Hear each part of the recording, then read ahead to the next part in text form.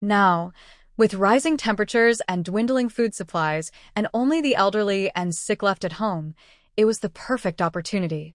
If they waited a bit longer, everyone would run out of food, and even if they tried to steal, what could they really take?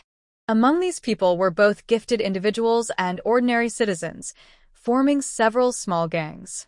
The previously troublesome Qingtian gang and the Tulong Society had revived, along with the Brotherhood and Mutual Aid Society, among others. After years of education and influence from TV dramas, they knew they couldn't take over the whole city. So, the groups discussed and divided the areas based on their strength. The stronger and more gifted took over wealthier neighborhoods, while the weaker ones settled for less. A group of people agreed to act together today. This way, even if the authorities reacted, they would struggle to manage so many disturbances happening at once, making it easier for them to retreat. So today, in some places, groups began to gather around 7 in the evening to start looting, beginning with the wealthiest neighborhoods and gradually spreading to areas with more average conditions. Countless families were shattered as a result. They moved quickly, and by the time the government received notifications, it was already too late. Their manpower was limited, and they had to keep some people guarding supermarkets and supplies. They also needed to assign a team to watch hospitals to prevent disturbances from patients, while another group was sent to catch the robbers, leaving them stretched thin. As the robbers faced resistance, they gradually lost their humanity and became more brutal. Initially, they only stole without harming anyone. However, as time passed, their desperation grew, and they began to use lethal force against anyone who resisted strongly. By the time the police arrived, it was mostly about recovering bodies. Fortunately, casualties were manageable since most people were sheltering underground, with only a few returning home to cook. Most of them were practical. Although they were unhappy about the robbers breaking in, they understood that if they stayed quiet and let the robbers take what they wanted, their safety would be ensured. This was not because the robbers were kind, but simply because killing would waste their time. At the supermarket entrance, the crowd began to hear news of the robberies at home, causing instant chaos. Some sought police help, others ran home, and some even tried to take advantage of the situation to loot the supermarket. The entire supermarket and free trade market descended into disorder. Under the dim lights, darkness spread. A stampede occurred, with many people knocked down, and screams filled the air, creating complete chaos. It wasn't until the police shot and killed a person who rushed into the supermarket to steal that the agitated crowd finally calmed down. Police have killed someone. Police have harmed civilians. Who dares to loot the supermarket? If you ignore my warning, I will shoot. Now, get out. Anyone who hasn't paid must put down their items and leave. The supermarket is temporarily closed. Business hours will be announced later. Hurry up. Don't make me say it again. A middle-aged armed police officer raised his gun and shouted in a hoarse voice, commanding the crowd with an imposing presence. The previously chaotic crowd fell silent, and other officers took the opportunity to draw their weapons and stand ready. The crowd in the supermarket quickly dispersed. After checking 3 times and confirming there were no lingering customers, the supermarket was temporarily closed. Only the staff remained. When the people learned they could not buy supplies, they had no reason to stay and hurried home. Those who ran fast had already left long ago. But how far could they really go on foot? In this hot weather, even a short run left them breathless. They wanted to get home quickly, but their bodies couldn't keep up. When they finally reached home, the lucky ones could see their families, while the unfortunate ones were left to mourn over lost loved ones. But even having family didn't guarantee comfort. The food at home had been looted, the house was damaged, and many belongings were broken. No one knew what to do next. That night, the sound of the criminals' mocking laughter mixed with the deep sorrow of the people, creating a strange and haunting melody. In the city office, the atmosphere was tense. The city secretary was furious, slamming his hand on the table. "Speak up. Who is responsible for this?" The provincial police chief looked troubled. This situation was supposed to be under his control, but he felt powerless. All his officers had been dispatched to collect supplies, and the few left had to guard the supermarket and hospital. What could he do? He had to say something. Everyone was looking at him. He rubbed his face and said, "You see, I have my hands tied. My team is out there, and if you don't believe me, I have records. They work 18 hours a day, and pushing them further could lead to serious issues. Meanwhile, you have people in your departments who seem to do nothing. Shouldn't some of them be let go? This is a serious situation, and yet we are still supporting them." The police chief had long been frustrated with some people. After the disaster struck, he had been too busy to go home, sleeping in his office every night. Meanwhile, others were enjoying tea in their offices, with departments that seemed useless, living comfortably. Why was that fair? Hey, how can you talk like that? The room erupted into chaos, resembling a busy market. The city secretary's face turned pale. Given the situation outside, how could these people still be arguing? He slammed the table again and stood up. Enough. What are you doing? It's not the time for this. If you can work, do it. If not, go home. I'm telling you. We've received orders from above. This disaster won't end soon, and the government won't support idle people. From now on, check who among your subordinates is not working and fire them all. Those who refuse to leave will be sent to the police station to help with patrols. I don't care how many people you have. Hurry up and find a way to catch the criminals. Our city can't be in chaos. Otherwise, we are all guilty. The police chief was still somewhat reluctant. Last time, we caught a group of troublemakers, and you all said their crimes didn't deserve harsh punishment. Now another group has appeared. If we catch them, what will we do with them? We will have to assign more officers to guard them, and we also need to feed them. There are so many citizens who are hungry, and I feel guilty feeding them. Plus, if you take all my people away to collect supplies, my police station will be empty. Even if you kill me, I couldn't get more people. You. Despite the chaos in the office, the police department eventually sent someone out. This situation had escalated so much that if they didn't act, each city would fall into complete disorder. Previously, many families hesitated to use gasoline, but when faced with this situation, they hurriedly took their families to the hospital. As a result, there were many more vehicles on the streets, which caused some trouble for the police. Fortunately, everyone knew to give way to police cars, so there were no traffic accidents. When Ji-hee returned home after gathering enough cement and sand, she saw a police car parked in front of her house, with several neighbors surrounding the officers, crying out their complaints. She frowned. Could it be that the robbers were so desperate? Were they stealing from such poor places? As she got closer, she saw a few elderly women sitting on the ground, crying loudly, their wrinkled faces looking particularly sorrowful. Although the women didn't mind sitting on the hot ground, they had been crying for a long time without any tears. After all, they had been drinking less water lately, and tears were hard to come by. Why didn't you come sooner? My house has been completely robbed. The food is gone, and the water we stored is gone too. How are we supposed to live? I can't go on living. Just take me away too. My house was robbed as well. Are you police going to do anything? When will we get our things back?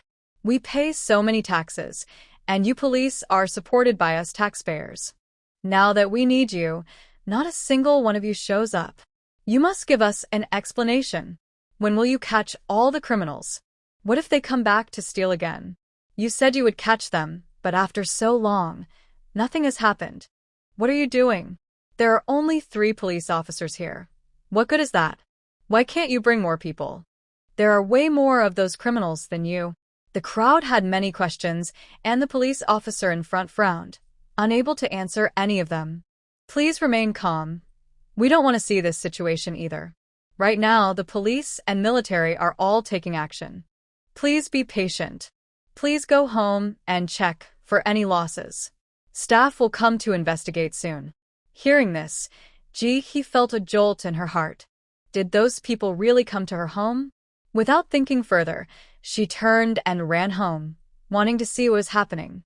But after just a few steps, she suddenly stopped and began to walk quickly instead.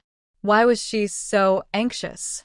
Other families might have some food to worry about, but her home had nothing left, not even furniture. Even if they stole, could they really take the bed? those robbers would probably come happily and leave with sad faces. Thinking this calmed Ji-hee down, but she still looked anxious. On her way, she saw many neighbors with their doors wide open, faint cries coming from inside. "Dad, Mom, I'm so sorry.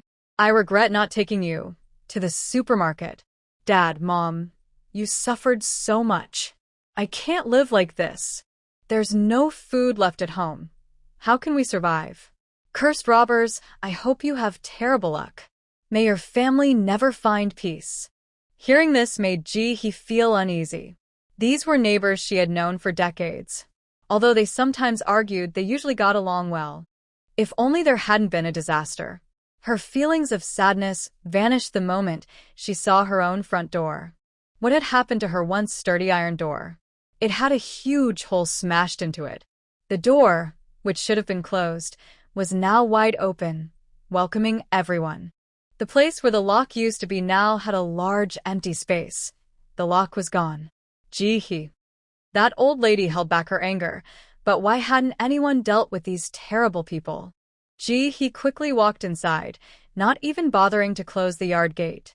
As soon as she entered, she saw that the security door had several large dents from where the robbers had broken in, standing wide open. Ji-hee. There must have been some talented individuals among those robbers. Otherwise, how could they have opened that stainless steel door? Her father had chosen the best quality door for their home. Ji-hee pulled the door open and hurried inside, heading straight for the kitchen. The kitchen cabinet doors were all opened by these people, but unfortunately, it was empty, like a model home. A nearby iron pot was picked up and dropped on the floor. The dining table was also kicked over, one leg broken, and the chairs rolled around the kitchen. The room looked like a scene after robbery. Clearly, these people didn't find any food and took out their anger on her kitchen. Ji-hee sighed with relief. Luckily, she had packed her things before leaving, or her spatula and dishes would have been ruined. Looking at the kitchen, Ji-hee felt it wasn't too bad. The damage wasn't too significant. Not bothering to set the table back up, she quickly went to the bedroom. The other rooms were empty, not worth checking, but the bedroom still had her bed and wardrobe. Ji-hee's bedroom was also in disarray. The remaining sheets and clothes were scattered everywhere, and even the mattress had been stepped on, leaving many black footprints, making it look very dirty. All the wardrobe doors were wide open, and the nightstand was knocked over, giving the room a looted appearance. She shone her flashlight around and saw bugs flying into the room. In just a short time, many bugs had entered. Although they weren't swarming around Ji-hee, they were scattered throughout the room. Ji-hee sighed, realizing she had to clean up. She first went to the kitchen, picked up the pot that had fallen, and put it back in place. The iron pot was sturdy. Even after being dropped, it was still usable after a good wash. Ji-hee didn't suffer much loss. Those people were just unlucky to have targeted her. After placing the pot back, she turned the table upright. The table wasn't as sturdy as the pot. One leg was broken and unstable. Ji-hee found the broken leg in the hallway and took out some wire from her space to carefully tie it back on. After fixing it, she tested it, but it was still wobbly. She folded some paper into small squares and placed them under the shorter leg.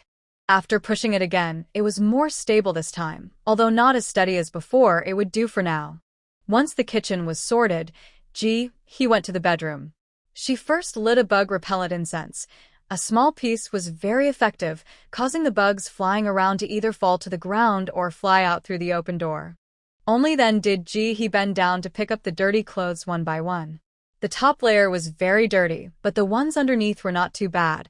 However, they needed to be cleaned before wearing. Who knew how much dirt was on those shoes? For now, it wasn't urgent. She would deal with it when she had time. According to the rules, someone will come to ask questions today. Ji-hee's bedroom is very simple. Besides the clothes in the wardrobe and the bed sheets, there isn't much else. After tidying up for a while, she finished quickly. She also stored the bed cover in her space and took out a clean one to change into. Luckily, before the water restrictions, she had washed the sheets in the washing machine, or she wouldn't have had anything to change into now. The room is simple and has few items, so Ji-hee didn't take much time to finish tidying up. After closing the bedroom door, she stood in front of the security door. Oh, security door, you're not very useful. You can't even stop a thief. How can you call yourself a security door? He kept cursing those robbers in her mind while fiddling with the security door with her tools. The security door is quite sturdy. Although it was pried open, it wasn't damaged, just had a few big dents. After a while, he managed to close it successfully. She sighed in relief. As long as it could close, she wouldn't have to go out looking for another door. Looking at her phone, it was 1:40 a.m., and it wouldn't be long before the water arrived. He lit an insect-repellent incense and placed a large water bucket under the faucet. She had to light the incense, otherwise, insects would fly into the water, and mosquitoes like to lay eggs in it, making the water undrinkable. Once she saw the insects being driven away, he washed her hands and took out the dough she had prepared yesterday. As usual, she planned to steam buns, but today she would make brown sugar buns. Even though she was alone, the stove had 2 burners, and she needed to cook simultaneously. She couldn't manage both, so she had to choose the one that was easier to handle. After shaping the buns, she placed them in the pot. There was no space for the remaining buns, so she stored them in her space. In about an hour, she could steam 3 pots of buns, and in 2 hours, 6 pots. On the other burner, she prepared to boil dumplings.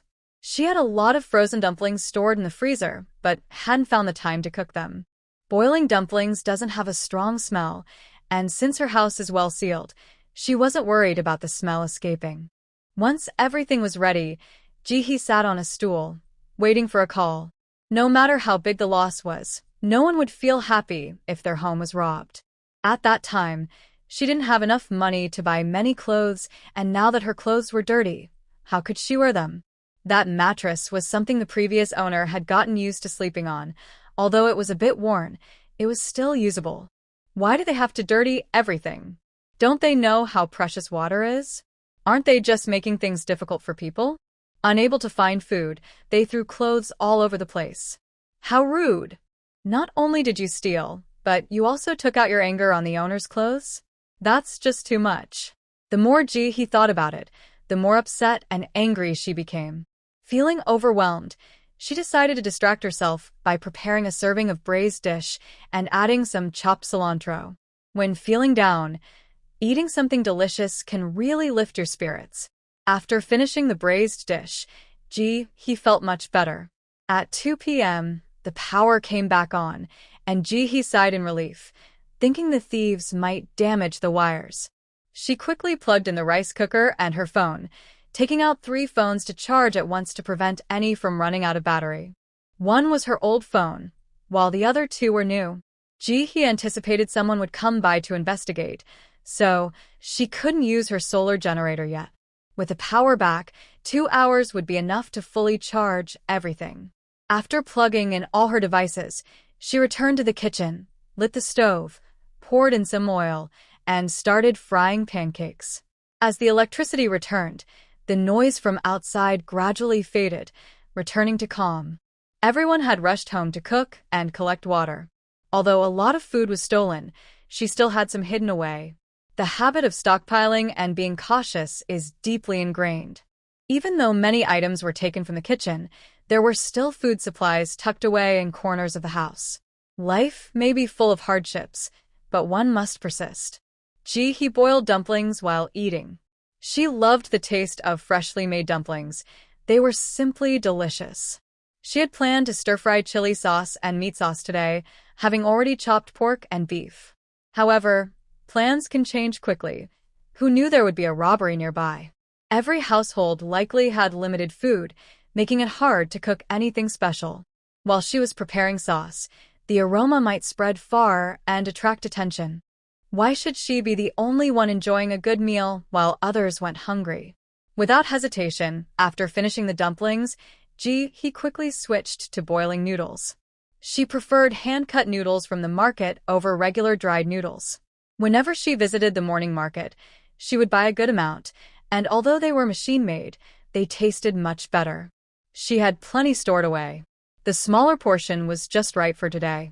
As for the dried noodles, she would wait until the hand-cut ones were finished before cooking them. While the noodles boiled, Ji-hee took a moment to open the chat channel. I want to see what these spirits are up to. This chat channel is for the whole country, and many people talk here every day. Although she checks it daily, she doesn't spend much time there because she has many things to do and can't stay online for long. Dreamer, when can we play another round of the game? I spent all the food and coins I got last time. Sheep. Have you all heard? There was a riot in H City again, involving several gangs. They took most of the supplies from the citizens. Blossom, I don't know much, but our city was just looted by rioters yesterday. We lost all our food. Thankfully, my parents are okay, but now my family is surviving on my 1 silver coin, and I don't know when we'll run out of food. Nostalgia. Those people have no choice. If they don't take things, they will starve. It's not easy for anyone, so let's be understanding. Zhu. Not easy? Are you out of your mind? Do you even have any morals? Just because they have it tough doesn't mean they can break into homes and hurt people. Yeah. Exactly. These criminals deserve to be punished severely and never escape their fate. Nostalgia. Yeah, that's a bit harsh, isn't it? Do you really need to curse others like that? Habit. I don't care about other cities. I just feel like if the game doesn't open soon, I'll starve. I only had 1 meal today, and I'm so hungry. Ji-hee watched for a bit longer and saw a few talented individuals from H City cursing the robbers, but no robbers appeared, and no one was sharing supplies in the chat. I wonder where these people are hiding. Ji-hee looked for a while longer but found no useful information, so she closed the chat and started cooking noodles. Her storage space is excellent. Dumplings and buns come out just as they went in, so she isn't worried about the noodles sticking together. Ji-hee doesn't even need to divide the noodles. She just scoops them all into a stainless steel bucket. When it's time to eat, she can just take a bowl out.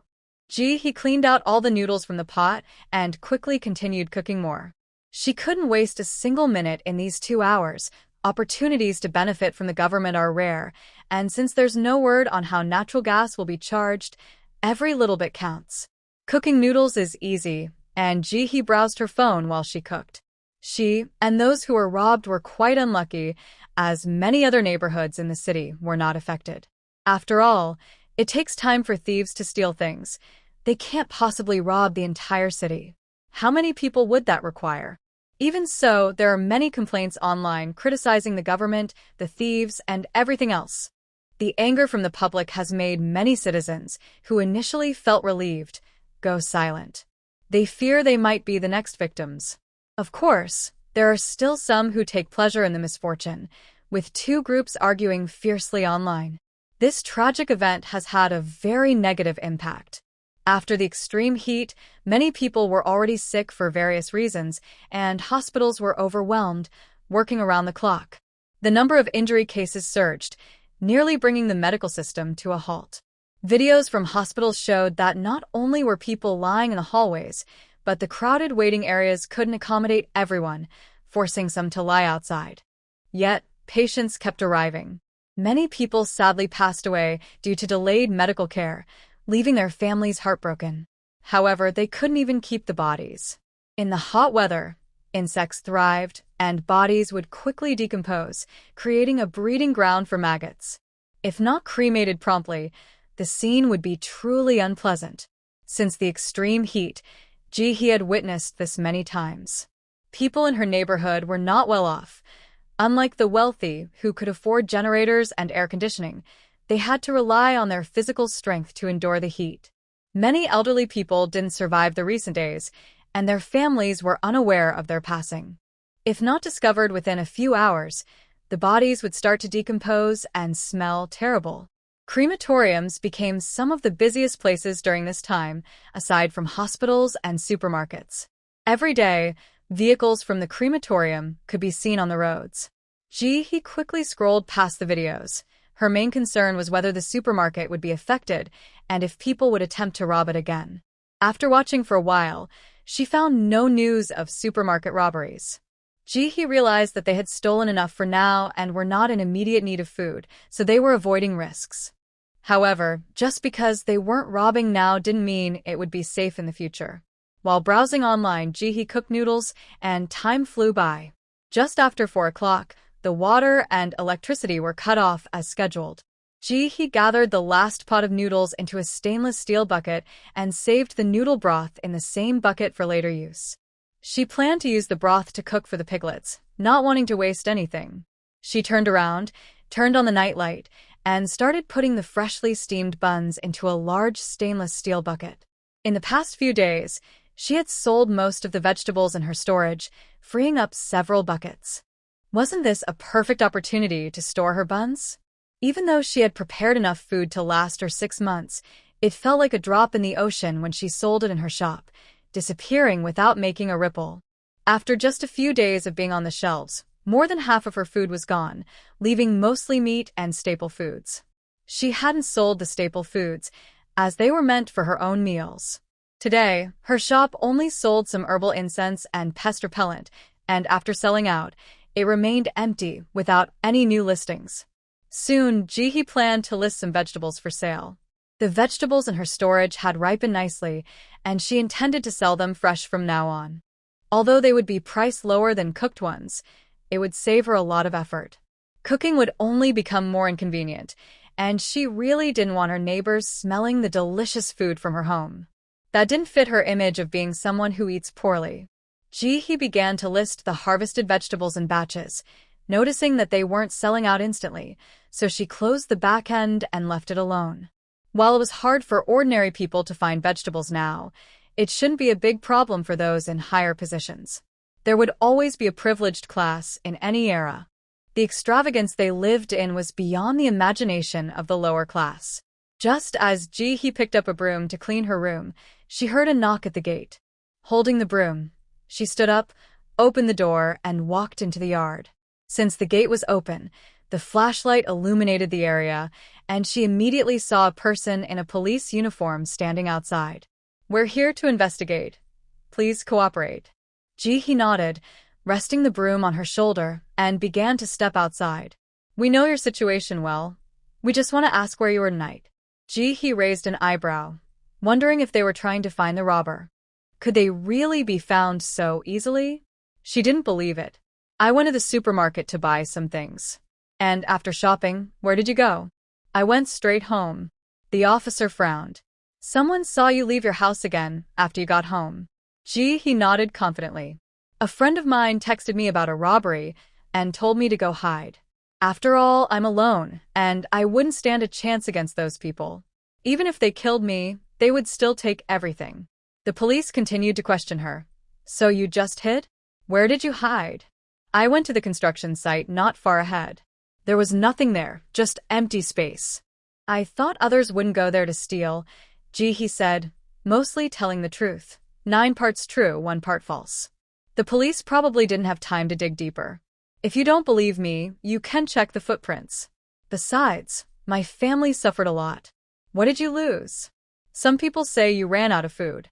The police seemed a bit awkward, struggling to speak to such a young girl, until someone next to them added, "They say you eat maggots." Ji-hee glanced at the person beside her, her expression unchanged. As long as she had no shame and was thick-skinned, no one could bring her down. "What's wrong with eating maggots? Is it illegal?" Ji-hee saw the 2 police officers speechless and continued, "Maggots are great. They are high in protein and nutritious. Plus, they are free, and I can eat until I'm full. I don't just eat them plain. I buy lots of spices from the supermarket and eat them with chili sauce. It's delicious. Besides, even if I have no food, I still have clothes and a house. You threw my clothes all over the place, and the door has several big dents. If you don't believe me, come in and see. As for the yard gate, you can see the big hole. I don't even know what to do about it." The 2 police officers exchanged glances and nodded, following Ji-hee inside. After today's experience of being robbed, Ji-hee became more cautious. Even though she was only out for a little while, she put the pot she had just used in the kitchen away. She also took out the dirty clothes and threw them on the floor. Her home was pitifully empty. She had nothing, and she wasn't afraid for anyone to see. Walking ahead, Ji-hee opened the door wide, inviting the 2 officers to check. The officers shone their flashlights around the house, gaining a deeper impression of the girl's poverty. Her home was bare, just as the saying goes. Yet, Even such a poor family had not escaped the fate of being robbed. These robbers were truly heartless. One officer noticed Ji-hee's wobbly table and looked at her with sympathy, realizing how tough things were for her. In the end, the two officers dismissed their doubts and advised Ji-hee to fix the yard gate quickly for her safety before moving on to investigate the next house. After seeing off the police, Ji-hee looked at the yard gate, unsure how to repair it. In the end, she chose a simple and rough method. She threaded a thick iron chain through the gaps of the two doors and then took out a large padlock to secure it. That was her solution. Closing the door, Ji-hee returned to her room. Instead of resting right away, she went to the kitchen, sat down, and chopped up some vegetable leaves and grass. She mixed them with cornmeal, bran, and noodle soup to cook food for the piglet. Now, she made several large bowls each time, but they only lasted 3 days. The pig was growing and ate more than she did every day. Pig food needs to be cooked. While lighting the stove, Ji-hee noticed there wasn't much firewood left. She planned to gather some from the mountain when she had time. It didn't cost anything, and there shouldn't be anyone around to stop her. As the livestock grew, they needed more food, and the fish were also getting bigger. The small fish that used to be thin were now visibly fatter, and the fish feed was increasing in quantity.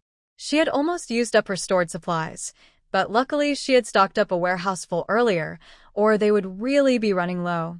After cooking the pig food, Ji-hee entered her space. After feeding the livestock, she went to the small hillside where the vegetables she planted earlier were growing quickly and were ready to be picked. She carefully picked the larger ones, leaving several behind for herself and for seeds. Once she finished harvesting a batch of vegetables, she quickly planted more.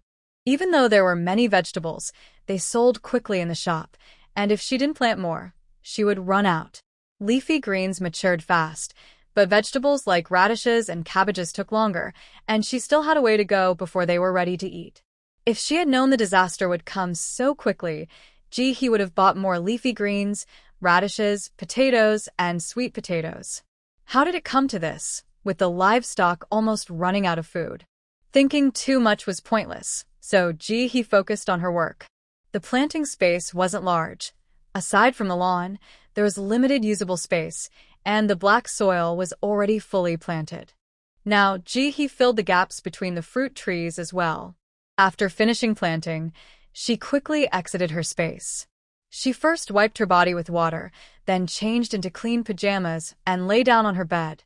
With her left hand, she hung the vegetables in the shop, and with her right hand, she took out a box of nuts and started eating. These pistachios were from a trendy company she had gotten earlier. She hadn't grabbed any from the supermarket, and now there weren't many left in her space. She cherished every bite. After eating just 15 nuts, she felt reluctant to continue and carefully put the remaining nuts back in her space. The thought of running out of nuts in her space made Ji-hee very sad. After thinking for a moment, she decided to put the insect repellent on the shelf. The quantity is small, and she doesn't have much herself. She decided to stock enough for 3 days, so if she saves some and doesn't use it 24 hours a day, it can last a long time. For trading items, she chose 2 each of pistachio trees, cashew trees, Brazil nut trees, macadamia trees, almond trees, pecan trees, hazelnut trees, paper shell walnut trees, chestnut trees, cocoa trees, and coffee trees. This also allows for some tax deductions. This time, she specifically noted that all exchanged items must be of the highest quality. If she finds anything of poor quality, she will blacklist the seller in the future. After reviewing everything again, Ji-hee clicked to list the items. These items are not rare. There are many available in the game store. However, Ji-hee doesn't have rare metals or enough silver coins to buy them. During this time, besides gasoline, she occasionally trades praline and insect repellent for other items she doesn't have in her space, without any restrictions on types, just a mix of various things. She mainly wants to take advantage of the abundant resources to trade more. Ji-hee is not the only one doing this. Many others are also trading their supplies for other items in the marketplace. After all, natural disasters are slowly approaching, and the first to suffer are the common people. Meanwhile, The lives of those at the top have not been greatly affected. After closing the shop, Ji-hee picked up her phone and opened the trading group. She found the older sister who sold clothes at the morning market, intending to buy clothes from her. However, the sister said she didn't have any clean clothes. All the clothes in her storage were ruined by thieves, leaving a mess of dirty clothes everywhere. She even offered to give them away for free if Ji-hee didn't mind. Ji-hee declined, thinking, why would she want to wear dirty clothes when she already has a pile of them? After cursing the thieves for a while, Ji-hee lay on her bed, looking at the ceiling under the night lamp. She wasn't in a hurry to reinstall the solar generator since her neighbors were particularly sensitive right now, and having the generator appear would be hard to explain. After resting enough, she got up, carried some wood to the backyard, and then went back inside to get tools to start building a frame. Her backyard is next to someone else's house, which is also a two-story building. During the day, standing on the second floor, they can easily see into her yard. If she digs a hole at night, it would be obvious to anyone watching. So, she planned to set up a simple shelter and cover it with a layer of black plastic so others wouldn't see what she was doing inside. Ji-hee had thought of many places to dig, even considering her bedroom. The main issue is that she has no background in construction and knows nothing about building houses. She even fears that digging might damage the foundation and ruin the house. After thinking it over, she decided to dig in the backyard, where she could be careful and avoid harming the house. As long as she was cautious, it would be fine. Ji-hee worked very hard, continuing until her usual bedtime. The makeshift shelter was nearly complete, and at least outsiders could no longer see what was in her backyard. The materials were simple, mostly leftover sticks and cardboard from home, covered with an old bedsheet and a layer of black plastic. Although it looked a bit rough, it served its purpose well. Ji-hee was very pleased. After working all night, the neighbor had already noticed and, out of curiosity, shouted from his balcony, "Hey, what are you building a shelter for?" He didn't want to say it looked shabby, fearing it might away in the wind. "It's useful," Ji-hee shouted back confidently. "With food being scarce lately, I want to raise some." The man rolled his eyes. "Come on, what can you raise in this weather? You can't grow anything outside. Everything would die." His wife, who was watching, quickly nudged him and pulled him inside. "Why are you being so clueless?" she said. "What do you think she's raising?" "Maggots." She shot him a look and went back inside. "That girl has probably been eating maggots for a while, and you're the only one who doesn't know. The neighbors are all talking about it. She probably thinks it's easier to raise them at home than go outside." The man was left speechless.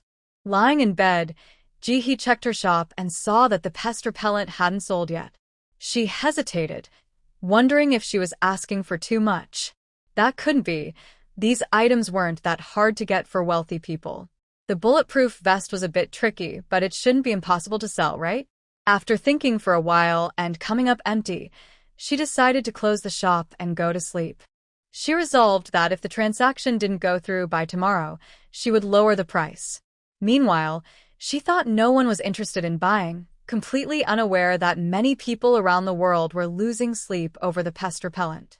Many were frantically calling for supplies, insisting they had to get that pest repellent. At the headquarters of the ability users in City A, Commander Siecheng looked seriously at the busy staff. "Haven't we gathered everything yet?" As soon as he finished speaking, the assistant immediately replied, we're on it. I'll call again to hurry them up." "Tell them to be faster," Siecheng said seriously. "We must secure this pest repellent. It's too important for us." If used alone, the pest repellent, which lasts only 3 days, isn't very effective. However, it has great research value. If they can successfully study a sample and mass-produce it, its worth would be immeasurable. They must obtain it. They had already tested the previous insect repellent, which worked not only on flies and mosquitoes but also on other insects. Unfortunately, they had not fully understood it after a long time of research. The owner of the product rarely sold large quantities, and they didn't respond much to messages, so they had no chance to buy more. The assistant adjusted his glasses and muttered, "If they didn't want the highest quality, we could have traded long ago." Siecheng shot a glare at the assistant. "When did you start talking so much?" Hurry up and call again. The assistant shrank back, not daring to say another word, and quickly went to make the call. At that moment, Su Jingyu rushed in with a big smile. Boss, we just need the cocoa tree, and we'll have everything. Great. Xia Cheng exclaimed happily. Let's hurry. We must get it before others do. The shop owner emphasized the need for the best quality, so they couldn't settle for anything less. They had to show their sincerity. This scene was happening in many places around the world. He had a very satisfying sleep and woke up at 3 in the afternoon. The first thing she did was check her shop. Everything she had set up before sleeping was sold out, including the pest repellent. He sighed in relief and looked to see who made the purchase. It was the same person again, proving their strength. After a quick glance, he closed the shop's back end. As for the $9.99 plus messages, she skimmed through them and closed it without paying much attention. There were too many people messaging her. If she read each one, she wouldn't have time to rest. He stored all the gasoline she received today in her space and put the fruit trees into her storage. The space was getting too full, so she needed to wait until she harvested more vegetables. Then there would be room to plant trees. Since entering the space, he decided not to go out right away. Instead, she focused on her work. The poultry were growing quickly, and he estimated that within a year, the pigs in her space would be having piglets. Although she couldn't eat pork in the short term, there was still hope. The chicks were lively. Even the smallest ones were starting to grow feathers. He first fed them some maggots. These chickens were not picky eaters and happily competed for the food. After feeding the worms, she started giving them chicken feed. To grow healthy, they needed to eat more grains. The rabbits were also very obedient. Although they were supposed to love digging, they showed no interest in burrowing in the grass. Instead, they roamed around and weren't afraid of Jihe, even coming over to her. They had suffered a bit. Before, they could nibble on vegetable scraps, but since the vegetable roots in the space were all eaten, they could only have some grass. Thankfully, Jihe still had some kindness and gave them half a carrot each day. Otherwise, their lives would be very tough. Now that the vegetables in the space had matured, Jihe fed them some lettuce leaves. Eat up. You're better off than people outside, so cherish this. The rabbits happily ate the food. Jihe then went to the small hill to pick the ripe vegetables. After finishing her tasks, she exited the space to prepare breakfast. She had a bowl of thick black rice porridge, a steamed bun, stuffed peppers with meat, and beef ribs. While eating, she checked her phone and saw some bad news in the community group. Director Su, due to insufficient police force in the city, supermarkets are temporarily closed. Business hours will be announced later, but water, electricity, and gas will continue as usual. Family with 2 kids. What a joke. Our food has already been stolen, and now the supermarket is closed. Are they trying to starve us? Brother Sean, when are you going to catch those thieves? I came home yesterday to find everything taken.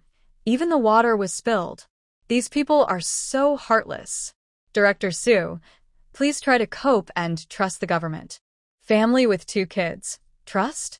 How can we trust when our home has been robbed and we're about to starve? American ginseng. Everyone, let's cope together. This disaster affects a large part of the city, and the government is under a lot of pressure. Family with 2 kids. What do you know about being a good person? What does this have to do with you? You're just pretending to be important. Who do you represent? American ginseng. You really are unreasonable. Director Su, the government has decided to continue recruiting talented individuals and veterans to form a security organization. There will be special personnel leading the teams, so please sign up actively. Director Su, please trust the government and the country. Difficulties are only temporary, and the government will not ignore these issues.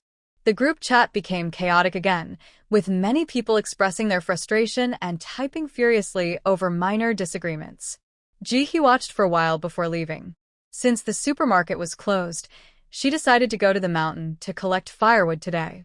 Her home was low on firewood, and with the hot weather, there should be plenty of dry wood on the mountain. At 6:30 in the evening, Jihe put on her sun protection gear, tightened her backpack, and pushed her bicycle as she headed out. This time, She was going in the opposite direction from the supermarket. About half an hour away by bike from her home, there was a small mountain with many trees. Ji-hee planned to see if she could gather some firewood. It would be best to collect a lot at once to avoid making another trip. She also needed to keep track of time and be back home by 2 in the morning. Contrary to her expectations, she thought the path would be quiet, but she encountered many people carrying plastic bags and using flashlights, occasionally swatting at mosquitoes with electric mosquito zappers. Were they all going up the mountain? Time was tight, and he couldn't afford to waste it on the road. She focused on riding her bike quickly toward her destination. As it grew darker and there were no streetlights, she couldn't see the path well. She had to tie her flashlight to the handlebars and, after a bumpy ride, it took her over 30 minutes to arrive. She wasn't among the first to arrive. There were still 4 or 5 people at the foot of the mountain. They glanced at Ji-hee warily before turning away and quickly heading up the mountain with their bags, disappearing from view. Ji-hee thought, "What's going on? Is there really that much firewood for so many people?" Initially, she felt a bit relaxed, but the atmosphere created by those people made her anxious. She found a corner to park her bike, took out a rope, and began to climb the mountain along a small path. The path was not easy to walk. Ji-hee wanted to go higher up to gather firewood from above.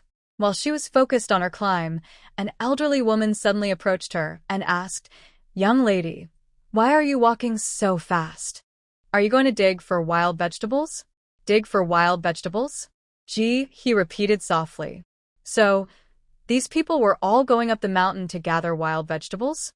"Yes. If you're not here to dig for wild vegetables, what are you doing?" The old lady looked at Ji-hee with an expression that said she understood everything and pulled her arm, saying, "Gathering wild vegetables is a team effort. With your small arms and legs, you won't be able to carry much. Why not join us? You can just give us half of what you find." Ji-hee replied, "That's unfair. I gather wild vegetables and you want half?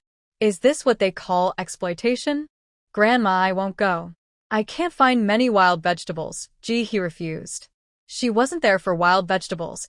She wanted to collect firewood and didn't want anyone around. The old lady insisted and tried to persuade her a bit more. When she saw Ji-hee wouldn't budge, she tossed her arm and said harshly one day, "You'll regret this. Don't come to me for help then." After saying that, the old lady turned and left. Her group had 3 big men, and she was the only woman, waiting for her with a flashlight.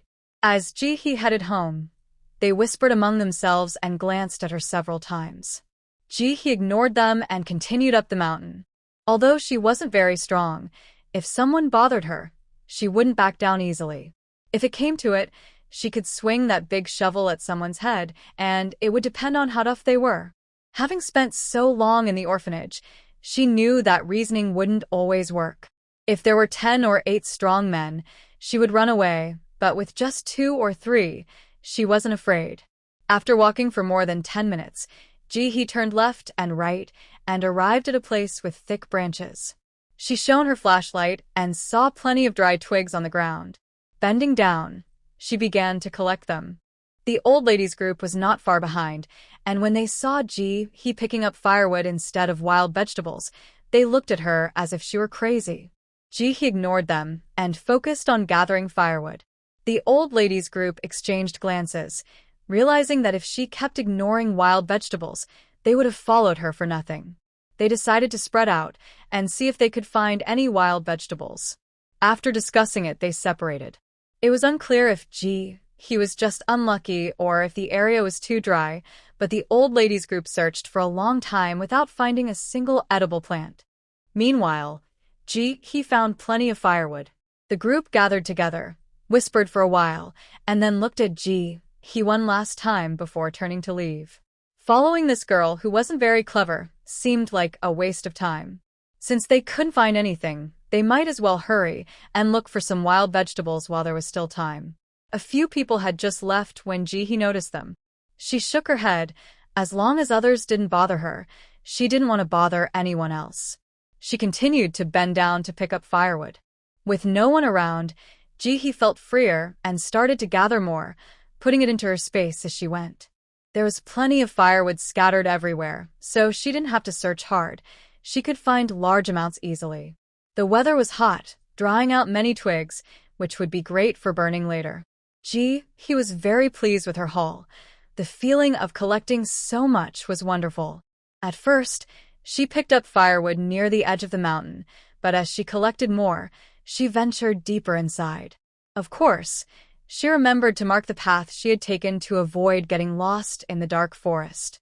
He was quite brave, not feeling scared alone in the dark woods.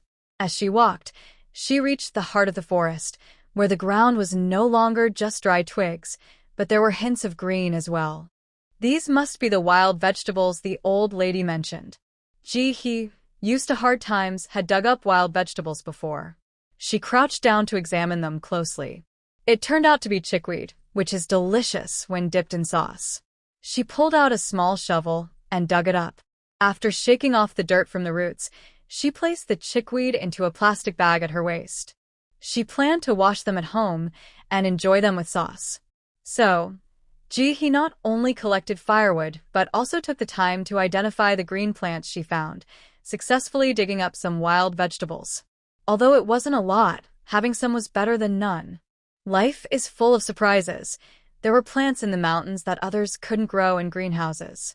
Perhaps due to the lack of water and high temperatures, these wild vegetables looked a bit wilted, but he didn't pick and chose. She carefully collected them all into her space. That night kept he busy. She first gathered the firewood on top, then searched through the dry leaves below for traces of wild vegetables.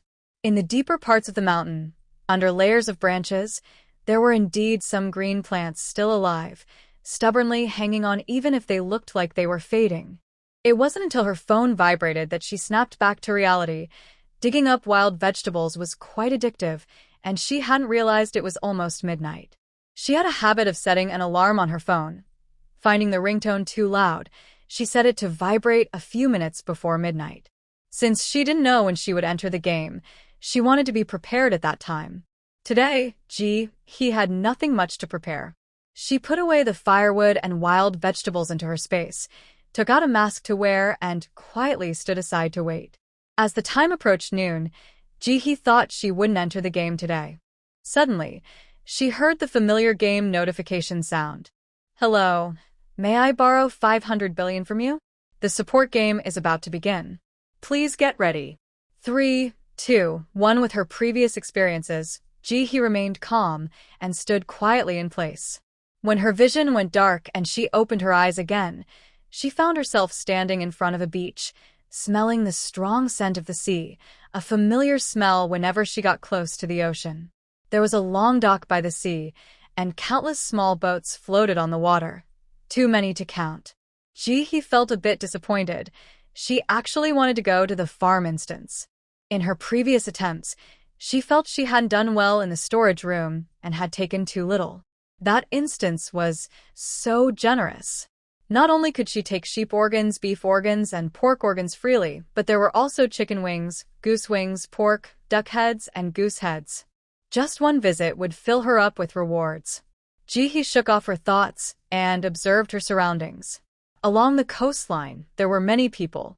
Some wore cool summer clothes, while others wore long sleeves. Some were neatly dressed with clean hair, while others had wrinkled clothes and unpleasant odors. The gap between the rich and the poor was evident. Then, she heard the system notification again.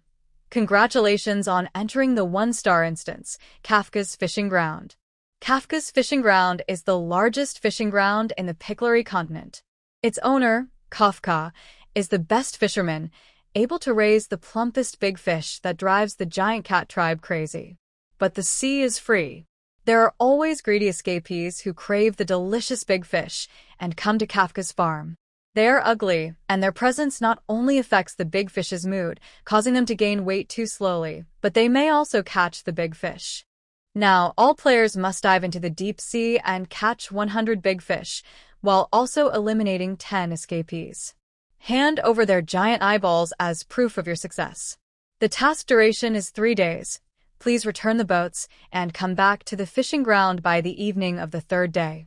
Note: The giant cat tribe only eats live fish, so please do not kill the big fish. After the system voice ended, a map appeared in Ji-hee's hand. It showed a round fish and a crab? Could the crab be the escapee? Ji-hee carefully observed that this creature only resembled a crab. It had 2 pairs of pincers and more than 10 legs, but only 1 eye, making it look much scarier than a crab. In less than 5 seconds, the paper in Ji-hee's hand vanished, and the surroundings erupted into noise, with people cursing. System. You didn't leave me any food or water for the 3-day mission. Are we supposed to be thirsty for 3 days? This game shouldn't be called a poverty alleviation game. It should be called survival. I'm going crazy. How are we supposed to use the bathroom? Ji-hee didn't immediately look for a boat. Instead, she wanted to see where the fishing area was so she would know where to return to complete her task in 3 days. After catching 100 big fish, how would she ensure they stayed alive for the return trip? How would she carry 100 fish? As Ji-hee kept looking back, she spotted a row of red houses in the distance. This must be the fishing area, right? Knowing where to submit her task, Ji-hee turned and walked forward confidently. She needed to find a reliable boat. The talented individuals complained for a while, realizing they couldn't change the situation, and began to accept it. Some tried to find acquaintances in the crowd, thinking it would be safer to complete the task together. Others wanted to form temporary teams, pulling together people they found suitable. No one approached Ji-hee. Her thin frame clearly wasn't the first choice for this group. People were more inclined to choose male partners who were stronger. According to online decoding videos, the talented individuals were generally divided into 2 types. One type had physical mutations, making them very strong and beast-like when transformed.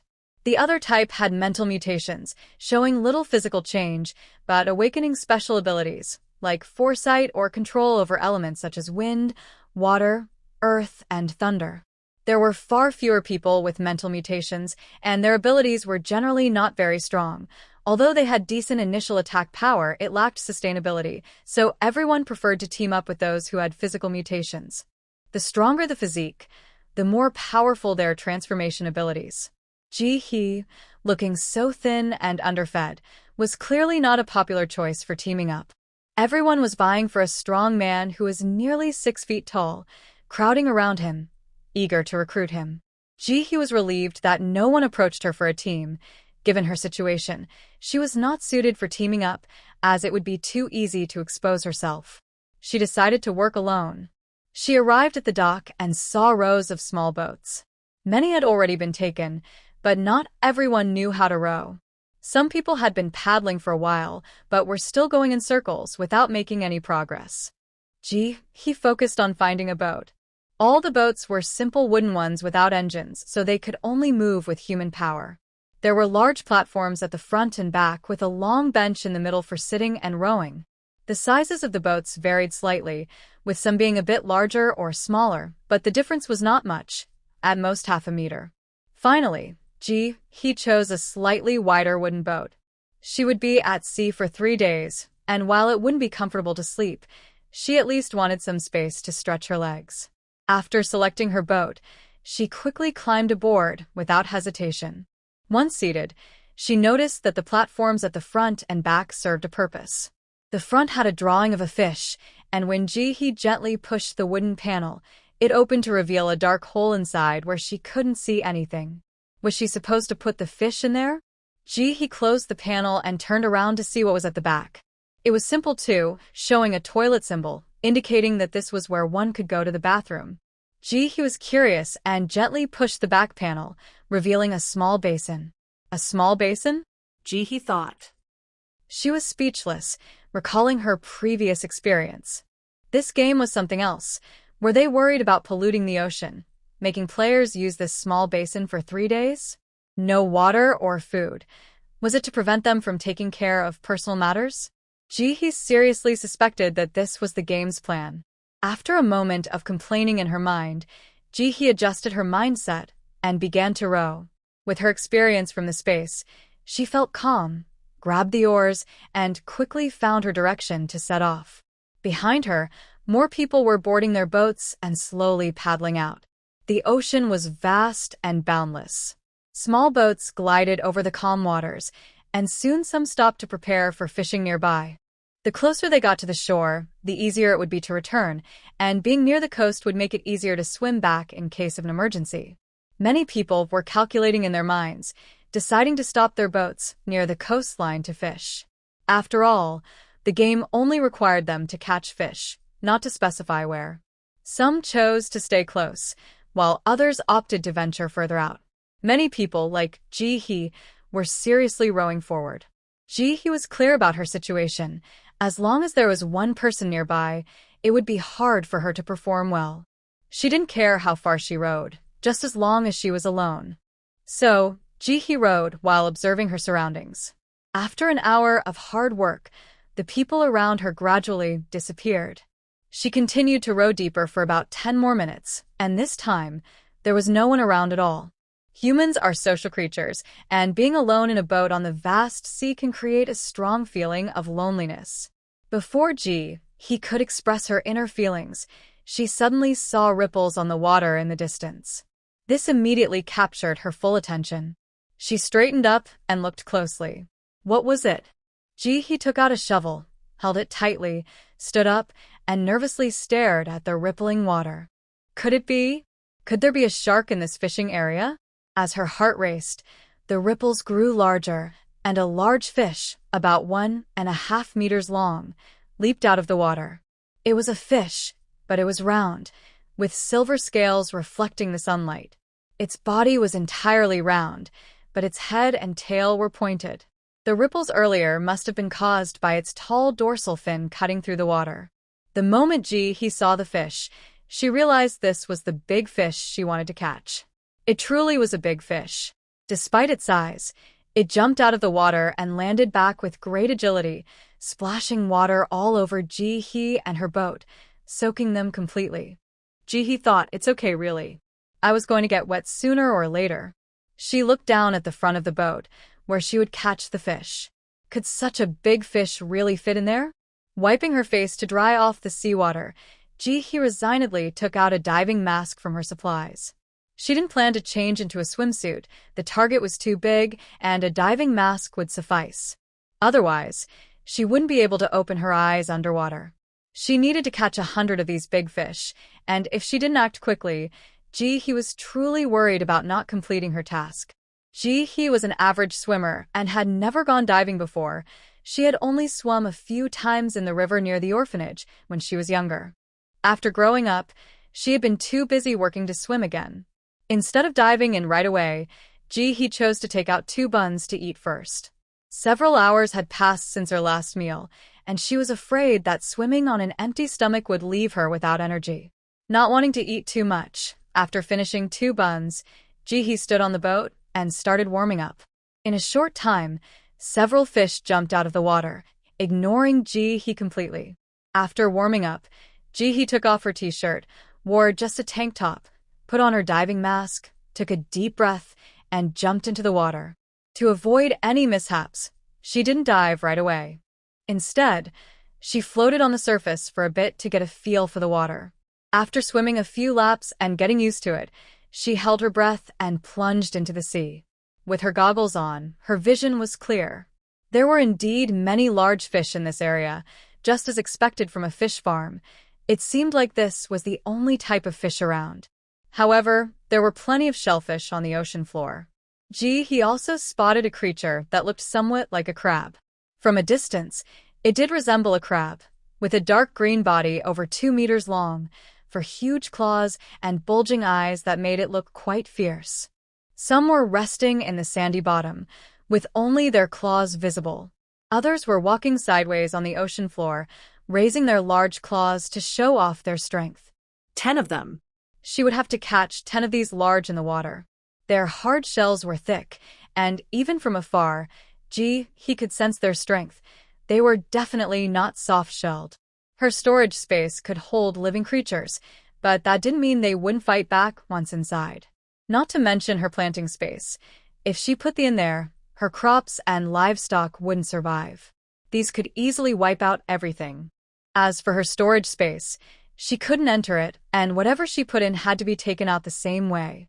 Even if she managed to catch a crab, it would still be alive when she took it out, and she couldn't simply remove its eyes. To do that, she would have to fight. Pushing those thoughts aside, Ji-hee adjusted her mindset, held her breath, and swam down to touch the shellfish.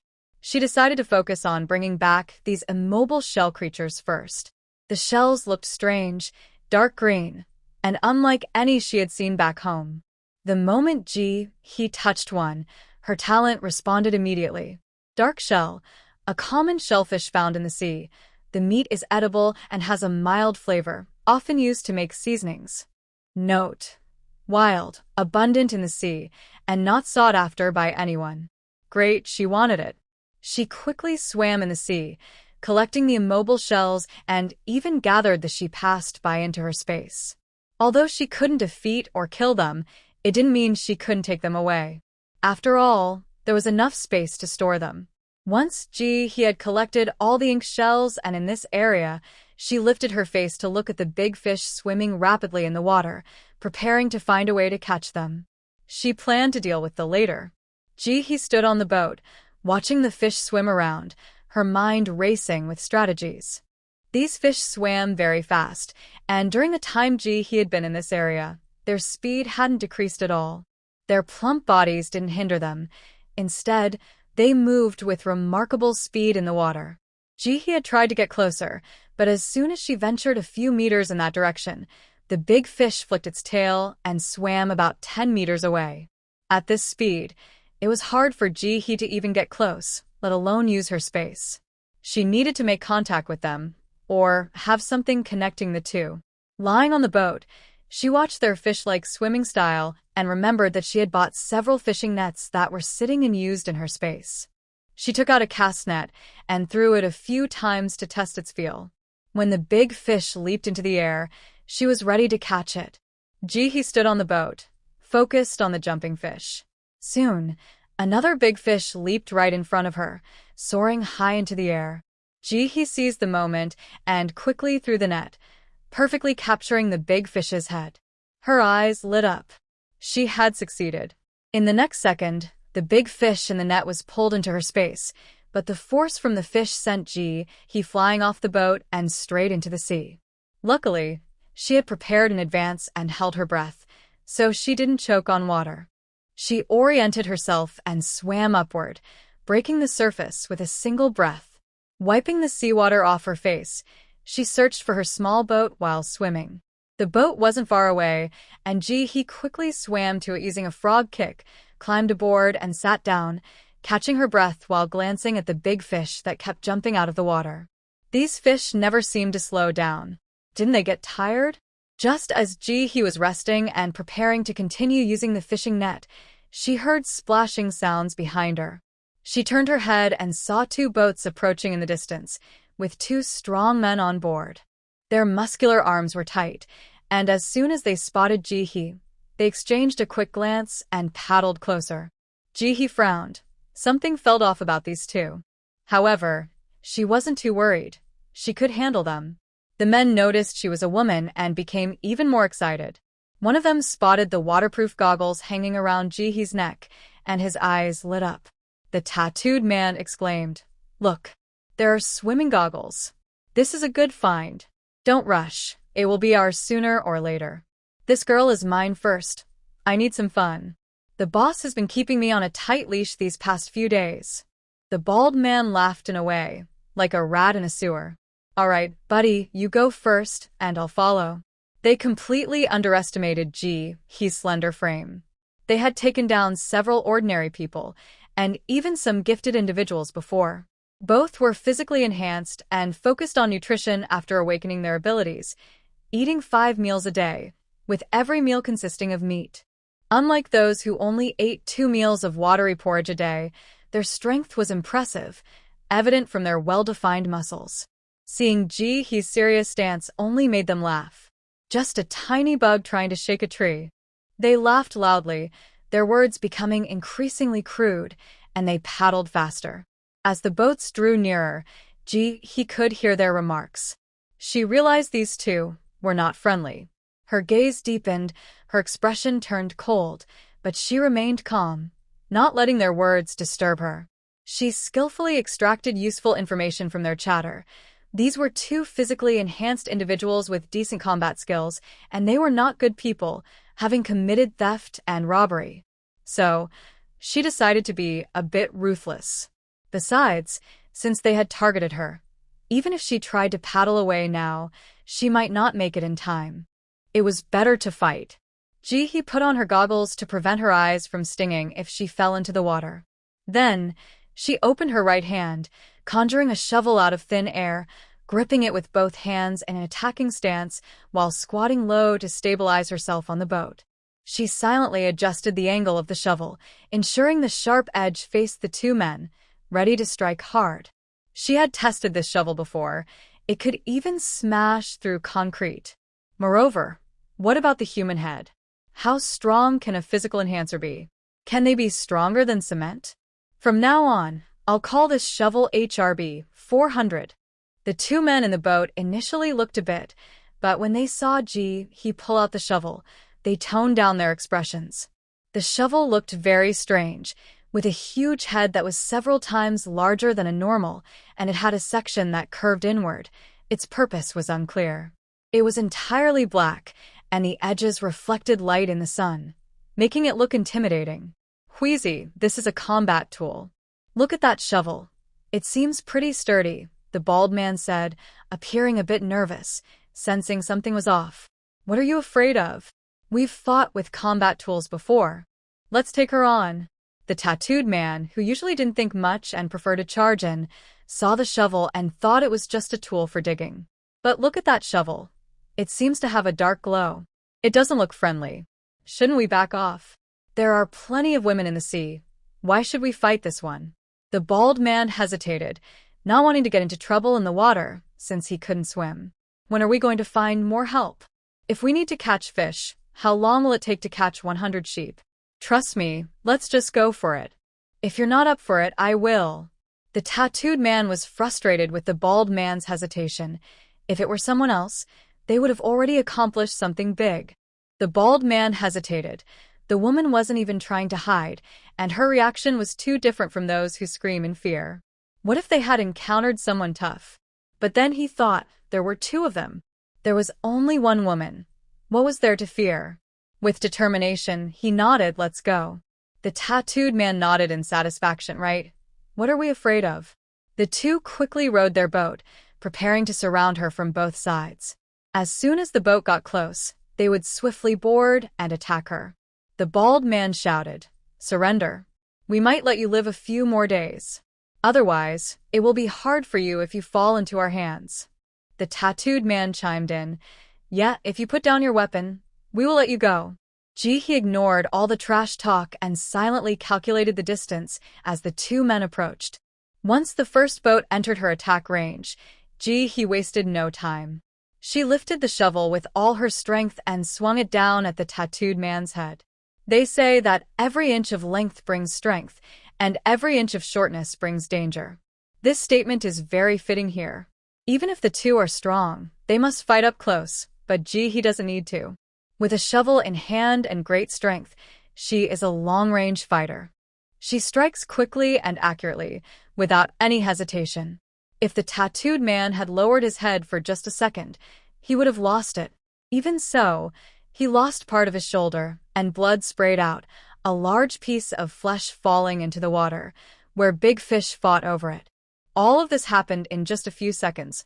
By the time the tattooed man screamed in pain, the bald man was already within Ji-hee's attack range. She turned around, swung the shovel with force, using the strength she had from throwing the discus in school, and with a powerful spin, the shovel gleamed as it struck the bald man. The bald man instinctively raised his arm to block, but a large chunk of flesh was instantly sliced off his forearm, exposing bone. Ah! My arm, my arm! He cried out, clutching his bleeding wound. Ji-hee showed no emotion on her face as she quickly turned to look at the tattooed man, who now had a fierce expression, as if he wanted to devour her. He had lost some of his sanity, transforming before he even got close to her. His upper body was now much bulkier, His hair grew thicker, and even the bleeding wound from before was starting to clot. But his eyes were bloodshot, giving him a somewhat dim-witted look. At that moment, the tattooed man was only half a meter away from her. Jihee's gaze was firm and her expression cold as she raised the shovel, attacking the tattooed man's head like a whack-a-mole game. The tattooed man tried to grab the shovel, but its sharp edges cut deep into his hands. He quickly pulled the shovel back, and another flurry of attacks came. The tattooed man couldn't use his strength. After transforming for so long, he hadn't even gotten close to Jihee. In a moment of desperation, he decided to charge with his head, paddling closer to board the boat. But as he tried to push forward, he heard a loud thud, felt a sharp pain in the back of his head, and then everything went black as he fell into the water. This woman is incredibly strong. She's like a female Tyrannosaurus. After knocking down the tattooed man, Jihee turned to the bald man, ready to continue her relentless, only to find that he had already paddled several meters away. He had completed his transformation, with his hair becoming longer and thicker, and 4 sharp teeth appearing at the corners of his mouth, glinting in the light. He was paddling furiously, trying to row farther away. He shouted, "Wheezy, hold on. I will come to save you," Jihee thought. This line felt strangely familiar. Seeing the bald man's figure disappearing into the distance, Jihee realized it was too late to chase him. She looked down at the calm sea, hesitated for a moment, and decided not to dive in to catch him. Her strength was in ranged attacks. Looking at the tattooed man's muscular arms and sharp claws, she knew that if he got close, the outcome was uncertain. Jihee quickly found a rope and tied the tattooed man's boat to her own. "I may not catch you, but I can take your boat. Now you have no boat to use." After securing the boat, Jihee sat down, grasped the oars, and began to row away. This area was already known to others and was no longer safe. She needed to find a deserted sea. As Jihee rowed away, a head suddenly emerged from the calm sea. It was the tattooed man, holding his breath underwater. Since his transformation, not only had his strength increased, but his physical condition had improved significantly, allowing him to hold his breath longer. He glared at Jihee's retreating figure with a fierce gaze. In the distance, Jihee seemed to sense something, suddenly stopping and turning around, causing the tattooed man to quickly sink back underwater, only daring to resurface after a while. When he came up, Jihee was no longer in sight. She had left the area. The tattooed man let out a quiet sigh of relief, looking around to ensure it was safe. He reverted to his normal form and quickly swam back in the direction they had come from. With his boat gone, he needed to find another one, and he was very hungry, feeling quite uncomfortable and needing to find food quickly. The physical transformation came with a cost. Their appetites increased to several times that of an ordinary person. If they didn't eat enough, the hunger would drive them mad. Jihee rowed her boat to a more distant sea area. Along the way, she found it deserted and relatively safe. She stopped the boat, planning to stay in this area for a while. Then she took her oxygen tank and diving mask, stored the boat away, and jumped into the sea. This area was similar to the last. There were cuttlefish on the seabed. Although not in large numbers, there were enough. Jihee went to collect the cuttlefish as usual. When she collected them, Jihee also remembered to toss a few clams into her space. These clams, which have no ability to resist, are perfect for growing in her space. As for, she decided against it. Even though they have a lot of meat, she wasn't planning to raise them. Her space was already small and keeping those sea fish was tight enough. Adding a few strong fighters would just create more trouble for herself. After collecting the ink clams, Jihee quickly surfaced, looked around, and then released her boat. With a push of her arms, she was soon on board. She planned to rest a bit before going to catch fish. Swimming at the bottom of the sea was very tiring, completely different from the relaxed feeling of watching a documentary. Even without fighting, just collecting shells and made Jihee feel exhausted, as if her whole body was about to fall apart. She released a white light from her right hand, moving it slowly around her body, which made her feel revitalized. She took out her fishing net from her space and got ready to catch fish. Since she couldn't swim fast enough to catch them, she had to wait for them to jump out of the water to throw her net. Fortunately, they were quite lively and loved to leap above the surface. After waiting a short while, she found the right moment. A big, plump fish jumped near her little boat. At this angle, the fish would land on the other side of her boat. Without any hesitation, Ji-hee quickly threw the net and caught the fish in an instant. This time, she was experienced and managed to pull it into her space without being dragged underwater. Then she turned around, sat on the boat, reached forward, and with a thought, released the fish directly from her space. While the fish was still confused, she pushed it forward. In a flash, a big, plump fish disappeared before Ji-hee, and the small boat showed no signs of being overwhelmed. Ji-hee thought, "Is that it? How do I prove I caught the fish?" Just then, she noticed a change on the back of her right hand. Looking down, she saw the number 1 appear there. She smirked slightly. The game was quite user-friendly, translating for her in case she didn't understand the local language. Following the same method, she quickly sent in the second fish. The number on her hand changed from 1 to 2. Now that she knew how to catch fish, Ji-hee was full of energy. She preferred to finish tasks early rather than wait until the last minute. For the next few hours, she focused on catching fish in the water. Although there seemed to be a lot of big fish, Ji-hee realized that she only caught a little over 10 because they were large. The big fish in this area were clearly much fewer. The remaining ones were smart and cautious, quickly swimming away when they saw Ji-hee approaching. Even when they jumped, they stayed far from her. Ji-hee couldn't even dream of catching them, let alone touching one. After several attempts, she had to give up. She swam back to the boat, planning to eat first. If the fish were still stubborn after her meal, she would have to find another area. After swimming all morning, Ji-hee felt both tired and hungry, especially craving meat. With no one around, she took out a large ceramic bowl from her space, added 5 scoops of rice, 3 big scoops of tomato beef, and 2 golden, crispy chicken wings. This lunch was simply perfect. She mixed the rice and tomato beef with a spoon, took a big bite, and enjoyed the delicious combination of sweet and sour tomato with beef. Food always tastes better when you're hungry. While eating, Ji-hee thought about how she had sold most of her food supplies. All the vegetables were gone, leaving only meat dishes. Even the spinach soup had been sold, so now she had to make any vegetable dishes fresh. But she didn't regret it, as cooked food was more expensive. Since she had benefited, there was no need to complain. Besides, she wasn't out of food yet. The cooked food left in her space was enough for her to eat for 2 months. With this buffer time, she didn't need to panic. As she ate, Ji-hee considered that she would need to continue cooking when she returned. Those 2 hours each day couldn't be wasted. After all, during the time most people were cooking, she could feel more at ease with others around her. As for the future, she would take it one step at a time. Life is long, and she couldn't make all the food at once. There would always be a way. Thinking positively, maybe her space would be upgraded by then? Spending more time in her space would allow her to relax and not be so frugal. Besides, if necessary, she could cook in the vacant buildings outside.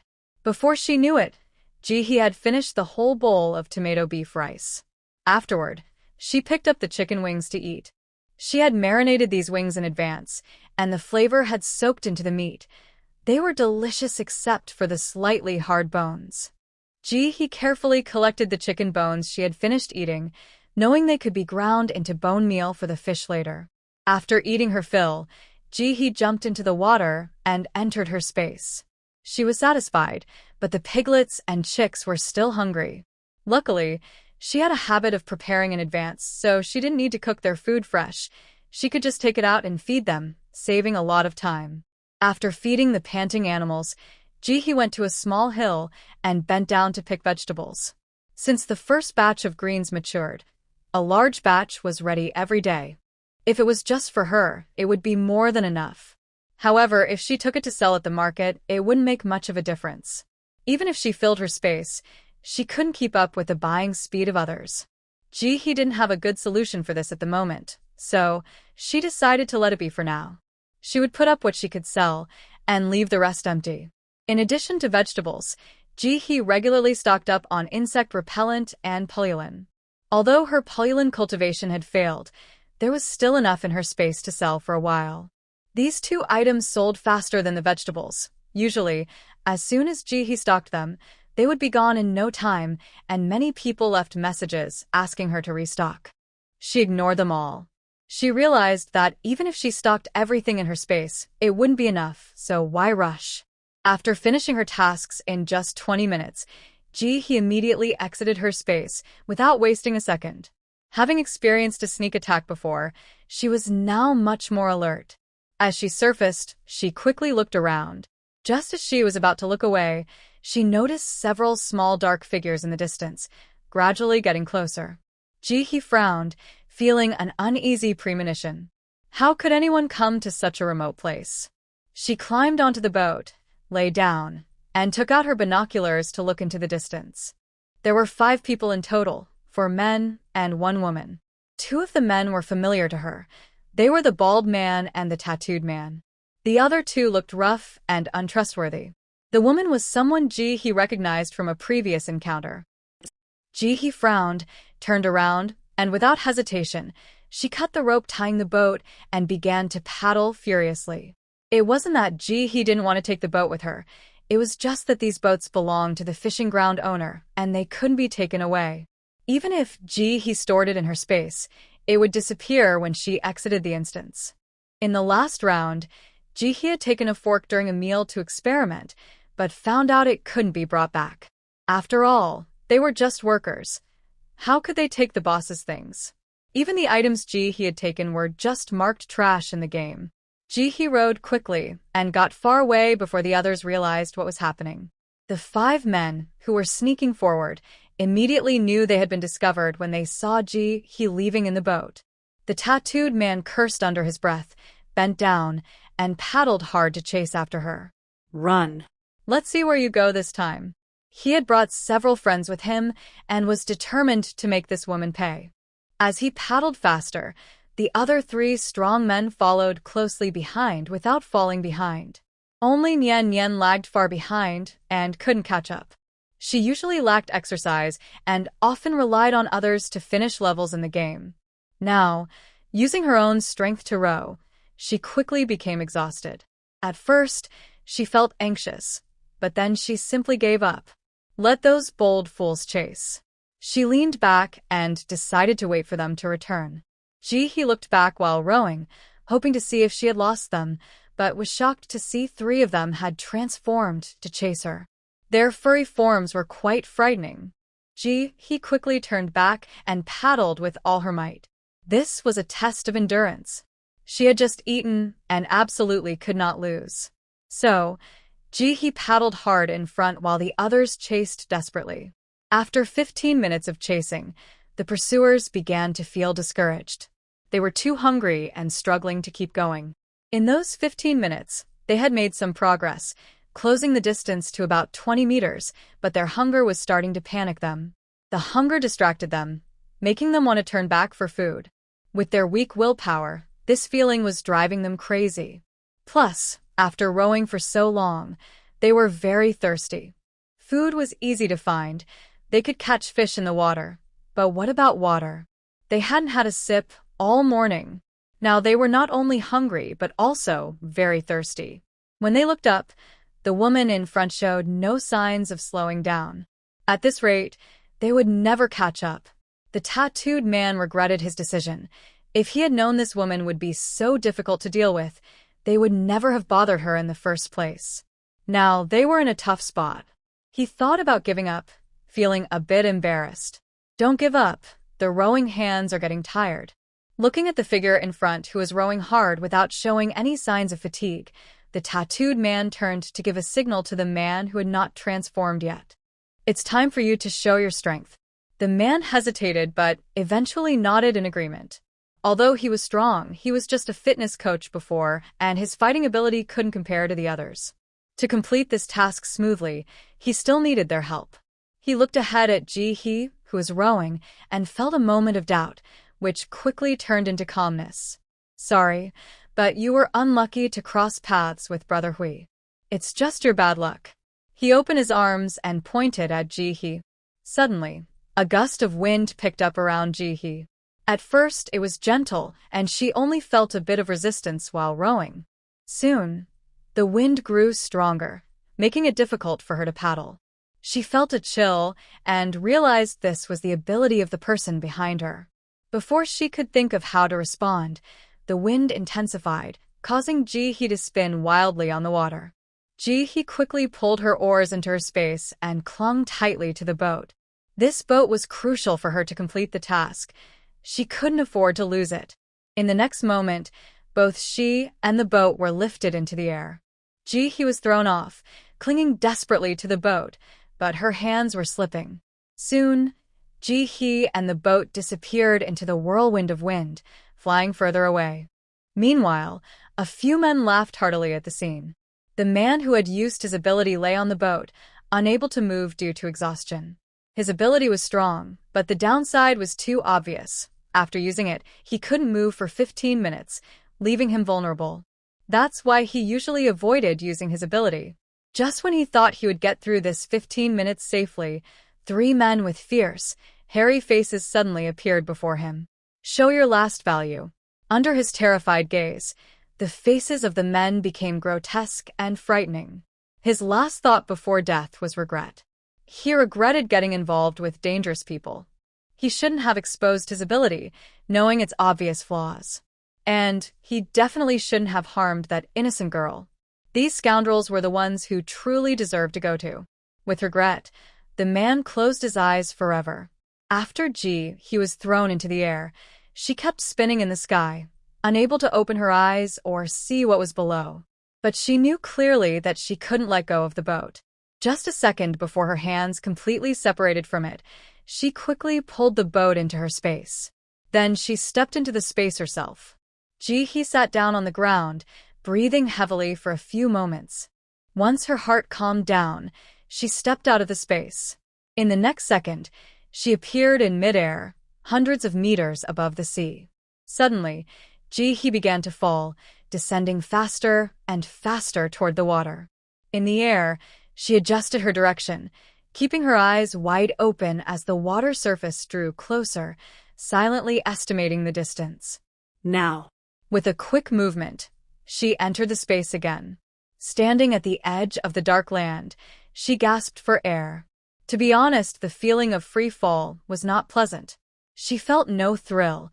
Instead, her heart felt like it might stop. She had seen others skydiving on TV and thought it would feel similar. After catching her breath, she prepared herself, put on her diving mask, and stepped out of the space again.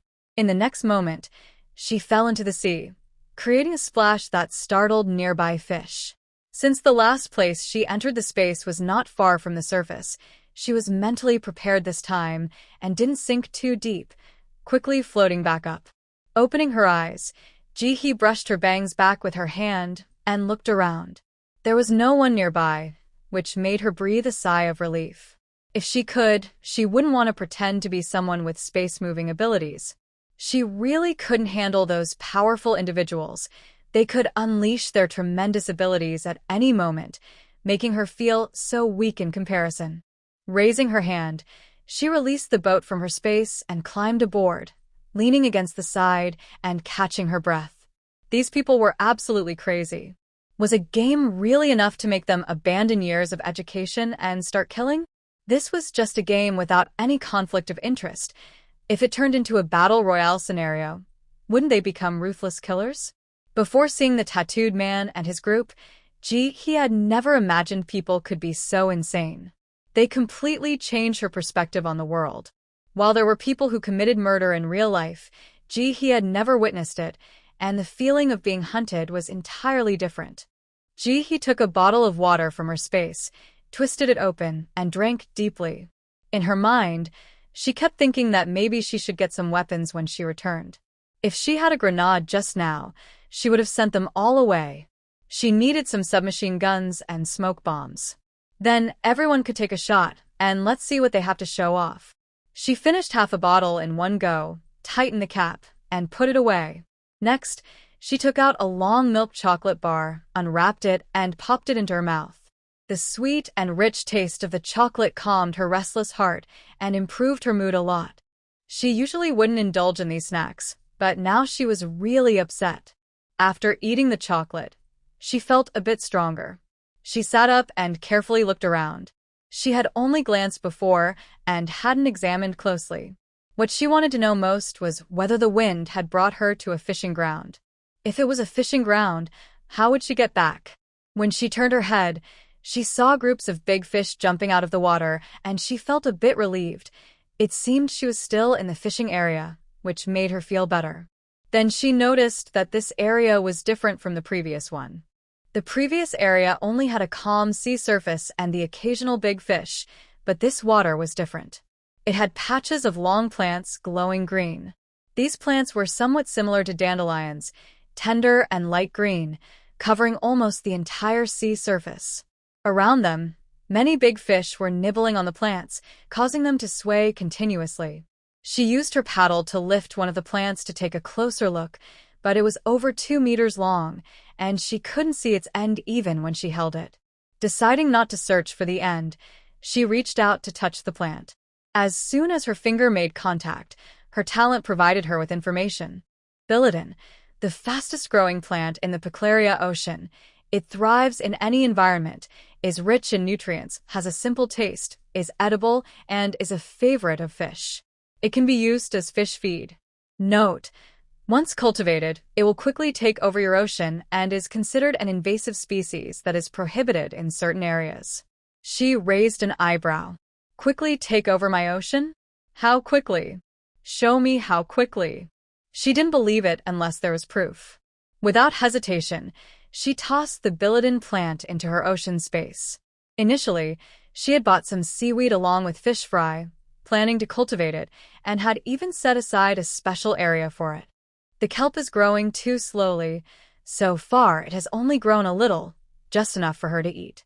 Thinking about selling it in the store or using it as fish food is unrealistic.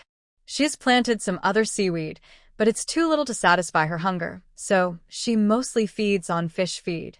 Ji-hee tossed the billy tin into the ocean in her space and watched for a while, but she didn't see any noticeable growth, so she looked away.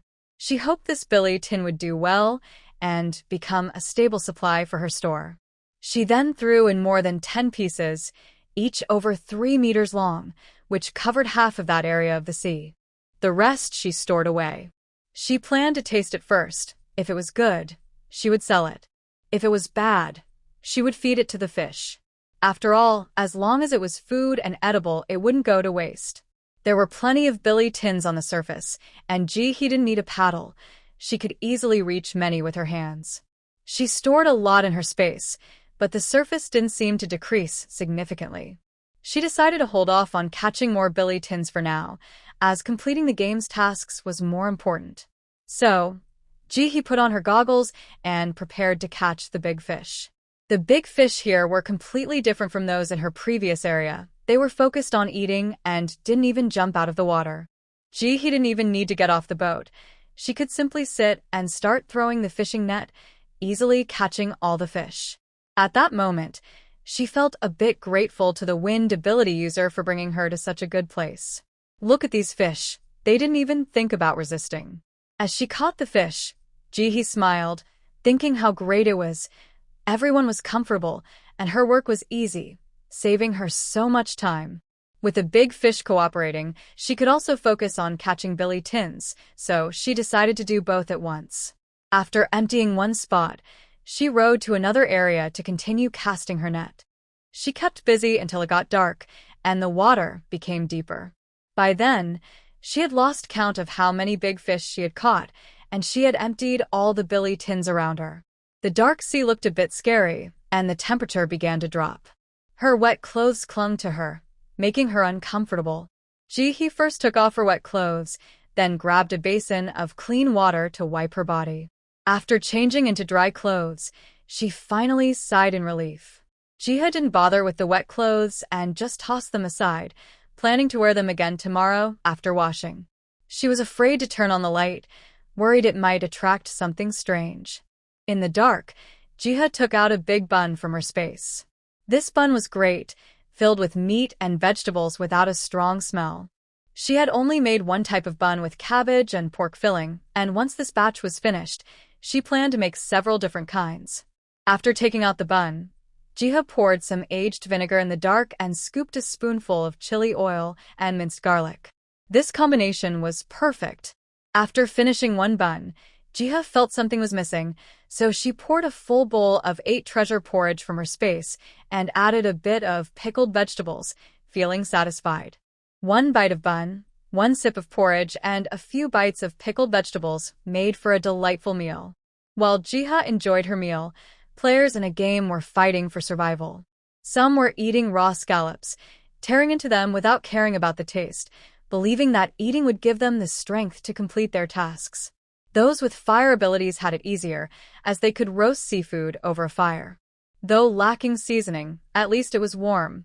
Others were trying to learn from online videos how to extract fresh water from seawater. Some clever individuals wrapped small items like cling film around themselves and successfully brought them in, managing to distill fresh water after a day. Of course, some were doing quite well. Water manipulators seemed to be in paradise in this scenario. They formed alliances and traded water for big fish, enjoying decent food. While it wasn't gourmet, it was much better than others, and at least they didn't have to worry about dying of thirst. Tasks could still be completed smoothly. After finishing her meal, Jiha put away her bowl and chopsticks into her space and began to release fish in the dark. One by one, Jiha became a relentless fish-releasing machine. By the time she finished releasing the last fish, the number on her right hand showed 73, indicating that catching 27 more tomorrow would be enough. With 2 days left to complete the task, Jiha felt a bit relieved. Sitting on the boat, feeling the salty sea breeze, Jiha felt a little chilly and took out a thick coat from her space to wear. Lying flat on the boat, with barely enough room to stretch her legs, Jiha looked up at the sky. She thought she wouldn't be able to sleep, but soon she fell into a deep slumber. When she opened her eyes again, it was the next day. The weather was clear and cloudless. Jiha sat up and looked around. The sea was calm and gentle, which suddenly lifted her spirits. A thought crossed her mind. Living on a continent like this wouldn't be so bad, would it? Soon, she shook her head and pushed the thought aside. The temperature had risen, making her feel a bit hot in her outfit. Jiha put her clothes away and moved around the boat. She didn't sleep well that night, curling up and feeling sore all over. She decided to use her healing ability and touched her body. Quickly, the soreness completely disappeared, and she felt much better. The energy used during healing depends a lot on the severity of the injury. Yesterday's situation was quite serious, and after healing, she felt exhausted and very hungry. Today, the soreness only required a little energy to heal, so she felt fine afterward. Jiha sat back on the boat to eat. Life on the boat had been challenging, and she wanted a good meal to lift her spirits.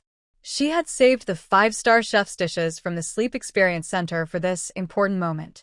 Her own cooking was decent, but not at the level of a professional chef. She took out a large ceramic bowl for her meal, scooped 3 spoonfuls of rice, since she wasn't very hungry in the morning. Then, she brought out the chef's dishes, half a crispy pigeon, sweet and sour pork with pineapple, and steamed fish. As soon as she saw the 3 meat dishes, Jiha felt her life had reached a new level. She started with the lighter dish, picking up the steamed fish first. She didn't recognize the type of fish, but it tasted amazing, no fishy smell. The meat was tender, and while it looked plain, the flavor was incredible. Plus, there were hardly any bones. With this skill, Jiha felt she could never replicate it. After finishing her delightful breakfast, Jiha felt a bit melancholic. She regretted being too poor back then, otherwise, she would have taken food from restaurants. Now, while she wouldn't starve, once she finished the food stored in her space, she might only dream of eating more. With thoughts of delicious food lingering, Jiha entered her space to feed her livestock. In the game, she couldn't come in often for fear of her animals going hungry, so she decided to give them more food at once. At the seaside, Ji-hee looked at her hopeful Billy Ding. This time, it didn't disappoint her. It had survived and even grown a little, just a tiny bit. She measured it with a ruler, and it was about 5 centimeters long. This is completely inconsistent with its claim of being the fastest-growing plant in the ocean, but it's still better than the prawn. The prawn is still lying underground, pretending to be dead, with no sign of growth. Ji-hee has tried many methods without success and can only set it aside for now. When she first collected the prawn, she considered transplanting the big tree into her space as well. But she needed the ability to do that. Those big trees have a diameter of at least 1 meter, and even if she had a shovel, she might not be able to move them.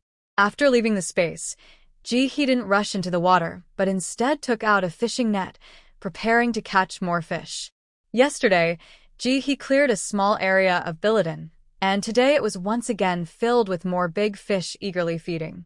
Similar to yesterday, these fish were completely focused on eating and didn't react much to Ji-hee approaching in her boat. As long as she didn't disturb their Billiton, they wouldn't react even if her net touched them.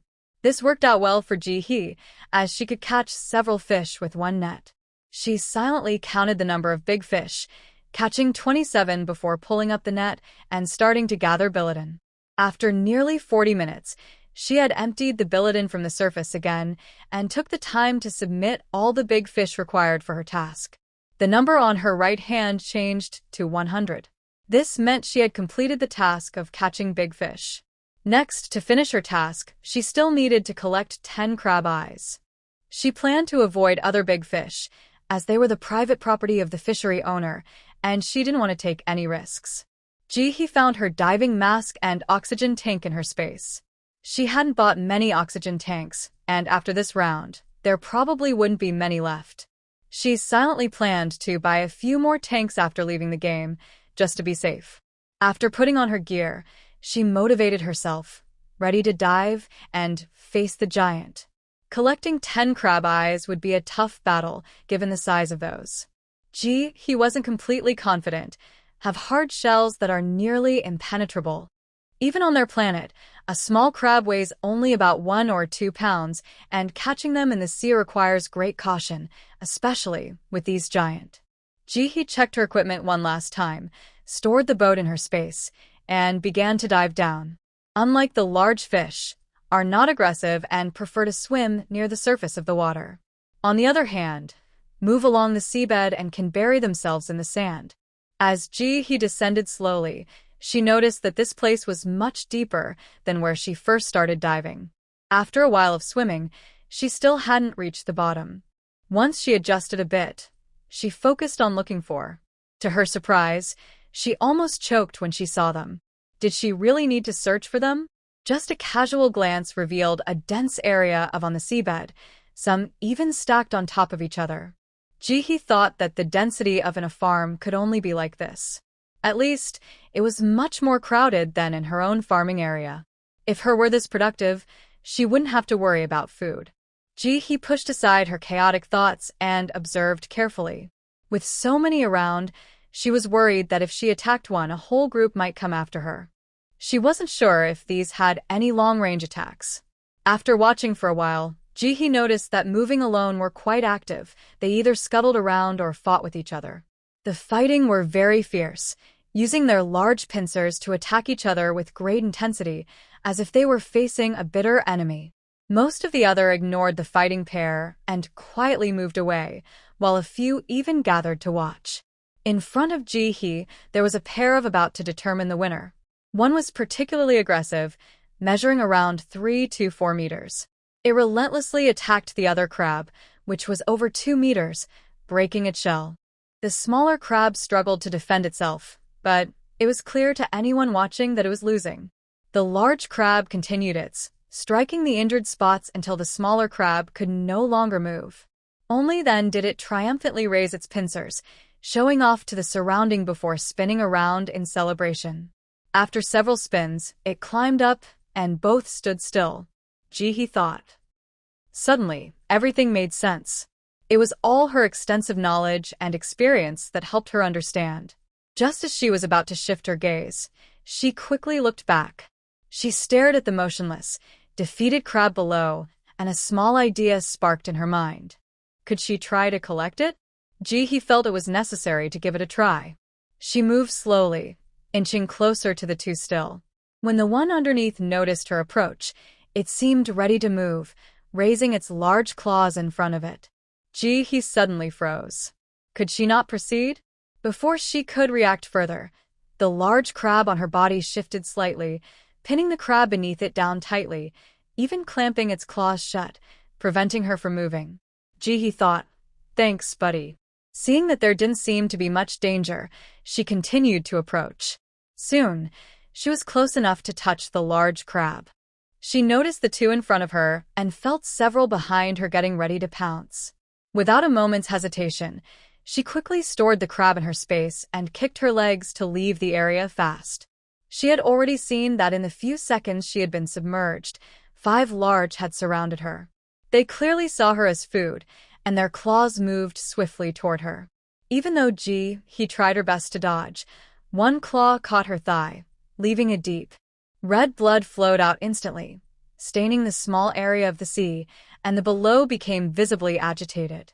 He felt a tightness in her chest. Forgetting about getting to the shore, she pressed her hand against the wound in the water and quickly healed it. Fortunately, her talent was strong, and in a few seconds, the deep wound was healed. He sighed in relief. Bleeding in the water was not a good thing. She wanted to get back on the boat to rest, but managed to hold back. It was hard to dive down, and it was better to catch as much as she could before exhausting her energy. After her recent experience, he no longer hoped to challenge the alone. There were just too many. As soon as she landed, several would swarm around her. How could she fight that? These were extremely aggressive. One-on-one, she might have a chance, but one-on-many? That was just wishful thinking. Before she could defeat one, she would likely be torn to pieces by dozens. He focused on scavenging and soon spotted another pair of vastly different sizes, with the weaker one being easily overpowered. However, this one was much more agile than the last. Seeing that he couldn't win, he actually tried to retreat in front of the beautiful girl. This only made the opposing crab angrier, and it quickly knocked him to the ground, leaving him unable to move. He saw that the two were getting into a good fight and quickly swam down. With the experience from last time, she successfully caught a moving crab this time and avoided attacks from more than 10 large claws. After 2 successful attempts, she felt hopeful about completing her task and gradually relaxed, swimming further away. While she was focused on catching in the water, several boats approached from a distance. It was the group of the bald man and the tattooed guy. This time there were even more people, 8 in total. Since the bald man and the tattooed guy had joined their leader, they had been living quite well. He was the only one causing them trouble, and she was someone they looked down upon. This frustration made them restless. They wanted nothing more than to capture he and take revenge. They threatened several others to join them in catching her. After another unsuccessful search, one person in the group suggested, "Huigo, we've been looking all morning and haven't seen many people. Maybe we should give up. This place is just full of water plants. It doesn't seem like anyone could hide here." Huiji's eyes turned red with anger, and he seemed to lose his temper. He gritted his teeth and said, "No, I must find that detestable woman. I will take my revenge." The others exchanged glances. If they weren't afraid of him, they wouldn't want to be with this madman. Everyone looked different, but no one spoke. The air was quiet until someone gently said, "Huigo, since you insist, let's keep looking. But if we don't find her by afternoon, we can't continue. If we don't complete the task, we might fail the game." The tattooed man glanced at the speaker. Although he didn't want to agree, he nodded without saying anything. This woman was the leader's sister, and he couldn't afford to cross her. The others exchanged relieved looks. They had privately discussed that the woman Huigo was looking for was probably already dead, perhaps even eaten by fish, so there was no need to search. After all, with such a strong tornado, how could anyone survive? They observed the area for a while, then turned their boats and paddled away. At that moment, he was searching for not far beneath them. With her previous experiences, she focused on catching that were much smaller than her. The greater the size difference, the quicker the weaker ones would be caught. With her growing skill, she became more efficient. Although she occasionally got pinched by thanks to her healing ability, she always managed to escape safely. Even so, it took her a long time to gather 10. There was no way around it. They were not as fast in battle as she had imagined. The two had to spar for a while, testing each other, which made Ji-hee anxious each time. She wanted to collect all the into her space, but if she took them away, they would have no competition and would stop fighting. What would she do then? Wouldn't she be left confused? After several hours, when Ji-hee finally gathered 10, she was ready to rise to the surface. She was very hungry and wanted to go back to the boat to eat. Just as she looked up, she noticed an irregular object in the distance emitting a pink glow. Ji-hee felt curious and slowly swam closer.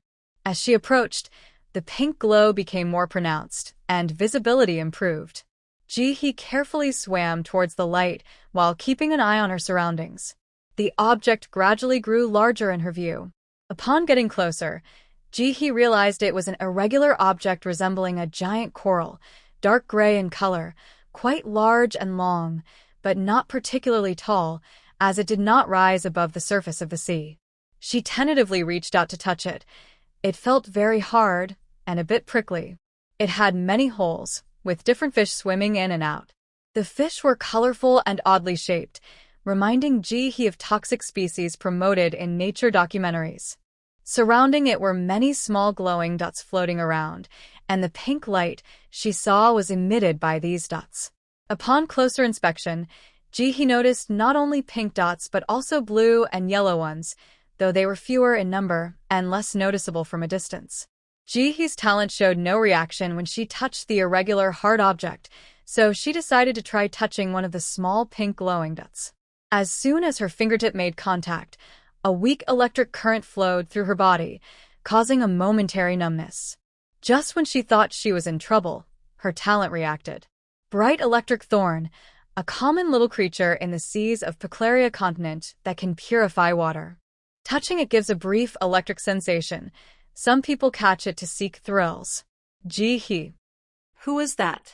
Not a right? What kind of thrill comes from being shocked? She had no idea. Now that Ji-hee had recovered from the numbness and knew this creature would only give a mild shock without causing serious harm, she hesitated no longer. Taking the risk of being shocked again, she grabbed the pink bright electric thorn and, at the moment of the shock, quickly collected it into the seawater. A creature that can purify water is a great treasure. She wouldn't hold back. After releasing her paralysis, Ji-hee wanted to continue her work, but her stomach reminded her that she hadn't eaten in several hours. She glanced at the glowing object and quickly entered her space. Removing her heavy diving gear, Ji-hee sat on a folding stool, breathing heavily. She hadn't felt tired underwater, but now that she was in her space, she felt completely exhausted. After resting for a while, she waved her hand to take out some food. Using a large ceramic bowl meant for rice, she lined it with a disposable plastic bag and scooped in 4 spoonfuls of rice. Usually, she only ate until she was about 70% full, but today she decided to treat herself to a bit more. Diving took a lot of energy, and she knew she couldn't handle eating too little. Even after surfacing, she felt uncomfortable and craved something spicy. Determined, Ji-hee took out her homemade mapo tofu. She had bought the tofu from the shopkeeper earlier and made a large batch, saving some for later. She wanted to enjoy it slowly. She topped the rice with a generous layer of mapo tofu, which looked especially appetizing with its bright red color. She had added plenty of mincemeat while cooking, and it smelled delicious. In addition to the mapo tofu, Ji-hee also took out a braised pig's trotter and set it aside.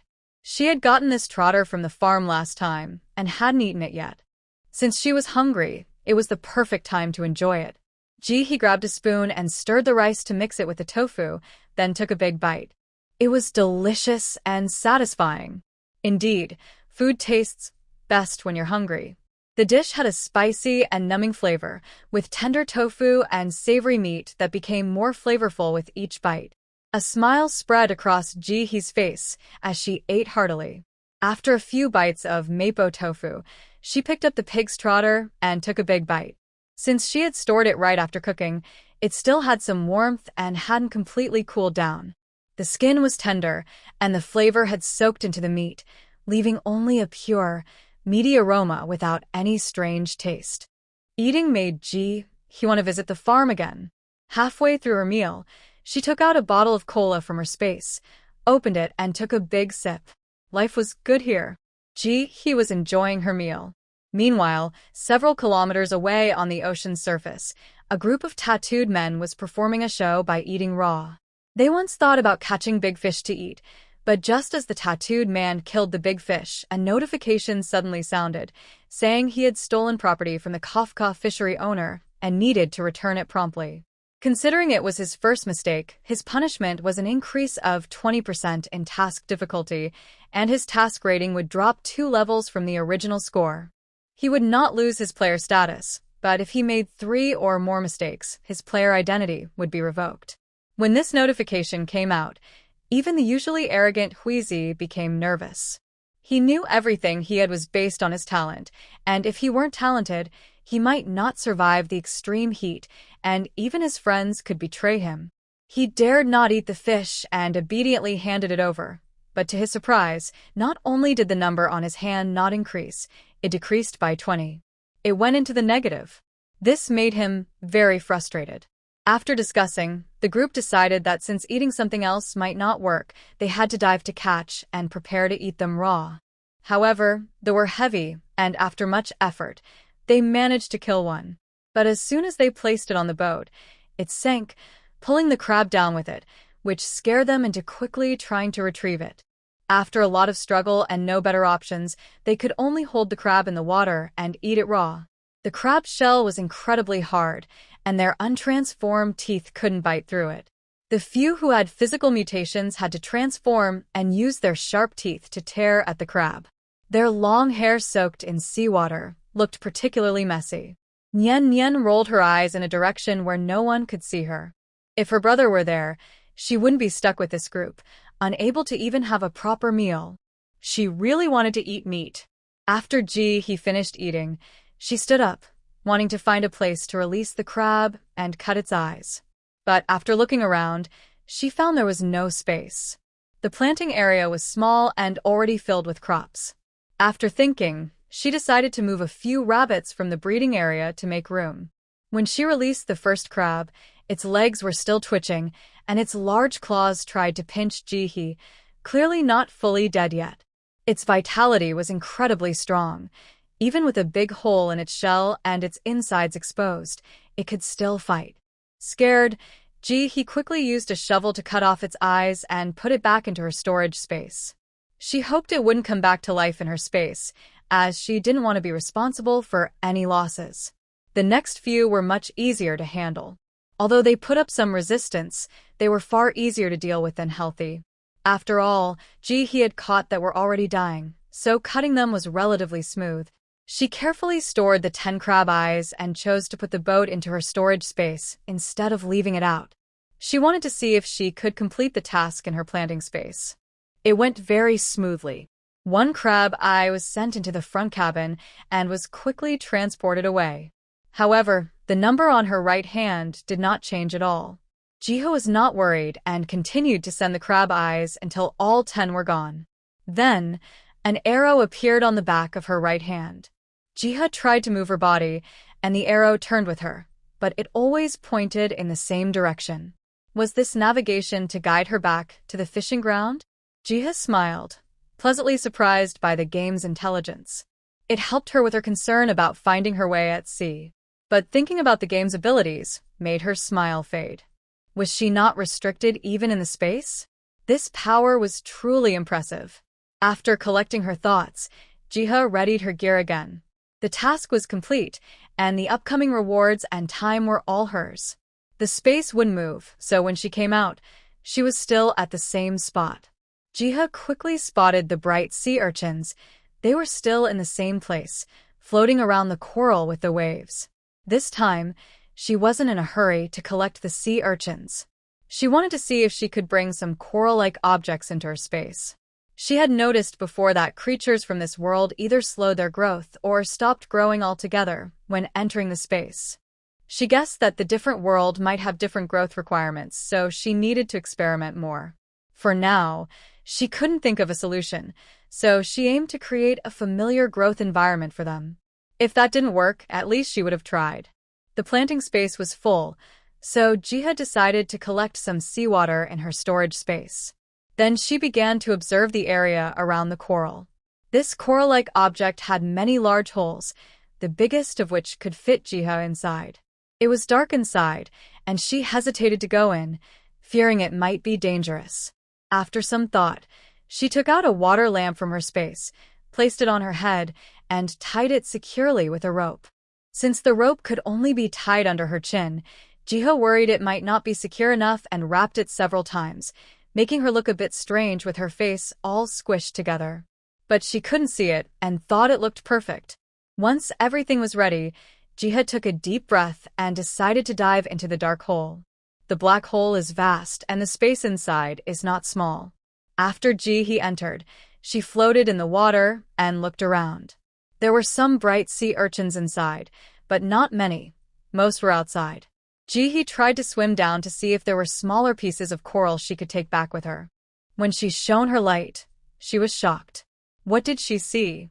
A scallop as big as a soccer ball?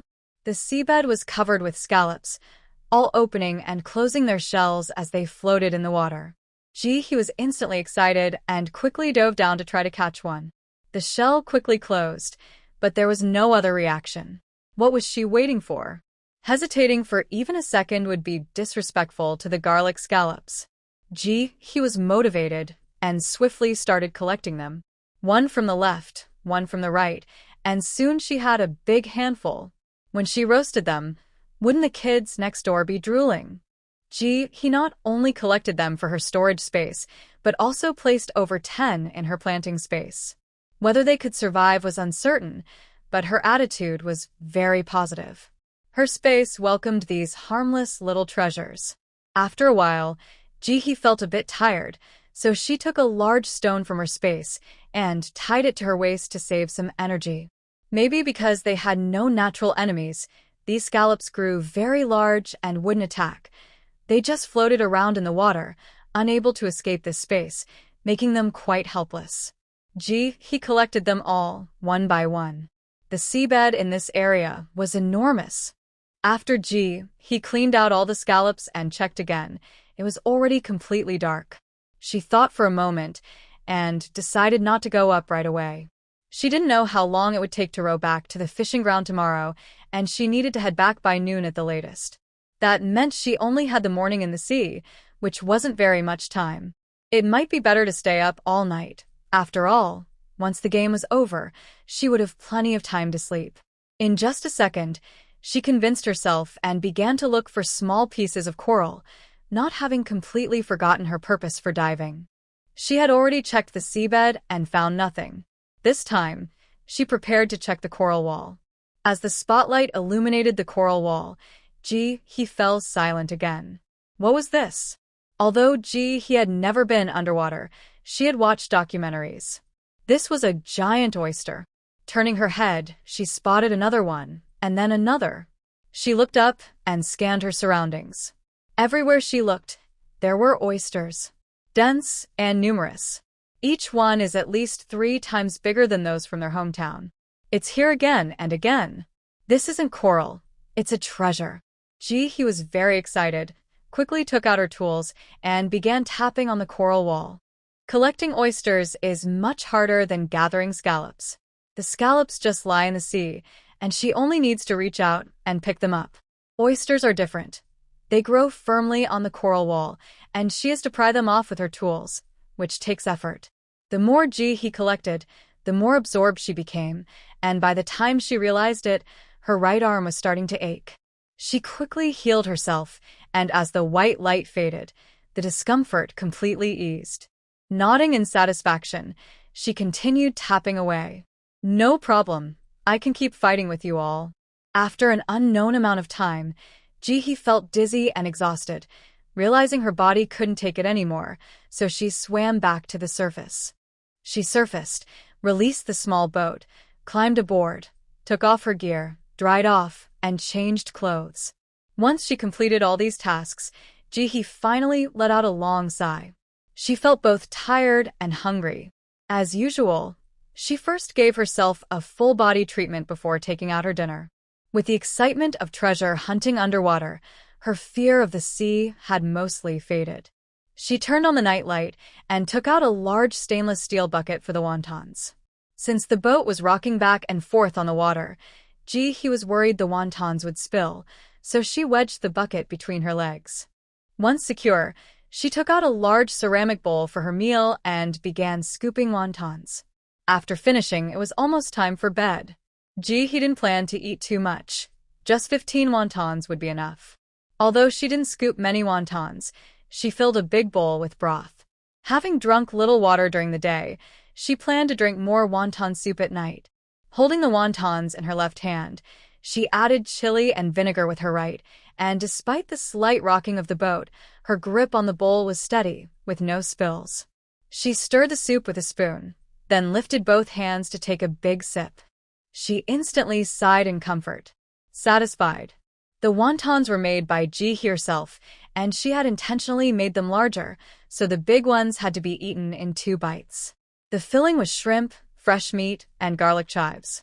Shrimp is quite expensive, and she hadn't wanted to buy too much when stocking up, but she managed to get some from the supermarket's freezer. Not wanting to use it all, she added just a few bags, which was enough. With shrimp in the filling, the flavor of the wontons was elevated. Ji-hee cherished her food, taking 2 bites at a time. She quickly finished a big bowl of wontons, picking up the bowl to drink all the soup, even finishing the cilantro inside. After eating and drinking, Ji-hee was sweating. She turned off the nightlight and entered her space. The animals inside were hungry and excitedly gathered around her when they saw her. Ji-hee knew she was late, so she hurried in, carrying the food bowl to the trough while saying, "This is the last time. I promise I'll be on time next time. Really eat up." After calming all the livestock, Ji-hee looked at the scallops she had thrown in. They were fine, not dead. She wasn't sure if they could reproduce, though. Checking her watch, she saw it was already past 2 a.m. Without looking at the scallops, she quickly left the space to sleep. Early the next morning, Ji-hee thought about the oysters in the sea.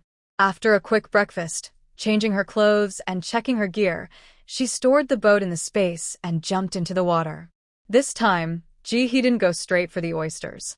She chose to look for small corals first.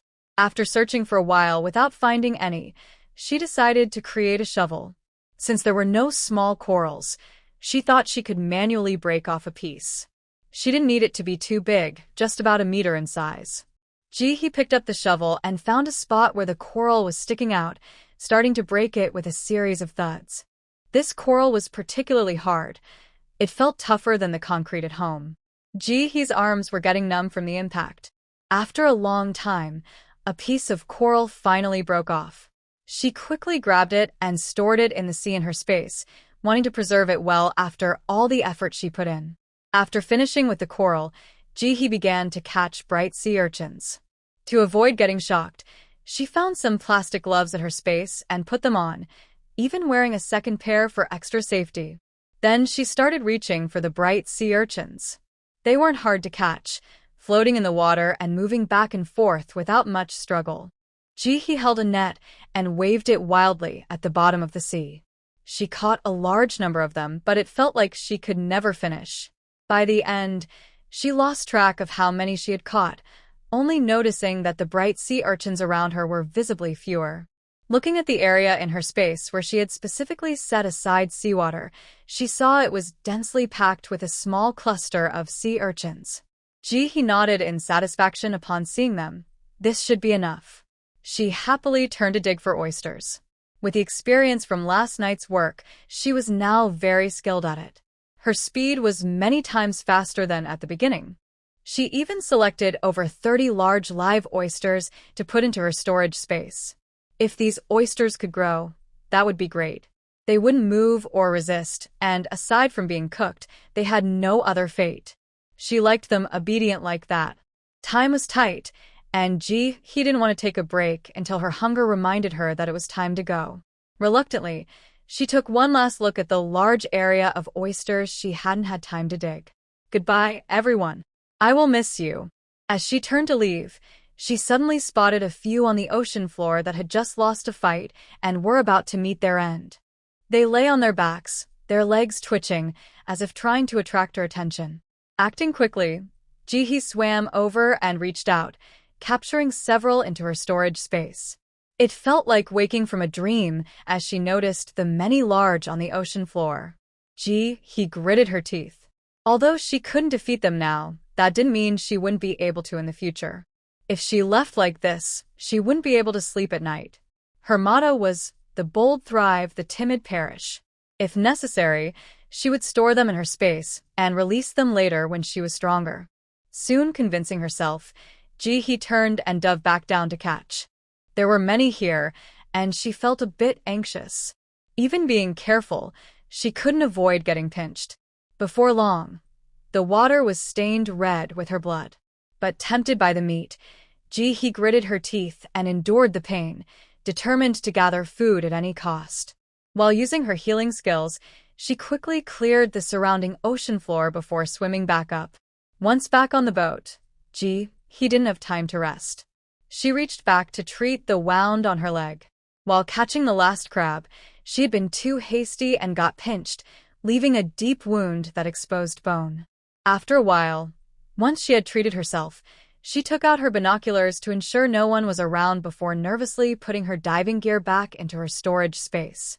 Without changing her clothes, she put on her wet, tattered outfit and began to eat. It was already past 1 in the afternoon, and she was running out of time. Jihi didn't know how long it would take to return to the city, so she didn't dare delay. She quickly ate a potato roll, even though she wasn't very full. But that was okay. Being a bit hungry kept her alert. With the arrow on the back of her hand guiding her, Jihi was not afraid of getting lost at sea. She was worried about being too late, so she paddled hard with both hands. While rowing, she kept an eye on her surroundings, careful not to get too close to the group of tattooed men. After paddling for over 40 minutes, Jihi finally spotted the first person. It was a foreigner with golden hair and blue eyes. She quietly sighed with relief. Seeing someone meant she was getting closer. She didn't approach the small boat, putting on her mask and focusing on rowing. After another half hour, she encountered more people. The crowd became denser. Jihi didn't talk to anyone. She just glanced at their appearances as her boat passed by. Their lips were cracked, their hair tangled, and their eyes were vacant. They looked quite rough. Of course, Jihi didn't look much better herself. She had only wiped her body with water for days, hadn't washed her hair or face, and her hair was sticking to her scalp, making her look quite tomboyish. It felt oddly fitting. As more people appeared, Jihi became increasingly cautious, afraid of running into the group of tattooed men. She tightened her clothing and lowered her head to paddle faster. Most people were gathered in small groups, with boats closely packed together, and there were no lone paddlers like Jihi. Some people noticed her passing by and showed clear signs of alertness, ready to attack if she got too close. Others, seeing her from a distance, eagerly waved for help. But after her previous experiences, Jihi was too scared to approach anyone. The more they called out, the faster she paddled, wishing she had 8 arms to row even quicker, fearing that someone might catch up to her. Some were still determined to follow her boat, but eventually, they had to give up. Most of the people who remained in place had not completed their tasks. The more time they wasted on Jihi, the less time they had to finish their own missions. In the end, they could only watch as she left. Since entering the crowd, Jihi hadn't dared to drink any water. After rowing for over an hour under the sun, her lips were starting to dry out. After another half hour of paddling, she finally saw the coastline. Excited, she felt her fatigue vanish and paddled faster toward the shore. Before she could get close, the waves suddenly surged, lifting Jihi and her boat and quickly pushing them toward the beach. Jihi. In the next moment, the boat was swallowed by the sea, and she fell into the water, being swept to the shore by the waves. Before she could react, she was thrown onto the beach and rolled a few times. Ji-hee. Ugh. Ji-hee pushed herself up on the sand, determined, and spat out the sand she had accidentally swallowed. At that moment, her face hurt from the fall, and the sand left marks all over her skin. Her clothes were wrinkled and covered in sand. Perfect, it matched her job description. Ji-hee looked around and saw no one. Great. She confirmed that this was how the game was set up. Knowing everyone had to go through this, Ji-hee felt calm. She brushed off the sand and quickly walked towards the fishing grounds, following the direction indicated by the arrow on her hand. The fishing grounds were not far from the beach, and Ji-hee arrived in about 15 minutes. The fishing grounds were decorated very festively, with all the outer walls painted bright red. Even from a distance, Ji-hee could see the fiery red buildings clearly. Even the metal gate was bright red. The owner must really love this color. Having learned from her previous experience, Ji-hee was not worried this time, even if there was no small door on the gate. She slowly approached the gate, raised her right hand, and turned her palm towards it, showing the numbers and arrow. She swayed her hand side to side near the gate and touched the badge on her chest with her left hand. At that moment, an electronic prompt sounded from the gate. Please place your palm on the verification panel. Verification panel? Ji-hee looked down and noticed a small square opening on the far left of the gate, which was hard to see unless you were looking closely. She stepped forward and put her hand inside. A light quickly shot down to scan her hand. Beep, beep. Congratulations on completing the task. Please enter. You have a staff meal. If needed, please go to the staff cafeteria. As the prompt finished, the small square in front of her gradually expanded until it was slightly taller than Ji-hee, then stopped. Ji-hee. Actually, it could be a bit taller. There was no need to be so precise. Complaints aside, Ji-hee didn't stop her pace and quickly walked in. She wanted to eat in the cafeteria first, then check the storeroom for anything useful, as time was a bit tight. The fishing area here is very large and spacious, with several meters between the two buildings and not a single person in sight, not even a robot. The ground is very clean, with no trash at all. Ji-hee moved her nose. After entering, she noticed that there was hardly any fishy smell. Based on her previous task experience, she quickly found the building with the door and soon located the cafeteria. It is a red building, slightly shorter than the others, with a curtain at the entrance featuring a food symbol. Ji-hee lifted the curtain and walked in, immediately hit by a wave of damp, cool air. She instinctively closed her eyes and soon found herself getting wet, followed by a strong warm breeze surrounding her from all sides, making it hard for her to stand. The wind came quickly and left just as fast, stopping after about a minute. Once the wind ceased, Ji-hee's hair was a mess, previously slicked down but now all frizzy. However, there were no mirrors around, so she couldn't see her reflection. She felt the wind was quite considerate, blowing away the sand from her body. Ji-hee touched her hair with her left hand, sensing something was off, then pushed open the inner door with her right hand and stepped into the cafeteria. Inside, it was large and empty. The first thing she noticed was rows of bright red tables and chairs, with a few people sitting at them, focused on their meals. Not one of them looked up when she entered. They all kept their heads down and ate heartily. Ji-hee felt relieved by their reaction. She really couldn't afford to provoke these gifted individuals, and without any names above their heads, she had no idea if there were any troublemakers among them. With no one coming to find her, she felt much more at ease. She quickly walked to the food counter, grabbed a large plate, and started serving herself.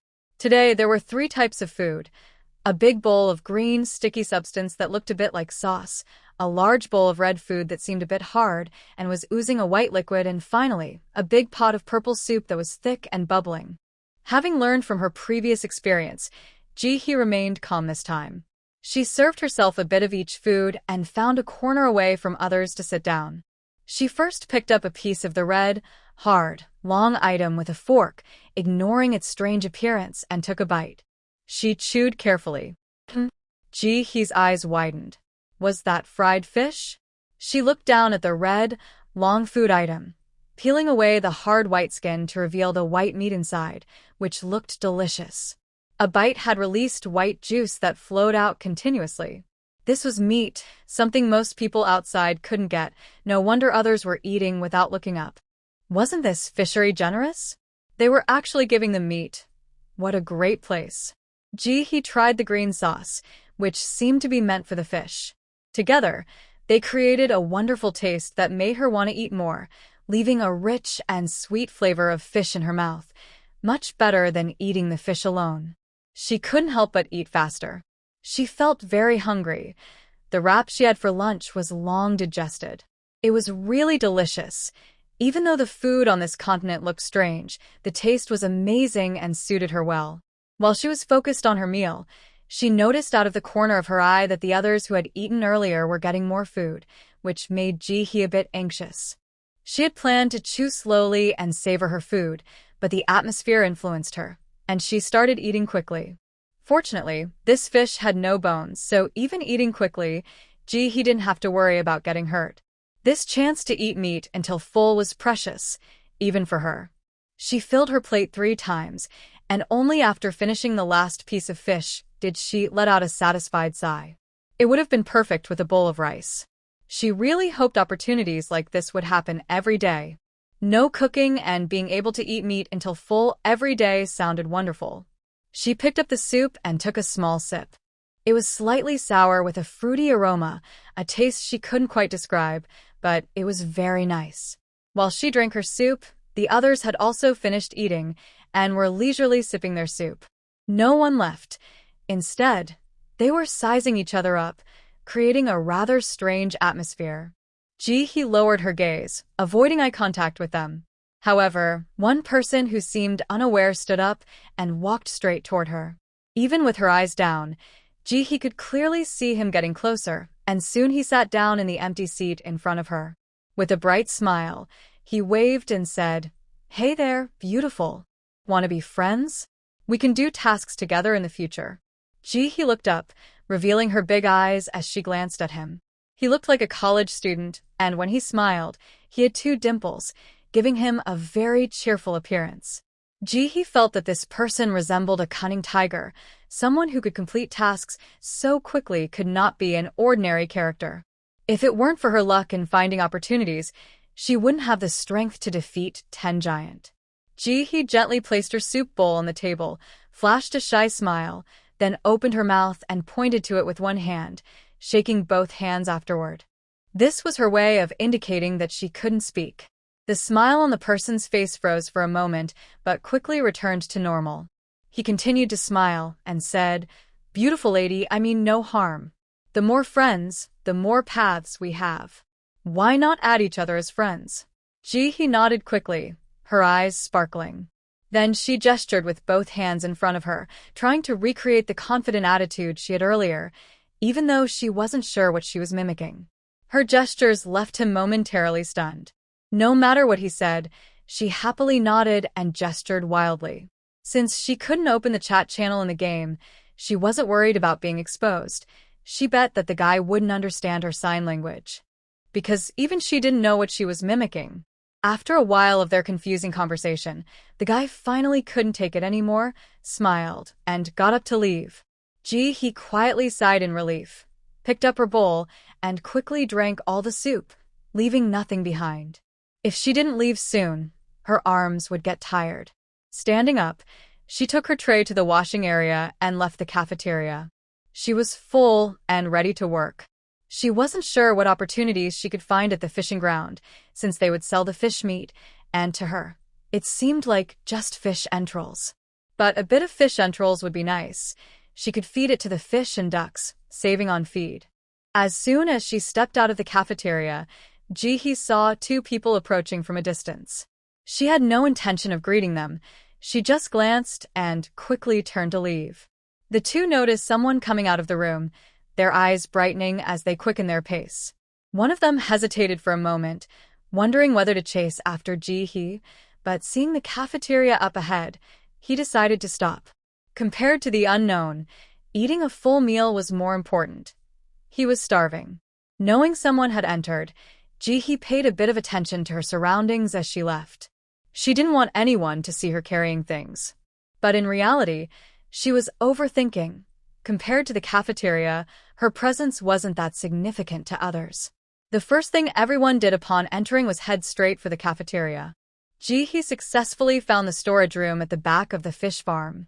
The back door was wide open, releasing a strong fishy smell.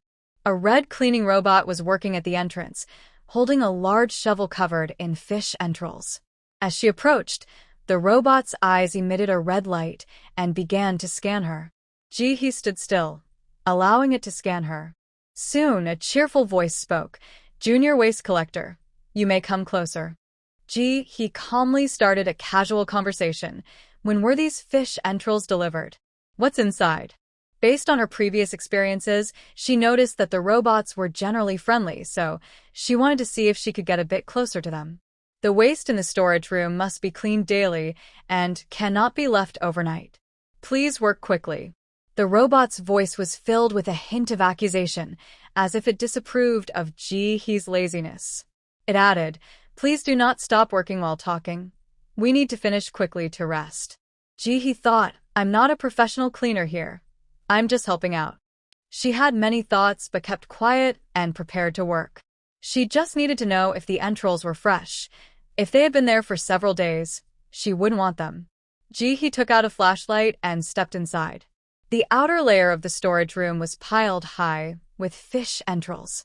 She needed to clear some away to see what else was inside. Reluctantly, she reached for the entrails and began to remove them. At first, she was only mildly interested, but as she worked, she discovered that there were fish roe among the entrails, and quite a lot of it too. Why would they throw away such delicious fish roe? She thought. Fish roe is a delicacy, especially when stir-fried with some chili peppers and served with rice. With this discovery, Ji-hee became even more motivated. She used both hands to gather the entrails, and soon she had cleared a small hole. Taking advantage of her small size, she maneuvered her way in, pressing against the wall as she continued to collect. The pile of entrails was thick, and it took her several meters to fully get through it. If it had been entrails from pigs, cows, or sheep, she would have collected them without hesitation, but there was too little edible material in the fish entrails. She wanted to see if there was anything else in the storage room. Stepping out of the cave, Ji-hee pointed her flashlight at a huge net on the ground. Inside, there were many creatures with claws moving around, making rustling sounds. Curious, Ji-hee shone her flashlight more closely. Oh my, are those lobsters the length of her forearm? They were everywhere. Ji-hee was shocked. She shone her flashlight back and forth for a while to confirm that they were indeed lobsters, some blue, some green, and some pink. Aside from their colors, they were quite similar. They were also very large, each one the length of her forearm, struggling in the net, trying to escape their fate of being thrown away as trash. Ji-hee carefully touched one, and her talent quickly reacted. Clawed fish, omnivorous, high reproductive ability, with a hard shell, little meat, greedy, edible. Note: is it worth the effort to eat such a small amount of meat? Only a fool would try. Ji-hee. As usual, she ignored the last part. They thought it was too much trouble to eat them. But she was willing. What a waste to throw them away. They would be much better in her stomach. She truly didn't mind at all. Ji-hee had never eaten a large lobster before. They were so expensive. She had only seen videos of others cooking them. Now she could finally taste the lobster worth thousands of dollars. Without hesitation, she reached for the net and quickly collected the lobsters into her space. Others might have found them bothersome, but she was thrilled that they were so considerate. They knew lobsters were hard to catch and even helped her by putting them in the net. How thoughtful. Ji-hee's eyes sparkled with excitement as she hurriedly packed the lobsters into her space. Just as she was busy, she suddenly noticed a bunch of metal cans arranged neatly in front of her. The cans were quite large, cylindrical, about 30 centimeters in diameter, and over 10 centimeters tall. Ji-hee picked one up out of curiosity, and her talent reacted again. Near expiry fish cans, 15 days until expiration. Note: Near-expiry products are unhealthy. Consumption is not recommended. Ji-hee. She realized she was wrong. She shouldn't have thought this place had no value and hesitated to come. This was far from lacking value. There was plenty here. The game must have known her food supply was running low and brought her here to help. Thank you. With renewed enthusiasm, Ji-hee quickly began to pack the fish cans into her space, her hands moving so fast they almost blurred. These were great. They could be eaten right away, unlike the raw ones. Haha. Ji-hee has had a smile on her face since she saw the crayfish, and now that she has spotted the canned fish, her grin has grown even wider. She can't even pay attention to the crayfish anymore and is focused on collecting the canned fish. The stacked rows of canned fish quickly disappear from Ji-hee's sight. Unfortunately, there aren't that many cans of fish. It's clear that this fishing ground has good sales. The near-expiry canned fish only takes up a small space. Behind it, there are piles and piles of fish heads. Layer upon layer, they stack from the ground to the ceiling, all different kinds of giant fish heads. Moreover, they follow the fishing ground's usual style, with each fish head accompanied by a large piece of fish meat underneath. When Ji-hee saw them, she immediately thought of spicy fish head. With such large fish heads topped with plenty of spicy seasoning, how could it not be delicious? Hesitating for even a second would be disrespectful to spicy fish head. Ji-hee quickly reached out with both hands and started to pack the fish heads into her space. As she was doing this, she heard the rustling sound of the crayfish nearby, almost making her lose focus. After a moment of hesitation, Ji-hee quickly turned around and ran toward the crayfish. The reason was simple. The crayfish were trapped in a fishing net, and she could take the whole net at once, which was much faster than packing fish heads one by one. After she managed to collect several large bags of crayfish, Ji-hee felt a moment of dizziness, a sharp pain hitting her head, making her nearly lose her balance. Indeed, she shouldn't have packed so much at once. If she had taken them one by one, it wouldn't have been like this. Ji-hee felt a surge of energy in her hands, pressing firmly on her head as she activated her healing spell. After a while, she finally felt better. Breathing heavily, she staggered toward the fish heads. Time was limited. She couldn't rest. No matter what, she couldn't take a break. Since she couldn't pack everything at once, she would pack as much as she could. Whether her space could upgrade depended on her. Thinking this, Ji-hee felt a rush of energy, and her steps quickened. As soon as her hands touched the fish heads, she didn't think about anything else and closed her eyes, packing them into her space frantically. The headache didn't matter. It wouldn't kill her anyway. Silently imagining the feeling of her space being full when she returned, Ji-hee felt confident that she could do it. She didn't know how long it had been. Just as Ji-hee felt dizzy, she heard the familiar system notification sound. Time's up. Players who did not complete the task within the time limit have all failed and will lose their game qualifications. All players are now being teleported out of the instance. In the last few seconds of the game, Ji-hee packed several large fish heads into her space before being teleported out, still feeling unsatisfied. Every time, she felt like there wasn't enough time and wished she could live in the storage room. As soon as Ji-hee exited the dungeon, she found herself in a dark forest, feeling a bit disoriented. She stood still for a few seconds, allowing her eyes to adjust to the darkness, then glanced at her phone. It was 1 a.m. She needed to hurry back, otherwise, she wouldn't have time to cook. Even though she had spent 3 days in the game, Ji-hee remembered that water collection time was from 2 to 4 p.m. every day. At that moment, she heard the familiar notification sound from the game. Congratulations! You have successfully cleared the game. Now starting the game summary. Task completion level A. Rewards are as follows. Bottled water x3, compressed biscuit x1, instant noodles x1, spinach x5, and 2 silver coins. The next game time is unknown. Please look forward to it. Ji-hee frowned.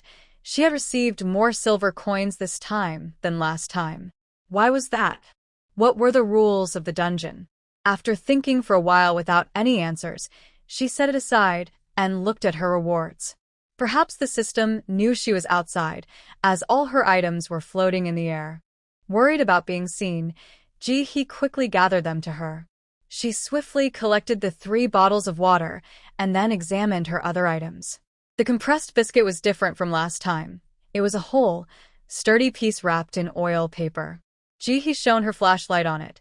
The packaging was simple and had no label. The instant noodles were even simpler, just a paper bag containing a square noodle block, nothing else. Ji-hee thought, where's the seasoning for the noodles? Don't they come with any? The spinach was even more disappointing, with only 5 pathetic stems, each having just 3 or 4 leaves. Even if Ji-hee was trying to save, these 5 spinach stems were barely enough for one meal. They were worse than cabbage, which had more substantial leaves. After checking all her supplies, Ji-hee carefully packed the food into a special box and stored it in her space. Then, she took out her flashlight and quickly made her way down the mountain. She couldn't afford to waste any more time. She needed to get home for water. Perhaps it was the shadows from the game, but Ji-hee instinctively avoided any crowds she saw. After circling around, it was almost 1:30 a.m. by the time she reached the bottom of the mountain. Feeling anxious, she took out her bicycle, stood up instead of sitting down, and pedaled home as fast as she could. Thanks to the high price of gasoline, there weren't many cars on the road. Even though Ji-hee was in a hurry and rode her bike quickly, she arrived home safely without any accidents. Ji-hee quickly rode her bike back to her yard. When she entered, she saw it was 1:55. There were only 5 minutes left. She washed her hands, changed her clothes, lit an insect-repelling incense, and turned on the faucet. She remembered that she had worn this outfit in the game for 3 days, and if she didn't change soon, she worried about getting sand in the pot while cooking. After changing, Ji-hee hurriedly rinsed the rice and plugged in all 3 rice cookers. Just as she plugged in the last one, the power came back on at 2 o'clock and the kitchen instantly lit up. Ji-hee quickly turned on the gas and took out a large pot to put in eggs. In the past few days in the game, she hadn't had time to prepare ingredients, and with the need to cook quickly, she decided to make boiled eggs instead. Fortunately, she had hundreds of eggs waiting for her. After starting to boil the eggs, she used another induction cooker to heat water. While waiting, Ji-hee laid down a clean plastic sheet on the floor and took out some from her storage space. She first dealt with the ones that were barely alive. Her storage space could hold live creatures, but time would freeze for them, so they would come out just as they went in. They twitched when they came out. Since they were too big for her pot, Ji-hee had to break them apart to steam them separately. As she opened the crab shell, she saw a lot of golden substance inside. She took a big spoon and started scooping it out, filling a large bowl. Actually, she hadn't eaten many times, not more than 3, with one of those times being at a sleep experience center a few days ago. They were expensive and there wasn't much meat, so she usually didn't buy them. She had looked up videos about the yellow substance, which was called crab roe, and it seemed delicious. After scooping out the crab shell, Ji-hee began chopping off the crab legs, cutting them into sections to put in the steamer. The crab body wouldn't fit either, so she chopped it into 8 pieces to make it fit. Any food she was unsure about how to prepare went into the steamer. Even the yellow roe she had just scooped out went in as well. While waiting for the to cook, Ji-hee closed the door and went to the yard to check for any smells. Once she confirmed there was none, she felt relieved. The doors and windows at home are of good quality. Even though the security door had been attacked, it held up well and kept any smells inside. At this time, most of the neighbors were cooking with their lights on. Although many homes didn't have strong smells, Ji-hee could still faintly detect the scent of stir-fried dishes in the air. Knowing they were eating well made her feel at ease. After closing the door again, Ji-hee returned to the kitchen, took out a hammer, and started smashing the crab shells. She didn't want to waste the shells, as they could be made into crab shell powder to feed the chickens, providing them with calcium. Ji-hee crushed the crab shells into small pieces, then took out a baking tray and placed it in the oven to bake. As for the crab gills, she couldn't find any use for them and planned to throw them into her space to decompose and use as fertilizer later. After 2 hours, The water and electricity were cut off on schedule, and Jihee's last pot of was just ready.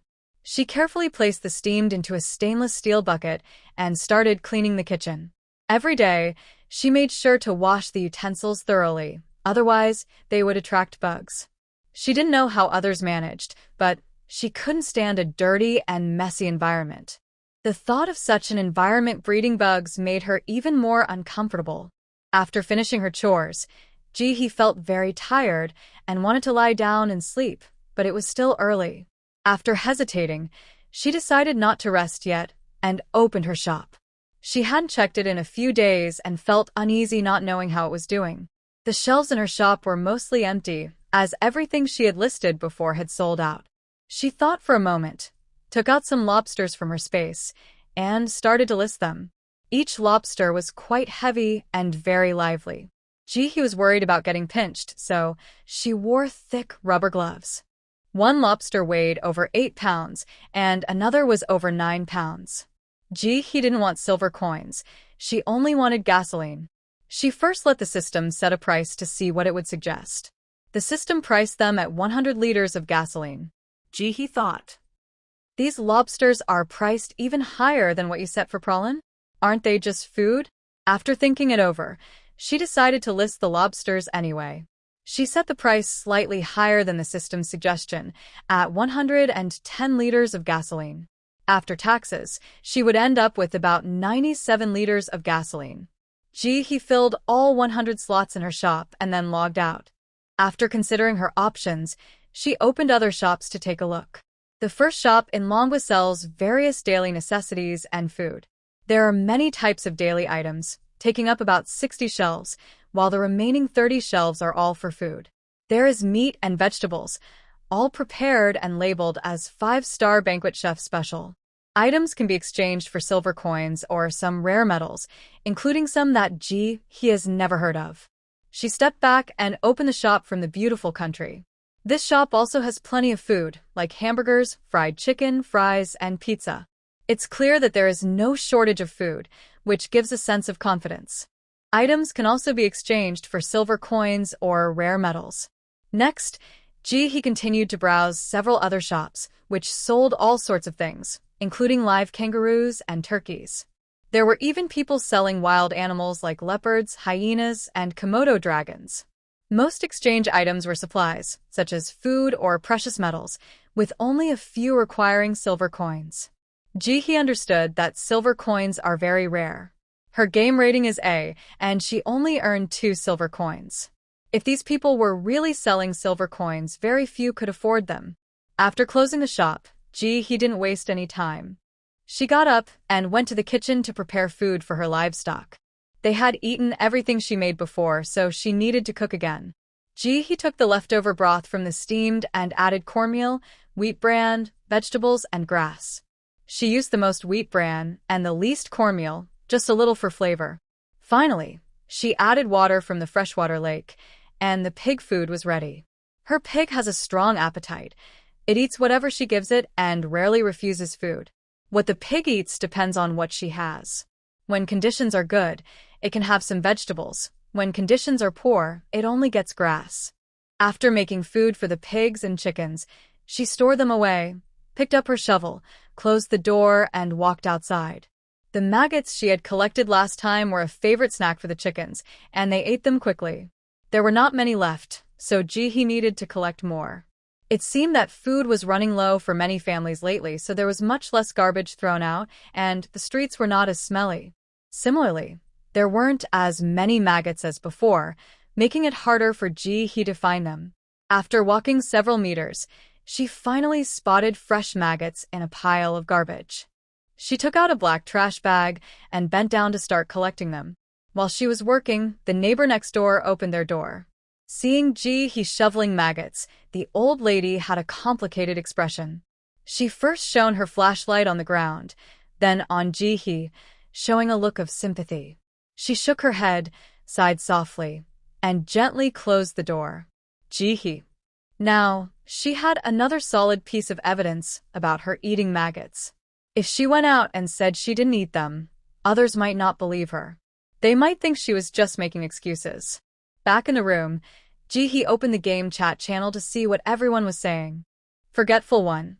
This time I tried bringing a small amount of items into the game. I brought in 2 pieces of chocolate and a plastic bag. It's not that you can't bring anything at all. There's just a limit that I haven't figured out yet. Snow in the wind. This game is too hard. 3 days without any food. Last time it was 2 days, and I almost starved. This isn't a support game. It's survival of the fittest. Whirlwind Bean. Since you can talk here, it means you completed the task. Many talented players got kicked out of the game. There's one in my building who barely made it back after starving, and it scared his family. He's been sent to the hospital now. Forgetful one. I suggest everyone look up survival skills like making fire and finding water. Spring Breeze with you. If you have coins, contact me for offline trading. You can use cash or supplies. Moon Jiao. I worked hard to complete the task, but in the end, I got only 30 copper coins and a bag of instant noodles without seasoning. I want to know, is there anyone worse off than me? Lone Wolf. Are you all gluttons? Do you finish all the food in the cafeteria every time? Can you have some self-awareness? The cafeteria food is for everyone. If I catch you eating too much again, don't blame me for being rude. Light Ultraman. Yes, from now on, those who finish their tasks can't eat so much. Each person can only have 1 serving. Happy little genius. You're all so funny. The game doesn't ban eating, so it's allowed. Some people eat more, some eat less. As long as there's no waste, why can't they eat enough? The game doesn't control you. Why should you? Why don't you blame your own lack of skill for coming late? Chubby Runner. I've eaten that instant noodle before. The noodles come with seasoning and are really tasty. Forgetful one. Talented players aren't afraid of mosquitoes. I compared it, and ordinary people often get bitten by mosquitoes, and most of the time they end up with a fever or diarrhea. In severe cases, they need to go to the hospital. But we don't have that problem. Even if we get bitten, it only leaves a small bump and doesn't affect our lives. I suspect our bodies have changed. Xiaobao. Yeah, and who knows how many people behind are hungry. If someone in front saves food for those behind, and then there's no one left, isn't that food wasted? What a pity. Worker. Our bodies have changed. I've tried it. Even if I don't eat or drink for 3 days, I won't starve. There's no need for everyone to argue over a meal. Silence. Everyone listen to me. There are items in this game, and not just one type. Last time, I got a team item that allows 4 people to enter the same dungeon together. But the tasks for the 4 people are shared. The number of tasks is multiplied by 4, so if you have a teammate who slows you down, the game is over. Silence. Do not steal in the dungeon. Do not steal in the dungeon. Do not steal someone else's belongings in the dungeon. I'll say it 3 times because it's important. We are here to work, and if we don't play fair, the system will warn us. We'll lose points and coins. Tiger. My friend was killed in the game. Everyone needs to change their mindset. This is no longer the world we used to know. Youthful spirit. I have something to say. You can ask people in the dungeon to give you supplies. That's not stealing. Late bloomer. I also have something to say. Water mages and plant mages have been sent to manage water and farming. But where does the water and food go? It all goes to the higher-ups. If they hadn't joined the country and sold their produce themselves, they could live well. Now they are completely drained, and even their families struggle to get food and water. Youthful spirit. Isn't anyone going to do something about this? Can't they at least get decent treatment and 2 meals? Cloud Rider. When there's too much of something, it loses value. With so many players in the world, how can everyone have great treatment? Social anxiety. Everyone, stop arguing and listen to me. After completing my tasks in this round, I even helped them take care of kids for half a day. Before I left, they gave me a melon, and I regretted not being able to take it, but guess what? I managed to bring it out of the game. It's not that we can't take things from the game. We just haven't found the way. Silence. Once, I accidentally damaged the fishing boat, and the system deducted all my rewards and made me work extra. It's really frustrating. Proud Wolf. Can we please talk about food again? Where did this conversation go? The two groups started arguing about food. Ji-hee watched for a while and was about to close it when she saw a familiar name. Nian Nian Buwang. Everyone, please stop arguing. We are all gamers and should help each other. Every time I see someone go hungry after quest, it really hurts my heart. I suggest we supervise each other and only eat one portion during meals. If anyone eats too much, let's report them. Let's maintain a friendly game environment. Nian Nianbu Wang was almost furious.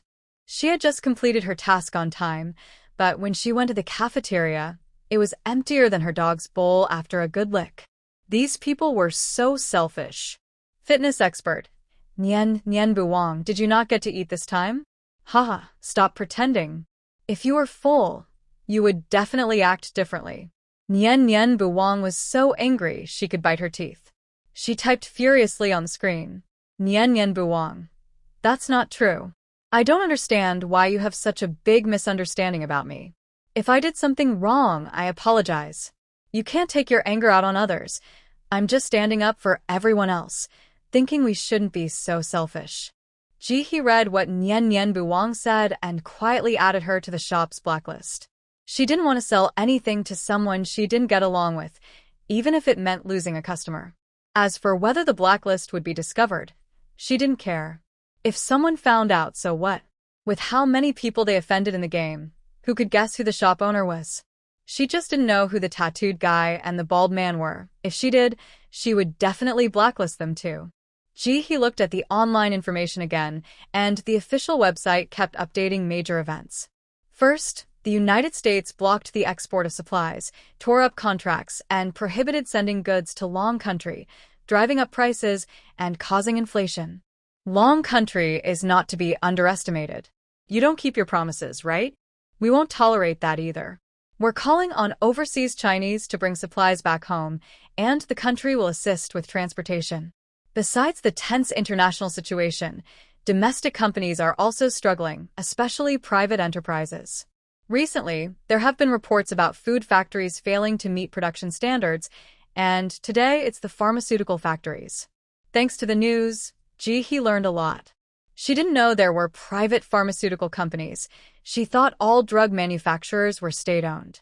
In the middle, there was a video showing people packed on a train. Although they looked a bit worn out, they seemed to be in good spirits.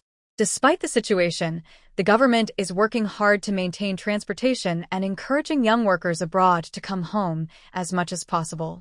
Watching the video, Ji-hee realized that it had only been a month since the riots began, but it felt like much longer because she had been so busy every day. The video even showed a segment about vegetables growing in greenhouses, full of vibrant green life.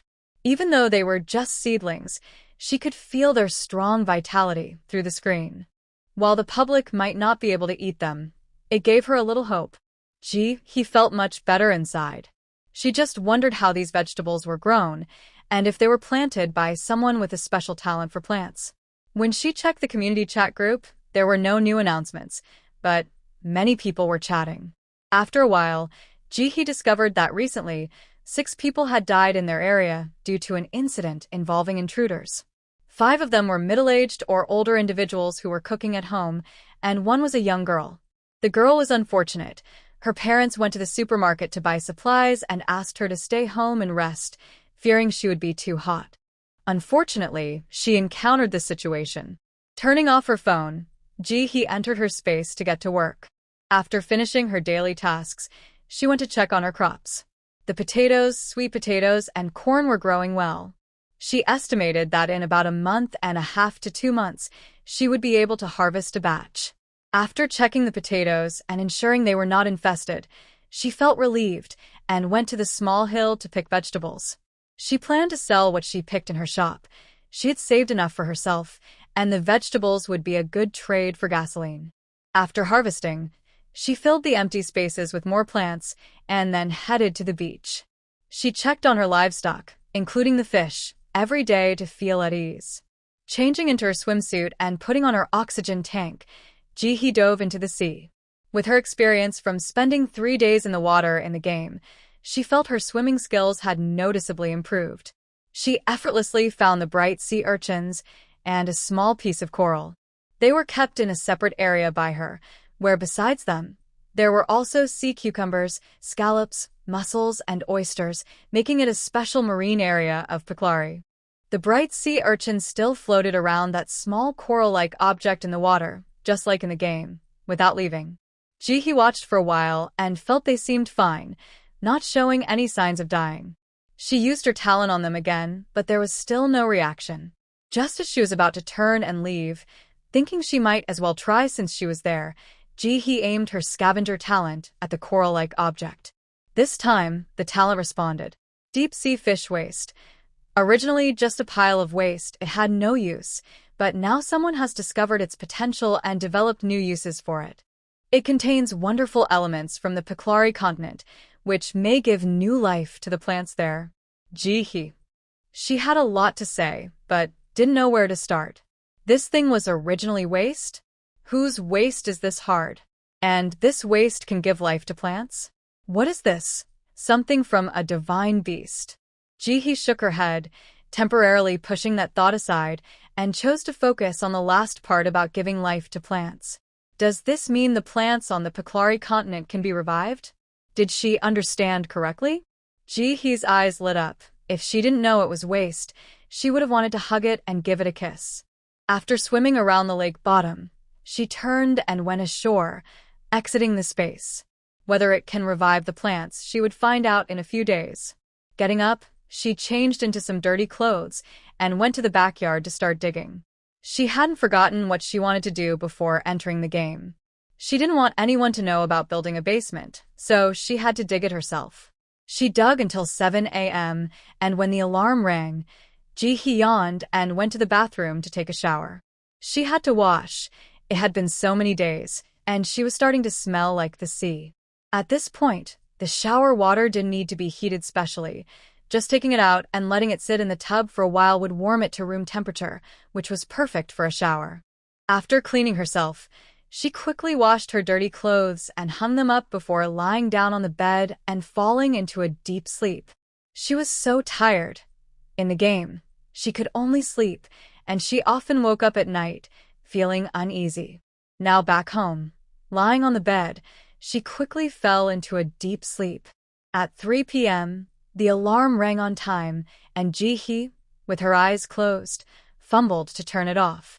After lying down for a few more minutes, she opened her eyes and checked her phone for any messages. This time, there were a few new local news articles. The first one reported that experts predicted it would rain soon, which led to a lot of complaints from the public. The second article featured an expert explaining how to find food. He spoke at length, referencing various sources. The expert had oily hair, which was sparse and clumped together, and his wrinkled clothes showed signs of neglect. His lips were cracked, but he seemed energetic and spoke very logically. He didn't just talk, he also ate while explaining. He demonstrated that the foods he mentioned were safe to eat. The top suggestion was to dig for wild vegetables on the hills around the city. He said they tasted good, but there wasn't much, so it was best to go in groups for safety. The second suggestion was to eat insects. He shared customs from various ethnic groups that eat insects, encouraging people to view them positively. He gave examples like grasshoppers, ants, and maggots, emphasizing that they were good food. The third suggestion was tree bark, which he said was not only healthy, but also had medicinal value. The fourth suggestion was straw, noting that it was abundant and many farmers hadn't burned it yet, so groups could gather it to eat. The fifth suggestion included various food peels, such as wheat bran, potato skins, sweet potato slices, and peanut shells. He mentioned that potato and sweet potato skins tasted good but were limited in quantity, so everyone should eat them with the skin on to avoid waste. Overall, he listed nearly 10 items, and it seemed there were quite a few edible options. Jihi glanced at the comments below. While some were positive, there were more complaints. She thought the expert's advice was quite practical. After all, people couldn't starve. If there really was a day without food, eating insects or tree bark wouldn't be so bad. After watching for a while, Jihi closed the news and opened her community group, where there were new messages. Director Sue, our community, has been assigned a support officer. If anyone is facing difficulties, you can talk to her. This includes not only practical problems, but also any emotional struggles. She is a certified psychologist and can provide timely help. Dr. Lee, hello, everyone. I will be the support officer for our community. If you have any psychological issues, feel free to reach out to me, and I will do my best to help you. Coco's mom, we have one problem now. There's no food at home. We need to solve this quickly. Director Sue, everyone should regularly check for bugs at home, not just mosquitoes, but also flies. Many people in our community ended up in the hospital after eating food that flies landed on. They are currently lying in there. The hospital is busy, and many medicines are out of stock. Please be careful. A beauty and nail salon. These mosquitoes are driving me crazy. Does anyone have mosquito coils or floral water? I'll pay extra. Brother Sean, are you kidding? Food that flies have landed on? With the situation at my house, even flies would leave crying. Director Sue, be careful with water too. It's best to use bottled water, and after filling it, the cap on tightly to keep bugs out. Coco's mom, the water from the tap is getting less and less. We haven't bathed in a long time and we smell. Can the water flow be a bit stronger? Director Sue, everyone can check the local news. There are experts sharing useful tips. Here's the link. Director Sue, the supermarket is still closed today, but water, electricity, and gas are normal. Home with 2 kids, selling a house. Usable area of 89 square meters, in a convenient neighborhood, only $600,000. Move in with just your bags.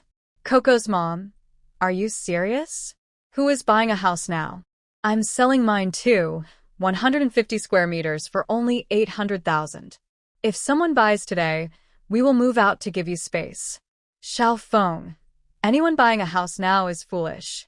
No one is living at home, so why have a house? A beauty and nail salon. Does anyone have mosquito coils or floral water? I'll pay extra. Urgent. 1 bottle for $300.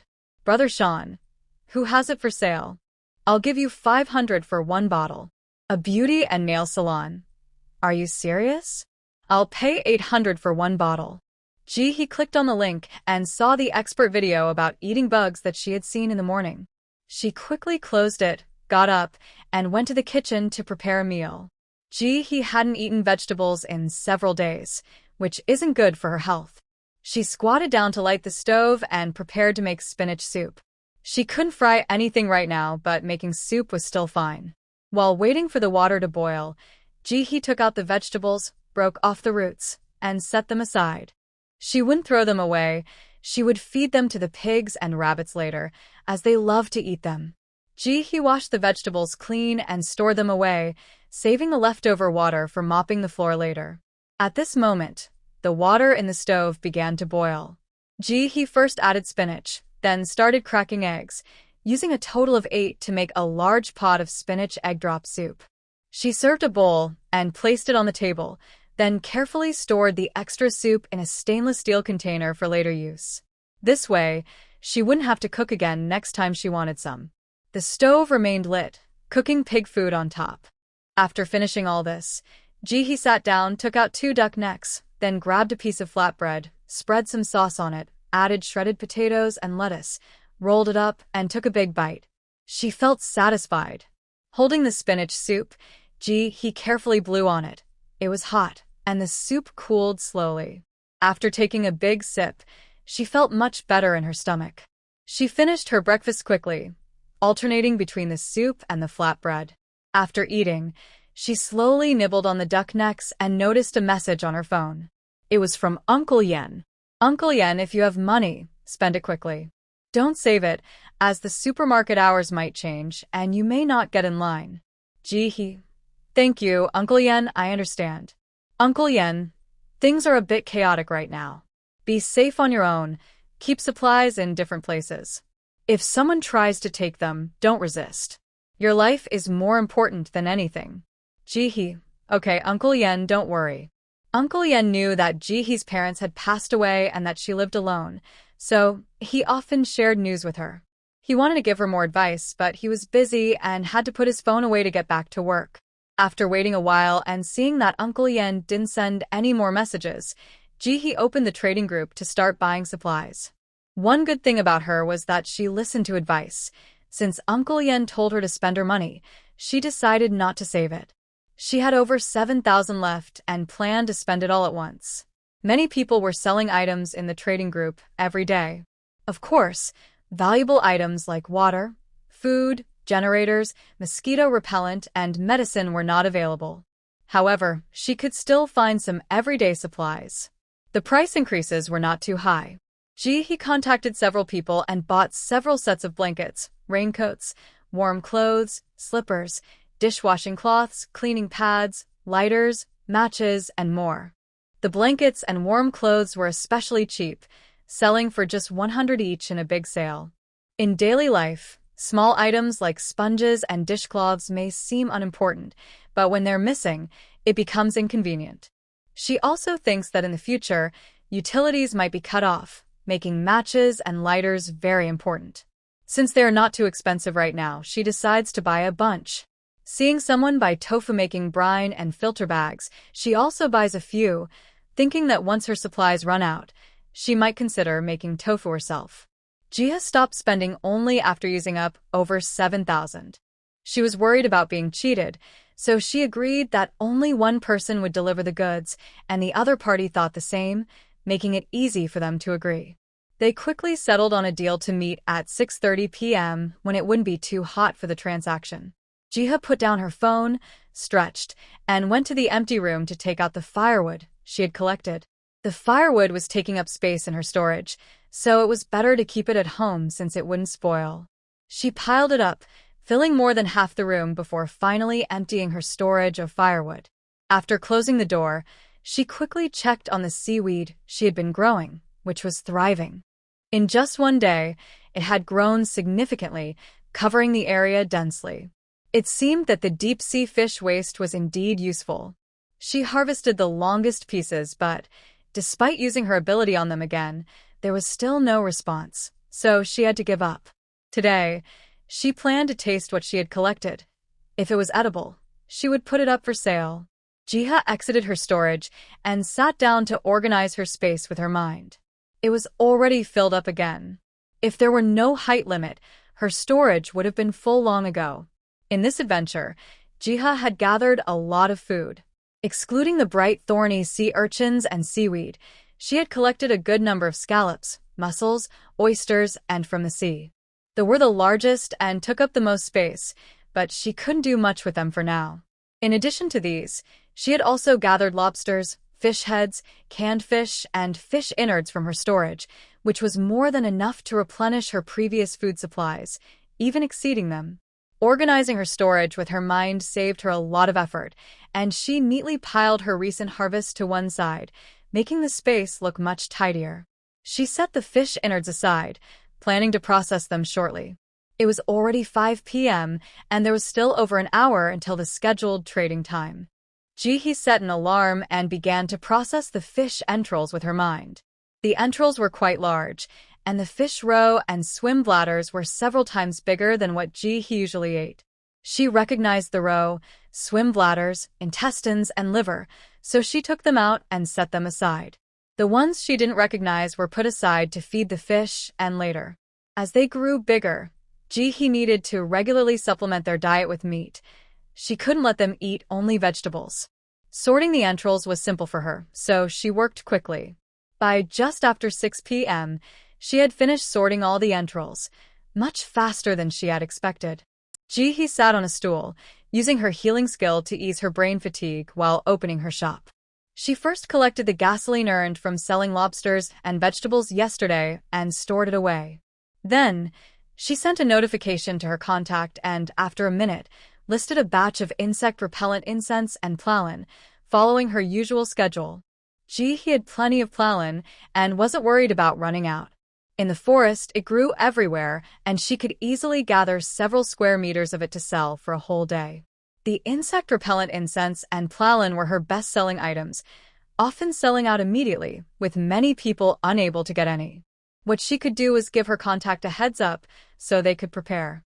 Most of the time, Ji-hee exchanged insect-repellent incense and plalin for gasoline, but today she planned to trade for something different. This time, she intended to directly exchange for grenades and submachine guns. She decided to skip the fancy items. If someone bothered her in the future, she would just throw a grenade and them away. Considering the system's transaction fee, Ji-hee added 15% to the number of grenades and bullets she wanted to exchange. She had learned a technique to transfer the transaction fee to the buyer. With her previous experience, the sales of insect-repellent incense and Plalin went smoothly this time as well. In addition to the grenades and submachine guns, Ji-hee also exchanged for 2 gas masks and 2 sets of bulletproof vests. Since she didn't have half of those, she requested an extra item, ensuring she would have a complete set.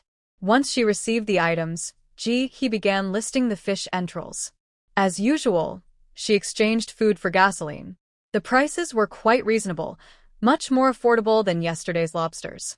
1 kilogram of fish entrails was priced at only 30 liters of gasoline, making it a great deal.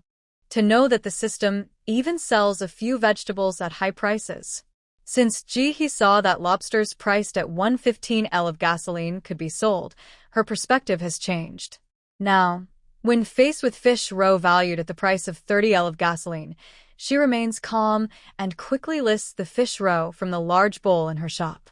She understands clearly that since she has such a great space and can bring back a lot of supplies from the dungeon, there is no need to excessively exploit others. Money should be earned from those at the top, not taken from those at the bottom. She can't give away supplies for free, but there's no need to raise the prices too high. With so many supplies, upgrading her space is just a matter of time, so there's no need to be overly anxious. One step at a time. By the time all 100 spots in the shop are filled, she still has more than half a bowl of fish roe left. Ji-hee puts all of it into her space, glances at the clock, and sees she has a few minutes left. She takes out a large bowl for making noodles from her space and prepares to knead the dough. She plans to continue steaming buns when she returns in the evening. After finishing all her tasks, it's almost 6:20 p.m., and she tidies up to head out. She changes into her outdoor clothes and hat, grabs her dirty backpack, and just as she steps out of the yard, she sees her neighbor carrying a black feed bag coming out as well. The neighbor spots Ji-hee and brightens up, saying, "Hey girl, come on, let's go dig for wild vegetables." Ji-hee declines, "Annie, I can't go. I have other things to do. What could be more important than digging for wild vegetables?" The aunt doesn't believe her, thinking Ji-hee is making excuses. She approaches Ji-hee, and a strong smell of sweat hits Ji-hee's face. "Come on, girl. Go with us. The care fee is only 30% of the total price, and that's because we're neighbors. Otherwise, you can ask around. It's usually 50%. So, it's a protection fee," she thinks. Just a protection fee. Ji-hee is about to refuse when another ant suddenly appears and grabs Ji-hee's arm. "Don't go with her. Her place is shady." "What, 30%? If you're lucky, you'll get to keep 30%. Come with me. I guarantee you'll keep 60%. "Shut up, Wang Sueju. Do you dare to steal my business? Watch out, or I'll have my man's son beat you up. Are you scared of me? Who doesn't have a man and a son? Try to touch me." While arguing, they still hold on to Ji-hee. As they get more heated, they both turn to Ji-hee and ask, "Girl, who do you trust and who will you go with?" Ji-hee, "I won't go with any of you. Auntie, you all seem nice." "If I could, I would like to go with you," Ji-hee said. The two ants relaxed a bit at her words. She added, "But unfortunately, I can't fill up on wild vegetables. I still want to eat meat." "Meat." The ant on the left looked at Ji-hee with suspicion. With her small arms and legs, she didn't seem like someone who could eat meat. She instinctively thought that this meat was not the same as what they meant. "Yes, eating meat can fill me up and I don't have to fight for it. I can just go home and take a nap afterward." Ji-hee nodded confidently, a smile on her face, as if it were the best thing ever. At that moment, another ant walked by and saw the two holding on to Ji-hee tightly. She laughed and added, "You two should let go. Her diet is different from ours. She's from the bug-eating group." Seeing the two ants stiffen, she laughed even more, saying with glee, "Only you two are silly enough to want to recruit her." Everyone around here knows that this girl started eating maggots a few days ago. She probably wouldn't even look at those wild vegetables. Right, Auntie, if there's meat, why would we dig for wild vegetables? He nodded along, pulling on the two ants' clothes to move forward. Come on, let's go catch bugs. They're high in protein, and you can catch a bunch easily. Why fight over wild vegetables? It's not worth the effort. We could even start a farming business and reach new heights in life. Now, it was the two ants' turn to struggle hard. They just couldn't get over the thought of those wriggling maggots, and their stomachs churned at the idea. One ant pulled down Jihee's hand with all her might, saying, "Girl, let go. I have things to do today, so I can't go with you. Maybe another day."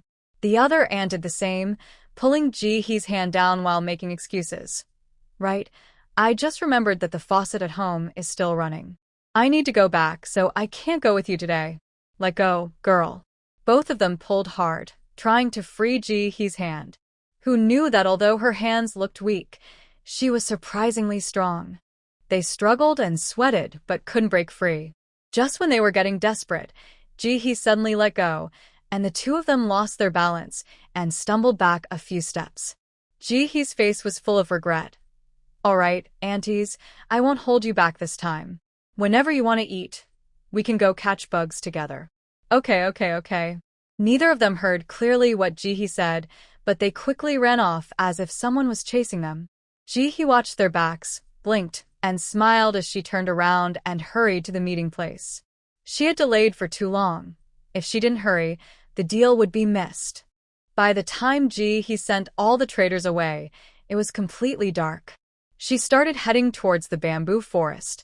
There was a bamboo grove on the outskirts of their city, where people usually went for walks in the summer. Jihee had never been there, but she knew the general direction. While checking the map on her phone, Jihee jogged towards that direction.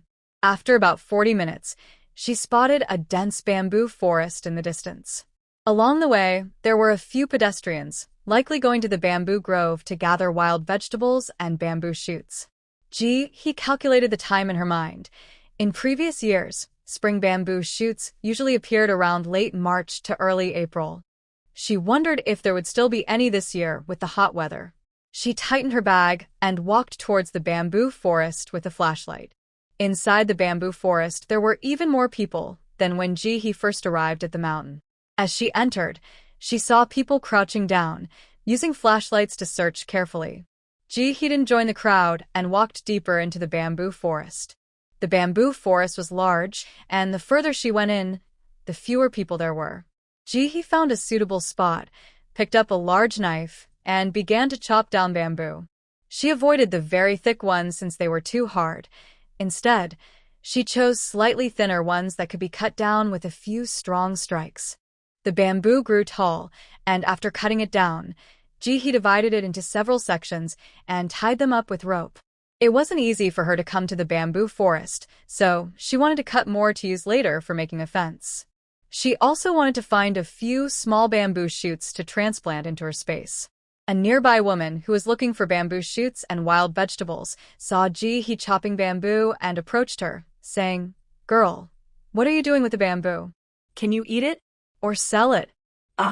Don't mention it, Andy.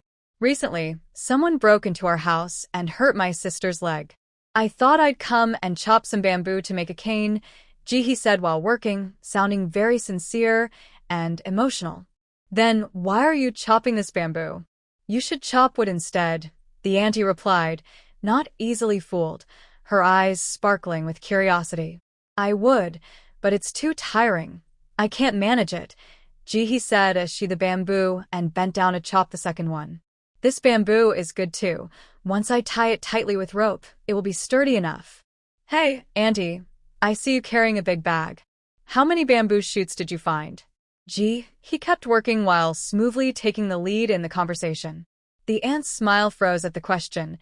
Just because she liked to gather information didn't mean she wanted to be questioned herself. She mumbled, "Not much, just found a few." "Auntie, you're amazing. Can I come find you after I finish cutting bamboo? I can help you dig for bamboo shoots and we can split them evenly. What do you think?" Jihee seemed unaware of the aunt's reluctance and eagerly promoted her offer. "Not really. I have things to do, so I'll be leaving now. You can keep cutting, the ant said, rolling her eyes in the dark before quickly turning away and leaving, not wanting to be associated with Ji-hee. Finding bamboo shoots was already difficult. Why should she share? Seeing the ant's retreating figure, Ji-hee smiled and continued focusing on cutting bamboo. Knowing there were bamboo shoots in the area, she also kept an eye out while working. To her surprise, she actually found one. Excited, Ji-hee bent down and used her tools to dig it up, quickly uncovering a small shoot. It wasn't very big, probably not enough for a full dish. Ji-hee was there to cut bamboo, not specifically to look for shoots. She would just check around when she reached a new spot and take any shoot she found. The bamboo grove was large and had been growing for many years. After walking for a while, she still couldn't see the end, and the number of people around her was decreasing. At first, she was afraid of snakes in the bamboo forest, so she used bamboo to probe the ground as she walked. However, for some reason, she didn't encounter any snakes, only the sounds of insects buzzing around. Ji-hee focused on her work and ended up digging up 8 bamboo shoots while cutting countless pieces of bamboo. She also transplanted a few small bamboo shoots into her space. The temperature was high, and many of the bamboo stalks had dried out. Ji-hee found plenty on the ground without needing to cut them. She collected them to save for later. Her house had plenty of empty space, so she wasn't worried about them taking up room. Gradually, more people began to appear around her. She realized that the bamboo shoots outside had been picked clean, and people were moving deeper into the grove. A few people approached Ji-hee, trying to recruit her, but she managed to send them away. Some were persistent and kept watching her, but as they saw she wasn't finding any bamboo shoots, they reluctantly left. While Ji-hee was cutting bamboo, she kept part of her attention on the outside. That night, she witnessed several fights sparked by people digging for wild vegetables. A few women were pulling at each other's headscarves, while the men stood by with weapons. Whoever won the fight would claim the territory and collect protection fees from others. Perhaps out of a sense of reason or the belief that fighting over a few wild vegetables wasn't worth it, the battles usually ended without serious injuries. At first, people gathered to watch the fights, but as they became more frequent, interest waned. Instead of watching, it was better to focus on digging for wild vegetables. After all, whoever won would get paid, and they would settle up by dawn. Ji-hee thought about the water delivery coming at 2 o'clock. Shortly after 1, she the large pile of bamboo she had cut and carried it on her back as she left. Earlier, while cutting bamboo, she had secretly stored a lot in her space when no one was around. The bamboo on her back was for cover. Since she was there, she couldn't return empty-handed. As she left, 2 groups were fighting fiercely, and they were too focused on each other to notice her. 2 people did see her leaving, but when they noticed the bamboo on her back, they hesitated and decided not to collect a protection fee. There was plenty of bamboo in the forest, and if their side lost while she was away, it would be a big loss. Ji-hee was glad no one bothered her. With the bamboo on her back, she bent down and hurried home. There were 2 paths from the bamboo forest to her house. One was the way she had come, which was a bit shorter. The other path was longer, but passed by a construction site for a new building, rumored to be luxury apartments. This time, Ji-hee chose the second path to see if there were any marble slabs or other long stones she could take. She walked quickly toward the exit and soon left the bamboo forest, stepping onto the main road. It was pitch black around her, and there was not a soul in sight. As she walked, she turned onto a small path and ducked behind a large tree, crouching down. After 5 minutes of waiting and confirming no one was behind her, she stored the bamboo in her space and got up to run toward the construction site. While running, she checked her map to confirm her direction. After about 20 minutes, she finally saw the construction site. In the dark of night, the unfinished building looked particularly desolate. She took advantage of her small size, found a gap, and slipped through the fence, walking cautiously into the building site. When the houses were first sold, there was a lot of excitement and many advertisements on TV. Now, however, they were left here lifeless. It's a bit of a shame because most of the houses were nearly finished. They just needed the roof to be completed. If it weren't for this unexpected event, They would have been ready for handover in about a month. But unexpected events come without warning. Ji-hee bypassed the outer houses without windows and doors and headed straight for the main building, which had been sold with great fanfare. It should be finished by now, right? Halfway there, Ji-hee suddenly noticed a light in the distance. Her heart raced, and she quickly crouched down. How could anyone be living here when the houses weren't even handed over yet? Ji-hee felt a rush of excitement, sensing she had stumbled upon a secret. After hesitating for a moment, she decided to investigate. It was dark, but if she was careful, she shouldn't be noticed. Before moving forward, Ji-hee prepared herself by tying some dirty clothes around her shoes. She had seen in movies how the main characters got caught because they stepped on stones, and she didn't want to make such a rookie mistake. With the clothes as a cushion, stepping on stones wouldn't make noise right away. After securing her shoes, Ji-hee found a sun protection mask from her supplies and put it on. She already wore a hat, and with the mask covering her forehead and face, even her mother might not recognize her. With everything ready, Ji-hee cautiously approached the main building. As she got close, she heard voices and quickly hid, peeking up to see. The voices grew louder, accompanied by footsteps, and she heard two men arguing. "It's so hot out here at night. What do they want from us? Just go if they called you. What's there to complain about? You don't want to complain? It's so hot outside, and I'm sweating already. I could be enjoying the air conditioning and playing on my phone instead. Every day, they don't let us do anything, just keep us cooped up in this rundown place, while he gets to hang out with several beautiful women. Hey, do you think there's something good going on if they called us? Just go see for yourself."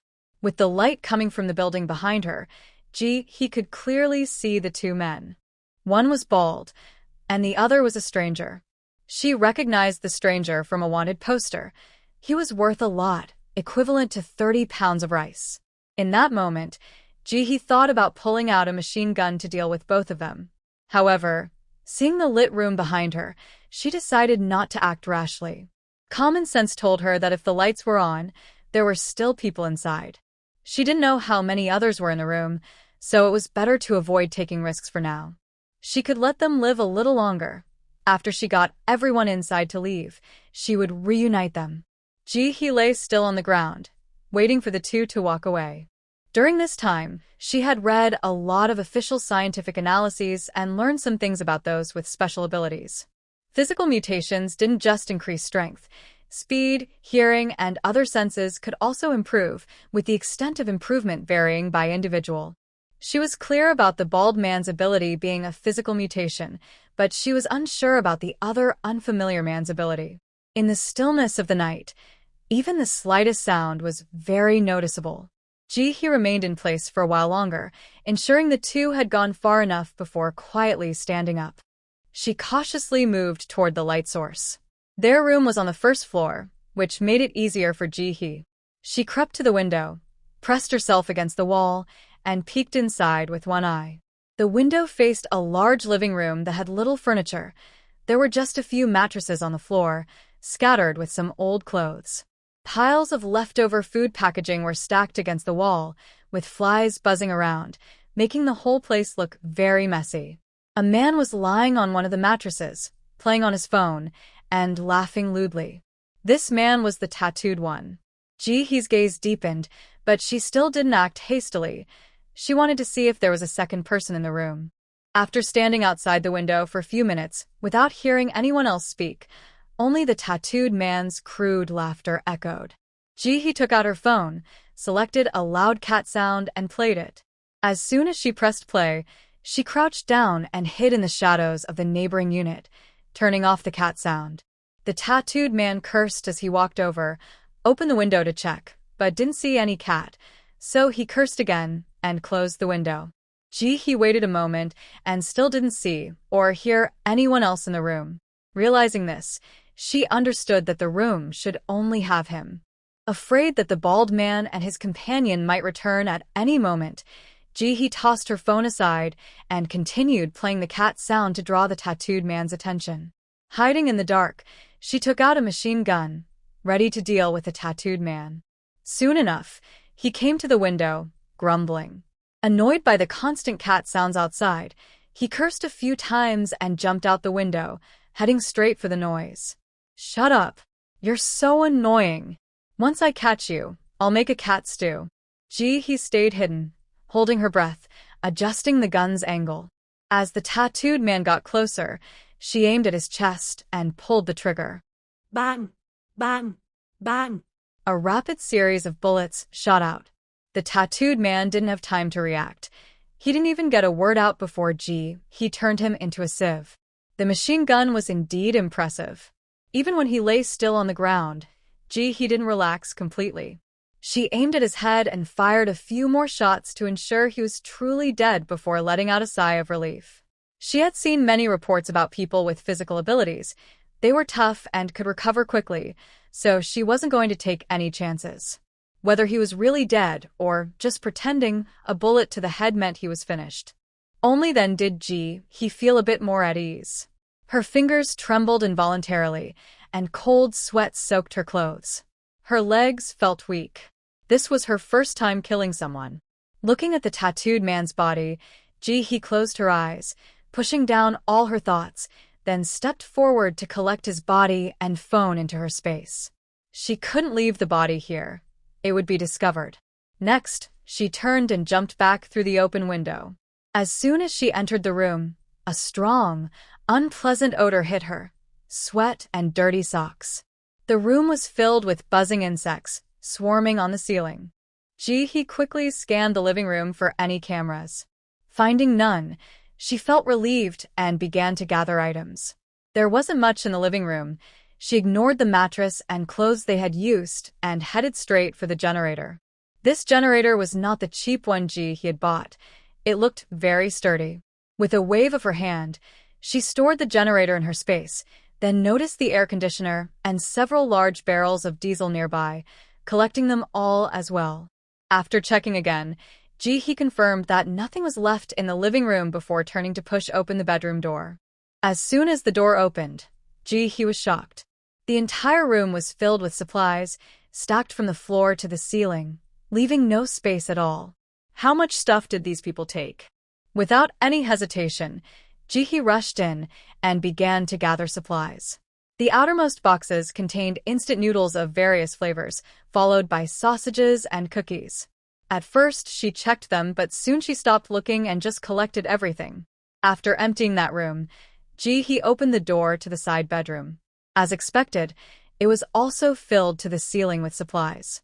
He couldn't help but marvel at how much these people could steal. Without a glance, she quickly gathered everything. In less than 10 minutes, she cleared out all 3 bedrooms.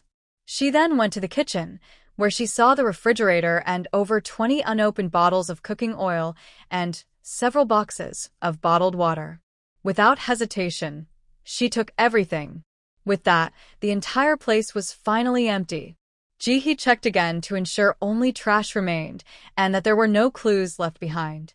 Then she turned and closed the door, leaving the room.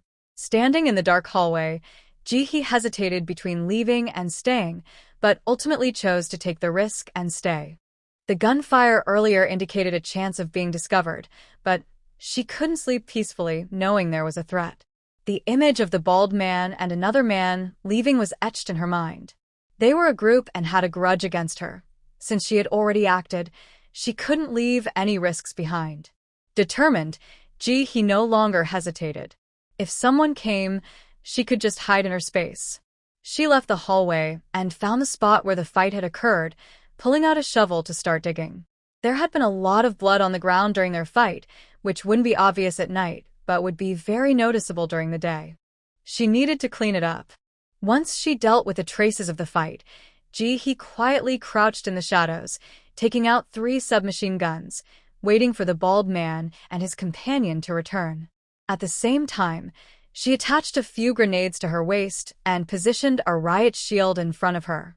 She had gotten the shield from a trade with a foreign country. She sincerely hoped these two would return soon. Otherwise, the tattooed man would be lonely on his way to the afterlife. Suppressing all her thoughts, he focused and quietly hid in the darkness. Finally, after more than an hour, 2 people walked over, grumbling from a distance. Before they got close, he could hear their voices. With this little thing, you could fool a beggar. All right, you've been complaining the whole way. Are you really okay with this? They took all our coins for this, acting like we got a great deal. Doesn't that disgust you? Can you handle it? After that line, the other person seemed to be at a loss for words. He's expression darkened. Is there something going on? And these two are not easy to deal with. Who is this person? 100 pounds of rice? While she thought a lot, he didn't forget why she was there. She raised her submachine gun, seriously calculating the distance in her mind. If her aim wasn't good enough, she could make up for it with distance. As long as she got close enough, she could ensure she hit both of them. Finally, the two unsuspecting men walked right in front of Ji-hee. She seized the moment, and without hesitation, pulled the trigger to start shooting. With a series of gunshots, the bullet struck the two men. The man who was Ji-hee's primary target fell without even having a chance to speak, while the bald man transformed in that brief second. Covered in bullets, he unleashed all his strength, instantly crossing nearly 10 meters to stand in front of Ji-hee. His long hair was twisted and bloodied, and he opened his mouth wide, sharp fangs ready to tear Ji-hee apart. Then, he swiped at the explosion-proof shield Ji-hee had raised, but it held firm. At that moment, Ji-hee felt no fear at all. She even felt as if her soul had left her body, and she was eerily calm. She raised her submachine gun, aimed at the charging man, and furiously pulled the trigger until the second gun was out of bullets. During that time, the man finally couldn't withstand the bullet's power and collapsed to the ground, his face twisted and contorted, eyes wide open in death. In the next second, it felt like all her senses returned. Her palms were sticky, and the cold sweat made her feel uncomfortable. Not daring to pause, Ji-hee aimed at the heads of the two men, shooting each one, which allowed her to relax a bit. She waved her hand to store the two men away. Ji-hee pulled out a shovel and quickly began to clean up the scene. While tidying up, Ji-hee noticed the supplies the two men had brought back this time. 2 large bags of food, 1 bag of snacks, and another bag of cookies and instant noodles. The plastic bags had blood from 2 people on them, but since the packaging was intact, the contents were still safe to eat. Ji-hee didn't think much and put them into her space. She wasn't fussy. The outer packaging had blood, but the inside was fine, just needed a wipe. After tidying up, Ji-hee looked at her watch. It was 3:40 p.m., and she wouldn't be able to get water today. Worried that someone might hear the gunshots and come to check, Ji-hee quickly got up, found a gap in the barricade, and slipped out. She hopped on her bike and headed home. She had already picked up a batch of building materials earlier, so she could go straight home now. Knowing she was running out of time, Ji-hee didn't rush. She rode slowly, and by the time she got home, it was already past 4 p.m., The water and gas had long been cut off. Since that was the case, she decided not to cook, and after changing into a fresh outfit, she lay on her bed and checked her store. The fish roe sales were average. She had sold just over half, and the items listed that evening still hadn't sold out. She took the earned gas and stored it in her space, then filled the empty shelves with fish roe. After that, she closed the store. When she checked her space, she didn't expect to find anything new. To her surprise, the gas that had been unchanged was now silently replaced with natural gas and diesel. He sat up instantly. This was great news. She had no idea how much gas she had added to her space, but she didn't expect it to be enough. She was happy and excited. She quickly took down the items listed in her store and replaced them with diesel and natural gas. She specifically noted that the natural gas needed to be packaged separately. This stuff was dangerous. She didn't want to be caught off guard. After listing everything, Ji-hee rested her hands behind her head and stared at the ceiling, lost in thought, feeling like she was thinking about a lot. Just then, she suddenly heard the sound of drums and gongs outside.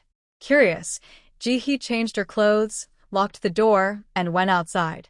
Many people had also heard the noise and were walking towards it one by one. As Ji-hee got closer, she saw that it was the uncle who had boasted about his son being talented last time.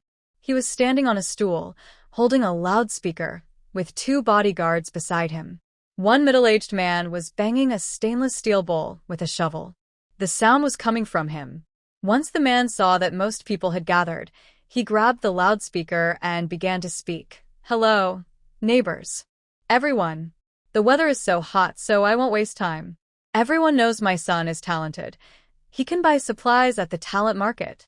Now, many shops have opened, and you can exchange items instead of using coins. You all understand that, right?"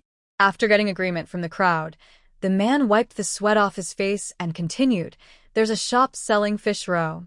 We bought some today, and it weighed a whole pound. It tastes really good when cooked. To prove it, I saved a little for you to see, old too." He nodded at a middle-aged man holding a basin on the other side. The man understood and lifted the lid off the basin, stepping forward with a flashlight to show the neighbors the fish roe. He was curious and leaned in for a look. The more she looked, the more familiar it seemed. The golden color and round shape. Wasn't this the fish roe she had listed in the shop today? Before she could look longer, she was pushed aside by curious ladies who wanted to touch it. The man quickly pulled the basin back before they could reach it. "You can only look, not touch. We need to cook this later. If you touch it, how will others eat?" After saying this, he covered the basin again and turned to go back. The man picked up a loudspeaker and continued, "This 1-pound portion of fish roe costs 30 liters of diesel or natural gas. We charge a 10-liter service fee, so it totals 40 liters to exchange for one. If anyone wants to trade, come sign up with me. By the way, a pound is just an estimate. The fish roe is sold by portion, not by weight. Let's agree on this. I can't refund you if you change your mind later." As soon as he said this, the crowd erupted in argument. "That's too expensive. 40 liters of diesel for just a pound of fish roe? Why don't you just steal it?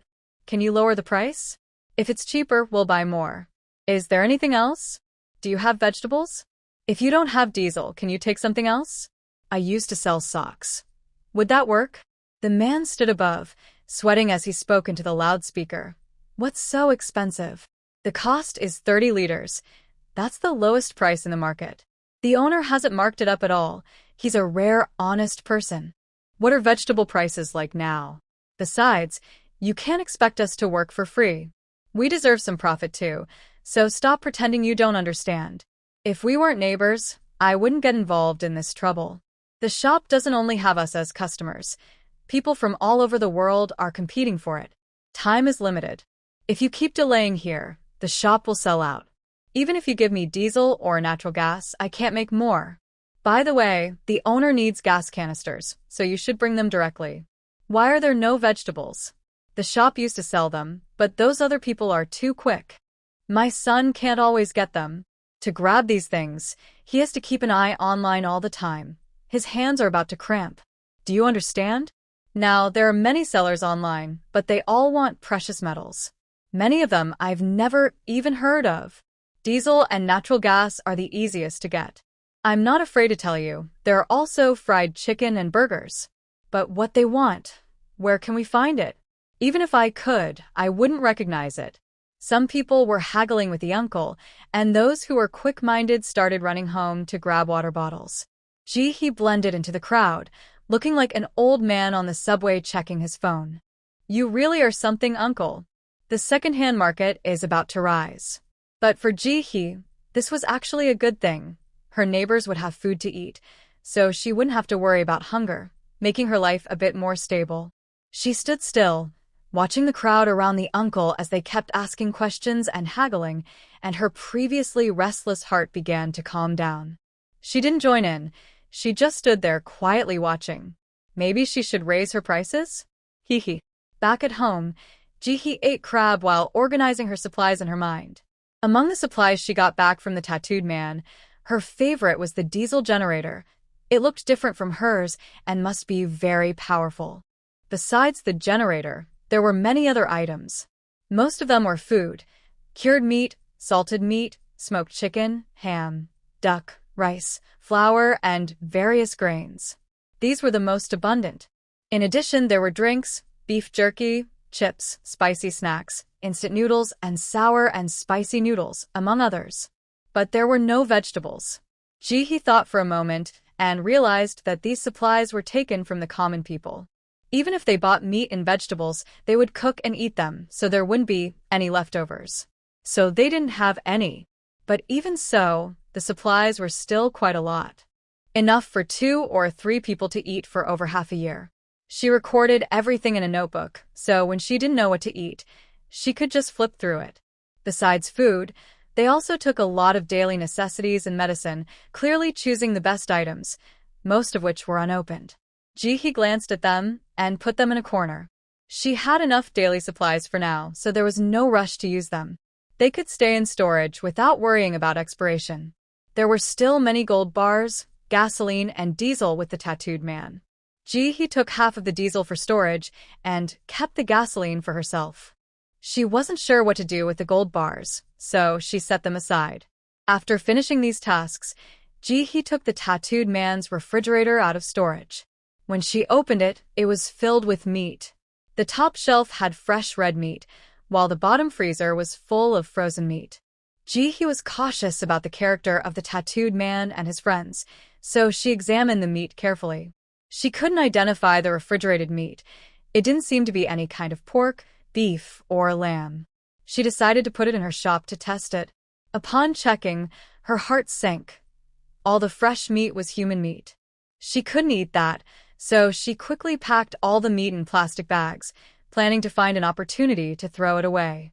She tested the frozen meat one by one, and thankfully, all of it was pork and beef, with no human meat. Ji-hee sighed in relief. However, she didn't plan to eat it either. She would sell it for natural gas and diesel instead. After all, she was wealthy now, very wealthy.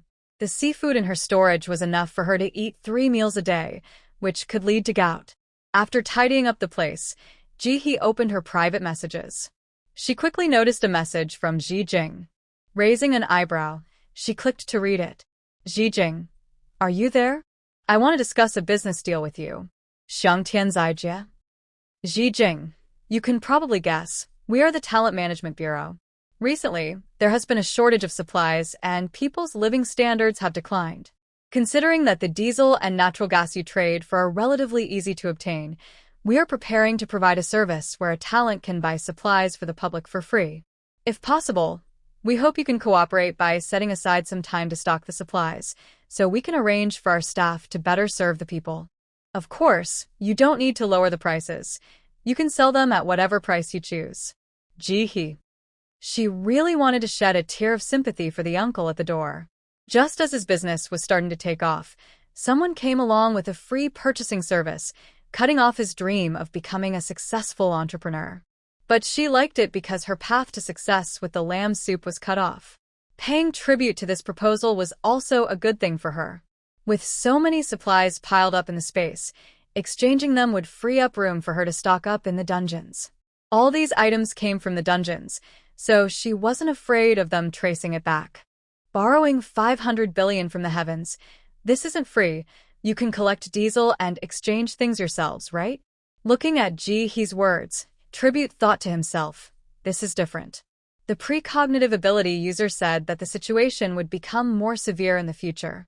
With over 1 billion people, it's not just about being full. To avoid starvation, the amount of food needed would be shocking. The country needs to save its food for critical times, so how can they take it out now? But for you, it's different. After all, you're selling. Selling to anyone is still selling.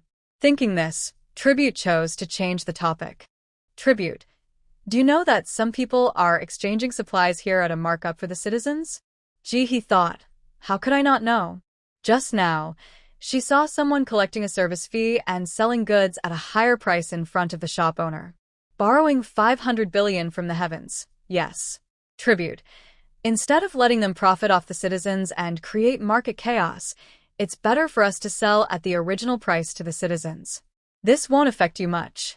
Ji-hee thought for a moment. This wasn't difficult, but she needed to be clear. Borrowing 500 billion from the heavens, that's fine. But I must say up front, I can't supply the whole country. The stock may run out at any time, and I can't guarantee the quantity and variety every day. Tribute. Understood. Borrowing 500 billion from the heavens, Then let's say from 4 p.m. to 5 p.m. every day. If the shelves are empty, it means there are no supplies left for today. Tribute. Thank you for your cooperation. After discussing the main business, Ji-hee chose to chat about something else.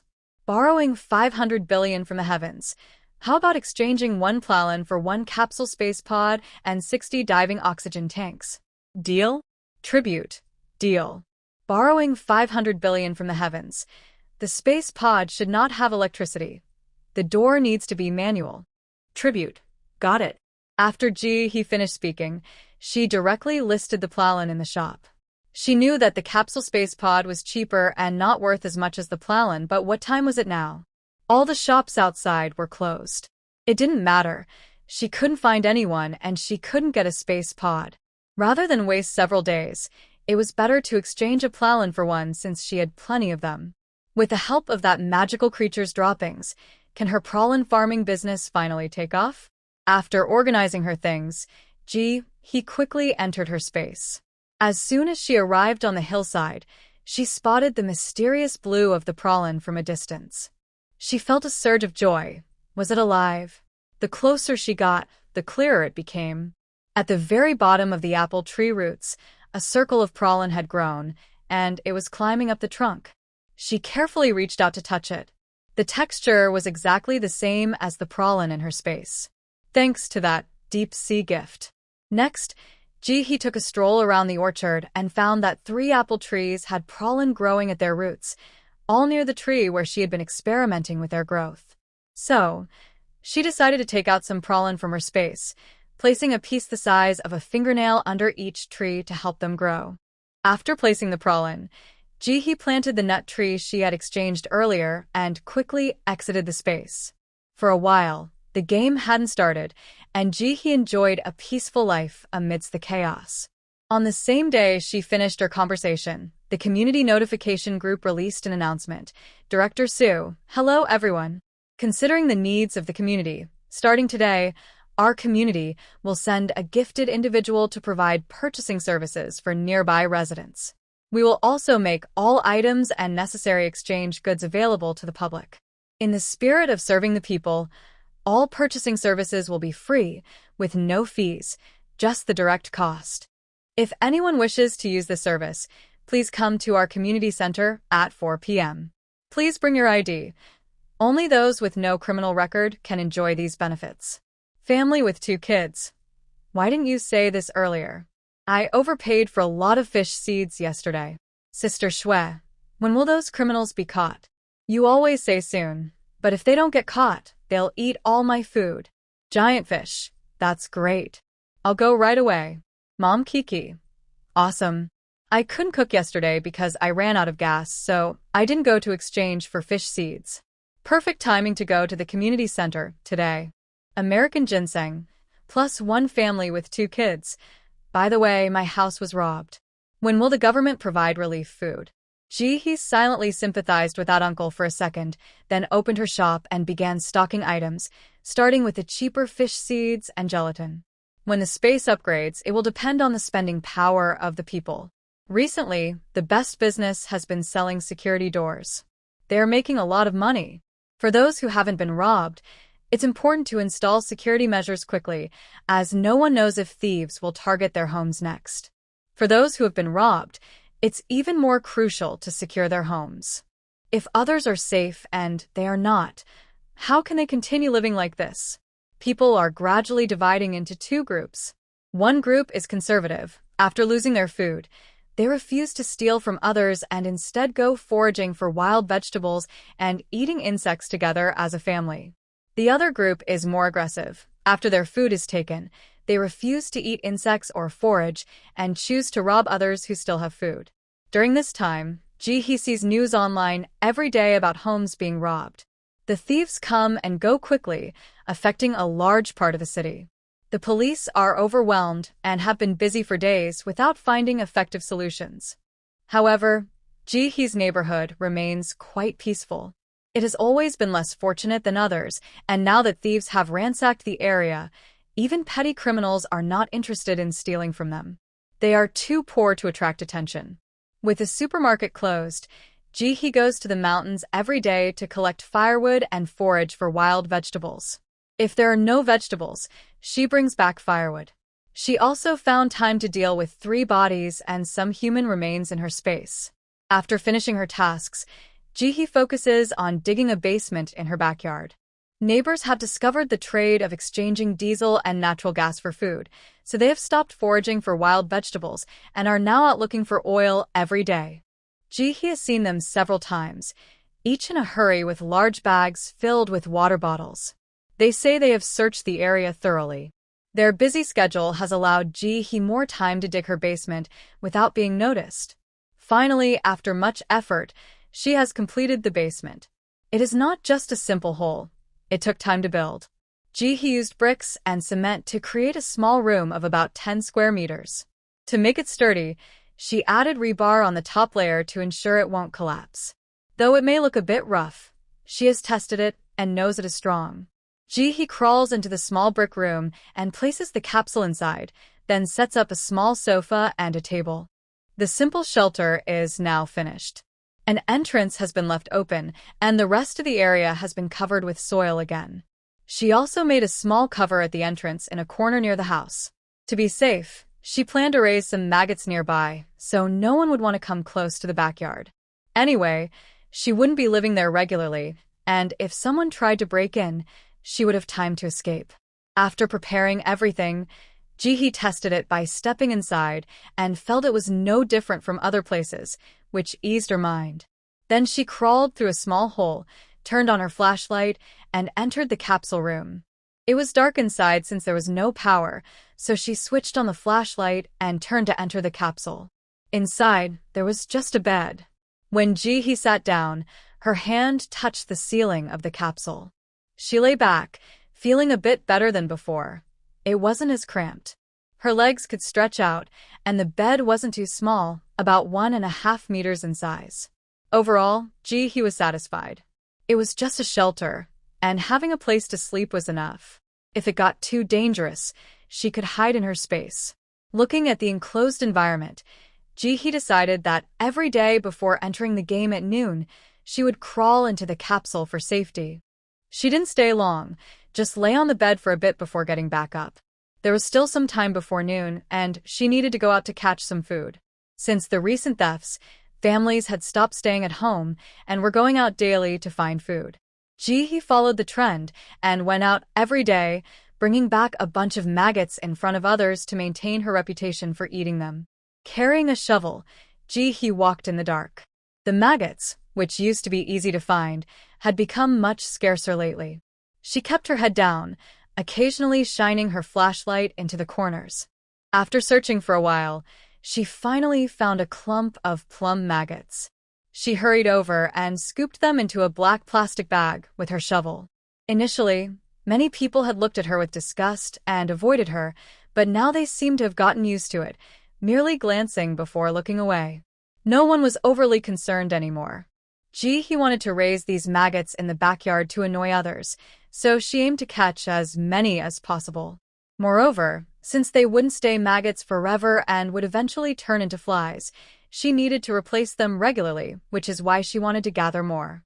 During this time, as people have been eating less, the streets are not as smelly as before, and the number of maggots has also decreased. However, due to the lack of water, more and more people have started to care less and have thrown food waste directly onto the streets, leading to many maggots on that waste. But Ji-hee doesn't want those maggots. They smell too bad. She claims to eat, but she can't just eat waste, right? That would be too uncivilized. As Ji-hee was walking, she suddenly noticed an older woman shoveling something with her head. When she shone her flashlight, she saw white, wriggling things on the definitely maggots. Ji-hee looked up and shared a knowing glance with the woman. She opened her mouth, about to say something, but the woman, feeling shy, smiled awkwardly at Ji-hee and quickly turned away, walking briskly while trying to put on a mask, as if she felt embarrassed about being caught shoveling maggots. Ji-hee thought, why is she embarrassed? It's not stealing or robbing. What's so shameful about it? It's not illegal. Ji-hee looked down for a bit longer, saw that there weren't many maggots, and decided not to search anymore. She took the few maggots she had collected back to her backyard, casually picked up some dry leaves along the way to throw into a plastic bag, and didn't think much of it. These would be fed to the chickens tomorrow. After eating a little something to fill her stomach, Ji-hee fully equipped herself and quietly hid in the space capsule. There were still 15 minutes until midnight. She opened her shop to check how well things were selling. Speaking of her shop, Ji-hee couldn't help but marvel at the purchasing power of people. It was quite astonishing. Where do they get all that diesel and natural gas? Recently, she mainly sold raw items like fish entrails, fish heads, mussels, clams, scallops, oysters, and lobsters. Anything she listed would sell. There was no issue with unsold goods. Even when she marked up the prices on lobsters, scallops, and oysters to cover taxes, they would still sell out instantly.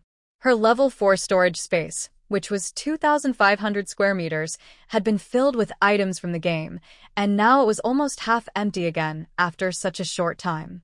Even clams were not selling well. After selling out her stock, their growth rate couldn't keep up with how fast people were eating them, and they were almost gone. Now she could only sell about 10 a day. Any more than that was impossible. Currently, Ji-hee had listed in her shop. She temporarily set aside the troublesome items and stored them away. The 10 half-dead ones she was selling were huge, so she cut them into smaller pieces to sell. Otherwise, the price would be shockingly high. In the shop, only 3 portions of crab had sold, while the rest remained unsold. She took the 3 portions of diesel and stored them, then listed 3 portions of crab before closing the shop in her face. In the quiet darkness, she waited for the game to start. Each time she exited the game, she would disappear for an hour, and she always felt uneasy about it. What if someone was waiting in the house? As soon as she came out of the game, she could be taken away. That's how the police caught criminals last time. But this basement was different. She had dug it out in the backyard, making it much safer than the house.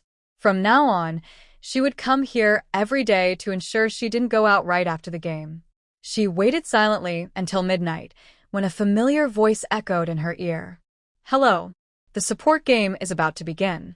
Please prepare yourself. 3, 2, 1.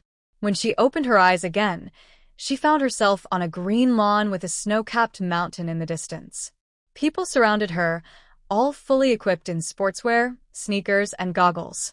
After several games, players had learned the rules and no longer appeared in pajamas or nightgowns. This time, she wore all black: a black tracksuit, a black hood, a black hat, and sunglasses, looking like a character from a thriller.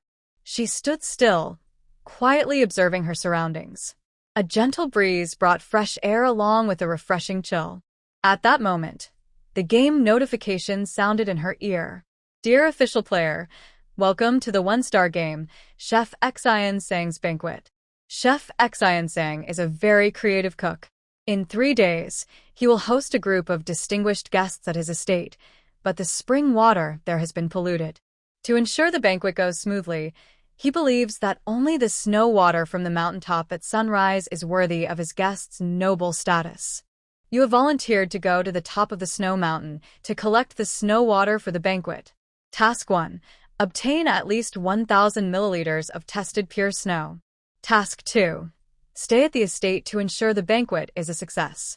As the system's notification sound ended, a white box suddenly appeared in Ji-hee's hands. She tentatively slung the box over her shoulder, and the white strap automatically adjusted to fit her perfectly. Ji-hee. How thoughtful. She adjusted it again, moving the white box from her back to the front. Although she wasn't sure about the box's quality, it was better to keep a close eye on it to prevent any malicious damage. Just as she secured the box, a cool breeze swept by, reminding Ji-hee of the challenges of this game. Climbing a snowy mountain in sportswear? Exciting! People with money really don't know how to show off. The first drop of snowmelt on a snowy peak? Ugh. Evil rich people. I'm going to compete with you. Who wears short sleeves to climb a snowy mountain? I just vowed to work hard in the game to earn extra money, and now I'm thrown onto a snowy mountain? What is this? This is crazy. The lives of talented people matter too. Last time I got stabbed by a bug. The time before that, a dog bit my backside. And now I have to climb a snowy mountain?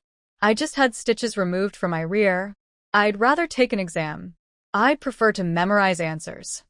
Good news. There's plenty of snow melt. You can drink your fill. Bad news. It's just snow. God. Save me. As the system notification ended, the previously quiet crowd quickly became noisy. People were speaking in different languages, but somehow he understood what they were saying. This was another magical aspect of the game. Having experienced previous rounds, people began to look for teammates, and he noticed 3 familiar faces gathering together ahead. After thinking for a moment, she decided not to team up with anyone and chose to go solo. There was no choice. Neither her space nor her abilities were suitable for showing off in front of others. Moreover, trust was an issue. Everyone was cautious, and even if they formed a team, it might not be safer. Resolute, he navigated through the crowded area and quickly moved toward the snowy mountain. Many others were also lone wolves like her. They exchanged glances, instinctively avoiding eye contact, maintaining a safe distance, and no one made an effort to start a conversation. Even as she moved forward, he kept a bit of attention on what was happening behind her. Hey. Give me your clothes. Hey. You coward. Let me smash your head. Give me back my clothes. The voice was loud, especially mixed with a woman's sharp, piercing scream. Even from a distance, he could hear it clearly. She couldn't help but feel a chill and instinctively looked back, only to see the first wave of struggle erupting in the crowd. Several men were fighting over someone else's clothes, while others were resisting. This mission was to climb a snow mountain, and most of them were only wearing sportswear. After all, coming from an environment of 50 degrees Celsius, wearing sportswear was a natural choice. It would make sense to just throw on a thick coat, right? Sportswear was barely suitable in warm conditions, but in freezing temperatures, it could leave someone very cold. Some people with bad intentions immediately thought to take from others. So what if the clothes were thin? Just wear more layers. He glanced at the scene and quickly turned away, running fast toward the distant forest. Although her build was very different from those men, and even if they took the clothes, they wouldn't fit. What if? It was better to get into the forest quickly. Many others were moving like her, speeding up to run toward the forest. Although it was called a snow mountain, it wasn't just a simple snow mountain. From a distance, a tall mountain was divided into 2 parts. Below was a dense blue-green forest, and above, all the way to the peak, was a white world of ice and snow. The closer he got to the snow mountain, the denser the forest became. Even the outermost trees looked to be over 10 meters tall. She quickened her pace, rushing into the forest. As soon as she entered, she noticed that the trees were mainly 2 colors, fluorescent blue and fluorescent green, growing in an interwoven manner, creating a somewhat magical atmosphere. The fluorescent blue looked oddly familiar to her. Her expression darkened as she pushed her suspicions down. This wasn't the time for testing. She increased her speed, twisting and turning, quickly disappearing from sight. Hey, wait. In a thicket of the snow mountain forest, he confirmed that no one was around and quietly let out a sigh of relief. The first danger of the game definitely came from others. The men couldn't wear her clothes, but women could. She didn't want to be caught and have her clothes taken. After relaxing a bit, he quickly used her ability on the nearby weeds. Soon, she gathered a pile of he. This ability was hit or miss. She was used to it. What a troublesome thing. After thinking for a moment, she turned around and quietly moved to the edge of the weeds.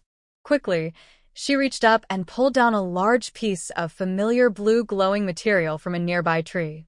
Sure enough, her talent worked this time and quickly gave a response. Plalan he was overjoyed. This was no ordinary forest. This was a walking resource point. Even though Plalan had been successfully planted in her space, she wouldn't mind having more. She immediately conjured a shovel and quickly began to dig up all the Plalan from the tree in front of her. In less than a minute, she had cleared it all away.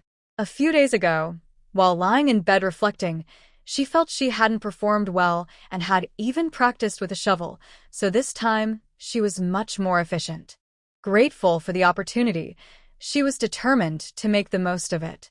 She would fill in the gaps from the plowland she had sold before. She also needed to refill her recently emptied storage space. Although she had ideas in her mind, Ji-hee didn't rush to act. She wanted to observe a bit longer. She felt that this task couldn't be as simple as just climbing a mountain. That would be too easy. He wasn't bragging. After several rounds of the game, the bodies of those with talent had subtly improved. Not to mention the physically strong individuals. Even someone like her with a supportive talent had much better physical abilities than when she first entered the game. She remembered struggling to run 100 meters at first, but now she could easily run 1,000 meters.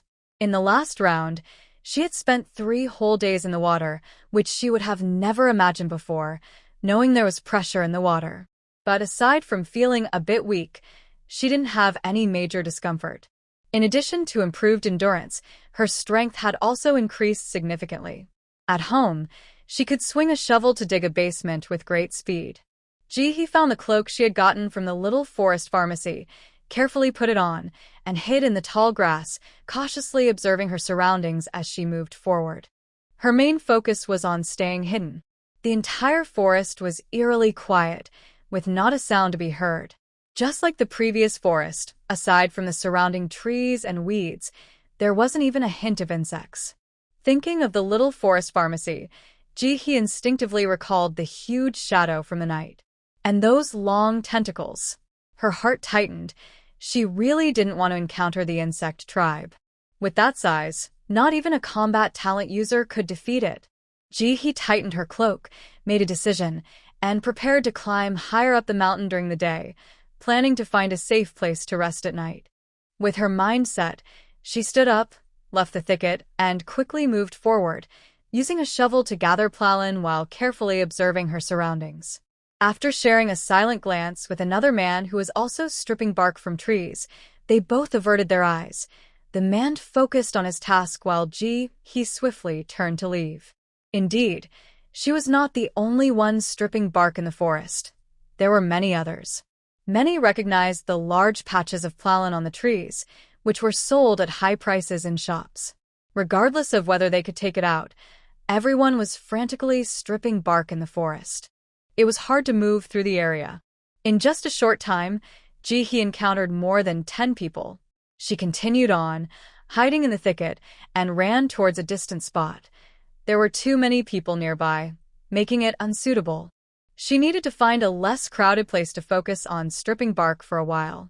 After cleaning several trees, Ji-hee exhaled, wiped the sweat from her forehead, and instinctively used her ability on a large tree. Previously, her abilities had not reacted to the surrounding trees, so she thought this time would be the same. To her surprise, her ability responded quickly. Noni tree, a companion tree of the segment worm tribe and their favorite. Note: the segment worm tribe has beautiful exteriors, strong combat abilities, and fragile hearts. They are herbivores and one of the peaceful insect tribes. Note: pacifism makes them immune to harmful substances. Ji-hee felt a sudden rush of energy. A heavy weight lifted from her heart, bringing an indescribable sense of relief. Segment worms? She knew the game wouldn't just have them climbing mountains. It was clear there were plenty of insects in this forest. She just didn't know why they hadn't appeared yet. Ji-hee didn't believe it was due to kindness. As for the strong combat abilities and love for peace, what did that mean? How could they be strong yet love peace? Were they like the herds of buffalo on the African savanna? While her mind raced, Ji-hee's hands kept moving, quickly gathering pollen. This feeling of collecting in large amounts was much better than slowly planting in her space. Of course, she didn't forget that her immediate goal was to reach the mountaintop as soon as possible and complete her task. As for the segment worms, she had no good plan for now, and could only take it one step at a time. Ji-hee carefully walked forward with a shovel, clearing away everything in her path. When she passed by a glowing green tree again, she curiously reached out and pulled at the glowing bark. In this forest, blue and green glowing trees were mixed, about a 55-45 split. Ji-hee had previously used her ability on the green bark and only received a question mark. This time, she wanted to see if pulling the bark off would yield a reaction. It wouldn't budge? So sturdy? At first, she didn't think much of it, but the more she tried to pull it off, the more determined she became. With a rebellious spirit, she used her shovel to dig out a large piece of bark. This time, her ability quickly responded. Tangela, a long-term solidified product of the sticky liquid from the segment bug, ground into powder and brewed. It is very filling. One of the raw materials for making nutritional supplements. Note: what does it taste like? Even stray dogs won't eat it. It only has the advantage of being filling. He widened her eyes in surprise. What? A raw material for nutritional supplements that is very filling? This is a food that can really satisfy hunger. What a great find. She looked around. The forest was filled with both Plowin and Tangela, densely packed. It was easy to gather. This wasn't just a forest, it was her happy home. In that moment, he suddenly understood the true purpose of this quest. It was definitely a test. A test of her willpower, to see if she could resist temptation. And she might not be able to withstand the test. The next second, he transformed into a peeling frenzy, swinging her shovel and quickly stripping the bark from every tree she reached. Of course, she hadn't completely lost her mind. She only peeled the bark from the reachable lower parts of the trees, avoiding the higher ones. No way. Those trees were terrifyingly tall. She couldn't even see the tops. They were much taller than several stories. If she wanted to peel from top to bottom, that was just a dream. Even if she had 8 hands, it wouldn't be enough. She wouldn't need to complete this task. She could just be eliminated after peeling bark for 3 days. While he happily peeled bark, the fastest group of people had already encountered the army of segment bugs. Suddenly, terrified screams echoed through the forest. The fear in those voices made he's hand tremble, causing her shovel to slip and break a piece of bark in half. He quickly reached out with her left hand to catch the falling tree bark, finally letting out a sigh of relief. This was food, and if it fell to the ground, it would be a waste to wash it. After putting the bark away, she looked towards the direction of the terrified screams coming from the middle of the forest. At that moment, more human cries of fear echoed from that area. From a distance, she didn't know exactly what was happening over there. After hesitating for a moment, he decided to investigate. After all, being well prepared would help her succeed in the game. He waved her hand to put away the shovel, bent down, covered herself with grass, and quickly and silently ran towards the source of the sounds. As she passed through the grass, she remembered to pick some to tuck at her waist. She aimed to gather everything useful along the way. Despite her busy hands, he quickly reached the source of the noise. Instead of rushing in, she chose to climb a nearby tree and, using the dense branches for cover, observed with binoculars. What she saw made her frown. In the distance, a giant rainbow-colored creature resembling a centipede was chasing a group of people. Unlike a typical centipede, this one didn't look disgusting. It had large, watery eyes and 2 short antennae. It was rearing up, holding 3 pairs of massive pincers, pursuing the group while occasionally snapping its pincers in the air. The scene looked incredibly threatening, resembling a wild beast ready to attack. The people being chased were frantically jumping through the bushes, screaming in terror, even though they weren't being hit. Their cries were particularly tragic. Unfortunately, this only excited the creature behind them, which let out a wild screech. Hearing this sound, the people in front screamed even louder. It was as if they were caught in a cycle. The ones directly involved might have thought they were running fast, but from Jihee's perspective, it was clear that their few steps were nothing but a joke to the creature. The centipede-like creature, trailing behind them, didn't even need to move its legs much to keep up, making strange noises. With different leg lengths, their efforts were in vain. Remembering the previous introduction of the talent, Jihee realized that this rainbow-colored giant bug must be the one described as having a beautiful appearance, strong power, a fragile spirit, a love for vegetables, and a passion for peace. However, Jihee truly did not see how this creature had a fragile spirit or loved peace. looking at the giant bug with 3 pairs of powerful pincers, making strange keek-keek sounds while chasing people. Ji-hee couldn't help but twitch her mouth. It looked so strong, with a waist thick enough to fit 4 of her. Fragile spirit? What does that mean? Is it supposed to be like her gentle giant? And seriously, this bug is making such noise. It sounds very happy. If this is considered fragile, then what is she? Weak and helpless? She really couldn't imagine what fragile looked like. The more he thought about it, the more ridiculous it seemed. It felt like this talent was a bit off this time. Just then, 3 more giant bugs suddenly slid down from the trees in front of a few people who were desperately fleeing. They also made strange noises and raised their large pincers to join the chase. The few people, already terrified, let out screams even louder than before upon seeing this. He couldn't help but feel a pang of sympathy for them. What a fate! They hadn't even shaken off the one behind them, and now 3 more appeared in front. You run, it chases. There's no escape. One man at the front, running too fast, almost crashed into the bug because he couldn't stop in time. It was only because the bug quickly moved to the side that he avoided a collision. But he ended up tumbling and landing awkwardly. One man in the group seemed to reach his limit, shouted something, and in the next moment, he quickly gathered a fireball in his hands and threw it at the bug in front of him. The bug seemed stunned by the flames and did not retaliate. Instead, it quickly dodged to the side. This seemed to trigger something. The people who had only been running away decided to fight back.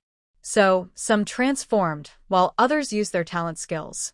The scene quickly changed from a desperate escape to a battle between talent users and prehistoric monsters. Even Ji-hee, watching from a distance, had her eyes light up. It really felt like a special effects movie. Or a live-action version. One person had completely transformed his arm into steel, instantly turning it from a human arm into a sharp sword. He turned around, jumped, and slashed at the chasing caterpillars. Another person waved his hands, launching several small fireballs in quick succession, like a fiery version of a pea shooter, shooting forward with a series of flame bursts. One woman stood still, her hands transformed into water streams, wrapping around a rainbow caterpillar in front of them, pulling hard. Their combined resistance truly caused some trouble for the caterpillars, making them hurriedly dodge and momentarily stop approaching the group. However, Ji-hee frowned at this scene. Something felt off. It really didn't seem right. Based on the talent descriptions and the caterpillar size along with their 3 pairs of large pincers, they didn't look weak at all. Most importantly, these creatures were dodging attacks instead of fighting back, as if they were protecting something. But what were they protecting? As Ji-hee observed with a furrowed brow, an unexpected change occurred. The caterpillar's constant dodging seemed to give the group courage, and instead of fleeing, they chose to confront the threat head-on. The man who had transformed his body for close combat bravely charged to the front, covering his teammates. He came face to face with a rainbow caterpillar. With all his strength, he jumped and fiercely clawed at the caterpillar's large eyes. Startled, the caterpillar instinctively raised its massive pincers to defend itself. Ji-hee held his breath, watching intently. In the next moment, 3 glaring white scratches suddenly appeared on the beautiful rainbow patterns of the pincers.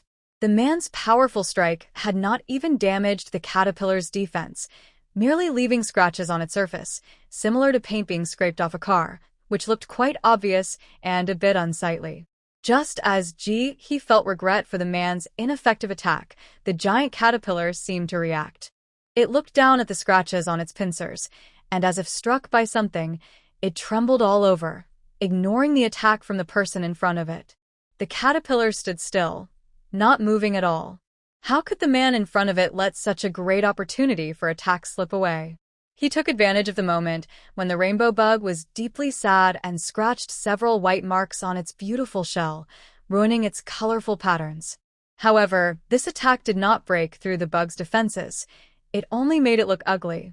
As the bug trembled more violently upon seeing its damaged patterns, a loud, sorrowful cry echoed throughout the forest. The nearby rainbow bugs, hearing this cry, did not hesitate for a second and vanished into the forest at an incredible speed, never to be seen again. He felt an uneasy premonition. At that moment, the rainbow bug seemed to break down emotionally, crying loudly as big tears streamed from its closed eyes and fell to the ground. Its 3 pairs of large pincers flailed wildly, creating a whooshing sound. The already large bug, in its reckless state, sent the man who had been attacking it flying several meters, crashing into a tree. This scene shocked Ji-hee, and even those who had seemed to have the upper hand were left stunned. The bug appeared to lose its mind, crying with its eyes closed while charging into the crowd. Even with its eyes shut, its attacks were remarkably precise. It first swung its tail wildly, knocking everyone who had resisted out of the way in an instant. Ji-hee barely saw its movement before everyone was sent flying. One man, the one who had scratched its shell, even spat blood after being stomped on. But that was not the end. The bug charged right into a group of people, crying loudly while swinging its pincers at them. Seeing this, the group quickly abandoned any thought of resting and scrambled to escape. However, the bug, which had previously moved slowly, was now incredibly fast. Its pincers struck everyone who tried to stand, leaving them unable to get back up. The sound of its pincers hitting people was clear even from a distance, and he could only imagine how painful it was. He felt a pang of sympathy for his fellow creatures. Everything was fine, so why did you provoke it? Oh no, someone has a broken bone. One man was particularly targeted by the creature, and his right arm was twisted in an irregular shape, lying on the ground and crying out in pain. He felt pain just watching that scene. His arm was bent almost at a 90-degree angle with his upper arm. It must hurt a lot. Without a doctor, this person wouldn't survive this round of the game. Ji-hee shook her head, feeling sorry for him for a moment, but she had no intention of rushing out to help. No way. She never saw herself as a doctor. She wanted to be a damage dealer. When she saw a few people finally fall down and remain still, the creature was still not fully calmed down. It cried out loudly while furiously knocking down several trees around it, causing those who were watching from the trees to fall down. In an instant, the previously small-scale battle expanded dramatically. The creature, disregarding everything, vented its sadness among the crowd, wanting others to feel just as miserable. Under this display of power, the others appeared very weak and helpless. Soon, they all shared the same sorrow. There were indeed some humans wanting to resist, but the creature was terrifyingly strong. Their attacks felt like mere tickles to it. At most, they made its colorful skin look worse, driving it even more insane without causing any real harm. In game terms, they couldn't break its defenses. Instead, it became even more furious. Its attack power increased several times. One claw strike could create a pit over a meter deep in the ground. If that hit a person, very few could withstand it. Without comparison, there was no harm. Looking at it now, the creature that had been cackling earlier seemed to be playing with them, appearing unusually gentle. Ji-hee hid at a distance, watching as the crying creature knocked everyone around into submission. Finally, it regained some sense, sobbing while using its large claws to pick people up and carry them away. She put down her binoculars, leaned against a tree trunk, carefully hiding her figure, and wiped the sweat from her forehead. Her talent didn't deceive her. The creature was indeed powerful in battle. Facing 20 opponents and still holding its ground was quite impressive. If anyone could defeat it, he would definitely give them a thumbs up. But she certainly couldn't. She really couldn't win. As Ji-hee leaned against the tree, thinking about her next move, she suddenly heard a series of screams coming from the nearby forest. The faint sound of a creature crying echoed in the air. Ji-hee sighed. Why choose the hard way when there's an easier option? Does making them cry benefit you in any way? That big creature may look tough, but it's actually very fragile inside and can't handle any harm. Fighting it is definitely not an option. That path won't work at all. Ji-hee thought that even if she trained from birth, she might not be able to defeat that giant bug, especially with her current abilities. After thinking for a long time, she couldn't come up with a solution. Just then, she noticed two figures approaching in the distance, one of them particularly noticeable in the blue-green forest. Ji-hee peeked through the leaves to get a better look. She saw a girl in a light pink tracksuit being led by a man, walking slowly forward. They seemed relaxed, with the girl chattering away, holding the man's hand. Even from a distance, Ji-hee could see their closeness. The man was none other than Sun Chong, the one who had made a strong impression on her recently. Ji-hee raised an eyebrow and carefully hid herself deeper in the foliage. This man was a robber and had even killed before. How could they be together? Ji-hee watched as the man protected the girl, looking like they were good friends, and she sensed that they were definitely connected in some way. Her gaze deepened, and instead of rushing down, she quietly pulled out her submachine gun. 4 of them. She hadn't taken revenge before, not out of mercy, but because she was slightly weaker and didn't have the chance. Now, with the girl right under her feet, she had to take action. If she didn't deal with them now, she wouldn't be able to sleep at night. Ji-hee had never been a forgiving person. She just hadn't felt the need to hold on to grudges until now. The girl had repeatedly crossed her boundaries. As for Sun Chong, he was a robber who deserved to face justice. Ji-hee quickly put on her bulletproof vest, took out her binoculars to observe the two walking below, and feeling uneasy, she quietly retrieved a grenade and put on a gas mask. 1 grenade might not be enough, so Ji-hee took out 6 at once. No matter what your talent is, you're going down now. Ji-hee crouched down, carefully observing the direction and speed of the two people, silently calculating the best moment to throw. At the same time, she counted down in her mind. 3, 2, 1. Under the tree, Nian Nian was happily linked arm in arm with Sun Chong, feeling completely secure, as if she had the world in her hands.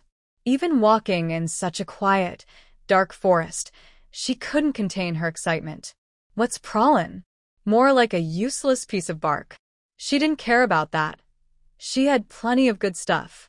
Her brother had a huge opportunity last round, doubling his abilities and bringing back many great items from the game.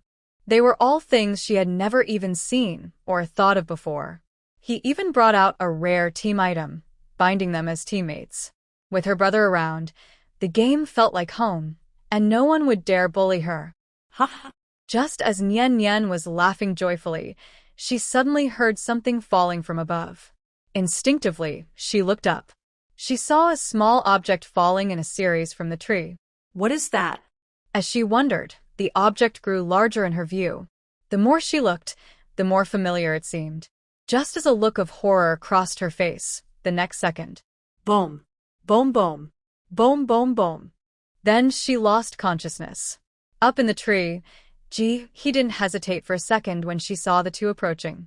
She quickly pulled the pin from a grenade and threw it down at them with force.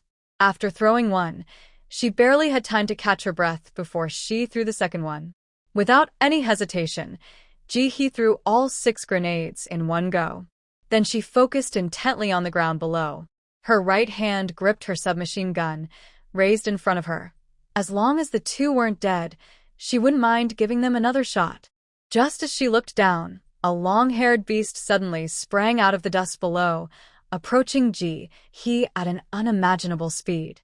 Its limbs had transformed into those of a wild animal, with red eyes and sharp fangs and claws glinting menacingly, fixed on Ji-hee in the tree. With all its strength, it jumped over 8 meters high. Its sharp teeth were just inches away from Ji-hee. Suddenly startled, Ji-hee's mind went blank, but her hand instinctively raised the submachine gun, aimed at the beast, and she pulled the trigger, emptying the magazine in an instant. She still felt unsafe. After her submachine gun ran out of bullets, she quickly took out a grenade, aimed at the direction where the monster fell from the tree, and started throwing them wildly. What is this? It's a werewolf. Isn't it too early for you to transform before the full moon? Does the moon know? Even those with physical mutation abilities can still look somewhat human, maybe a bit stronger or hairier. But that man from earlier? He showed no signs of being human at all. Even his head had completely turned into a monster. At that moment, she forgot about being careful and lost count of how many grenades she threw, fearing that if she missed one, she would meet her end. Sun Chong, who had just fallen from the tree, was cursing in his mind. Cursing the game. What bad luck. Just when he was about to rise and take charge of the game world, someone started throwing grenades at him while he was walking. And they threw several at once. He barely survived that, just as he was about to climb the tree. He had a submachine gun waiting for him. It was aimed right at his open mouth. That was his weakest point.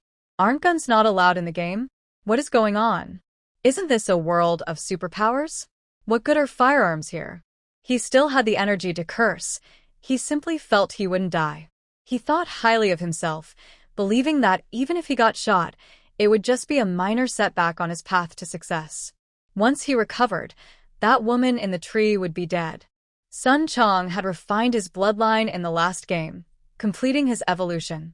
After transforming, his defense had increased several times, giving him some resistance to bullets, so he wouldn't lose the ability to fight back after being shot.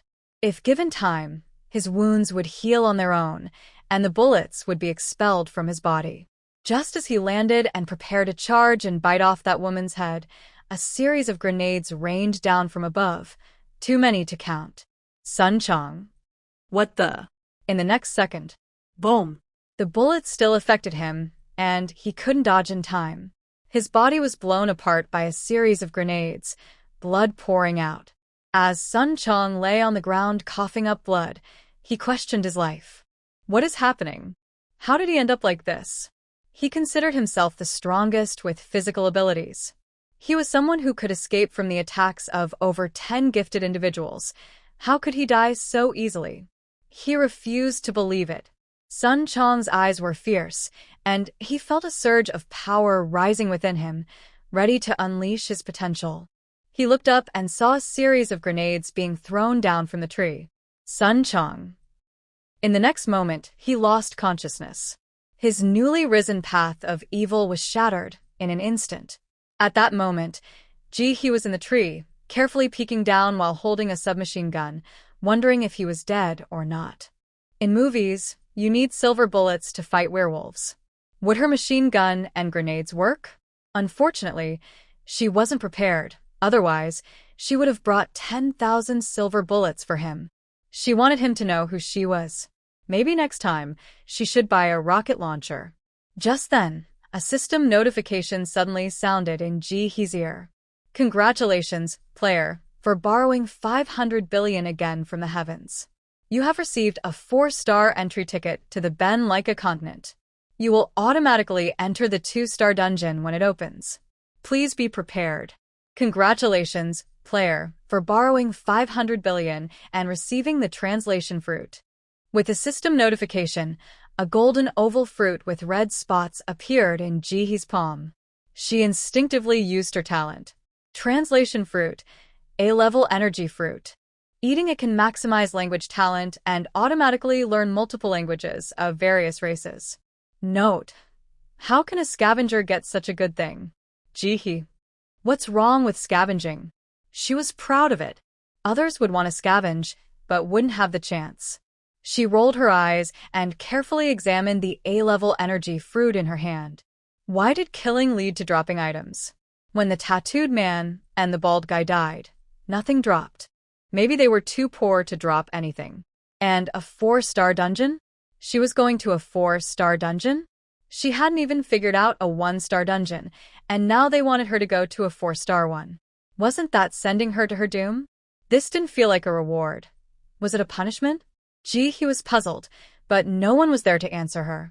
After the system finished speaking, it went silent. Knowing she was in a dungeon, Ji-hee quickly stuffed the fruit into her mouth. She chewed a few times and swallowed it down. Without hesitation, she chose to eat it instead of saving it. Good things should be enjoyed right away. She ate too quickly and didn't even taste it. After swallowing, she focused on how she felt. It seemed like eating the fruit didn't change anything at all. Unable to think of anything, Ji-hee was also afraid that the loud noise would attract the creature. She temporarily set that aside and quickly climbed down the tree. The scene below was quite grim. It looked like a murder scene, with many weeds and dirt blown away, accompanied by blood and pieces of flesh.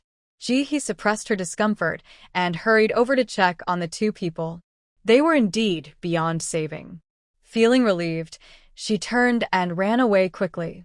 However, she hadn't gone far when a giant creature over 3 meters tall suddenly appeared in front of her, making a strange keek-keek sound. It waved its large pincers, continuously approaching Ji-hee with fierce eyes. Ji-hee. Strangely, she understood what the creature was saying. Ticket dodger. Where do you think you're going? I've caught you. Hurry up and come back to pay for your ticket. Ji-hee opened her mouth, wanting to ask about the ticket, but the sound that came out was also a keek-keek noise. Pay for the ticket? Of course. The creature shouted loudly, its voice filled with disdain for Ji-hee. You must buy a ticket to enter the Nolly Tree Forest. I can't stand people like you who dodge tickets. It's so rude. Come with me now. Ji-hee's eyes flickered, and she raised a friendly smile. It's all a misunderstanding. I was just about to pay for the ticket, but I got lost in the forest and couldn't find where to buy one. You're lying. The creature waved its pincers and made a keek-keek sound. Hurry up and come with me. Everyone must actively buy a ticket. It's the rule. For ticket dodgers, I'm going to punish you by making you plant 500 trees. As the creature spoke, it moved closer to Ji-hee, looking quite intimidating. However, Ji-hee sensed the meaning behind its words. Plant trees? Could paying for the ticket be related to planting trees? Just as Ji-hee was about to say something, a branch from the Nolly tree suddenly fell beside her. She glanced at the branch and remembered the description of the Nolly tree, which said it was the favorite of the creature's kind. She blinked and thought of using it to build a connection. She quickly picked up the fallen Nolly tree branch, held it up, and offered it to the creature. Here, don't be angry. I'm not a ticket dodger. Please don't say that about me. I'll go with you right now and we can buy a ticket together. Ticket dodger? She absolutely wouldn't admit to that. She just hadn't had the chance to buy a ticket yet. Unexpectedly, the bug that had been waving its large pincers and approaching suddenly froze in place like it had been struck by lightning when it saw the branch in Ji-hee's hand. It even took a few steps back. The strange sounds it had been making stopped immediately. Ji-hee looked at the scene before her, then at the branch she was holding. Her eyes sparkled, and her smile grew wider. She cautiously extended the branch forward and said, "This is for you." To her surprise, the bug that had been so bold just moments ago suddenly retreated 2 meters away, its big eyes filled with tears, with large droplets streaming down its cheeks. Ji-hee's smile remained unchanged. Although the bug's crying was different from its earlier loud wails, it looked like it was about to break apart from sadness. However, Ji-hee's smile only grew bigger as she said, "Why are you crying?" Her words seemed to startle the bug, which choked up and shouted, "I will never marry you. Absolutely not. You are too ugly. You don't match my taste at all. You even tried to sneak in. Just look at how thin you are. I can't imagine how miserable my life would be if I married you." Ji-hee. How was she ugly? If he kept saying that, she wouldn't be happy. Plus, she had said many times that she didn't sneak in.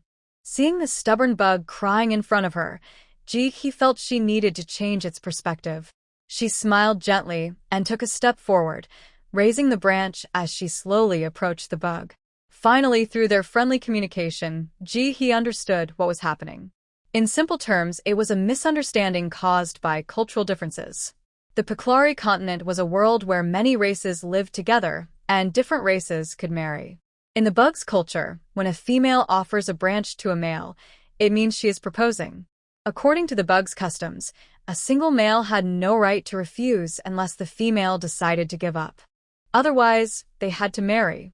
The reason this bug was crying so sadly was that it didn't want to marry Ji-hee.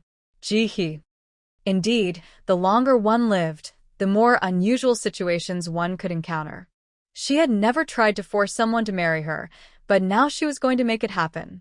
5 minutes later, Ji-hee was sitting on the bug's head as it carried her into the depths of the forest. With the forced marriage incident looming, the Jia bug dared not resist. He answered everything Ji-hee asked, hoping she would change her mind quickly and set him free, wishing she wouldn't marry him. At this moment, He finally understood that this game was not just a single task, it actually presented them with 3 tasks. There was one main task, to collect snow at the mountaintop. There were also 2 hidden tasks, to pass through the territories of the Jejebug tribe and the giant rabbit tribe. The first forest area was the territory of the Jejebug tribe. Anyone crossing their area had to voluntarily come to the center of the forest and help plant 200 trees as a ticket to pass. However, if someone tried to sneak through and was caught by the Jejebug tribe, they would be punished by having to plant 500 trees to get through. Moreover, the types of trees were different. Those who bought tickets only needed to plant seedlings, while those who sneaked in had to plant large trees. This game wasn't difficult. If you came and planted trees, you would be fine. But the problem was that humans and the Jejebugs couldn't communicate. Seeing such a large bug in front of them, making strange noises, how could anyone not want to run away or resist? Who knew if this bug wanted to eat them? But if they started to resist, the punishments would become more severe. First, the Jejebugs valued their colorful shells greatly. If they were injured, they would go on a rampage, attacking indiscriminately. People would have to survive their attack before thinking about anything else. Then, those who survived would be taken away to plant at least 1,000 large trees. Yes, for resistors it was not 500 trees, but 1,000. As for whether they would be released to go up the mountain or driven out of the forest after planting the trees, that depended on the mood of the Jejebug tribe. At this point, Jihi was going to the Jejebug tribe to do business and buy her ticket. There was no choice. Even if Jihi threatened to forcibly take a bug, she still had to buy the ticket. Otherwise, even if the Jejebug in front of her let her go, other Jejebugs would come to catch her. They might even send a married one. Then Jihi would be out of options. So she decided not to struggle and to buy the ticket willingly. Yes, buy a ticket, not a fine. This single Jejebug was very cooperative, agreeing to everything Jihi said, eager to send this woman out of the forest quickly. The Jejebug moved very fast, and soon took Jihi to a tree hole. As soon as Jihi entered the tree hollow, she was stunned. She thought it would be dark inside, but it was bright and very clean, with a faint pleasant scent. The tree hollow was adorned with many glowing crystals, each the size of a fist, sparkling on the tree walls. The light made the entire hollow appear a bit hazy. The colorful glow of the segmented worm reflected off the walls, making it look even more charming. Jihi looked at the rainbow segmented worm with amazement. The worm looked up and met Jihi's gaze, then suddenly shivered and quickly crawled out of the tree hollow, moving so fast it seemed like something was chasing it. Oh no, I'm so scared. I really don't want to get married. Jihi sighed. Thankfully, they couldn't understand each other, or she would definitely be linked to those wild rumors. She adjusted her mood and looked around. She had never seen such a magical scene before, and it felt quite new to her. As Jihi leaned in to observe the glowing stones on the tree wall, the previous segmented worm returned, followed by an even larger rainbow segmented worm. However, this one had a rough appearance, covered in white scratches and many dark burn marks. This worm was silent, looking very dejected, with tears continuously streaming down its face. Jihi could easily see how sad it was. After entering, it lay in the tree hollow, repeatedly wiping its tears with its pincers, sobbing as if it might faint. Jihi tried to ignore the awkwardness of the crying worm and asked, "Can you accept a treatment fee of 300 nutrient solutions?" Despite living in the forest and appearing poor, the segmented worm family was actually quite well off, producing nutrient solutions that were sold all over the continent. They were known for their abundant food supply. Wah. The large segmented worm seemed even more distressed upon hearing Jihi speak. It covered its head with its pincers, afraid to look at her, and sniffled. I can accept." Jihi nodded and asked, "Where are the nutrient solutions?" She wouldn't provide treatment without seeing them. The worm, who had been silent and wishing to be forgotten, had no choice but to speak up. It handed over something wrapped in large green leaves, saying, "The nutrient solutions are here. Take a look." After handing it over, it quickly pulled its pincers back, as if afraid Jihi would touch it. Ji-hee took the leaf-wrapped package, squatted down in the tree hollow, and quietly began to count. After a while, she nodded and stood up. Indeed, there were 300 nutrient solutions, no doubt about it. With a wave of her hand, she stored the items in her space and quickly approached the crying caterpillar, reaching out to treat its scratches. Yes, they were just scratches. Although the scars on the shell looked serious, they were actually very shallow wounds. Under her care, they were completely healed in less than 5 minutes. She hardly felt any drain on her abilities. Standing straight, she turned to the silent caterpillar beside her and said, "All right, let's hurry and send this one away and bring in the next." The caterpillar nodded eagerly. He was even more anxious than she was. They had agreed that if he brought her 30 clients, she would leave the forest. Now there were still 29 to go. As she watched the 2 caterpillars leave, she slowly sat down in the tree hollow, quietly waiting for the next client. From their previous conversations, she had learned quite a bit about the Paklari continent. Here, healers were not very common, but they weren't rare either, similar to doctors in her world. Every town could have hundreds of them, and the price of 300 nutrient solutions was the standard fee for treating a scratch. More serious injuries would, of course, cost more. As for space equipment, it was also quite common here, like cars in her world. Depending on the size and material, there were both expensive and affordable options.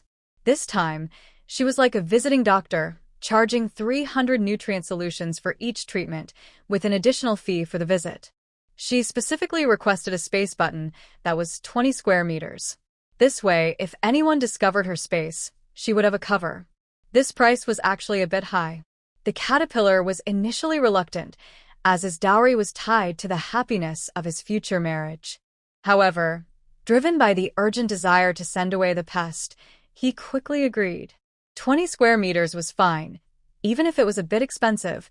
As long as this person left quickly, he accepted it. Oh, he shouldn't be so beautiful. After more than an hour, Ji-hee sent off the last patient, let out a sigh, stretched, turned around, and smiled at the anxious caterpillar, saying, "All right, now take me to buy the ticket." The tension in the caterpillar eased a bit upon hearing her words, and he cheerfully replied, "Okay, I'll take you right now." He spoke with great sincerity, fearing that Ji-hee might change her mind. He just wanted her to buy a ticket quickly and leave, hoping she wouldn't think about him anymore. They were not a good match. He liked plump people, and Ji-hee was small and thin, which he couldn't find attractive. The reason he was so anxious was purely due to a lack of information. In the Paklaria continent, no one would joke about marriage, as it meant a bond for life and death, and every race took it very seriously. He didn't even consider that Ji-hee might be using marriage as a threat. He thought she genuinely liked him, but he really didn't want to marry. He just wanted to send Ji-hee away quickly to help her forget about it. After he finished speaking, he didn't wait for Ji-hee to respond. He quickly lifted her onto his head and climbed out of the tree hole. His urgency was clear from the rushing wind around them. Ji-hee sat on top of him, gripping his shell tightly, her eyes unable to open against the strong wind. When he finally stopped, Ji-hee could see their surroundings clearly. They were in a large open space in the middle of a forest, with no trees around. Many colorful creatures were patrolling the area, occasionally raising their large pincers as a warning. In the center, Ji-hee's fellow villagers from her home planet were working hard, struggling to plant large trees, looking battered and bruised. When they saw Ji-hee being carried by the creature, countless eyes turned to her. Just as a man was about to approach and ask about her, one of the creatures swung its vine whip, striking the ground nearby and startling him. "Hey, you there? Stop slacking off. Get back to work and leave the Nolly Tree Forest as soon as you're done." The man glanced at Ji-hee and then at the fierce creature, ultimately deciding to obey. He lowered his head and picked up the tree again. He was quite strong and had resisted fiercely before, but he had been punished severely by the creature and was now being closely monitored as a troublemaker. If he slacked off, he would be whipped to keep him in line. Ji-hee noticed many people stealing glances at her, but it didn't matter. She didn't care. She wore a mask so they couldn't see her true face. She felt fearless. He ignored the various looks from others and calmly followed the rainbow bug to the area manager for registration. This was a very strong rainbow bug. Even though it was resting with its eyes closed on a tree, it gave off an intimidating presence. Father Bug. The rainbow bug that brought he spoke a lot, but the larger bug resting on the tree didn't even open its eyes. It simply handed over a small square object and continued to rest.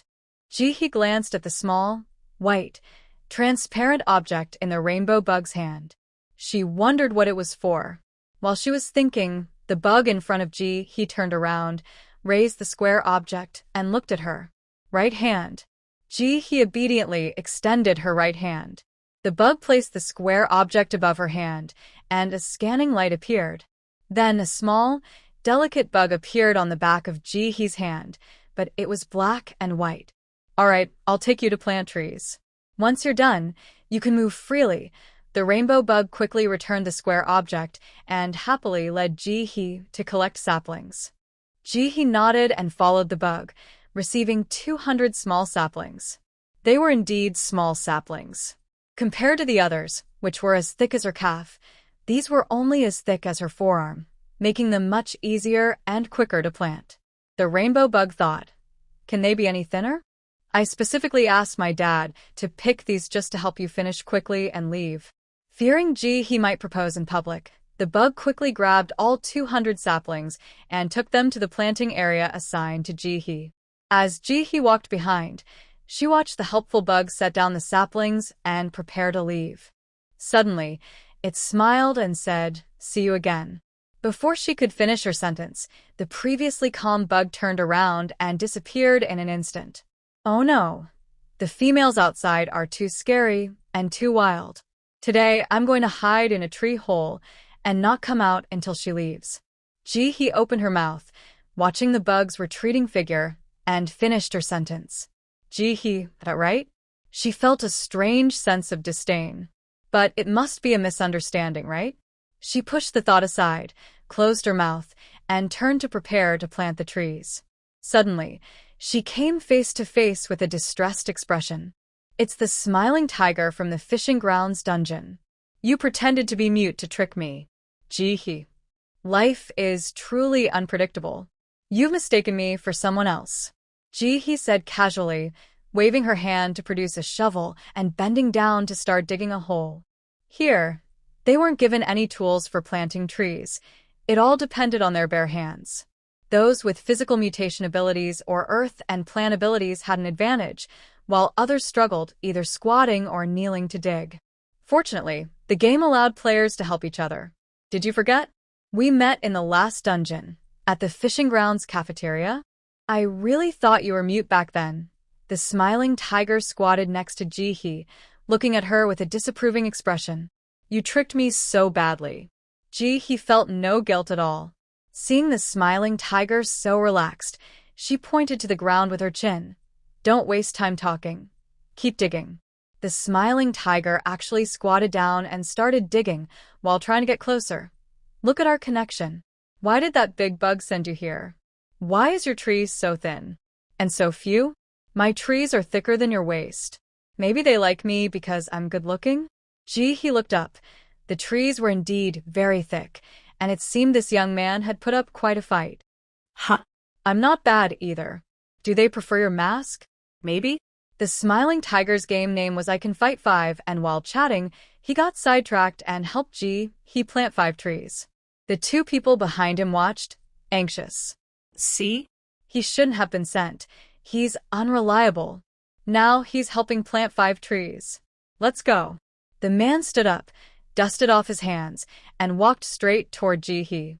While dealing with the smiling tiger, Jihe kept an eye on her surroundings. When she saw someone approaching, she wasn't surprised at all. Hello, would you like to exchange information? Let's hear it. As she spoke, Jihe finished planting another tree, stood up straight, resting the shovel on her shoulder, and looked directly at the man in front of her. He wore a black combat uniform and looked quite impressive. I want to trade information about a 2-star dungeon for specific details about the Snow Mountain task, the man said, looking intently at Jihe.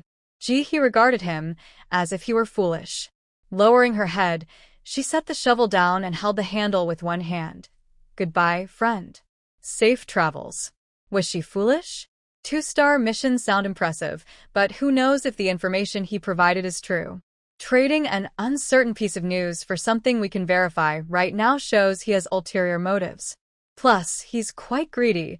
He wants to exchange for information about the Snow Mountain mission, not just planting trees. That's not just one mission, but 3. When Ji Jing saw Ji He's reaction, his smile froze for a moment. At that moment, I jumped in saying, "Boss, that's not fair." Boo-hoo. Just as I was about to continue, someone behind me covered my mouth with a hand.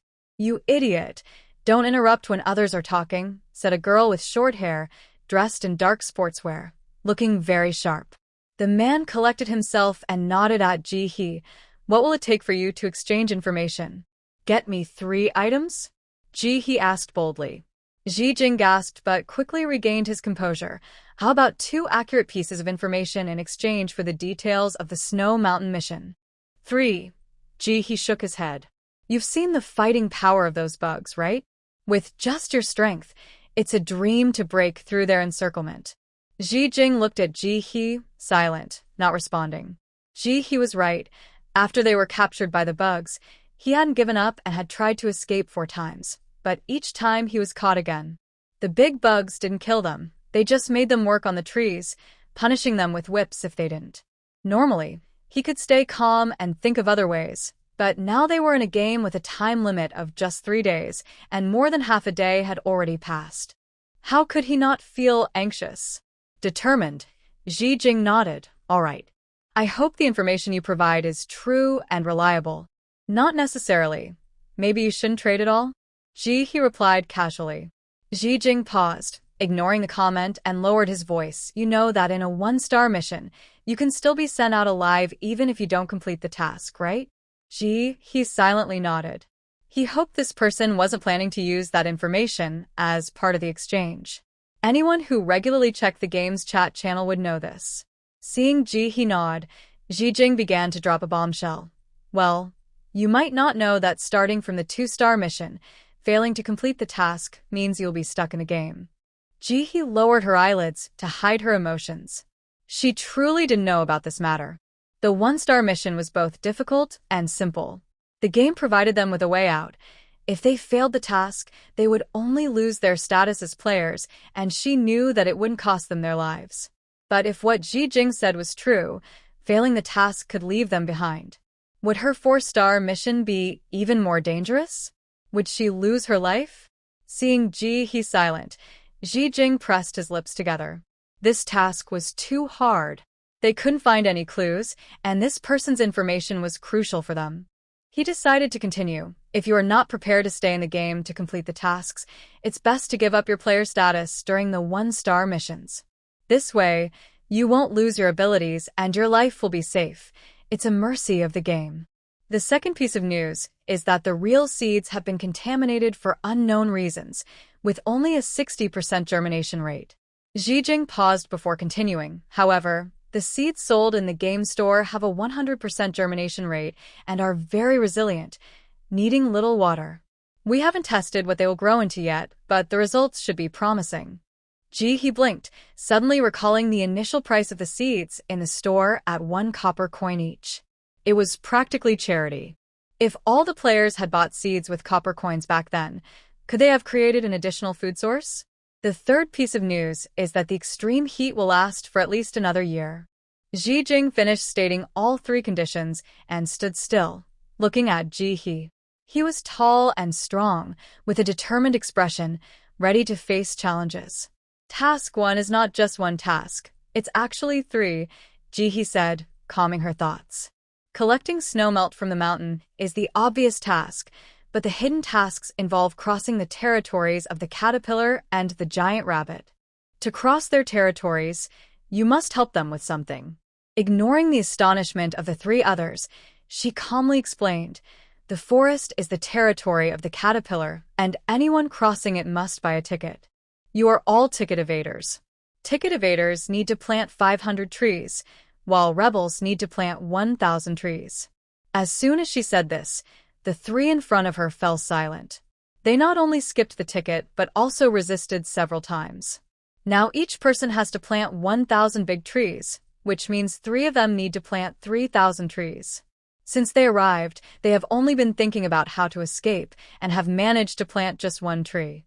Because they have tried to escape so many times, the trees they are planting now are much thicker than at the beginning, with each one being thicker than an adult's waist. Not us. What about you? One of the 5 suddenly reacted after hearing Ji-hee's words, realizing that she hadn't included herself in the statement. Me? I'm obviously different from you. I bought my ticket normally, Ji-hee said with a look of certainty. She is a law-abiding person, so her treatment is naturally different from these ticket dodgers. The 3 people across from her. Seeing their speechless expressions, Ji-hee smiled slightly. Are you speechless now? The real surprise is yet to come. She continued, the area above the middle layer of the snow mountain is the territory of the giant rabbits, and right now, the requirement to cross their territory is. Ji-hee paused for effect, then smirked, help the mother rabbits with childbirth and care for the newborns. After a moment, she added, of course, you might get lucky and find that no mother rabbits are giving birth, in which case your task will be to help the giant rabbits with their fur. If your skills aren't up to par, you might be left behind. The 3 people across from her. Thank you, but they didn't think this task was very appealing. Ji-hee, seeing their reaction, kindly refrained from mentioning that this forest is actually a scenic area on the Paklari continent, where the difficulty is practically 0 for the locals. It's comparable to their community park where they stroll on weekends. But for them, the number of people who have suffered injuries is countless. If 1 star is like this, what would 4 stars be like? Ji-jing took a deep breath, trying to clear his thoughts, and asked, how many rabbits do we need to help with childbirth? I don't know. Ji-hee raised an eyebrow. This person was quite observant, but the question was a bit beyond her knowledge. The bug tribe doesn't like to leave the nolly trees, and even though they are neighbors with the giant rabbits, they rarely go to the snow mountain. She only knew that many mother rabbits in their tribe were pregnant and due to give birth soon. Beyond that, she was unsure. Realizing he wouldn't get any more information, Ji-jing politely nodded to Ji-hee and quickly left. 3,000 big trees. If they don't hurry up and plant them, they really fear they won't complete the task. Ji-hee watched them leave in silence. She could feel the intense gazes of the people behind her, as if they were piercing her back. She lowered her head, her eyes flickering. Maybe she should shift their attention. Turning around, Ji-hee waved to the crowd staring at her. Hi. I need 19 people to help me plant trees, with each person planting 10 trees. The reward is how to navigate through this forest. After a pause, Ji-hee continued, remember to line up only the first 19. As soon as she finished speaking, several people rushed forward from the crowd. Ji-hee smiled at them. Come on. Now that she had delivered the message, it was time for her to leave. Meanwhile, after 3 people left, one of them quietly approached and whispered, Boss, do you think what she said is true? For a moment, he really hoped the news was false. He would rather face 5 opponents than assist with delivering a rabbit or grooming it. Yeah. The boss was very quick to act and had already transformed, squatting down to dig a hole. Hurry up and plant the trees. If we fail the task, I'll make you go on stage and read a self-criticism. One of the others replied. Ouch. The pressure of social embarrassment was too great. He finally shut his mouth and reached into his chest pocket, pulling out a large pack of compressed biscuits. Just as he was about to make a gesture, a hand suddenly reached out from the side, snatching the biscuits away and giving him a look. Are you serious? Use what? Use tree bark. Saying that, Hong Tango handed over a piece of glowing green tree bark, placing it in his hand while carefully putting the biscuits into his own pocket. This pack of biscuits was enough for the 3 of them for a day. There was no way he would let it be used so easily. His ability to face 5 opponents was material transformation, and he could only transform 3 times a day. Along with his talent, he could choose 3 items to bring in or out of the instance each time. Looking at the green tree bark in his palm, he said nothing, just shrugged, quickly formed a hand sign, and the bark vanished, replaced by a huge shovel in his hands. With a strong, he dug up soil that was about the same amount as what the boss had struggled to dig for a long time. He looked at the boss, who had a smug smile, making one want to hit him. Ha, still in the mood to laugh. Looks like you know how to deliver a rabbit now? Hong Tango remarked, looking at him with some exasperation. She was a water-type ability user and couldn't help much with this task. However, she wasn't idle either, kneeling on the side and continuously digging with her hands. When it comes to this situation, it's clear he's feeling down. He forcefully dug a deep hole and said, "How could I? I'd be better off hunting rabbits." After saying that, he suddenly perked up, his eyes shining brightly. "Hey, you can do it, right? Red sugar cake. Go bring the tree over," he said without looking up, focused on digging. "I can't do that. What gave you the idea that I can assist with childbirth?" Hey. Who would have thought that doing tasks would require an obstetrician? One person kept chatting while working. With a serious expression, he continued digging. "Hurry up and finish. Let's see if we can get a job with the Bug Clan and earn some money to take back. I can only think. Working. I can never escape the trap of work in this life." With many hands, they quickly finished planting Ji-hee's trees. Once they were done, they looked eagerly at Ji-hee, waiting for her to speak. Ji-hee made a calming gesture and raised her hand to signal the bug inspector to check if everything was in order. After receiving a positive answer, she nodded in satisfaction, seeming pleased that they hadn't slacked off. Soon after, the bug pattern on her hand changed from black and white to color. This meant she now had a ticket to the Noni tree forest. At this moment, Ji-hee felt relieved. She turned to the group and said, "It's actually quite simple.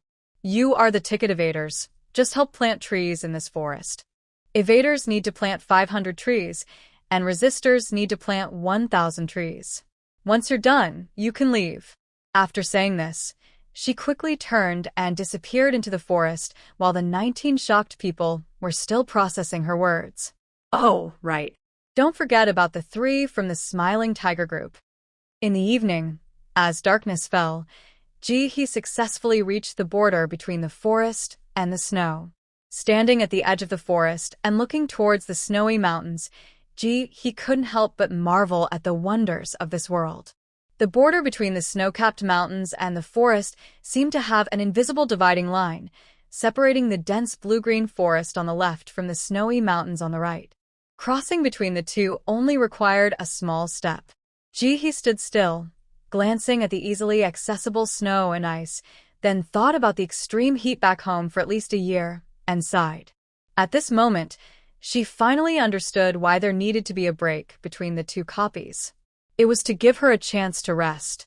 If there were no breaks, coming here every day would be exhausting. Thinking about it, Ji-hee couldn't help but smile. She appreciated this unexpected benefit. First, she quickly hid in a pile of weeds to put on her sweater and warm pants, then she hurriedly jumped into the snowdrift.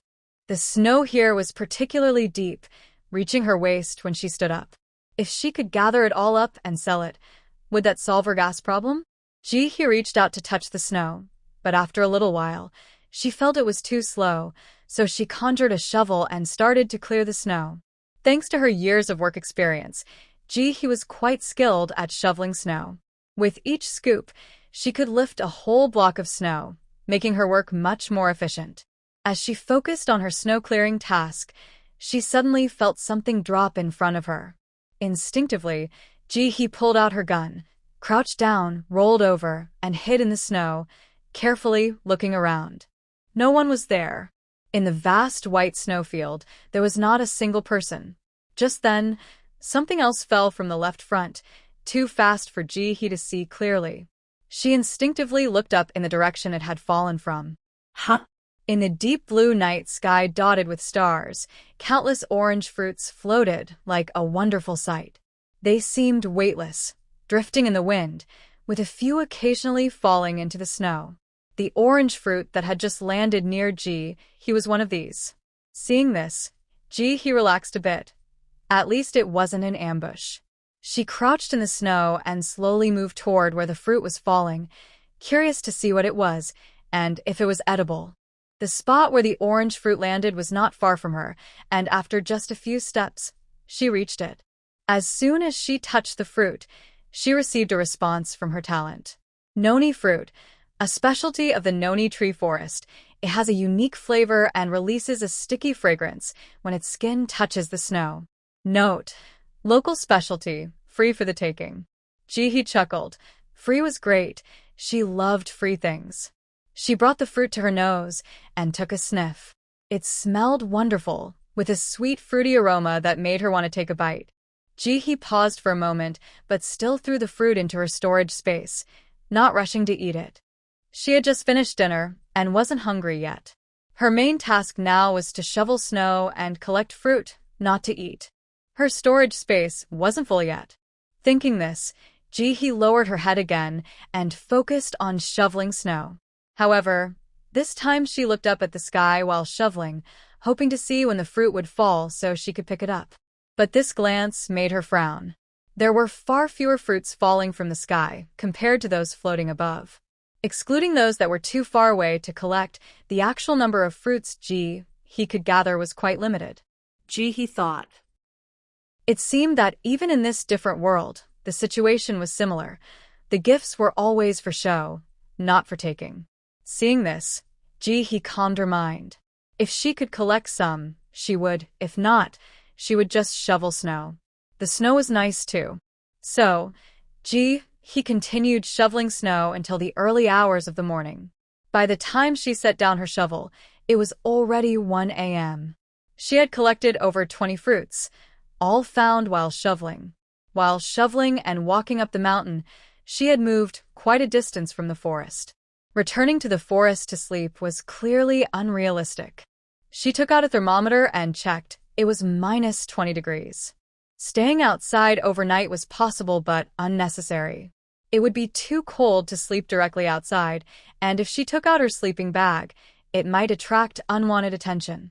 Without much hesitation, she decided to spend the night in her storage space.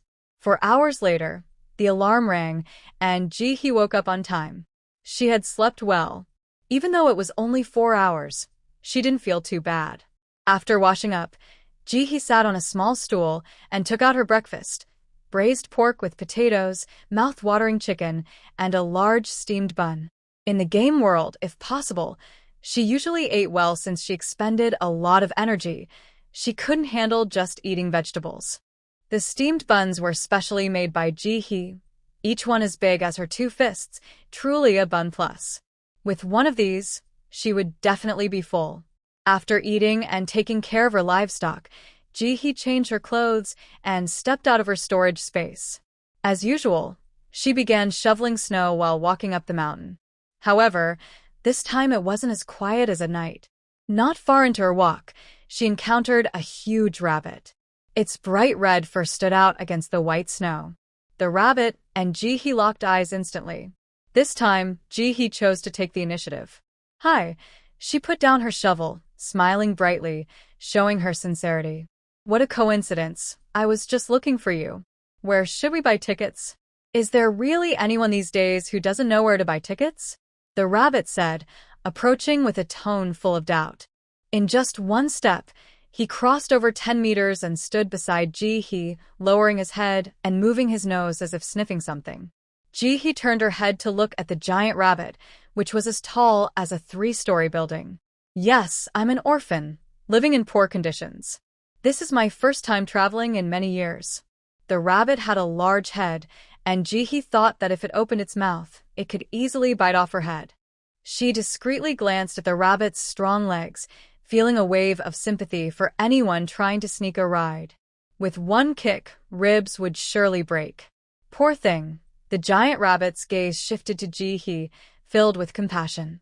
Its ability allowed it to easily tell if someone was speaking the truth, and at that moment, the little one before it was being honest. So, how do you survive? Haven't you applied for assistance? Jihi grinned proudly. I support myself by collecting scrap. She wasn't lying. She had indeed been living off collecting scrap recently. And she had proof of it. That's not right. The red-haired rabbit shook its head, clearly disapproving of Ji-hee's situation. Every young one is precious, and raising them is a duty of the Federation. Federation? Ji-hee's eyes flickered at the mention of the word. If they could call themselves a federation, there must be several countries or planets involved, right? If there are countries, then there must be a system of registration. What about them? Were they unregistered or? Youth? Ji-hee tilted her head, her eyes filled with questions. This rabbit had a passive ability similar to a lie detector. No one could lie in front of it, so when Ji-hee faced a question she didn't know how to answer, she could only use vague terms or ask questions. Yes. Where's your guardian? The monthly assistance should automatically be sent to your light brain. If the assistance hasn't arrived, you should contact your guardian, the red-haired rabbit said enthusiastically, responding to Ji-hee's every word. Unfortunately, Ji-hee had no light brain and no so-called guardian.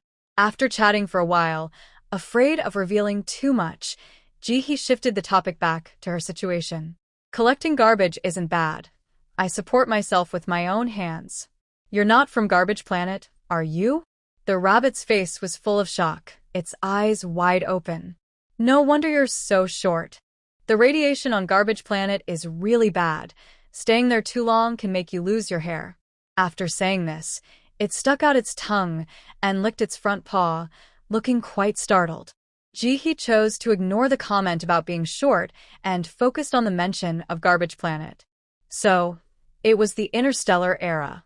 She smiled and didn't answer the question, changing the topic. I'm okay. At least I won't starve. Is there any work I can do? I can do a lot of things. What can you do? The red rabbit sat up, looking taller. After thinking for a moment, it decided to give Ji-hee a chance and find her an easier job. How strong is your mental power? Can you operate a mechanical body by yourself? Ji-hee. Mental power? Mechanical body? Sorry, she was just an outsider and didn't know anything. I can clean and collect trash, Ji-hee said, patting the badge on her chest. I have a certificate, so you can trust me. Seeing the badge in front of Ji-hee, the red rabbit relaxed a lot and thought for a moment. Then come with me. So, Ji-hee followed the red rabbit, carrying a shovel as they ran to their home. They really were running. The rabbit jumped several meters ahead, and Ji-hee had to sprint to keep up. While running, she didn't forget to use the shovel to gather snow into her space. The rabbit noticed Ji-hee's actions and stopped. After thinking for a moment, a strong wind suddenly blew up behind them, swirling countless snowflakes into a giant snowball. She controlled the snowball to come in front of Ji-hee. Collect this. Although the snow isn't very useful, it tastes sweet, and sometimes I like to lick it. I really don't know how to thank you. You're the cutest giant rabbit I've ever met, Ji-hee said, taking the snowball and showering the rabbit with compliments to boost its spirits. By the time they reached the territory of the giant rabbit clan, the red giant rabbit had already become good friends with Ji-hee. Excitedly, she invited Ji-hee, "Come to my house. My sister is having a baby today, and if you help her watch the kids, I'll give you a ticket." With that, she turned and hopped into a white snow cave. Ji-hee eagerly followed behind the rabbit. She had worked hard to build a good rapport and didn't want to let this opportunity slip away. The snow cave was quite large, and once inside, Ji-hee discovered a whole new world. Inside, there were no signs of snow at all. Everything was made of metal, and the ground was covered with red grass mats, looking very clean. As soon as Ji-hee walked in, she was stopped at the door. Then, she felt a sensation of floating as she was lifted 10 centimeters off the ground. The next moment, a wave of mist hit her, soaking her clothes, followed by a warm breeze that blew all around her. After a moment, she was set down.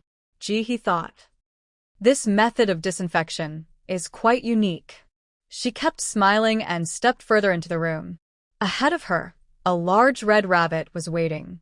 "My sister has just given birth," the big rabbit said, lifting its right foot. "You just need to wipe the little rabbits with a towel, and after you're done, I'll give you a ticket. Oh, by the way, my sister mentioned that we need to take out some trash. If you don't mind, would you like to check the basement?" The red rabbit seemed a bit shy when saying this and quickly added, "If you take the trash away, I'll give you extra pay. How about 120 nutrient packs?" 120 nutrient packs is the standard price for hiring someone to work, but if someone prefers, they could also let the household robot do it. However, an extra fee for trash disposal would be required. "Sure," he replied with a smile, taking the towel the robot handed her and carefully approaching the little rabbits on the soft couch. There were 5 snow-white rabbits, similar in size to the adult rabbits from her hometown, but they looked quite small compared to the large red rabbit. They were lying with their eyes closed, moving restlessly as he got closer. He gently reached out, carefully holding one of the rabbits, and used the warm towel to wipe them all down. While she worked, the large red rabbit and the round robot stood behind her. As soon as she finished wiping the last little rabbit, the round robot reached out, took the rabbit, and placed it inside its belly. This happened with all 5 of them. To avoid showing her ignorance, he didn't ask questions and naturally handed the towel to the waiting robot after she was done. "Extend your left hand," the large red rabbit said, pleased with Jihee's actions, and stamped a red rabbit symbol on her left hand. It recognized her as careful, noting that she had wiped them down so thoroughly, while they usually just used their abilities to them dry. "Come on, follow me. I'll take you to the basement," said the red giant rabbit, turning and hopping towards the inner part of the room. Jihee silently followed the giant rabbit, glancing around the environment with her peripheral vision. The silver walls were decorated with a white stripe in the middle, and every few steps, there were abstract red patterns. Although it felt a bit strange, it was definitely not ugly. "All right, I won't go down with you. You can go," the red giant rabbit said, standing at the end of the corridor and touching the wall with its fluffy paw. In the next moment, a hole gradually appeared in the wall, revealing warm light from within. The red giant rabbit turned its body and waved its paw, signaling Jihee to go inside. "Everything in there is stuff my sister bought from the stars. She doesn't want them anymore, so you can take care of it." Jihee smiled subtly, "Okay." With that, she stepped into the hole. The door slowly closed behind her, and in the next moment, colorful lights flickered around, slowly disappearing along the right wall. He turned to look. It was a very messy room, with items piled from the floor to the ceiling. He stepped in. The narrow room barely allowed her to turn around, and her face was right in front of a package of red woven bags, leaving her unable to move forward. The door behind her closed silently. Jihee stood still, looking around. Wow, this red rabbit's sister spent a lot. Just look at all this stuff. It's hard to count. Jihee casually picked up a green bag nearby, opened it, and found it was filled with green hay. She reached out to touch it, but there was no reaction from her abilities. She would check later to see if the rabbit would eat it. Jihee tossed the hay into her space, and then looked at the next package. This package was stacked to one side, taking up a lot of space, and Jihee felt around to touch what was inside. Soon, she reached in and felt something smooth. It had a nice texture. She tiptoed to take a look. It was a type of white fabric that reflected light under the illumination. High-temperature resistant fabric can withstand temperatures of up to 50 degrees, once very popular and loved by countless travelers. Note: unfortunately, that was in the past. It has long been outdated. That's great. Jihee liked it. This was definitely a treasure, far more valuable than food. Jihee held the bag tightly and directly stored it in her space. The room instantly cleared a large area, showing that this fabric had been bought in large quantities by the rabbit's sister. Then Jihee opened the third large bag, which was also quite big. She pulled with a lot of strength, and when she opened it, she found it filled with colorful small balls. Each one was about the size of a ping-pong ball. Sunscreen spray. Highly effective. One ball can protect you from hot weather. Note: it expires in a month, not recommended for use. If it's not expired, it's still good. Take it all. Take it all. Jihee opened the fourth bag, which contained the same heat-resistant fabric, but in bright red. She quickly stored it away. The fifth bag held many nutrient sticks. Jihee casually touched them and found at least 1,000, in various colors. She picked up a green one. Nutrient stick, a great invention. One is enough to provide energy for a day. Note: floral-flavored nutrient stick, a favorite among certain species, expires in a month, not recommended for consumption. Take it all, take it all. She wouldn't mind the canned fish that expires in 15 days, so why would she dislike these nutrient sticks? They are great items. One can keep someone full for a day and save many lives. Next, Ji-hee frantically filled her space with items from the storage room. At first, she was curious and took a look, since she had never seen interstellar items before. But soon, feeling a bit anxious, she stopped looking and just grabbed things to store them. This rabbit sister loved to buy in bulk. She saw over 40 colors of heat-resistant fabric piled up into a huge stack, all brand new. Deep green, light green, bright red, pink, and so on. They could form a mountain when stacked together. At first, Ji-hee was very excited, but after seeing so many, she became calm. The reason treasures are valuable is that they are rare. After Ji-hee emptied the storage room, she was sweating from exhaustion. It was only then that she noticed the full view of the room, which was about 500 to 600 square meters. Suddenly, she heard a mechanical voice from above. "Housekeeping assistant, please come upstairs." Ji-hee. What housekeeping assistant? She is a resource recycling and reuse specialist. Though she thought this, she didn't stop moving and quickly walked to the door she had just come from. The wall there had opened, waiting for Ji-hee to enter. Another burst of colorful light revealed an opening, and a giant red rabbit was waiting there. Seeing Ji-hee, he exclaimed, "I didn't expect you to look slim, but be quite capable. Transmitting all this waste must take a lot of mental energy, right?" "Not too bad, not too bad." Ji-hee wiped the sweat from her forehead, pretending to be humble. The talent of the giant rabbit race is the ability to tell if someone is speaking the truth. So, when Ji-hee encounters a topic she doesn't want to discuss, she chooses to be vague. This isn't really lying, as language can be quite profound. The giant rabbit in front of her doesn't mind and keeps chatting, saying, "With your efficiency, you must usually be an A-level employee. It seems I underpaid you. Later, I'll give you an extra giant melon. I'll also give you a 10-star review. Your work deserves it." A good review? It turns out she has a company too? Thank you so much. If you're satisfied, feel free to reach out to me again next time. Ji-hee casually promotes herself. Absolutely satisfied. The last C-level employee we hired took half the afternoon just to handle that pile of trash. The giant rabbit walks Ji-hee to the door, then takes out a silver square card and scans it against the badge on Ji-hee's chest. The badge emits a series of mechanical sounds. "Thank you for your tip and for the 10-star review. Wishing you a successful journey." The red giant rabbit casually nods, waves to take back the square card, and then pulls out a bag of nutrients and a large green melon about a meter tall. "Thank you for your service today. Enjoy your time." "Thank you." Ji-hee nods subtly, waves to collect the melon and nutrients from the ground, and then waves goodbye to the giant rabbit. She turns and steps into the snow, walking further away. By evening, Ji-hee successfully reaches the top of the snowy mountain. She spent the entire day wandering on the mountain, collecting snow while hoping to find something else to take. Unfortunately, there was nothing here. Just snow and more snow. Even if Ji-hee collected all the snow, revealing the red ground, there wasn't a single plant in sight. After trying a few times, she gave up.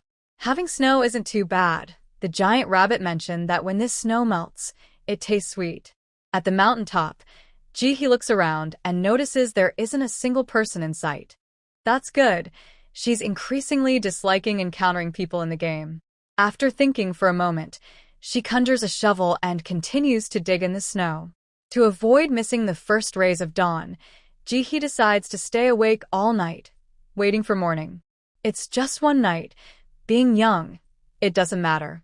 While Ji-hee collects snow through the night, others at the base of the mountain are also staying up late to climb. With the experience from previous tasks and sharing from others, players have learned that they need to actively seek work in the game dungeons to earn more rewards. Basic tasks are expected, but only extra work can yield additional benefits. So, in the past couple of days, they have been busy completing tasks.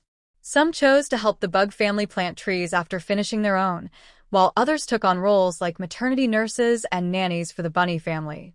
Everyone, tempted by silver coins, showed great enthusiasm for their work, even though personal abilities were limited. Despite similar levels of enthusiasm, the rewards varied. Some received nutrient solutions, while others got a piece of noni tree bark. No one left empty-handed. They were racing against the clock to complete their tasks, running up the mountain. He was shoveling snow while happily picking noni fruits when she suddenly heard a sound from afar. She turned her head and saw a group of dark figures approaching from below. The fastest among them was a mutant with long white fur, running swiftly on all fours, covering over 2 meters with each leap. He quickly looked away, lifted her foot, and turned to leave. Watching the commotion wasn't worth the effort of collecting snow. There were still several hours until dawn, and she couldn't waste any time. As the sun rose, the first rays of dawn illuminated the land. The scenery became exceptionally vibrant, with the white snow reflecting a rainbow of colors, looking dazzling.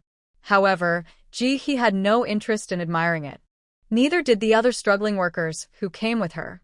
Everyone was carefully bending down, holding white storage boxes to collect snow. The boxes had strict requirements. Only the top layer of snow that was exposed to sunlight and glowed with rainbow colors was acceptable. Any snow slightly lower would be deemed unfit. Therefore, everyone stood far apart, afraid that being too close would result in their collected snow being rejected. He was no exception. Finally, after what felt like a long time, the white box beeped twice, followed by a mechanical voice saying, "Clean snow collection complete. Please arrive at Chef Xian Sang's estate before noon. We wish you success in your application." Then, an orange arrow appeared on the box, pointing to the other side of the snow mountain. This means the manor is on the other side of the mountain. He only glanced at the direction down the mountain, quickly adjusted her white storage box, and hurriedly walked down. She needed to arrive before noon and didn't know how far she had to go, so she had to act fast. Many people shared Jihee's thoughts and quickly hopped onto their white storage boxes to head down the mountain. Many here, like Jihee, had stayed up all night and were now walking through the heavy snow with red eyes. "Take a bite, otherwise, you might not have the energy to get down," Hong Tanggao said, breaking off a small piece of compressed biscuit and handing it to Ida Wu. Ida Wu took it, but didn't eat right away. Instead, he grabbed a handful of snow and put it in his mouth, then bit into the compressed biscuit. "I've only eaten this once in 2 days. I feel like I'm going to starve. Can I at least try a nutrient supplement?" "No," Jing replied while chewing on his compressed biscuit, firmly refusing. "If you're hungry, you can eat tree bark. We have plenty of that." The three of them only had 5 bags of nutrient supplements, which they needed to take back for experiments, so they couldn't let Ida Wu waste them here. After being refused, Ida Wu sulked and stopped talking. He didn't want to eat tree bark. He had already eaten a big piece, and it scratched his throat. It tasted terrible. "This place doesn't lack water, and my ability isn't much use here. Otherwise, we could trade for more supplies to take back," Hong Tanggao said, feeling a bit down. He had hoped to exchange water for resources, but didn't expect there to be so many supplies here. "It's okay. We'll check out the manor soon," Jing said, having swallowed his biscuit and now eating more snow. His gaze was fixed on a girl in the front left who was eating snow. She had some abilities, and, if possible, he wanted to see how she had managed to stay in the manor. At that moment, he was also eating a handful of snow. She had noticed that almost all the talented individuals were eating snow, and as one of them, not eating felt a bit out of place. So, she joined in. Surprisingly, the snow was sweet and had a creamy, slushy texture, tasting much better than she had expected. At first, she was just eating to keep up, but later, she started to enjoy it. She noticed the gazes of those behind her, but since they didn't come closer, she thought there was no reason not to look. So, she simply ignored them. Everyone was in a hurry to reach the manor, and nothing unusual happened along the way. Jihee finally arrived at Chef Xian Sang's manor just before noon. Before she could get close, she saw a giant statue of a big pink mouse, dressed in black, standing in the middle of the manor, about 10 meters tall. The mouse had a serious expression, with its hands behind its back, standing in front of a row of kitchen tools, looking quite impressive. Ji-hee. Is this the chef, Xian sang? A big, fat mouse? Ji-hee descended the mountain quickly, belonging to the first group, with only 8 people ahead of her, 4 men and 4 women. They all seemed quite capable. 3 people were standing behind Ji-hee, paying their respects. They arrived at the entrance of Chef Xian Sang's estate and lined up obediently. The man in the front row gestured for a while, then took out a white storage box he had been carrying and submitted it before being allowed to enter. With him as an example, the following people passed through smoothly. As soon as Ji-hee entered, she saw the earlier arrivals standing at the entrance, looking around. They were subtly glancing at her, seemingly preparing to see what she would do so they could follow her lead. Indeed, those who could pass so many levels were no fools. Ji-hee glanced at them and quickly turned her gaze away, walking into the estate. She didn't know how others applied, but she had already decided what she wanted to do. She wanted to be a food safety and hygiene recovery officer in the kitchen. In simpler terms, she would be cleaning up kitchen waste. The kitchen was great, there was plenty of food, and she could get a bite to eat.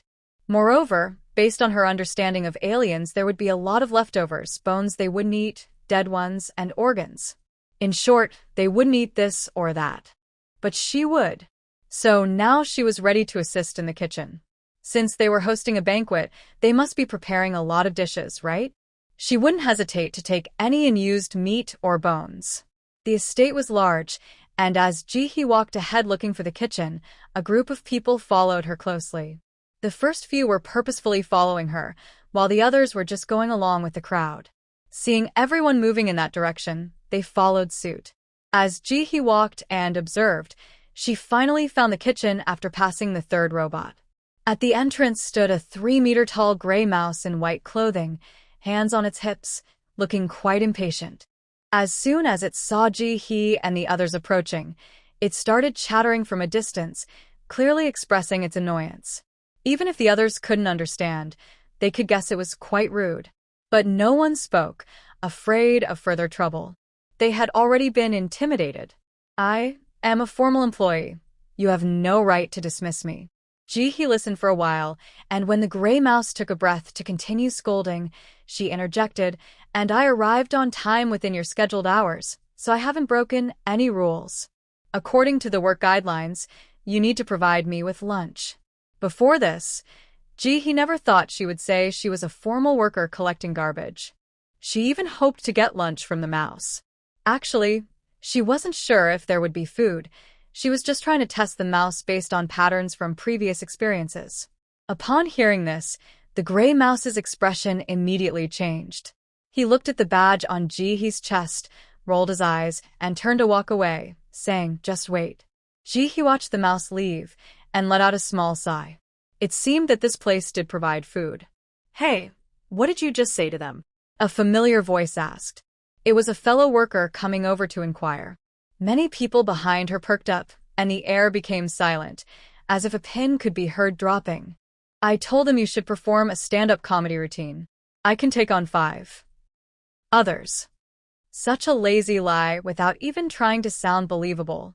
Soon, the gray mouse returned, carrying a large metal bucket, which he dropped to the ground with a thud. You should be grateful. Our work meals are all natural food, unlike those small shops that just give out some nutritional supplements. Looking at Ji-hee's badge, the gray mouse added, "Oh, of course, you are a formal worker, so you're different from them." After saying that, he pulled out a packaged meal from his bag and proudly handed it to Ji-hee. "We're having this for lunch today, specially made by Master Xian Sang to reward us for our hard work tonight." Ji-hee took it casually and asked, "Do we have a lot of work today?" "Yes, a lot. The banquet will run from 3 p.m. to 8 p.m., and we need to prepare over 100 dishes. It's going to be exhausting for just a few of us." After saying this, the gray mouse suddenly seemed to remember something and asked Ji-hee, "What is your main job?" Ji-hee: "Collecting garbage is collecting garbage. Why is there a need to specify a main job? She handles all types of garbage. Just as she was about to respond, a 3-meter-tall flower mouse popped out of the kitchen and shouted at the gray mouse, "Hurry up! Stop chatting! Come help with the fish! Coming, coming!" Seriously, I just took a breath. After saying this, the gray mouse ran back into the kitchen without waiting for Ji-hee to reply. Ji-hee watched his disappearing figure and quietly shifted her gaze, meeting the eager eyes of others the next moment. "What's wrong? Haven't you seen a full-time worker before?" A person approached her, acting as if they were familiar, and asked a series of questions. "How do you know their language? What are those 2 big barrels for? What are we doing this afternoon?" We? "Who do you think you are to say we? I have a proper position, while you might not even be temporary workers." Ji-hee glanced at him, and then at the 2 large barrels on the ground. While she was talking to the gray mouse, the others remained still, and the 2 metal barrels stayed quietly in place. "The barrels contain food. You can eat it." After saying that, Ji-hee ignored the crowd and stood up, intending to walk into the kitchen. The gray mouse had mentioned that her food was different from the others, and eating it in front of everyone could lead to unnecessary trouble. However, just as she reached the door, a mechanical voice stopped her. Entry to the kitchen is not allowed until the designated time. Great, now she couldn't go in. Ji-hee simply stood at the kitchen door, leaning against it, and opened the paper bag handed to her by the gray mouse. The bag was larger than her face, and she might not finish it in one sitting, so she decided not to compete with others for the food in the metal barrels. As she opened the bag, she found golden, oval-shaped objects with beautiful patterns on them, looking quite exquisite. Ji-hee thought they resembled art pieces and wasn't sure how to take a bite. Plus, she was wearing a sun protection mask that covered her neck. She didn't want to reveal her face to everyone, nor did she want to turn her back to them, as that made her feel insecure. So, she lifted the bottom of her mask with one hand and brought the food to her mouth, taking a bite while the mask concealed her face. Contrary to her expectations of it being hard, the outer layer was crispy, while the inside was soft and fluffy, with a taste that was indescribable but delicious. It even contained meat filling, juicy and fragrant. Another new alien delicacy. Ji-hee enjoyed her food, ignoring the questions from others. Seeing they couldn't get any answers, the others exchanged glances and moved closer to the metal barrels. When they opened the lid, the left barrel contained rectangular blocks of green food with long red hairs, while the right barrel held a dark, paste-like substance. Everyone was speechless. What a mix! They glanced at the art-like food in Ji-hee's hand, and then looked down at the unknown food in the barrels. They had so much they wanted to say. If they hadn't seen Ji-hee's food, it would have been fine, and they could have eaten, but this comparison made it hard for them to swallow. Suddenly, there were many complaints in the crowd. Why is the difference so big? That girl's food looks so good. Ugh, just looking at it makes me not want to eat. I really want to eat that girl's food. I'm tired of saying I envy her. Just eat. The food in the previous tasks looked like this too. It may look ugly, but it tastes good. Why does that girl get to eat so well? It's not fair. Ji Jing ignored the crowd's commotion and bent down to grab a few pieces of green food with red fuzz, taking a bite. When they were on a mission, they had eaten raw bugs, so what was wrong with eating cooked food? Besides, it actually tasted pretty good. With eyes closed, she just took a bite. At that moment, a chubby, pale-skinned man walked up to Ji-hee and threatened, "Hey, give me your bread." Ji-hee looked up, her tone filled with complexity. "You're such a nice person. Ever since I got sick, my mom won't even eat my leftovers. I never thought I'd finally meet you after all these years." Saying that, she held up the half-eaten bread close to the man. "Go ahead. Don't worry, my illness isn't serious. It's contagious, but I won't die anytime soon. I can last a year or two." The chubby man. Although he didn't know if it was true, he suddenly lost his appetite. After a moment of silence, he said nothing and turned to leave. If he didn't hurry back to grab food, those gluttons would eat it all. Hey, You gluttons, leave some for me. Those with special abilities generally eat more than average people, and those with physical mutations eat even more. In just a short time, Half of the food in the big barrel was gone. What answered him was the others eating even faster. At that moment, a group of 5 approached, smiling and looking like they understood everything. I know you're lying to him. Do you want to know why I'm wearing a mask? Ji-hee glanced at the group and continued eating. I really am sick. Isn't she sick? She has a fear of running out of supplies and lacking strength. This illness is contagious, and talking about it can make others depressed too. The group of 5 quietly stepped back a little. What should they do? She sounded like she was telling the truth. After thinking for a moment, one of them took out a piece of melted chocolate from his pocket and offered it. This is something I've been saving. Want to try it? This was actually something he took from someone else, he wasn't interested in his preschool social skills. Just ask what you want to ask. She stopped using such obvious tactics after middle school. The boy's eyes lit up as he boldly asked, I just want to know how we do our second task. He really didn't know. She had learned from the giant rabbit that she was a formal employee, hired for this, and had never considered the possibility of being kicked out. She shook her head, I don't know. The boy felt a bit disappointed, but didn't say anything more. After a few brief exchanges, he turned and left. The 2 others were already waiting nearby, trying to figure out how to complete the second task. Ji-hee had finished her meal and wrapped up the leftover food in paper, tucking it into her clothes. She turned, opened the door, and walked into the kitchen. This time, the mechanical voice didn't issue a warning, allowing Ji-hee to enter smoothly. The kitchen was very large and tall. Ji-hee looked up and felt it resembled the movie theater at their school, incredibly spacious. Before she could marvel at it, a familiar disinfection process quickly gave her a thorough cleaning. As soon as she was set down, a tall, round robot appeared in front of her, offering a white outfit, hat, and mask. Please dress appropriately. Ji-hee silently took them and put them on. She understood the kitchen had strict requirements. Once dressed, Ji-hee didn't hesitate and headed straight to the back of the kitchen. She believed that even aliens wouldn't bring trash to the cooking area, especially not someone who claimed to be a chef. Not long after Ji-hee left, the kitchen door was pushed open again. The others waiting outside noticed that the strange woman hadn't been kicked out and thought staying in the kitchen to work might be a way in, so they all pushed the door and entered. There were quite a few of them, both men and women, around 20 in total. The round robot that had appeared before Ji-hee was back at the entrance, but this time it had changed color, now black and white striped. The mechanical voice sounded as it saw the group. This is a restricted kitchen. Unauthorized personnel, please leave. This was a phrase from Ji-hee's hometown, and everyone could understand it. One man quickly spoke up, we want to help in the kitchen. He eagerly introduced himself. I'm a top chef back home. After speaking, he gave a thumbs up, meaning he was confident. I have great skills. If you don't believe me, try me.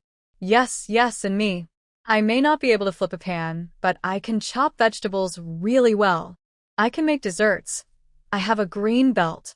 I have a certificate. I can wash vegetables quickly and cleanly. I can help with butchering chickens. The others nearby kept promoting themselves, and soon several more people joined them. The robot's eyes glowed red as it scanned the group and nodded. Okay, I'll give you a chance. If you pass, you can stay. As soon as it finished speaking, the group was lifted into the air, going through the same disinfection process that Ji-hee had just experienced. However, they were not given any clothes to change into. After being cleaned, the robot led them to a tall metal platform on the far right. This platform was nearly 2 meters high, taller than the tallest man among them. The robot turned around, its eyes glowing red. Those who can cook, please step forward to demonstrate. Everyone was silent, surprised by the height. How could they demonstrate? There were no stools or ladders. How could they show anything? The person who had introduced himself as a top chef was determined not to back down. He gritted his teeth and signaled to someone nearby, I really am a chef. My picture is hanging in the kitchen of a 6-star hotel. You lie down, and I'll step on you. Once I succeed here, you'll be my assistant. The man speaking was a large, muscular guy who had claimed he could help with butchering chickens. He looked at the white man in front of him, thought for a moment, and agreed. All right, you promise to God. In the name of God, I promise to keep my word.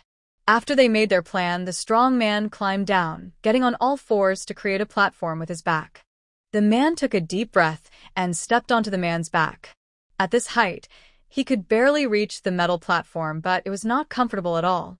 As soon as he appeared, the metal platform changed, revealing many large cooking tools in various colors and shapes. The man didn't recognize any of them. Help, he thought in panic. After a moment, he gritted his teeth and grabbed a rectangular object with a handle, guessing it was a knife. As soon as he held the tool, he felt a weight in his heart.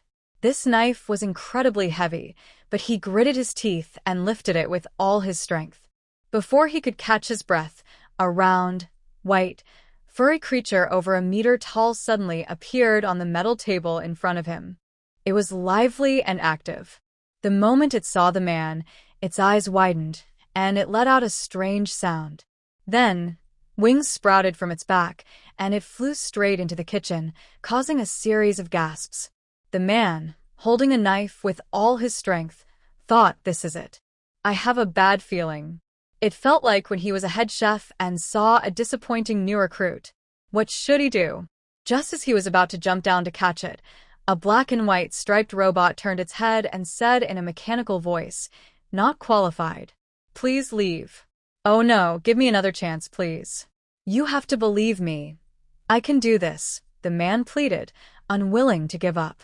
The robot said nothing and created a metal cage to trap him inside. The man, now on his knees, protested, jumping up and accusing the man of being a big fraud. You tricked me. You just said you were amazing." "What did I trick you about?" How was I supposed to know this creature was so strange? It grew wings and flew away. "This isn't our hometown. I thought you would understand." One stood outside the cage, and the other inside, both gesturing wildly and getting more agitated. The robot remained indifferent to the commotion and looked at the others, announcing, "Next." The others exchanged glances, but remained silent. After seeing the man's example, they were hesitant to approach the metal table. Just thinking about what had just happened made them uneasy. They didn't know these alien creatures and had no idea how to handle them, so what was the point of trying? Even the one who had been shouting about cutting vegetables fell silent when he saw a 3-meter-tall monster appear in front of an alien chef. It looked somewhat like the T-Rex from the museum, with sharp teeth that clearly indicated it wasn't a herbivore. The alien mouse raised a hand, and the dinosaur monster froze. With one slice, blue blood splattered everywhere, corroding a large hole in the metal plate. "This was too much to handle. I can wash vegetables," shouted a confident man who was 1.9 meters tall. He was sure that if he couldn't cut meat, he could at least wash vegetables. No joke, he could peel them all. "Follow me," the robot said, without much explanation. It glanced at a few people, easily lifted a metal cage, and walked in front of the group, leading them to the vegetable washing area. This was a place surrounded by a metal circle, and inside, 3 mice dressed in white were already working. One of them noticed the group entering and said something, but unfortunately, no one understood. They only saw the mocking expression on the mouse's face, which made them feel it wasn't a good comment. The robot brought them to a metal basin on the ground and said, "Wash here." "Who will go first?" "I will," said a tall man, standing at 1.9 meters. He had no problem washing vegetables. As soon as he stood in front of the metal basin, a long black plant appeared in the square basin.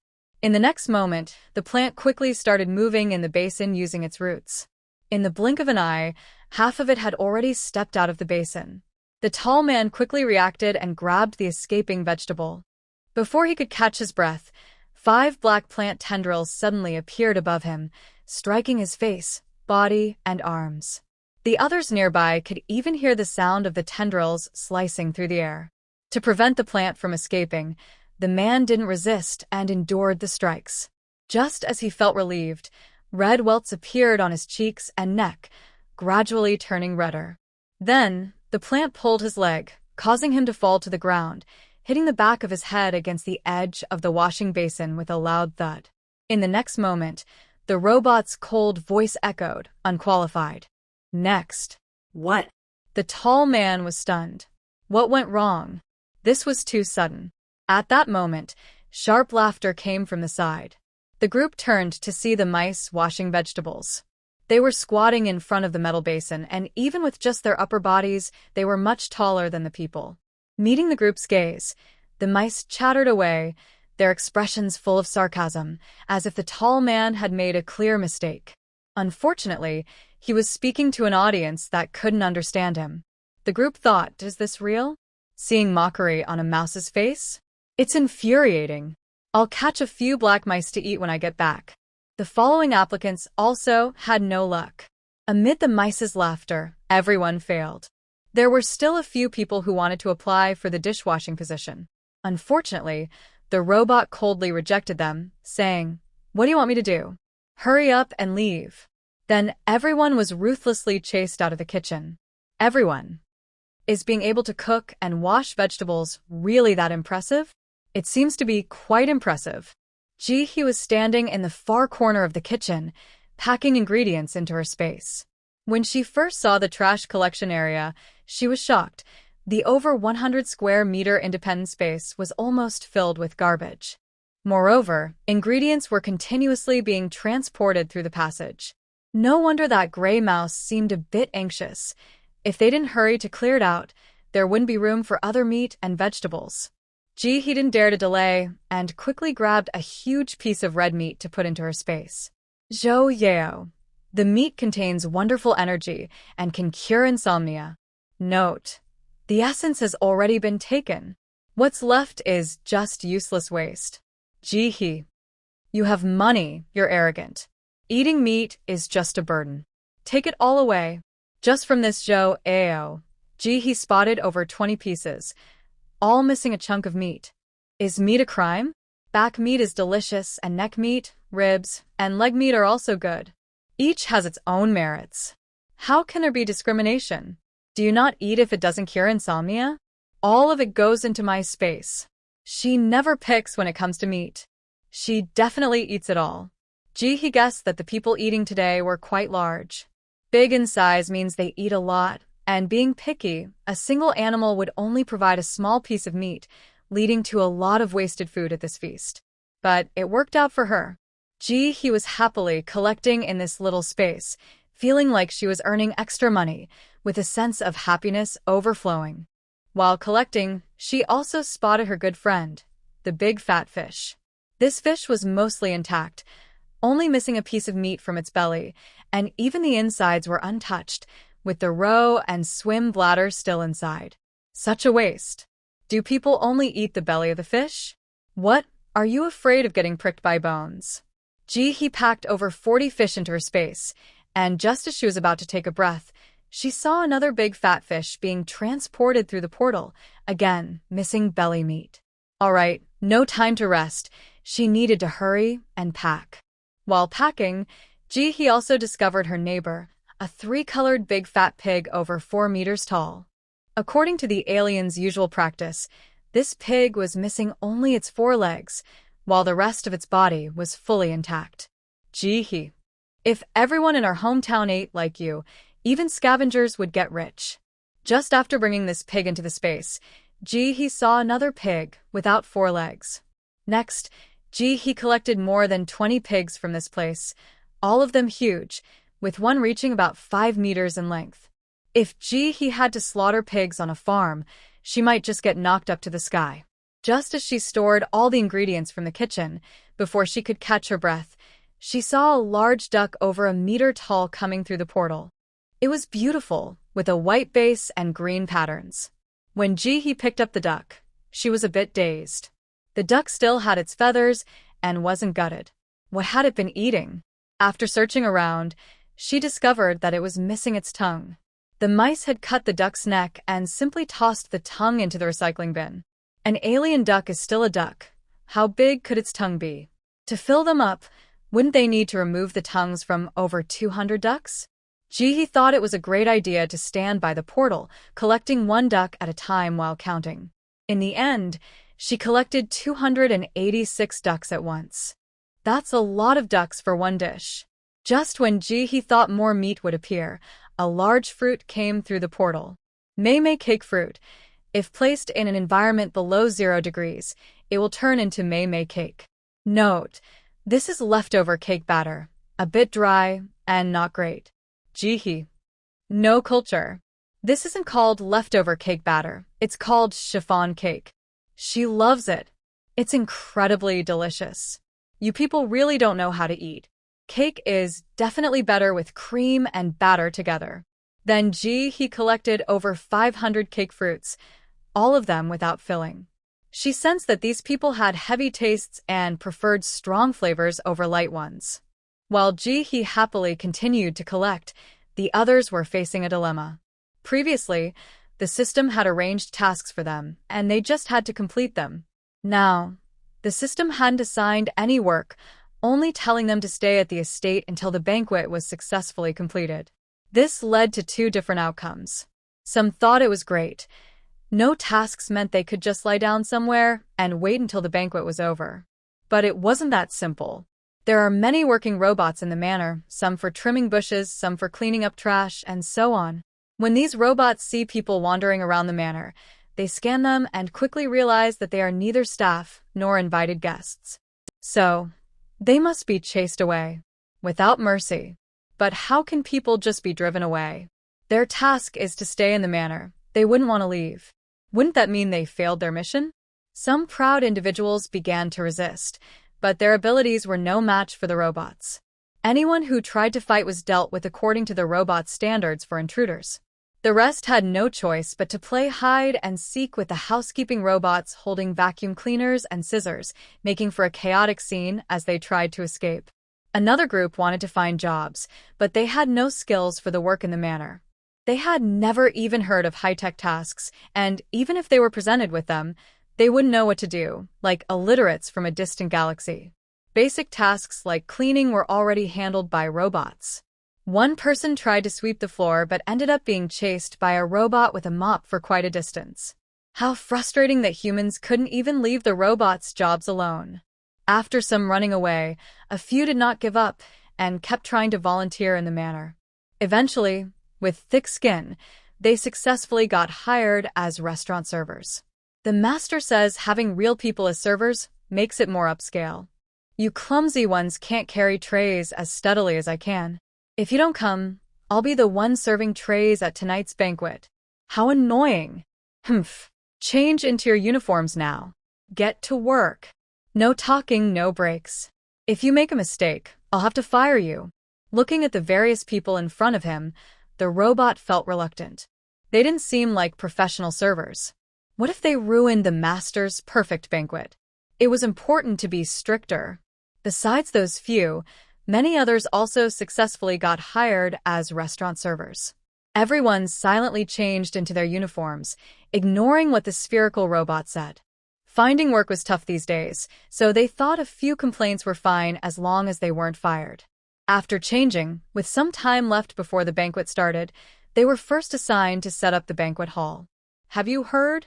The banquet starts at 3 o'clock this afternoon. It's almost time. Don't talk. That robot just scolded someone for speaking. Be careful, or it might find a reason to fire you. The person made a zipping motion in front of their mouth and stopped talking, turning to arrange flowers for the venue.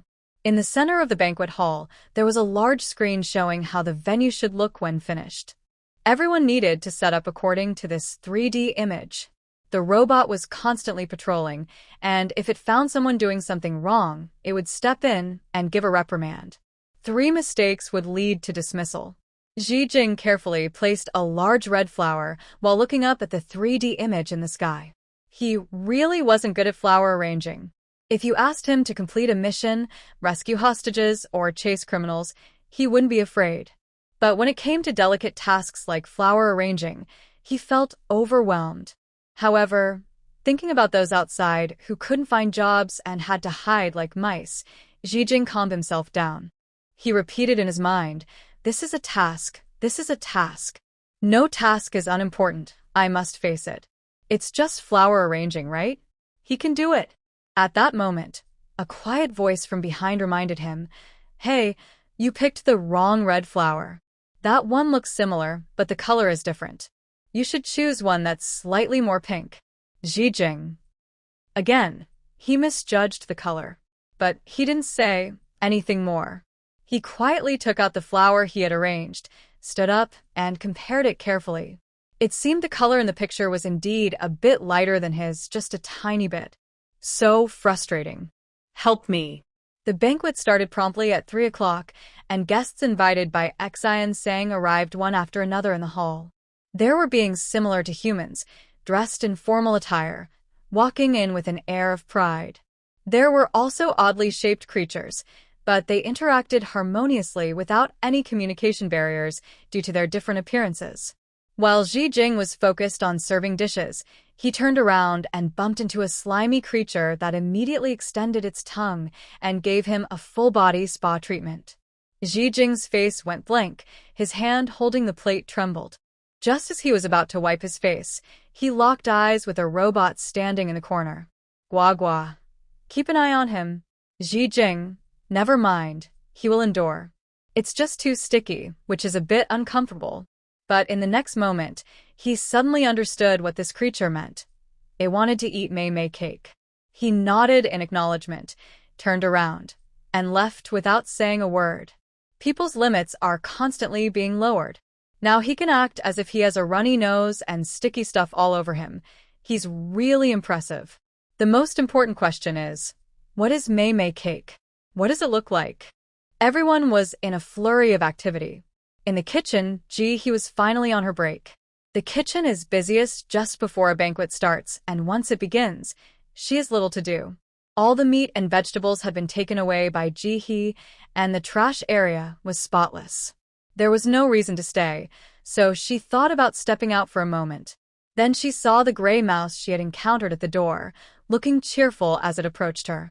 Upon seeing the empty trash area, it exclaimed, "Your work efficiency is so high. No wonder you got promoted to a full-time employee. You must really love garbage." Ji, are you sure you're complimenting me? She didn't respond to that, but instead asked the mouse, "Are you looking for me?" Yes, yes. Come with me quickly, the gray mouse said, feeling even happier as it brought up the topic. They're having a banquet up front, and we have some leftover dishes here. Master Xian Sang said we should share them. Let's go. Ji was excited at the mention of this. The alien food she had tried before was really good, especially that bread-like thing she had for lunch. It was not only tasty but also looked great.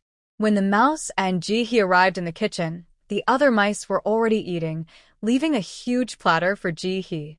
It was truly enormous, looking like it was over 1 meter wide, piled high with countless dishes. Eat more, you're too thin. The gray mouse also took its share and started eating, matching Ji's portion. Can I take some home if I can't finish it? Ji asked as she scooped a bit of red, meat-like food into her mouth, enjoying the taste. It was delicious, but the portion was too large for her to finish. Of course. If you take it, you can do whatever you want with it, the gray mouse said while eating, looking at Ji. Eating leftovers isn't good for your health. You should eat fresh food. My family is poor and there are many kids.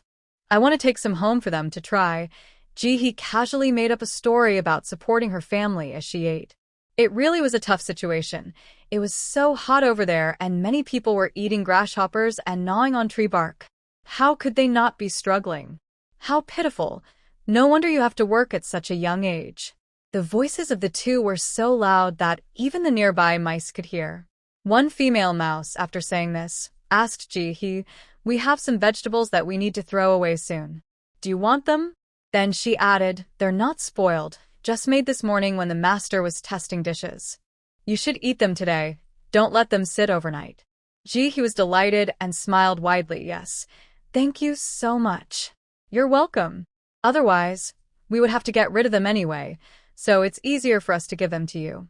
So Ji successfully collected over 100 dishes, each in large portions. She was very happy.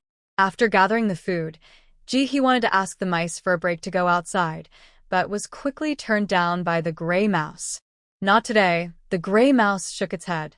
"Usually you can go out, but today the master is hosting important guests and specifically told us to stay in the kitchen. Even the robots are not allowed to wander outside." The master is in a good mood today and said we could practice our cooking skills with the lower grade ingredients in the kitchen. Would you like to help us taste test? He nodded quickly.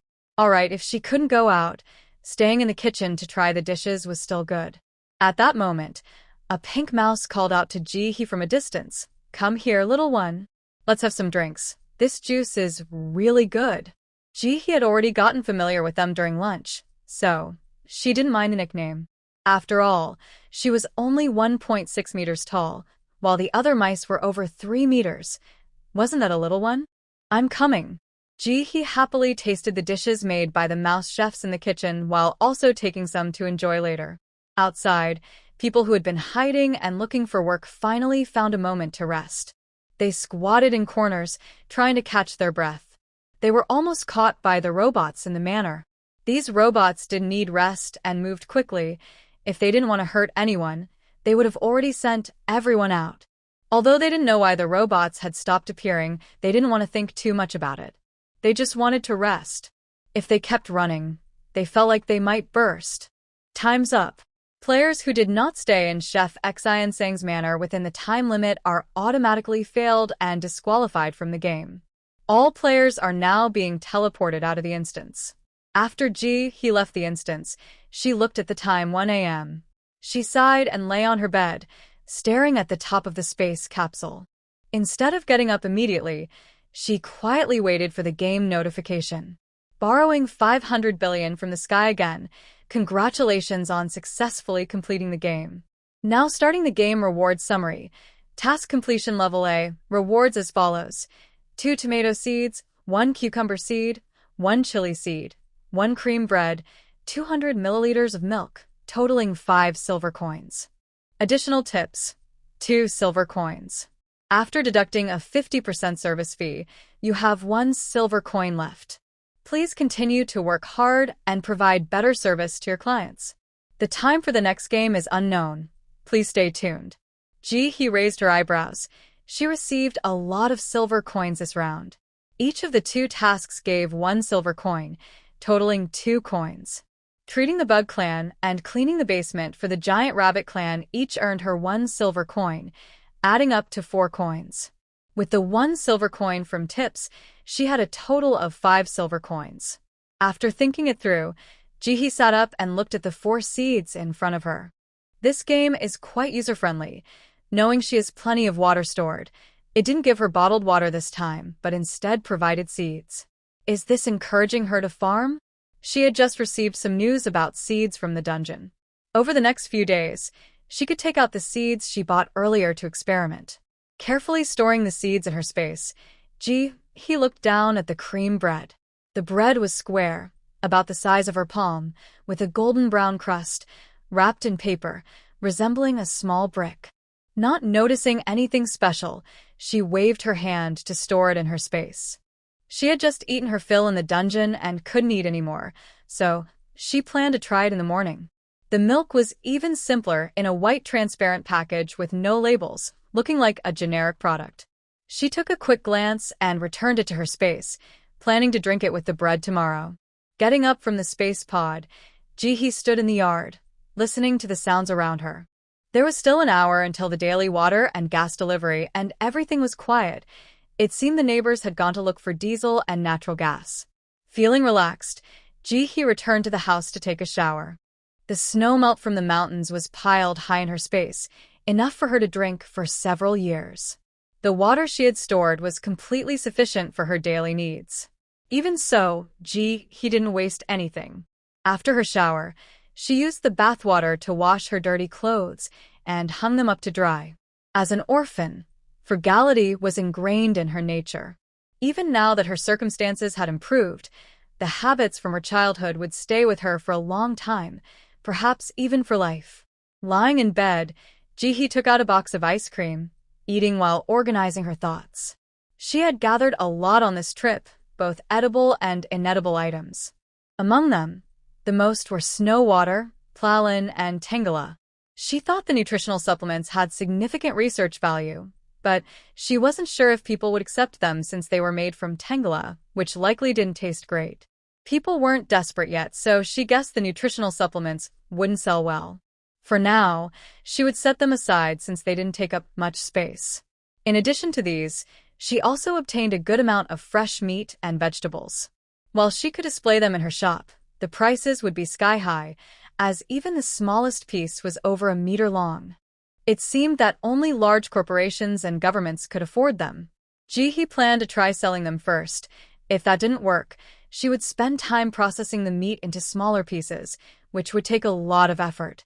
Aside from these, the rest consisted of various types of cooked food and star-rated snacks, though the quantity wasn't as overwhelming. Compared to the fresh meat, she still had a decent amount, enough to last her a long time. As for the cooked food, she didn't mind eating what she made in the morning as long as it wasn't spoiled. The star-rated snacks were more complicated. She didn't recognize any of them, and the packaging was confusing. Since her talent wasn't helping her, she categorized them all as near-expiry food waste, which frustrated her. With a month until expiration, how could they be waste? She had eaten expired food before and was fine. For now, she would set them aside and test them in her shop later. As for the fruit of interpretation and the 4-star dungeon entry ticket, one had already shown her tangible benefits while she was waiting to enter the 2-star dungeon. However, she didn't know when that would be. It could be in the next round or the one after, depending on how the game was arranged. That was beyond her control. Besides food, she had also acquired many other useful items, like space buttons, heat-resistant fabric, and sunscreen spray. These should sell well, especially since it was so hot outside. Even with Plalin, which helped with the heat, prolonged sun exposure could still cause sunburn. This was the perfect time for the interstellar sunscreen spray to come into play. With the help of Plalin, she could walk freely under the sun. Looking at the piles of supplies in her storage space, he couldn't help but sigh. Luckily, her space had no height limit, otherwise, she wouldn't have been able to fit everything. The alien creatures took up too much space. The items were stacked high and messy, and even though he had not rested, she still hadn't finished organizing when the alarm rang. It was just 5 minutes before 2 a.m., and many neighbors had returned home. She was grateful for herself. During this time, she had been selling goods like crazy, and her neighbors' living standards had noticeably improved. Many families were now enjoying seafood. As she steamed the seafood, as long as she kept the door closed, the delicious smell from her cooking wouldn't be discovered. Feeling uneasy, he carefully checked the doors and windows again. Once she was sure they were securely closed, she went to the kitchen. She took out scallops and oysters from her space, added garlic and vermicelli, and put them in the pot to steam. After setting the alarm, he sat on a stool and continued to diligently organize her supplies. After 2 hours, he finally managed to tidy up her storage space. She would handle the remaining details little by little over the next few days. At this point, she had about 40 plates of garlic oysters and scallops, which she planned to keep for herself. She opened her shop and saw that half of the she had listed before were sold out. After putting the diesel and natural gas into her storage, the changes happened quickly. The words natural gas disappeared from the display, leaving only diesel. He let out a sigh of relief. It had been too long since her last upgrade, and she was starting to doubt if her space had a bug. She continued to list live, exchanging everything for diesel this time. She decided not to take down the unsold. It would be good to trade for some natural gas later, as she could use it for her own cooking. She took out grass, bran, and vegetable scraps from her space. While watching videos on her phone to relax, she sat on the kitchen stool and began preparing food for her livestock. The food she had made earlier had just run out, and she hadn't had time to cook during the past few days, so today she planned to make a lot. While he enjoyed her peaceful time, many talented individuals who had emerged from the game fainted and were sent to the hospital by their families.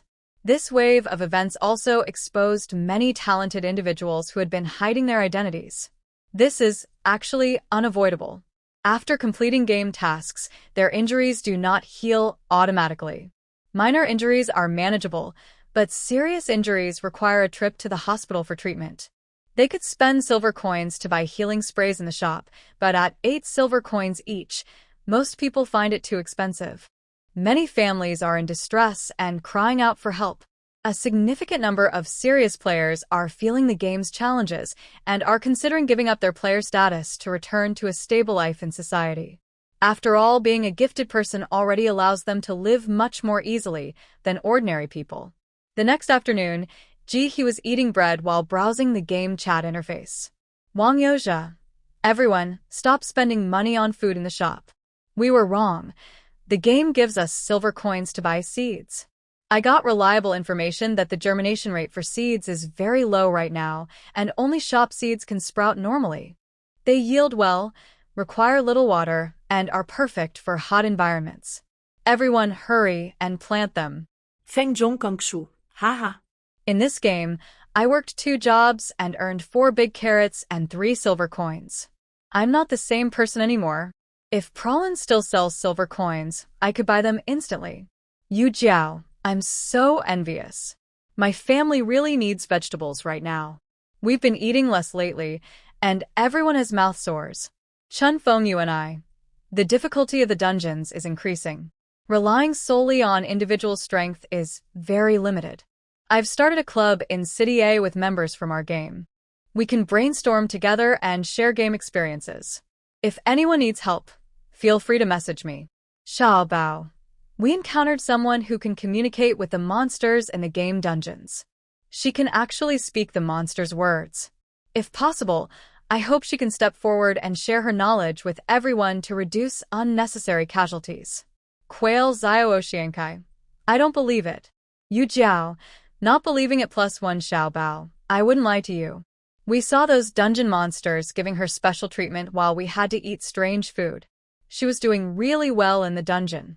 Xiao Peng Newly Pao, you're quite interesting. That person can indeed communicate with the dungeon monsters, but that might be her ability, just like everyone has their own talents. Can you share your talent? Besides, didn't you benefit from it too? Can you find your way through the forest guarded by those giant bugs without him? Can you have lunch without her? Xiao Bao, I can get through the forest because I planted the trees myself. What does she have to do with it? Lunch is provided in the game. It's not from her, so why should I be grateful? You're defending her, but does she even know who you are? Softy. Besides, I didn't make her do anything. I just asked her to share knowledge. What's wrong with that? Yu Jiao, everyone stop arguing. Go check Douyin, something big has happened. When Ji-hee saw this message, she felt a bad premonition. She quickly picked up her phone and opened the video site, only to be stunned by a robot transformation. Ji-hee. What's going on? Is a transformer here? No. This person has one arm that is dark blue, while his head and half of his body are flesh-colored. He's a gifted individual. In the video, a man's hands began to rapidly turn mechanical. They started as human hands, but within seconds transformed into machines. Then he plugged them into a computer, his eyes vacant, while the computer screen refreshed automatically. This scene looked just like something from a sci-fi movie. He hacked the platform and was live-streaming a robbery at the police station. Ji-hee. She sat up straight, forgetting about her bread. Is it not a physical mutation? How can someone be a mechanical mutation? At that moment, a persuasive voice came from the live stream. People, the end of the world has come, and you have all been deceived. The upper class controls a few resources, using gifted individuals to collect clean water, soil, and vegetables, while we're left eating tree bark and grass roots. Don't listen to their foolish claims that there's enough food. Wake up. This year, all grains and vegetables have failed. As he spoke, the man showed images of drought-stricken farmland, clearly showing no harvest. On top of that, here's more bad news. The germination rate of seeds has decreased. Even with plenty of water and resources, the germination rate is only 60% of what it used to be. What does this mean? It means you won't be able to eat fresh vegetables anymore. And what about the gifted individuals who contribute to the country? Where are the vegetables grown and the water released by earth, plant, and water-gifted individuals? Is providing 2 meals a day equal to your efforts? Today, we will unveil the mysteries of the world, showing you that it is far more than what they claim. The voice was enticing, as if coming from a distant world. He snapped back to reality after a brief moment of distraction. It was the same voice she had heard that day in the supermarket. Through the screen, the allure of the voice was much weaker. He tried hard not to listen to his words and looked down at the comments. She wanted to know what this person was doing. People were quickly flooding the chat, and He soon realized they were at a police station in City A. This time, their goal was not to find food but to steal guns. The live stream was meant to show the public their power, attract like-minded individuals, and create more chaos. Many people were already swayed by the man, typing support for him. The comments expressed complaints about the government, suggesting it was not doing well. He watched for a while, thinking there were really a lot of foolish people. Even if the government had flaws, they maintained social stability. If these people succeeded in getting guns and went on a shooting spree, it would be a huge disaster. The power of guns was far greater than that of knives. In the end, the first ones to regret it would be those who were just watching for fun. However, he wasn't too worried. The country had strict controls on firearms. Not to mention that the safes were multi-layered and hard to break into. Violent attempts could even lead to explosions. There were also several lock codes held by different people, making it difficult to access. She noted how the man had been talking for a long time, yet the safe was still not opened. Now they had taken over the police station, with officers lying on the ground, and he couldn't tell if they had gotten any guns. They had smashed the walls around the safe, likely trying to carry it away, but had not succeeded. He thought how ruthless.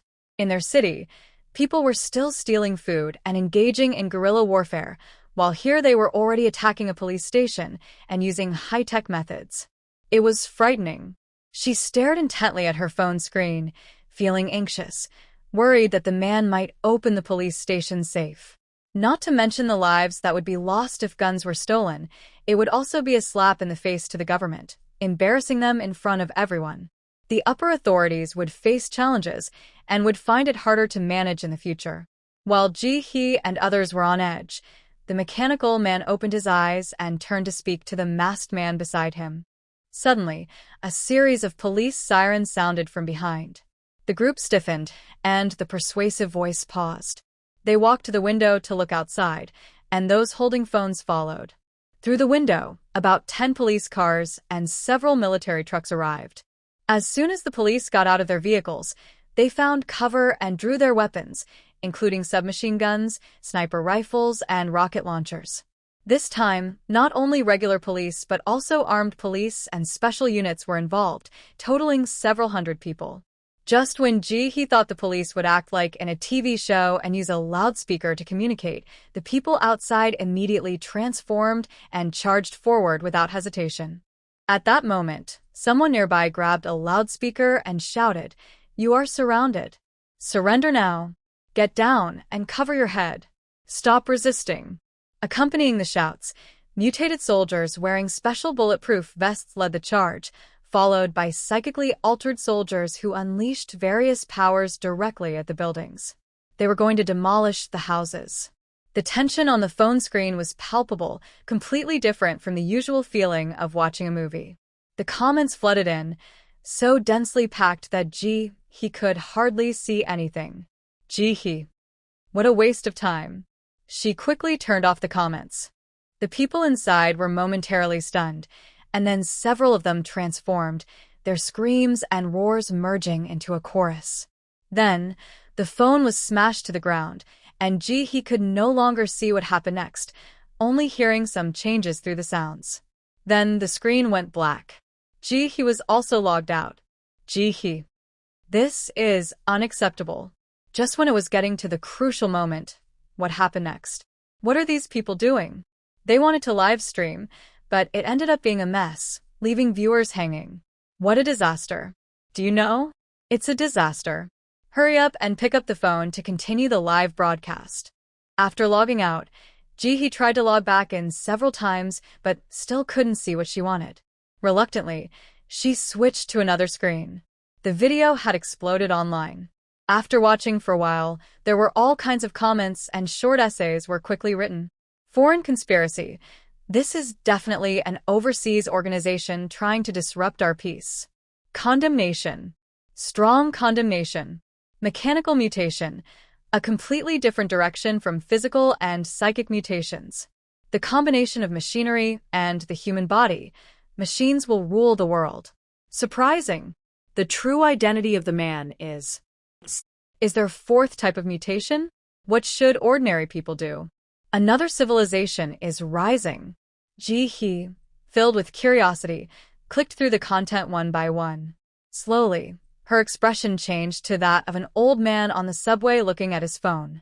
It really started with just a picture, and the content was all made up. There were all kinds of discussions, first analyzing, then hypothesizing, and finally summarizing, but it was all unclear. Ji-hee tossed her phone aside and lay down on her bed. Never mind, I won't look anymore. Not a single reliable statement. At that moment, the alarm went off. Ji-hee picked it up and glanced at it. There were 5 minutes left until the supplies would be available at 4 o'clock. She opened her shop and began to arrange the items. During this time, water had been arriving for 2 hours each day. Although it wasn't enough for everyone to use freely, at least it would keep them from dying of thirst. So she decided not to sell water for now, and focused on selling some food instead. She had just come out of a dungeon yesterday and felt a bit tired, so Ji-hee didn't take the time to deal with the raw meat. Anyway, her space had produced quite a few billy tins recently, so she planned to sell those first. In addition to billy tins, Ji-hee also prepared to sell some and canned fish. She listed the canned fish as a whole can to see if it would sell. If not, she would open it later. Ji-hee had tried this canned fish before, and it tasted good, even though she didn't know what kind of fish it was. It had a spicy flavor and was really delicious. The price of the canned fish was much higher than that of vegetables, but Ji-hee couldn't do anything about it. That was the shop's pricing, and she had no control over it. As it turned out, Ji-hee's worries were unnecessary. No matter how many items she listed, they were being bought quickly. There was no hesitation due to the slightly higher prices. By the end, Ji-hee even decided to list a plucked duck she found in the kitchen. She made sure to note that there was no duck tongue, but everything else was intact. Since the whole duck was quite large, its price was dozens of times that of other foods, so Ji-hee wasn't sure if it would sell. But if it did sell, that would be fantastic, especially since she had so much raw meat to deal with, which would take a lot of time and water to cut into small pieces. It would also create a lot of mess. Fortunately, Ji-hee was not disappointed. These buyers were still capable. Although the purchasing speed slowed down a bit, she could still see the ducks disappearing one by one. She sold until 5 o'clock, then paused her work to list a batch of prawn as a final touch before exiting the shop's back end. There was no end to the profits. It was never enough. She needed to take a break. Later, when the sun set, she would go out and take a stroll in front of people. There are 3 well-known mountains around H City, and recently, Ji-hee has been visiting the nearest one, Tianfeng Mountain. This mountain has been developed into a tourist spot, with paths built for visitors, making it unlikely to find any wild plants or treasures. However, since it is close to home, many people come here. While collecting firewood on the mountain, Ji-hee saw several people digging for roots, and others using flashlights to catch grasshoppers.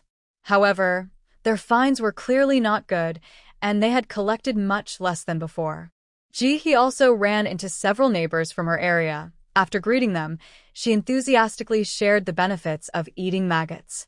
After receiving polite but awkward smiles, she happily turned back to gather firewood. Wild vegetables were hard to find, and she didn't really need them, so she decided not to compete with others. Dried firewood was everywhere, and Ji-hee easily collected a lot. She just had to sneakily store it in her space when no one was watching. While gathering firewood, she checked the time, and around 1 a.m., she loaded all the firewood onto her back and slowly made her way down the mountain with her flashlight. On her way down, she encountered a small gang collecting protection fees at the base of the mountain. These small gangsters have become a common sight. Most of them are young men armed with sticks and kitchen knives, and they have somehow set up barriers to block the path down the mountain. Only those who pay the protection fee are allowed to pass. There is usually a gang near every gathering spot, and they don't harm anyone. As long as you pay them 1/10 of your harvest when leaving, you can go. Some people have reported this situation, but no one takes action. The police only respond to violent incidents. If no one is hurt, they usually just record the complaint and tell the reporter to wait for further notice. After a few encounters, people have given up and reluctantly paid the protection fees. Ji-hee felt that the government might be intentionally allowing this to happen, as these gangsters are so bold that they could easily be caught if someone tried. Since it wasn't yet dawn, there weren't many people leaving the mountain, and Ji-hee saw 6 others in front of her, bending down to hand over the wild vegetables they had gathered. Each person had only a small handful. 3 gang members stood by without moving, while a bald man approached to check the items. Although everyone was reluctant to pay, they had no choice but to comply. When it was Ji-hee's turn, she also prepared to give in. However, while others handed over wild vegetables and insects, Ji-hee offered a small bundle of firewood instead. The bald man collecting protection money was a bit unhappy. "Hey, girl, at least bring me some wild vegetables. There are branches everywhere." "Big brother, I wish I could, but look, I haven't found any wild vegetables today," Ji-hee said, pulling the firewood closer for the bald man to see. "These guys have picked the place clean. They've even stripped the bark. Where would I find wild vegetables?" The bald man didn't believe her. "Don't waste my time with excuses. Hurry up and show me what you have to eat, or my friends won't be polite." Ji-hee sighed, opened the bag she always carried, and held it out to the bald man with a regretful look. "All right, take it if you like it. I'll find more when I get home." The bald man was a bit confused and instinctively reached for the bag, but a man nearby grabbed him and glanced at the thin Ji-hee, waving his hand to shoo them away. "Girl, no need for that. Keep it for yourself, and just go." "Big brother, are you sure you don't want it?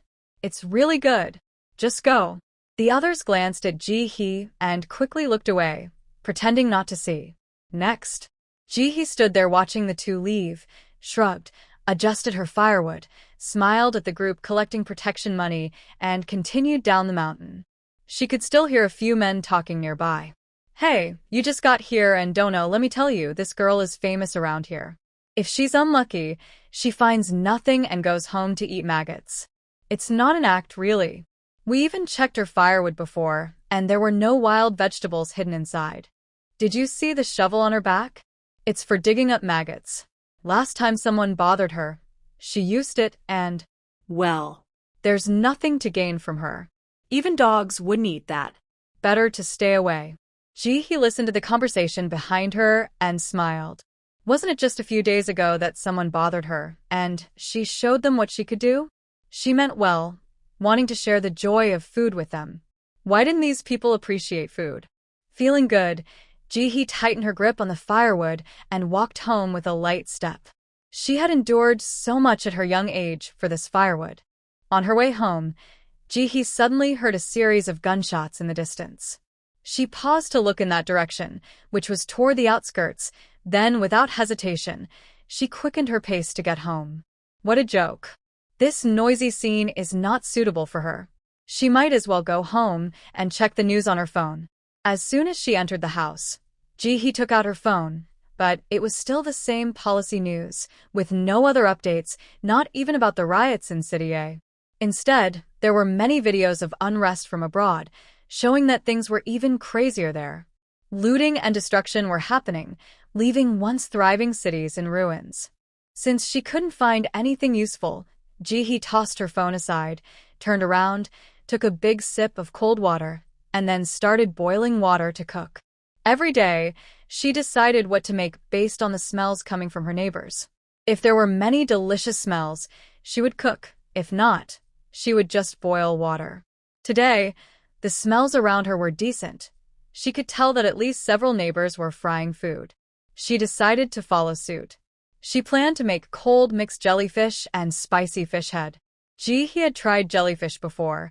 It didn't have a strong flavor, was slightly cool, and tasted quite good when mixed with various seasonings.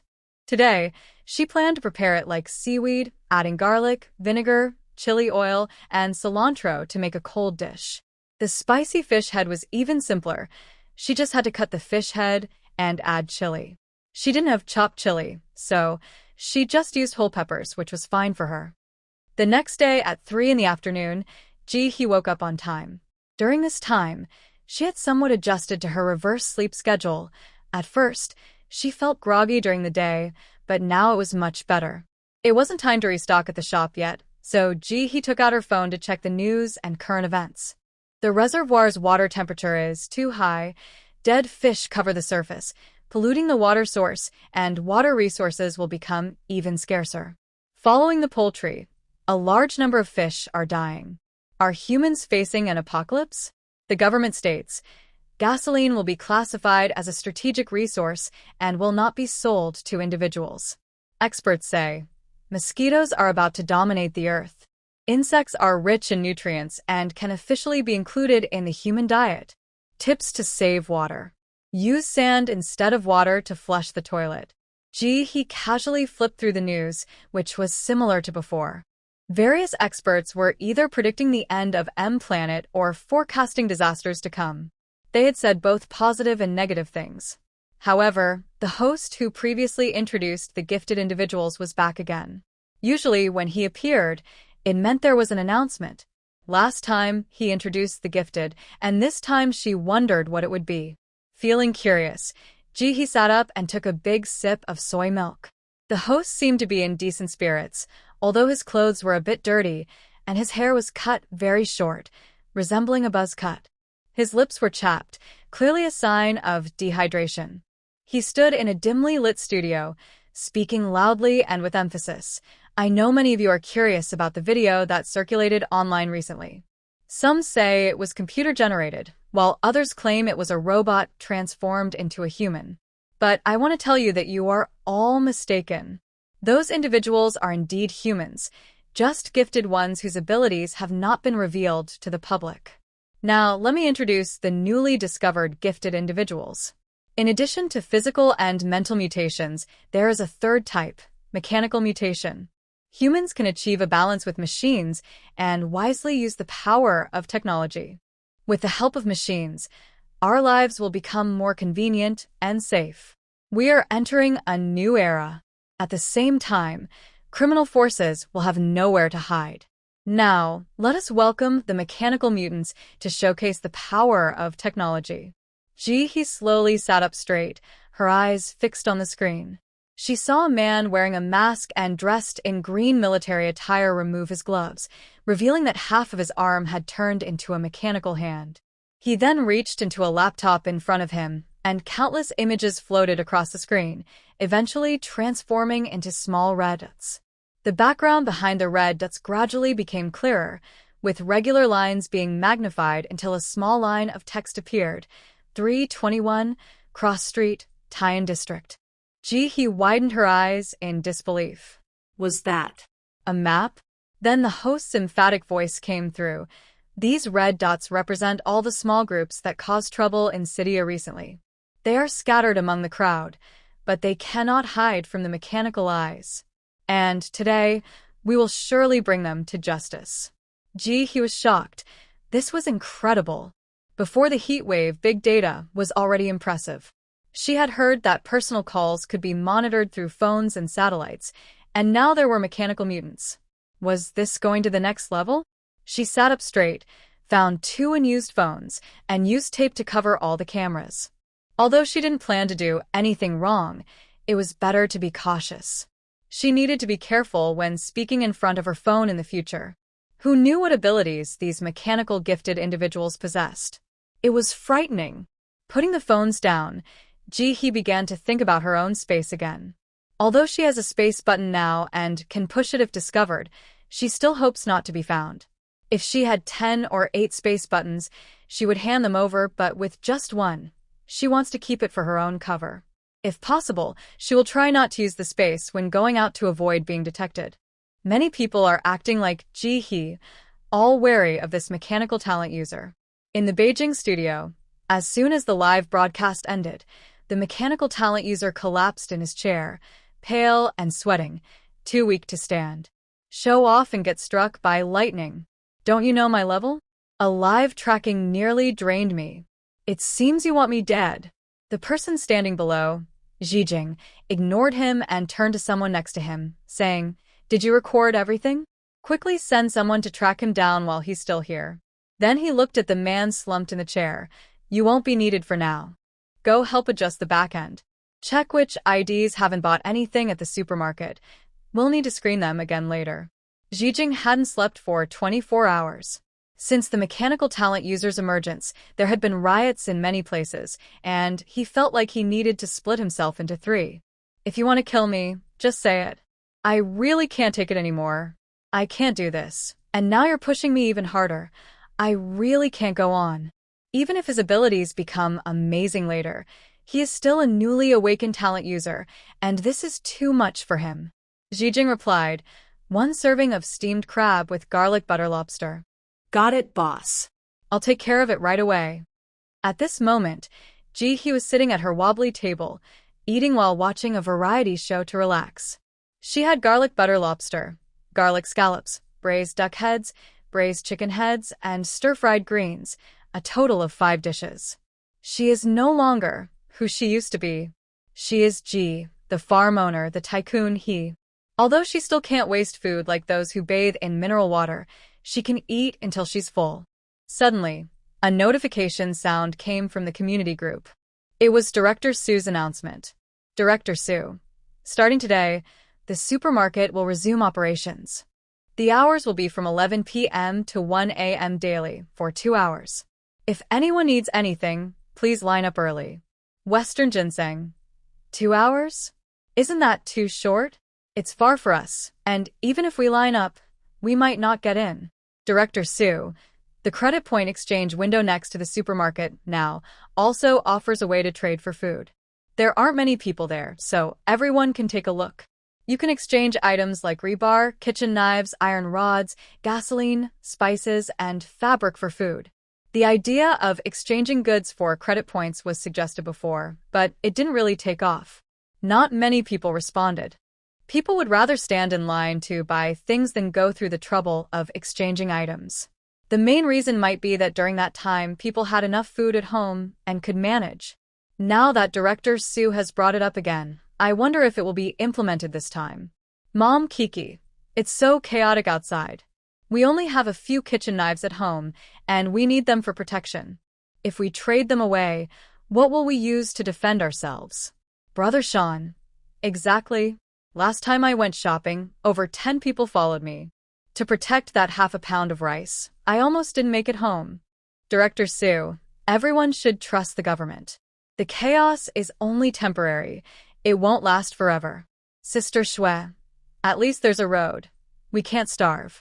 I'll go ask about it when it gets dark. Brother Sean, my home has been completely robbed. For the past few days, I've been going to the mountains to gather wild vegetables and catch grasshoppers to survive. Is the government doing anything? We're really out of oil. Family with 2 kids. Did you let it slip? You've run out of oil at home. Why pretend to be poor? Your family traded a lot, including several oysters, fish roe, and fish heads. What kind of family eats that much? Giant fish. We haven't had vegetables for a long time, and my elderly family members are having health issues. Can someone please help?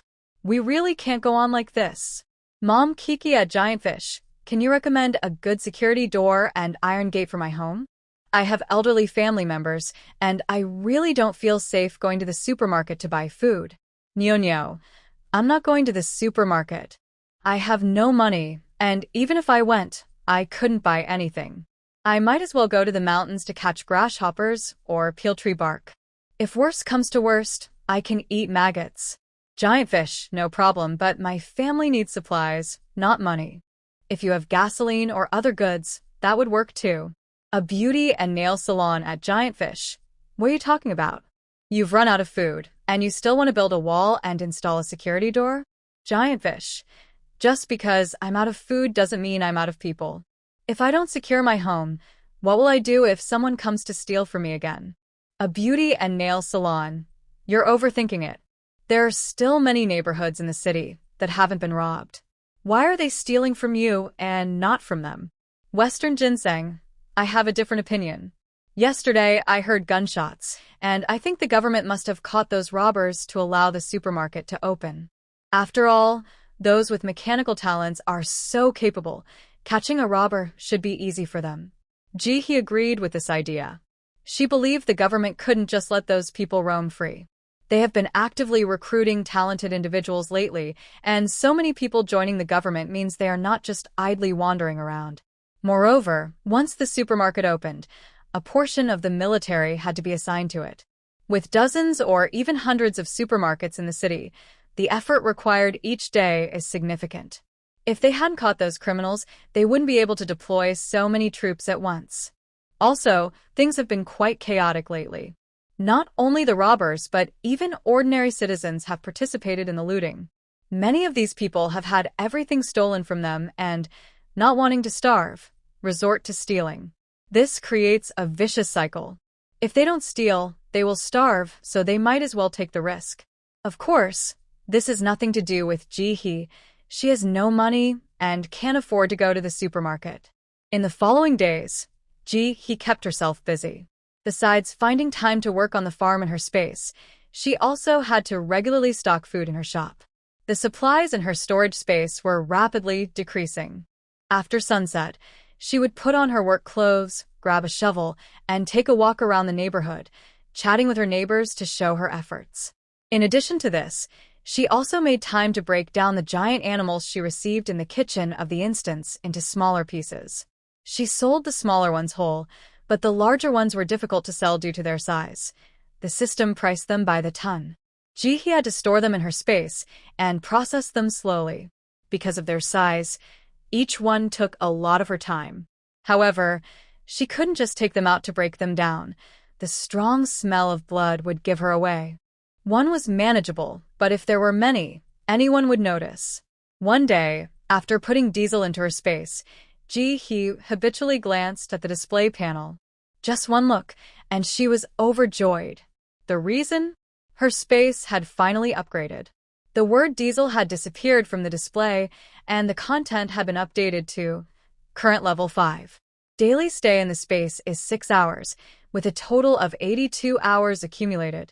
The materials required for the next upgrade are gold, silver, copper, iron, neodymium, indium, cesium, platinum, yttrium, coal, and energy stones. A total of 11 types. Ji-hee took a glance and recognized only 5 of the items.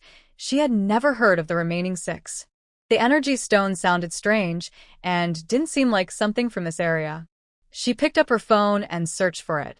Sure enough, aside from some toys called energy stones, there were no materials by that name.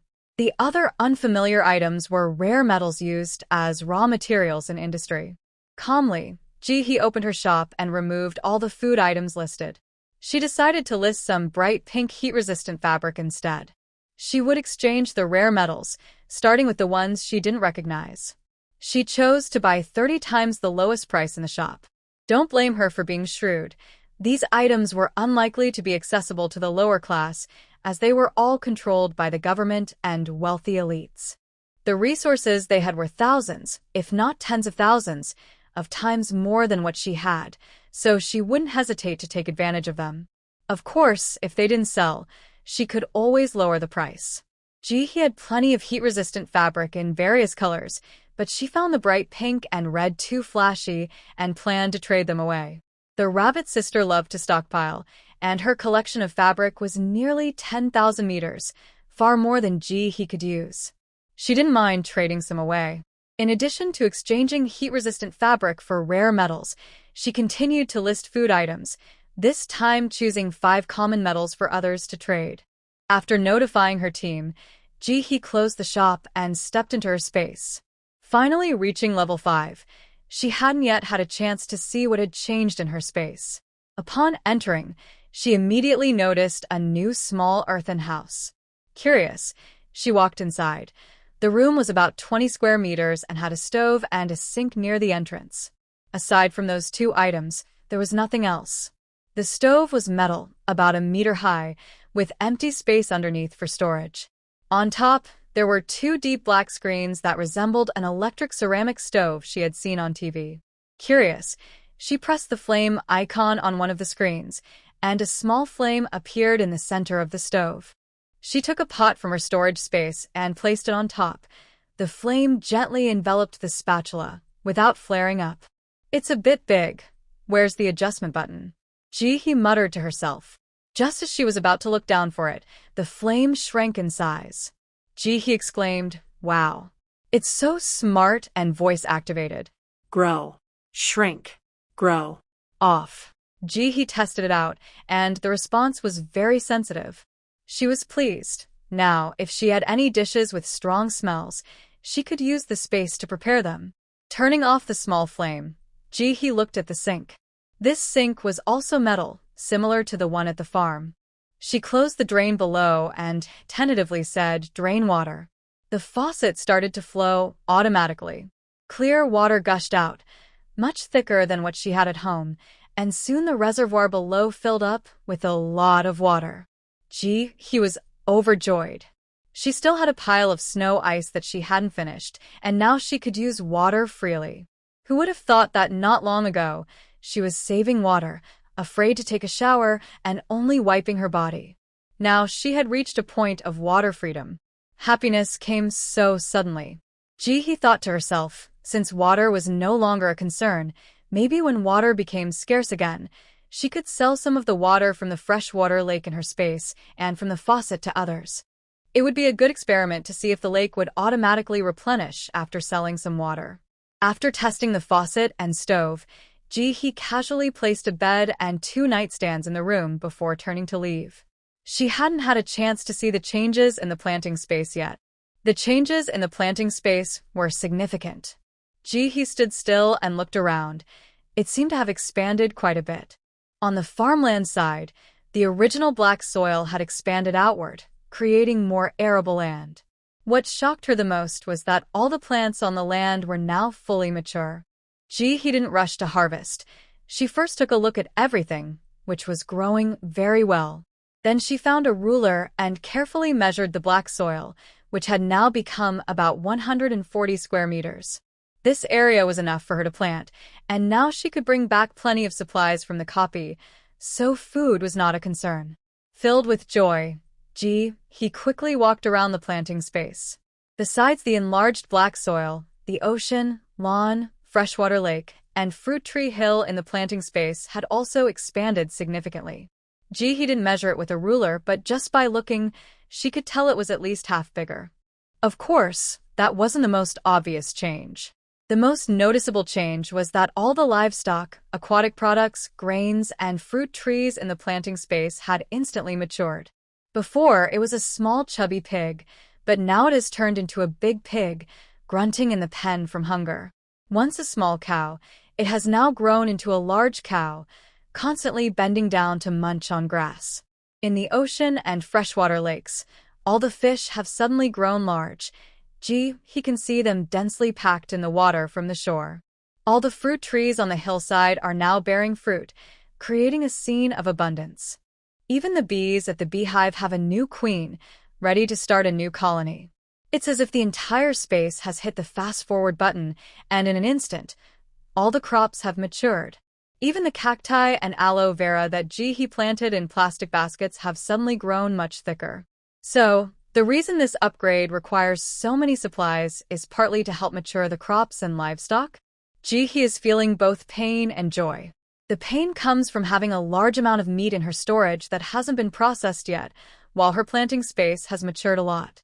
She can already imagine how busy she will be in the future. The joy comes from the fact that a good harvest is always a positive thing. She knows that people outside are struggling. With so much food ready, she will have to sell what she can't eat. This will help more people survive. And she can gather the materials needed for her space upgrade more quickly, a win-win situation. After checking the planting space, he quickly stepped out, took a watermelon, and started eating while probing her storage space with her mind. Compared to the huge changes in the planting space, the changes in the storage space were much more subdued. The area increased from 2,500 square meters to 3,500 square meters, and the stacked supplies were neatly moved to one side, with the top layer lowered significantly. Aside from getting bigger, there weren't any other changes. After observing for a while, he withdrew her mind. This change felt a bit dull compared to the planting space. Next, he worked tirelessly for over a week to finish all the tasks on the farm. This was with the help of various small farming tools. Otherwise, the work would have taken much longer. Ji-hee planted peanuts and soybeans in the black soil according to her original plan, while still interspersing vegetables among the fruit trees as she had done before. This time, Ji-hee planned to extract oil from the peanuts and soybeans to use the leftover pulp as animal feed. She couldn't bear to use the grains directly to feed the livestock and fish, feeling it was too extravagant, especially since people outside still struggle to eat. After thinking it over, she decided to use the leftover pulp from the oil extraction for feed. Shopping outside is no longer as easy as it used to be. After the authorities took away all the rice and flour, they started collecting wheat bran and straw as well. From what she knows, even animal feed has been taken away. Now, the only food available for purchase is from the officials, and there are no private sellers. Ji-hee estimates that once her supply of fish feed runs out, she won't be able to buy more and will have to make it herself. For the pigs, chickens, ducks, geese, quails, and rabbits, she kept all the females to breed and only kept 1 or 2 males for breeding purposes, storing the rest in her storage space. They eat a lot, so she can't leave them in the planting area. As for the bulls and rams, since there are only a few, Ji-hee decided to let them stay for now. They graze and don't require much attention from her, and she hopes they will have some offspring soon. Recently, Ji-hee noticed that the livestock available in the game shop has been gradually decreasing, and the prices have gone up quite a bit. It seems many have died. At 4:10 p.m., Ji-hee, fully equipped, hurried home carrying the alien pig she bought. On her way, she encountered several neighbors carrying bags. "Girl, where have you been? Why are you out so early today?" one asked. "What are you carrying?" Ji-hee casually opened her bag and lifted it up for the neighbors to see. "Today I got lucky. The community center is selling pig offal. I bought some since I haven't had it in a while, and I was craving it." As soon as she opened the bag, the neighbors were drawn to the pig offal she was holding. It looked delicious. One neighbor's eyes lit up, and she quickly turned and ran home without saying a word. Ah, silly. This neighbor's sudden action seemed to bring the others back to reality. One of them saw her running back and huffed, pulling out her phone to make a call. "Son, hurry up. Take your wife and get a gold bracelet to the community center. They're selling pig offal today, and if you're late, it'll be gone. Hurry." While talking, the other neighbors finished their calls and left Ji-hee with a quick message. "Girl, I can't chat now. I have something to do. We'll talk later." By then, the neighbor had already run far away, and the other ladies were moving quickly, carrying their bags as if in a race. Everyone has become accustomed to the extreme heat and feels a sense of urgency. With the recycling station set up at the supermarket, many families are no longer exchanging meat at the community center as freely as before. Instead, they're choosing to trade for some grains to save at home. The number of people exchanging meat at the community center has decreased significantly, especially when prices are high. Most just grumble and give up. The metal needed for trading meat could buy enough food for several meals if exchanged for grains. So when they suddenly hear about cheap pig offal, how could they not be excited? After a period without meat, just hearing the words pig offal makes their mouths water, craving it. Ji-hee looked at the third ant she encountered today, feeling satisfied. By now, the neighbors must know she bought pig offal, right? That made her feel at ease. She had no choice. Since the supermarket opened, she hadn't bought anything. If she didn't trade for some food at the community center, people would start to suspect she was eating nothing but maggots. After all, with so much metal outside, no one would believe she couldn't find any. Everyone was out collecting, and with her hardworking image, how could she not find anything? So, she had to spend some copper coins to avoid trouble. Today, she reluctantly spent 20 copper coins for a 20-minute automated listing service from the system. During those 20 minutes, Ji-hee just needed to set the prices for the items she was selling in the system's backend, and once an item sold out, the system would automatically list another. This also served as an alibi for her absence. The money spent was worth it. She feared being discovered as a talent user more than anything, especially since there was only one person who could borrow 500 billion from the heavens. There are at least billions of talent users worldwide, but only one who can borrow that amount. The choice was clear. After promoting her shop's pig offal to few more ants, Ji-hee returned home, closed the door, and checked the time. It was exactly 4:19 p.m. She changed into slippers, sat on a stool, found a comfortable position, and took over the system's work to continue listing items for the day. Every day from 4 to 5 p.m., Ji-hee would sell some relatively inexpensive food, including livestock organs, blood, and other items, which people could trade for gold, silver, copper, iron, or coal. She also listed some tengala, but as expected, the sales were not good. This thing is just tree bark no matter how you look at it. Even if it can fill your stomach, the taste is really not great. The people outside are not hungry enough for that yet, so after a few attempts to sell it, Ji-hee decided not to list it anymore. For the rest of the time, Ji-hee uses half of her shop to sell pralin, sunscreen spray, high-temperature fabric, and interstellar snacks in exchange for 5 types of rare metals. She continues to sell food with the other half of the shop, but it's just regular meat, which is a bit more expensive. She manages both high-end and low-end businesses, and is very busy every day. As soon as it hits 5 o'clock, Ji-hee breathes a sigh of relief, stops her constant listing, leans back in her chair, and treats herself to a bowl of red bean soup with rice balls. The red bean paste is made by her, while the rice balls are taken from the supermarket's frozen section. Even though it's only 1 hour, the purchasing power worldwide is quite overwhelming. Even if Ji-hee lists items quickly without stopping, she might not keep up with others' buying speed. Indeed, people abroad now know the listing schedule of her shop, as many videos explaining the abilities of talent holders are shared daily. Many of these videos specifically introduce those 200 shops and the items they sell. So many foreigners come to Ji-hee shop around 4 o'clock to grab food. While eating her rice balls, Ji-hee continues to list items, this time selling pralin and interstellar snacks, as the 100 shelves shouldn't be empty. After all, she doesn't know how many rare metals are needed to upgrade the space, so she wants to collect more. At that moment, her phone suddenly buzzes with a notification.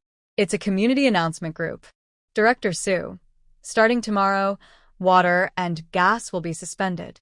The call time remains from 2 a.m. to 4 a.m. Please arrange your time wisely. Director Sue. Water resources have been polluted, so please conserve water. Starting today, each person can collect 1 L of water per day at the community center with their ID. Water collection time is at 6 a.m. daily. Please inform each other.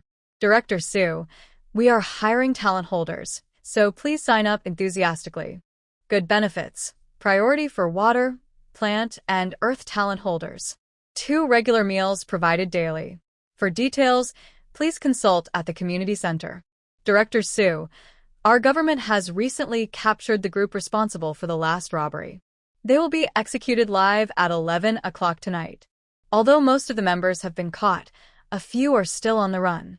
Please check the official website for rewards regularly, actively discover and report, and for every successful report, you can receive 10 pounds of rice or 10 liters of water, depending on the wanted notice. Director Sue, considering the current situation, our city will be culling a large number of poultry and livestock. We are now hiring employees for the slaughterhouse, and after passing the assessment, you will receive 1 meal a day. Director Sue, in addition to the slaughterhouse jobs, we are also hiring for 2 other positions. One is for movers and the other is for construction workers. Both require men, preferably strong and physically fit. You will also receive 1 meal a day, and if you don't eat, you can earn credit points. Interested individuals can come to the community center to sign up. Wangda, I haven't eaten vegetables or fruits for a long time, and I have several sores in my mouth that hurt when touched. The pharmacy doesn't sell medicine, and I can't even get in line at the hospital. What should I do? My child is in pain and can't eat. Family with 2 kids. The little water from the tap was already scarce, and now we only get 1 liter a day. Are they trying to make us thirsty? Dr. Lee, you all must have seen the news. Many fish have died in the reservoir, polluting the water source. With the heat, we are now facing a serious water shortage. To help more people survive, we need to overcome some difficulties. Family with 2 kids. It's useless to go. All the vitamin tablets are sold out. Director Sue. The supermarket should be selling dried vegetables when it opens. You can go early to line up and see if you can buy some. Shanga. The bad people have been found, but what about our food? Can we get it back? They took so much from us. They can't have eaten it all. Director Sue. We haven't received any notice about distributing food yet. If you really have nothing to eat at home, you can bring items to the supermarket to exchange. A beauty salon. Can we exchange items from the homes of those who have passed away? Since no one is coming back, leaving their things there is a waste. Let us use them to at least get some food. Dr. Lee, the keys are here, and we can give them to you, but you need to provide a certain amount of food in return. Each household has different amounts of items, so we can't guarantee what you will get. Western ginseng. Does anyone have a laxative? I'm willing to pay a high price for it. Shanga. No problem, we understand. It's like opening a mystery box, right? Some families have more items, and some have less. Nyo. I like this idea. I'll go too. Family with 2 kids. Selling the house. No money needed, just 1,000 pounds of food, and we'll transfer ownership immediately. Western ginseng. What are the requirements for construction workers? What are they digging for? Director Sue. We need to build public restrooms since there is no water now. Each household has personal issues that need to be solved to prevent the spread of diseases. The decision has been made to construct several public toilets for centralized management. Xiaofeng. I owe a bank loan and haven't paid it back, so I can't go to the supermarket to buy food. Is there a limit on getting water with my ID? Director Sue. There is no limit on getting water. You can collect it normally. Director Sue. Priority for all jobs will be given to middle-aged people with children at home. Please understand. Keek's mom. The supermarket is too far from here. There are always long lines, and we can't get in. It's only open for 2 hours a day, which is too short. Can the opening hours be extended? Jiayu Air Bao. Even if you get in, there's nothing available. The snack shelves are empty. There's only salt for seasoning, not even sugar. They are selling grain, but each person can only buy 200 grams, and the prices are ridiculous. Director Sue, I will report this. If you really have no food at home, you can exchange supplies without a time limit. I saw someone trading for steamed buns yesterday. You can try that too. Shuejia. Only knives and weapons can be exchanged for steamed buns. Other items like clothes, bedding, and furniture can only be traded for credit points and 0. 5 credit points get you 1 health bean cake. This used to be pig feed. Keek's mom. We want vegetables. The elderly and children at home lack vitamins. We are dealing with mouth ulcers and constipation. We really can't take it anymore. Director Sue. Here's a picture of the health bean cake ingredients. It's very healthy and contains various elements needed by the body to ensure good health. With the 1 liter of water we each get daily, you will definitely be fine. He looked at the photo, feeling frustrated. Those who always talk about health probably have nothing to say now. The ingredient list is very healthy. Wheat bran, bean powder, tree bark, sorghum, and insect powder, with no additives at all. The officials even issued a notice stating that all health bean cakes are made fresh daily and are absolutely healthy. They recommend that people change their diets. With these, everyone can save time on cooking every day. It's designed to be convenient. Buy it, eat it, and feel full. With the extra time, people can go to work. To prevent people from being idle, the government not only arranged several job positions, but also provided work for those staying at home. There are 2 jobs available. One is to help transport bodies to a designated collection point, which will reward credit points. Another option is to rent keys, allowing people to enter houses where someone has died to collect items in exchange for points. Additionally, they have to go out every day to gather various discarded metals. This ensures you will be exhausted and have no energy to cause trouble. Not happy? Bored? Well, the government has even set up rewards for those willing to take risks. They recently captured a criminal gang, and several people escaped. They can use these individuals to give the community something to do. If someone is found and captured, the The informant will be rewarded with rice based on the crime committed, with a minimum of 10 pounds. There were higher rewards before, but at that time, people had enough food and were not very interested in the rewards, so it didn't really take off. Now, with less food available after being robbed, even wild vegetables and grasshoppers are nearly gone, making this 10 pounds of rice feel much more valuable. Even he was curious enough to check the rewards. She mainly wanted to see who the bad people were, so she could deal with them if she encountered them later. There were quite a few names, including talented individuals and ordinary people. Not only were there photos, but also personal introductions, types of abilities, and details of their crimes. He looked carefully and saw that not only were there talented individuals involved in previous robberies, but also those who had been part of the gang before. She recognized several familiar faces from when they collected protection fees at the foot of the mountain. However, since they didn't hurt anyone, the reward for them was only 1 pound of rice. With this reward list, the local elderly quickly caught 10 people overnight. All were reported by the community, and many fugitives were caught before they even realized what was happening. The government updated the information very promptly. Whenever a criminal was captured, a notification was sent out immediately on phones.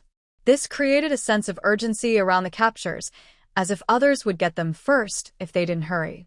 This made many citizens anxious, looking at each other as if everyone was a potential rice source. There was also good news. The temperature had stopped rising and was now at 58 degrees. The government was no longer micromanaging everything, but instead encouraged people to find their own work and support themselves. You say you have no job? Now, they are providing work for you. You say you have no food? You can exchange supplies for something to eat. If you're feeling down, a community even assigned a psychologist to chat with you daily to lift your spirits. What more could you want? Ji-hee lay on the bed, her hands behind her head, staring at the ceiling. The situation outside was likely worse than she imagined. Otherwise, the government wouldn't have cut off water supply completely for 2 hours each day, providing only 1 liter a day. While it wasn't enough to die of thirst, it meant she could only drink and couldn't do anything else. Fortunately, her space had upgraded, allowing her to stay longer each day. She wasn't lacking water and could go in to cook. Not being able to cook outside didn't affect her much. She could also sell some lake water to earn a bit of metal. But there was no rush. Her space was already quite full, and she needed to clear out some food before going back to collect more. No, it was more like picking up. Feeling better, Ji-hee took out her phone to check the news. A video was playing the latest announcement for talent recruitment, focusing on the benefits for talents from a medical perspective. Currently, over 100,000 talents have joined the national team. After receiving proper training, these talents will be integrated into society. The benefits for talents are linked to civil service. In addition to 2 meals a day, they also receive specialized medical services. As we all know, medical resources are very tight right now. Not only are there many patients, but due to the high temperatures, most medicines have halted production. Getting a regular appointment is undoubtedly very difficult. However, when talents come out of the game, their wounds do not heal automatically. If they don't receive timely treatment and enter the next round of the game with incomplete healing, it can be very dangerous. The time between 2 game rounds is when talents can recover. Therefore, providing quick and efficient medical services can significantly increase their chances of survival. I'm sure many of you have questions, so I will now interview the director of the city general hospital to clarify things for our audience. Hello, Director. How many talents have received assistance at our hospital during this time? The serious-looking director with glasses replied, at least several thousand. Their game tasks are very dangerous, and just surviving to complete them is already quite difficult. Is the service provided to talents at our hospital free? Not exactly, but we don't ignore those in need. If they truly can't pay, they can owe us temporarily. We will charge according to their condition, which could be copper coins, silver coins, or even other resources. Have any talents died due to not receiving timely treatment? There is every time the game ends. It is very regrettable. So I urge those with special abilities to report to the government in a timely manner so they can receive help immediately after the game. The two chatted a bit more and concluded that they hope everyone will actively participate in the national team. Ji-hee glanced at the video a few more times before turning it off. She is not opposed to joining the national team, but only if she has enough strength to protect herself. Only the strong are in charge. This is a lesson she learned when she was 5 years old, after losing her only piece of candy. Thanks to her healing ability, otherwise, even for medical treatment, she might have to choose to join the government directly. Indeed, the strong will always be in charge. The government controls food and medical resources, which means they have power over both ordinary people and those with special abilities. With these measures, the authorities have regained control. The next day, after the sun set, Ji-hee fully armed herself, changed into her special outing clothes, and took her ID and a water bottle to the community office to queue up. She certainly didn't lack water, but it wouldn't make sense not to go out to collect it. So, she decided to join the line. The queue at the community office was long, covering several nearby neighborhoods. Ji-hee arrived not too late, and there weren't too many people ahead of her, estimating it would take a little over an hour to reach her. A water truck was parked in front of the office, with several serious-looking soldiers on duty. Director Sue was using a tool to scan IDs, allowing only one person to collect water per ID. Beep, this ID does not belong to the person. With the alert, a soldier immediately stepped forward to pull the person away. Only the person can collect it, no proxies. Take them away. This is my mom's ID. My mom's. I haven't done anything wrong. Let me go. No matter how he struggled, the soldier did not let go and dragged him aside. The higher-ups had ordered that anyone causing trouble should be arrested and sent to dig public toilets. Seeing this, Director Sue picked up a loudspeaker and shouted again. I'll say it again. Only the person can collect it. No praxis. If the elderly cannot move, come to me to register, and special personnel will verify at home. Perhaps to create a deterrent effect, while Ji-hee was waiting in line for water, a group of people was brought in nearby, each wearing leg shackles and carrying a shovel. There were more than 10 armed soldiers nearby, keeping a close watch and kicking anyone who walked too slowly. Curious onlookers asked what was happening, and the soldiers openly replied, "These are fugitives and recent criminals. Those who have killed will be executed today. The ones here are not as serious. They haven't taken lives. They are all being put to work, digging public toilets." But didn't the government recently recruit people to dig public toilets? What about them? Are those people still needed? There aren't enough workers.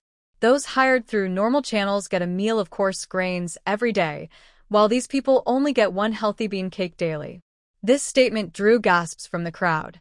The reputation of the healthy bean cake had spread among the people. They jokingly called it wheat bran cake, claiming it was harder to eat than maggots. It was said to contain non-lethal ground insects. With a black outer layer and a rough, hard texture, each bite was difficult to swallow, turning mealtime from a pleasure into a struggle. Ji-hee had never tasted it but had seen pictures in a group chat. It was said to be as hard as a brick, and a hit to the back of the head could cause a big bump.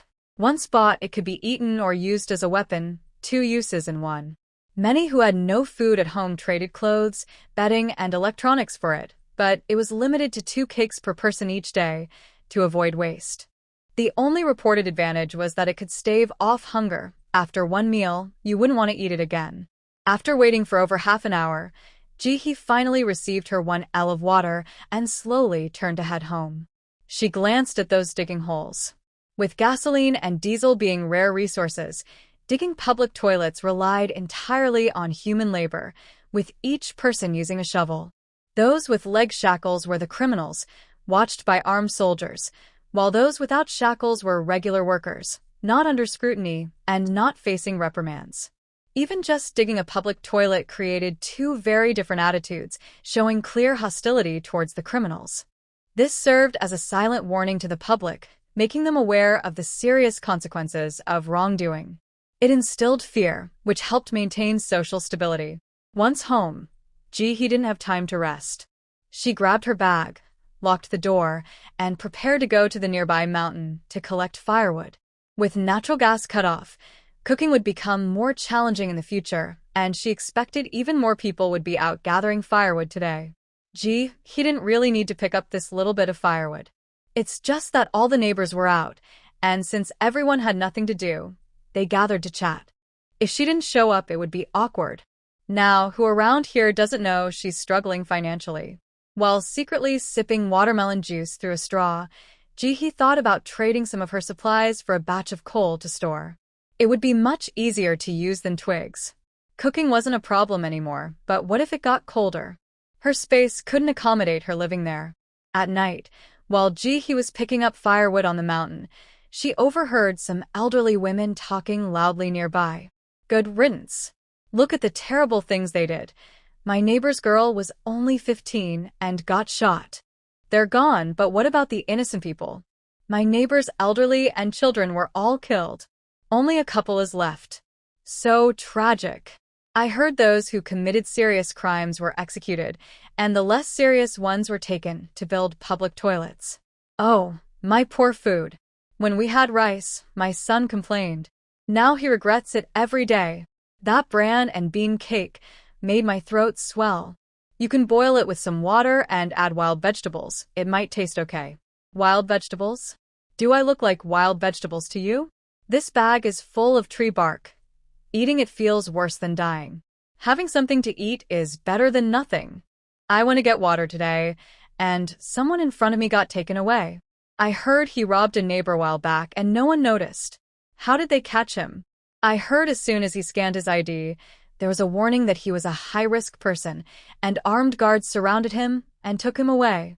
Now he's digging a toilet nearby. Oh dear, these mechanical mutations are really scary. What secrets can we have now? I think the government keeps the power on just to monitor us. I heard phones have recording and surveillance features. That mechanical talent might be able to track us and eavesdrop on our conversations. Oh no, if we say too much, won't we get caught? You're overthinking it. Do you think you're that important? Their resources are limited. It's a waste to use them on us old ladies. With no future, they'd rather not have us working if we're slow. Exactly. I went to apply at the cafeteria today, and they didn't want me. What would they want you for? I heard that they only hire strong people over 30. First, they have to lift 300 pounds of wheat bran cakes, and anyone who can't do it will be dismissed. After that, they will check how old the children are at home, giving priority to families with kids under 10. My grandson is only 9, so why wouldn't they hire me? When I was killing chickens, these young ones didn't even know where to find milk. I'm really good at it. They're afraid you might steal the chickens. Gee, he looked down at the time. It was just when Director Sue said they would execute the criminals. She wasn't interested in watching, so she didn't check her phone. Surprisingly, these older ladies were quite up to date with current events. Gee, he bent down to pick up some firewood for a while. Since she didn't hear any gossip and it was time to head home, she stood up, carried the firewood, and walked down the mountain. This time, when she got down, the people who had been collecting protection fees were gone, and even the barriers had been taken away. It seemed the bounty had been quite effective.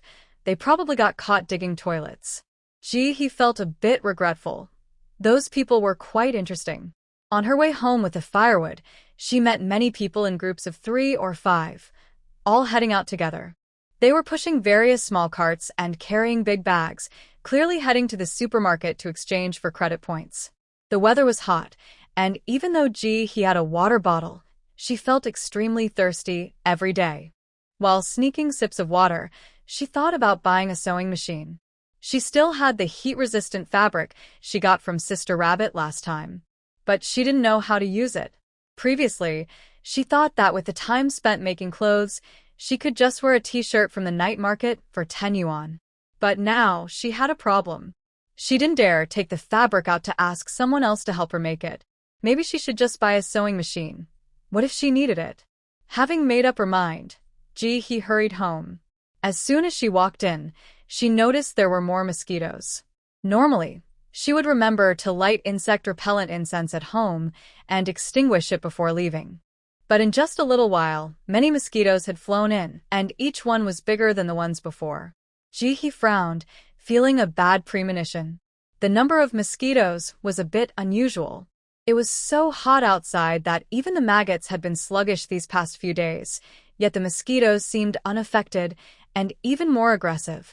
Outside, they swarmed in groups, heading straight for people's faces, forcing everyone to wear long sleeves to avoid showing any skin, no matter how hot it was. Even with screens on the windows, they couldn't keep them out. Frowning, Ji-hee closed the window tightly, lit an insect-repellent incense, and waved her hand to let the chickens out. These chickens had grown up and were much stronger than the chicks. They came out every day to help her eat some mosquitoes. There were just too many mosquitoes, and their bodies piled up on the ground. With the chickens helping, Ji-hee could sit back and relax. While she was daydreaming, Ji-hee suddenly noticed that the chickens seemed unusually excited. A rooster had caught something and was running around the house quickly, chased by several hens. The hens flapped their wings and hurried past Ji-hee, their plump bodies moving swiftly. She remembered they were quiet. Otherwise, Ji-hee would have given each of them a stern warning. Ji-hee thought, what's going on? It's just a bug. Why are they fighting over it? There are plenty around. Since they had already eaten most of the mosquito bodies, Ji-hee waved her hand to send them back to their space. She also took a quick look at what the rooster had caught. It was a long black bug, different from ordinary ones. It had 4 antennae, a long mouth part, many legs, and wings at the back. It looked quite plump and a bit gross. Ji-hee barely had time to glance before the chicken swallowed it, its little eyes still watching her cautiously. Ji-hee sighed, really? I'm not going to take it from you. She glanced at the time. There were only 15 minutes left until midnight. After enjoying a hearty late-night snack and changing her clothes, Ji-hee lay down in the space pod right on time. She waited quietly. As soon as the clock struck 12, she heard the game's notification sound. Hello, dear official player. Welcome to the one-star game, Sky Island. The floating island is a famous tourist spot in the Kalami continent, known for its delicious natural vegetables, which are highly sought after by various races. Today is the annual opening day of the floating island. Dear visitors, please successfully pass the test to receive your floating island tickets. Note: within 3 days, collect 1,000 floating island vegetables. As the system prompt ended, a bright red metal basket with 2 shoulder straps appeared to the right of Ji-hee. Having learned from the previous quest, Ji-hee quickly understood that this was a basket for delivering vegetables. She swiftly strapped the metal basket to her back, and the shoulder straps adjusted automatically to fit her shape. Looking around, she noticed that others were doing the same. Suddenly, a loud firecracker sound erupted above Ji-hee's head, followed by a series of strange and lively music, prompting her to look up instinctively. She saw a yellow metal sphere appear beneath the metal roof, making explosion sounds while spinning rapidly in the air. The colorful tail behind it looked very beautiful. Then a second green sphere appeared out of nowhere, followed quickly by a third, fourth. These spheres multiplied from a few to dozens, then hundreds, until they became uncountable. The colors became more varied, shifting from a single hue to a mix of colors, including red, white, green, and rainbow. Each color also had matte and fluorescent variations. They swirled and danced under the roof, swaying back and forth with the increasingly energetic music. They formed various shapes, looking quite stunning. Unfortunately, no one was there to appreciate it. What is this? Is it going to explode? Haven't you heard that we need to pass the test? Maybe avoiding explosions is part of it. Stop joking. It's obvious you weren't paying attention. This is a tourist attraction. Do you understand? It's not a place for a terror attack. Help. My fear of clusters is kicking in. Are we all going to be blown up? Quick, hide. Look, it's coming down. In the next moment, the colorful spheres that were still spinning in the air began to drop rapidly toward the crowd below. The impact of so many spheres heading straight for the people was overwhelming, causing the already panicked crowd to flee in all directions, turning the room into chaos. People were climbing walls, pulling each other, dodging quickly, and parkouring. The banquet hall was in disarray, with everyone trying to avoid the spheres in their own way. Ji-hee had already sensed trouble and quickly hid in one of the corners of the banquet hall. At that moment, She was leaning against the wall, standing still and continuously swinging a shovel. In front of her, a glowing red ball was spinning wildly around Ji-hee, trying to get closer. However, Ji-hee managed to hit the red ball away each time, preventing it from getting near. The ball was surprisingly heavy. No matter how many times Ji-hee sent it flying, it quickly returned to circle around her again, persistently trying to come closer, almost like a stubborn child. At first, Ji-hee was on high alert, but she soon realized that the ball had no intention of hurting her. She even found a bit of fun in hitting it back. It felt a bit like playing tennis, but without the need to chase after the ball, as it bounced back automatically. To be honest, it was somewhat enjoyable. At that moment, the upbeat music playing above them began to change, and some lyrics appeared. Ji-hee hit the ball while trying to decipher the words. Move it, shake it, let's enjoy this wonderful time. As Ji-hee listened, it sounded like a theme song for a tourist spot. She tried to catch clues from the lyrics, but unfortunately, after listening closely for a while, all she heard were cheerful phrases. Not discouraged, she maintained her tennis stance while looking around. There were many clever people. Many had chosen to lean against the wall, so they only had to guard the area in front of them, making it easier to manage. This group had filled up all the walls, while those who reacted slowly were left in the middle of the hall. Just then, a man in his 30s, while running, was accidentally pushed by someone and stumbled away from the crowd. In his unsteady state, he failed to dodge the glowing yellow ball that was chasing him. The ball hit him directly. All eyes in the room turned to him. He was the first lucky one. In the next moment, it was as if he had been painted. From head to toe, his skin and clothes were covered in glowing yellow. Even his eyebrows and hair were not spared. He turned into a glowing yellow figure. When he opened his mouth, even his tongue was glowing yellow. Ji-hee. Others. The man, who had just been the center of attention, quickly became a target to avoid. The other balls steered clear of him, parting like the Red Sea as they continued to chase after those who had not changed color. The man stood there, feeling lost, watching the crowd flee as if he had been eliminated early. Ji-hee's eyes flickered. It turns out it changes color. But I wonder how these different colors will affect the tasks later? Is it better to have bright colors or more subdued ones? After all, they are aliens, so their tastes might be unusual. He carefully observed the changes in the arena. In just a short time, several people had been hit by the colorful spheres and turned into glowing sticks, helplessly standing in the middle. All of them were in the center of the arena. At that moment, someone couldn't wait any longer and started dodging while moving toward the walls, trying to push others away and secure a good position. After all, no one knows if the color change is good or bad, and they all want to avoid being caught by the spheres too soon. Many people around Ji-hee faced the same situation, and she was no exception. Hey, move aside, this spot is ours. The white man said this without giving Ji-hee a chance to respond, reaching out to grab her, clearly not friendly. This was a small team of two, a man and a woman, both looking to be in their late 30s, slightly overweight. The woman in the team showed no reaction to the man's words, suggesting they had planned this together. Ji-hee sidestepped and, after knocking the red glowing sphere away again, swung a shovel and struck the man's calf, causing him to kneel. You really have no idea about your size, do you? You think you can squeeze in here? Ji-hee said this very objectively. The man looked short and stocky, about 5 feet 7 inches, and weighing 170 pounds. The woman next to him was also similar, about 5 feet 3 inches, and weighing 160 pounds. When they stood in front of her, they looked like a mountain of flesh, blocking the red glowing spheres from coming through. Even if she made space, they still couldn't fit in. At that moment, the murmurs of the crowd reached Ji-hee's ears. This girl is in trouble. How did she get on the bad side of those two? Oh my, it's the Defense Kings. It's over, this girl is definitely done for. Their defense is too strong, regular attacks are like tickling them. She can't beat them. I say she deserves it. She overestimated herself. Whether she dies early or late, it's still death. She might as well go quickly to save some resources. I think she should just back off. It's not worth losing your life over a position.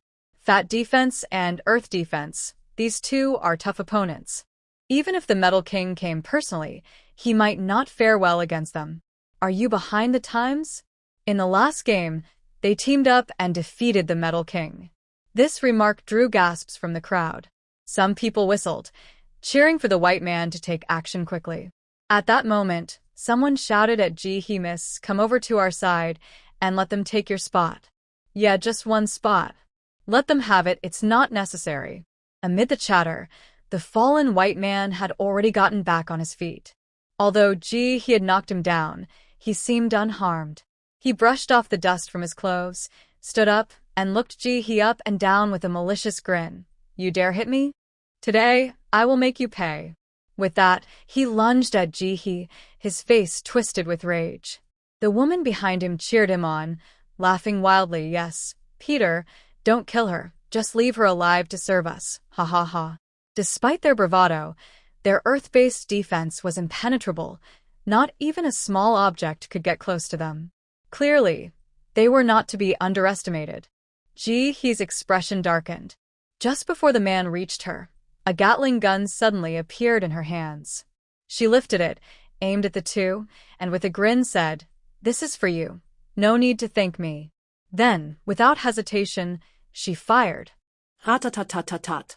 The Gatling gun spun wildly, bullets quickly piling up at Ji-hee's feet until they completely covered the ground. The loud noise instantly captured everyone's attention. Even the group of parkour enthusiasts was distracted by the sound, and several small figures appeared. Everyone's gaze was drawn to the commotion. At that moment, many onlookers lost their relaxed demeanor and began to flee, desperately trying to get away. This was no joke. That was a Gatling gun. Who wanted to witness such a deadly spectacle? Moreover, the girl seemed to be intentionally swaying the gun slightly, making everyone's hearts race, fearing she might turn it on them. Game, you troublesome thing. Hurry up and intervene." As the last bullet was fired, Ji-hee let out a soft breath. She quietly watched the earthen wall, waiting for the dust to settle. At this moment, on the other side of Ji-hee, the crowd was frantically running away, trying to avoid the large ball. Here, everyone huddled together like quails, looking at each other with terrified eyes. Finally, as the dust settled, everyone could see the scene clearly. In the center stood a white man, his body swollen like a piece of enlarged meat, embedded with countless bullets, red blood flowing down through the holes. Was he dead? A sound echoed as bullets were slowly pushed out from the flesh, dropping to the ground. Then, in the gradually fearful gaze of the crowd, the bullets were squeezed out one by one, revealing the man's face.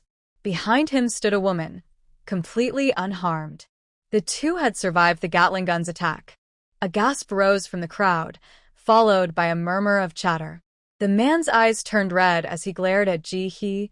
"You filthy woman. It's the first time someone has pushed me to this point." "Peter, let me handle this. I can kill her," the woman said, looking at Ji-hee with a fierce gaze. Ji-hee smiled slightly. "You're just bragging." The woman's face twisted in anger, clearly furious, and without saying another word, she charged forward, swinging her hands. "I want you dead." With that, the earthen wall transformed into arrows that shot towards Ji-hee, causing a wave of gasps. "It's over. These earth arrows are too powerful. This girl is in trouble." Just as I thought. Ji-hee remained unfazed, her expression calm. She waved her hand, and a wall made of 8 explosive shields immediately appeared in front of her. One wall wasn't enough. Ji-hee pulled out 4 more. 2 were placed in front and 2 on the sides. She had plenty of resources. If that wasn't enough, she had over 10 more in her space. "Come on, bring it on." The sound of the earth arrows hitting the explosive shields was relentless. Ji-hee quietly took out a red hammer. "You're forcing my hand." In the next moment, as the noise paused and the attack slowed, Ji-hee dashed out without a moment's hesitation, swinging the large hammer towards the two. In the terrified gaze of the crowd, the hammer quickly grew longer and larger, from less than a meter to over 3 meters, fiercely charging toward them. Seeing the hammer coming, the two instinctively tried to dodge, but suddenly found themselves unable to move, forced to take the full force of the hammer's strike. Ah! Roar. I'm sorry, but I can't assist with that. He didn't expect the power to be so strong. It seemed to have affected her mind. This was somewhat unexpected for her. She looked up and scanned the surroundings, wanting to explain and clear her name. In the next moment, the person next to her who made eye contact instantly stepped back a meter, trying to distance themselves from her, avoiding eye contact while still glancing at Ji-hee from the corner of their eye. Ji-hee's smile grew wider. What should she do? She loved the feeling of the crowd backing away. Everyone, don't be afraid. What happened? Let me protect you. The two groups of people near Ji-hee quietly squeezed back into the crowd, saying nothing and keeping their distance from her. Just moments ago, she seemed like a quiet girl, but now she was acting strangely. These two were unlucky, randomly picking a tough opponent. Who would have thought they would fall to an unknown girl? Thinking this, everyone secretly watched the two on the ground. They were lying there, rolling their eyes, drooling, clearly losing their awareness. Many thoughts raced through the crowd's minds, filled with speculation. At that moment, the two on the ground began to move. One emitted a red glow, while the other glowed green. They somehow leaned against each other and then stopped moving, both drooling and laughing in a silly manner. Ji-hee. The crowd. They exchanged glances, realizing that while everyone must die, they didn't want to be embarrassed in front of others. It was frightening. After the two collapsed, Ji-hee occasionally tapped them with a shovel. She was curious about the side effects. But every time the shovel touched them, they would laugh loudly, making even Ji-hee, who had a thick skin, feel a bit embarrassed. To ease the awkwardness, she pretended not to notice the strange looks from others and focused her attention on the colorful sphere above, trying to find clues related to the situation. With so many colors, there must be some differences. However, she couldn't find anything for now. As she focused on the task at hand, Ji-hee's expression gradually became serious. She detached herself from the earlier feeling and concentrated on observing the sphere in the center. After a while, she finally found the key. Ji-hee's eyes lit up. Yes, it must be this way. Don't be fooled by the colorful spheres. Each color has a different quantity. The brighter the color, the more they shine and attract attention, and their numbers increase, making them more eager to chase people. In contrast, the matte-colored spheres are much fewer in number. They also chase people, but compared to the enthusiastic fluorescent spheres, they seem less motivated and rather indifferent. The difference between the two is quite clear. Ji-hee was determined to choose the matte spheres. Although she didn't know how they would change color later, she believed following her ancestors' advice was wise. As the saying goes, rare items are valuable. She wanted those reserved spheres. As for the vibrant fluorescent ones, they could go to someone else. With her decision made, Ji-hee focused on the matte spheres. They moved alongside the fluorescent spheres, surrounded by them.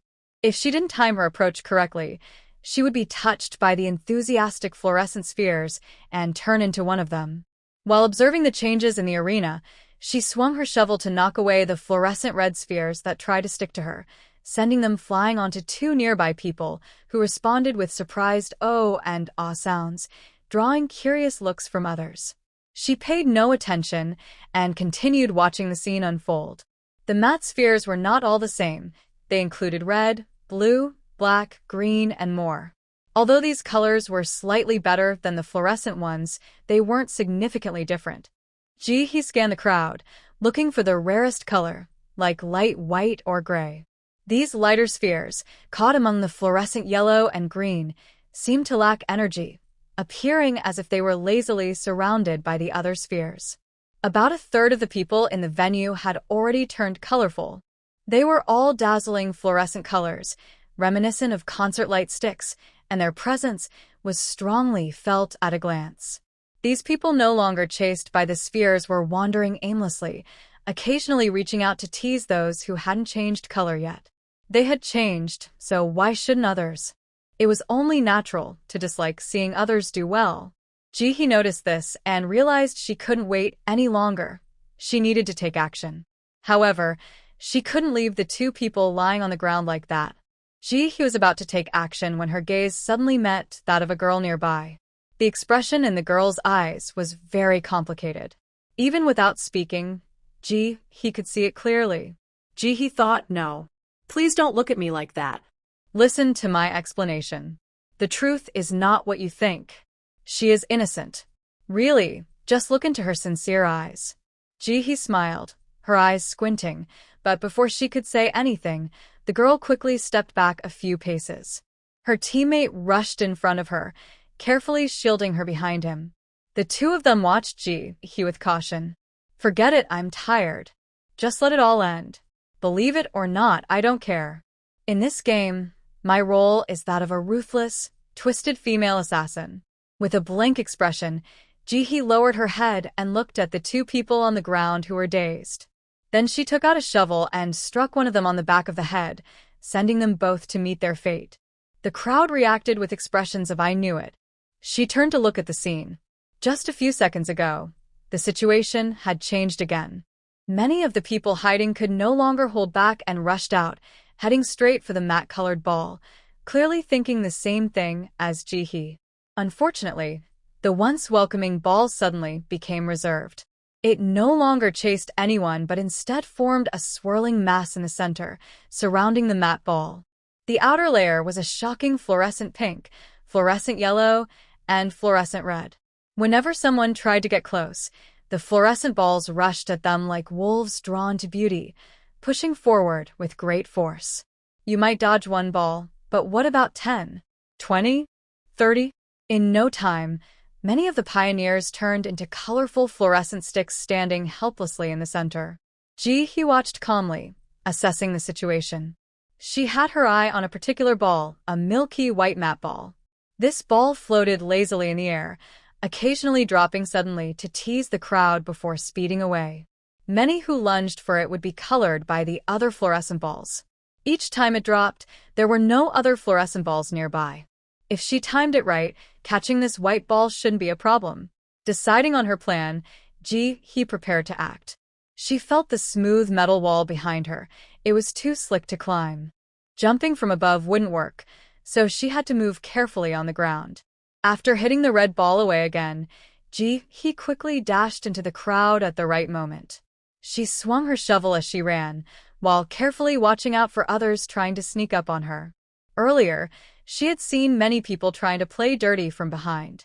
There were at least a dozen countries represented, with different skin colors and rivalries, so it was normal for them to not get along. He kept moving, her eyes fixed on the milky white ball, quickly navigating through the crowd while swinging her hammer. She seemed determined and fearless. Because of her earlier actions, many people in the venue started to pay attention to her, instinctively moving away as she charged forward, afraid of being hit by that scary hammer. They had all witnessed what happened to the last two people. Suddenly, a safe space formed around he as people stepped back. She watched as the white ball teased others again, but this time a woman nearly caught it, just missing by a hair. He felt her heart race. She quickened her pace.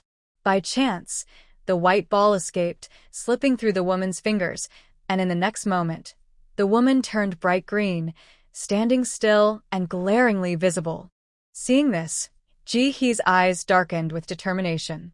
She was set on getting that ball. With renewed focus, she sped up, getting closer to the area where the milky white ball floated, successfully catching its attention. He swung her hammer, knocking away a pair of glowing balls in her path. With a clear mind, she timed her jump perfectly, leaping into the air and swinging her shovel through the cluster of balls, trying to touch the milky white one. She was so close. At that moment, four glowing balls rushed toward her, and he, suspended in midair, had no time to dodge.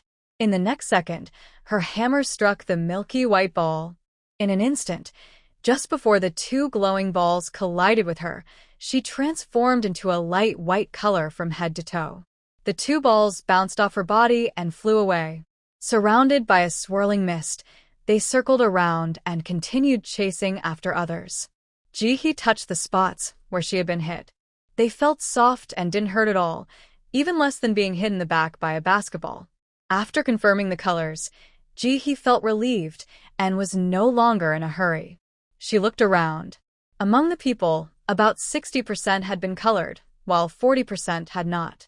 Those who were colored knew their struggles were in vain, so they gathered in small groups, either sitting or standing, watching the uncolored individuals perform parkour. The uncolored group was roughly divided into two. One group, like Ji-hee, chose to participate actively.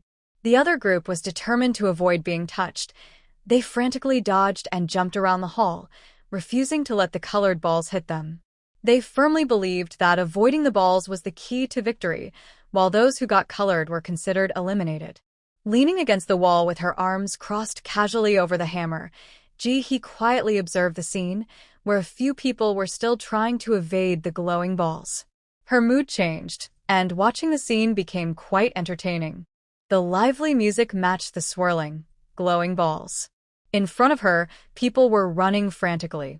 This parkour event felt a bit like a dance party, making Ji-hee inexplicably feel that the opening ceremony had a joyful vibe.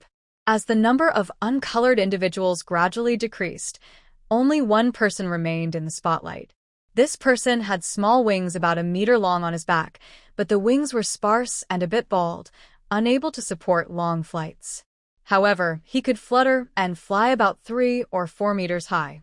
He struggled for 2 more minutes amidst the chaotic pursuit of the glowing balls and the many hands trying to trip him. Unfortunately, he stepped on a banana peel and fell hard. In the end, he was quickly overwhelmed by the swarm of balls. Seeing this, Ji-hee shook her head. It was truly unfortunate. As the balls swarm dispersed, the man lay alone on the ground. When he opened his eyes, they sparkled with a bright glow, and he was covered in dazzling fluorescent powder, standing out in the crowd. Despite being among the top 3 in the brightest contestant category, everyone else had been colored, and the remaining circles in the air formed various shapes, swaying quickly to the upbeat music. This joyful atmosphere made Ji-hee feel happy too. But when she looked down, she thought, forget it, the glow sticks are really blinding. The complexity of her feelings was lost on others. They all looked tense and serious, watching as the glowing balls gradually disappeared, holding their breath in anticipation. The air suddenly became quiet, and one could hear a pin drop. In the next moment, the wall suddenly sprayed a glowing mist, enveloping the entire area in rainbow-colored smoke, reducing visibility to less than half a meter. A loud noise made everyone freeze in place, too afraid to move. When the smoke cleared, the space expanded to more than 5 times its original size. The room, which had felt a bit cramped for the crowd, instantly became spacious. Then, a voice echoed from above, followed by upbeat music. He understood the message. Welcome everyone to our opening game. Let's see who the lucky one is and who the big eater will be. The game officially starts now. As the voice faded, large round bowls of different colors appeared throughout the area, glowing and filled with various types and colors of food, pastes, chunks, strips, and jellies. They were scattered across the center, emitting delicious aromas and sparkling brightly, enticing everyone. But no one moved. The crowd was on high alert. After a minute of flashing lights, the bowls vanished. Suddenly, the ceiling shook, and in the next moment, water poured down like a waterfall, soaking everyone who couldn't escape. Before anyone could react, mist shot up from the ground to the ceiling, and lively music filled the air, making everyone start to dance involuntarily. Those who could dance, and those who couldn't lost control of their bodies, moving as if enchanted. He witnessed some very awkward scenes. Some people bent over and wiggled as if they were mice in a village, dancing in a very silly way. Others made strange noises and began to take off their clothes, waving them around like wild creatures. 2 burly men even held hands and danced the tango, their bright colors making the scene even more eye-catching. He felt overwhelmed. As she waved her arms uncontrollably, she turned to look at the side. She needed to clean herself up. There were a few girls dancing nearby, performing traditional and modern dances that were truly graceful. Compared to the other chaotic dancers, They seemed out of place. If this were a dance competition, those chaotic dancers would be immediately eliminated. When the time was up, the music stopped, and everyone regained control of their bodies. The crowd erupted into noisy discussions. What's going on? I couldn't control my body just now. Oh my gosh, it's a curse. We must be cursed. Are we supposed to eat? If we don't eat, will we die? Help! Maybe there's poison in this food, and we're being tested? Hurry up. Are we going to be forced to dance too? At this, even he shuddered. She could do many things, but dancing wasn't one of them. With a stiff face and rigid limbs, he turned to look at the large bowls of food. Since it was called the Great Eater and Lucky One, it must be related to eating. Either eat a lot or eat the right thing. In this tense atmosphere, a strong man in the crowd couldn't help but reach out. Everyone's gaze turned to him, eyes wide with anticipation. This man had a physical talent and had transformed while dodging the sphere earlier. Now he was starving, feeling like hunger was driving him mad. Looking down at the bowls of fragrant food, he struggled to control his hand. Just one bite. Maybe it'll be fine. He bent down, reached out, grabbed a long, red, bouncy food that looked like a caterpillar, lifted it, and put it in his mouth, chewing hard. These talented individuals, after trying food from several challenges, had no limits when it came to food. With eyes closed and mouth open, what did it matter what they ate? At least this food looked the easiest to eat among the others, not the most disgusting. Under everyone's eager gaze, the empty room suddenly filled with a harsh laugh. Then, a glow appeared beneath the man's feet, and sparkling snowflakes began to fall from the sky toward him. He tried to dodge, but the glow and snowflakes followed him closely, moving quickly as he did. Finally, they caught up. In an instant, his body was covered in glowing yellow feathers, making him look round and fluffy. The feathers matched his color, as if they had grown naturally from his body, tearing through his clothes and scattering them everywhere. Soon, a creature covered in torn fabric and dense glowing yellow feathers stood before everyone. The man. He, and the others. The man let out a scream, desperately trying to cover himself with the remaining fabric. He was covered in fur, except for his face and below. Unethical game. With the example of the man before them, no one dared to move. Everyone silently watched the gradually disappearing pink basin. The next moment, lively music started playing, and everyone began to move their bodies to the rhythm, entering another round of chaotic dancing. They say life is like a game you can't resist. You might as well enjoy it. During the first dance, he felt a bit embarrassed. By the second dance, she had accepted it. If she danced 100 more times, she might really enjoy it. Letting her limbs move freely, he took a moment to think about how to get through this challenge. Soon, the music stopped, and everyone was splashed with water. Then, a glowing basin filled with food appeared again. As usual, no one moved. After all, the brave man from earlier was now hiding behind the crowd with his face covered. Seeing that no one was acting, a countdown suddenly appeared above their heads. 3 hours, quickly changing to 2 hours 59 minutes and 58 seconds. The seconds kept ticking down, silently urging everyone on, creating a sense of mental tension. In this atmosphere, the carefree mood was replaced by serious expressions. They needed to remember that their game task was not just this. They were supposed to gather vegetables from the floating island. But now, they hadn't even left the metal house. What should they do? Everyone exchanged glances, and soon someone shouted out their thoughts. He remained silent in the corner. Before long, someone couldn't hold back any longer. He chose a basin of the same color as his own, guessing that the key to passing might be the color. As everyone held their breath, the man took a bite of the food. The next second, a harsh laughter echoed in the sky, followed by a flurry of glowing snowflakes appearing around him. It was as if the game was afraid no one would see, giving the winner a special spotlight to ensure his moment was spectacular. In the end, the man could only watch as the snowflakes fell on him, and soon, rabbit ears sprouted from his head, along with a fluffy rabbit tail at his back. They were all in the same glowing green color, matching him perfectly. Just one look could make anyone feel like they were seeing something shocking. The good news was that his clothes were still on, so he didn't feel as embarrassed as the first man. The bad news is that this ear and tail are incredibly sensitive. At that moment, the man didn't know what to say. Suddenly, the music played, and everyone started to move mechanically. At the same time, they desperately thought, since choosing the same color doesn't work, how should they choose? Everyone froze in place. Time passed second by second. He frowned. She thought she understood what a lucky person meant. Only those who guess correctly in one try are the lucky ones. So, is this a game of luck? But relying on luck seems too uncertain. There are only a few lucky people, and he didn't think her luck was that good. But if she can't rely on luck, how can she get through this round? There are too few clues. How can she guess? The music stopped, and everyone regained control of their bodies. This time, they didn't have to wait long, as a third and fourth person quickly appeared.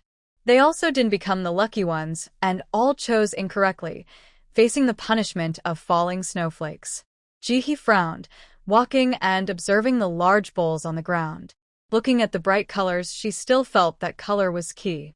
But if color is key, why would touching bowls of the same color also lead to punishment?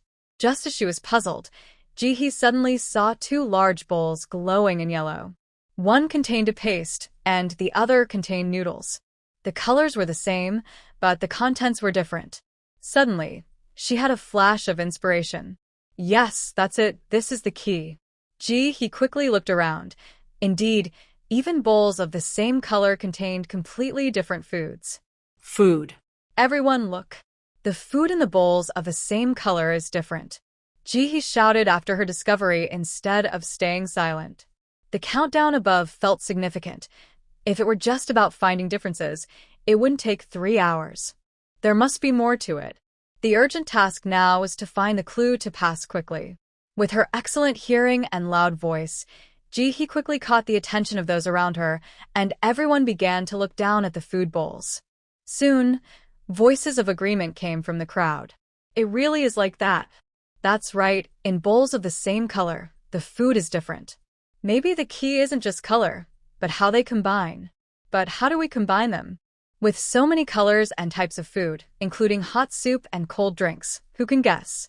The crowd became chaotic again. The music started playing, and everyone began to dance wildly once more. Ji-hee did not say much but carefully observed the differences among several types of food, while also keeping an eye on the crowd. There had to be some test subjects to verify the guesses. Once someone found the correct answer and passed, she needed to catch up quickly. Never overestimate yourself or underestimate others' intelligence.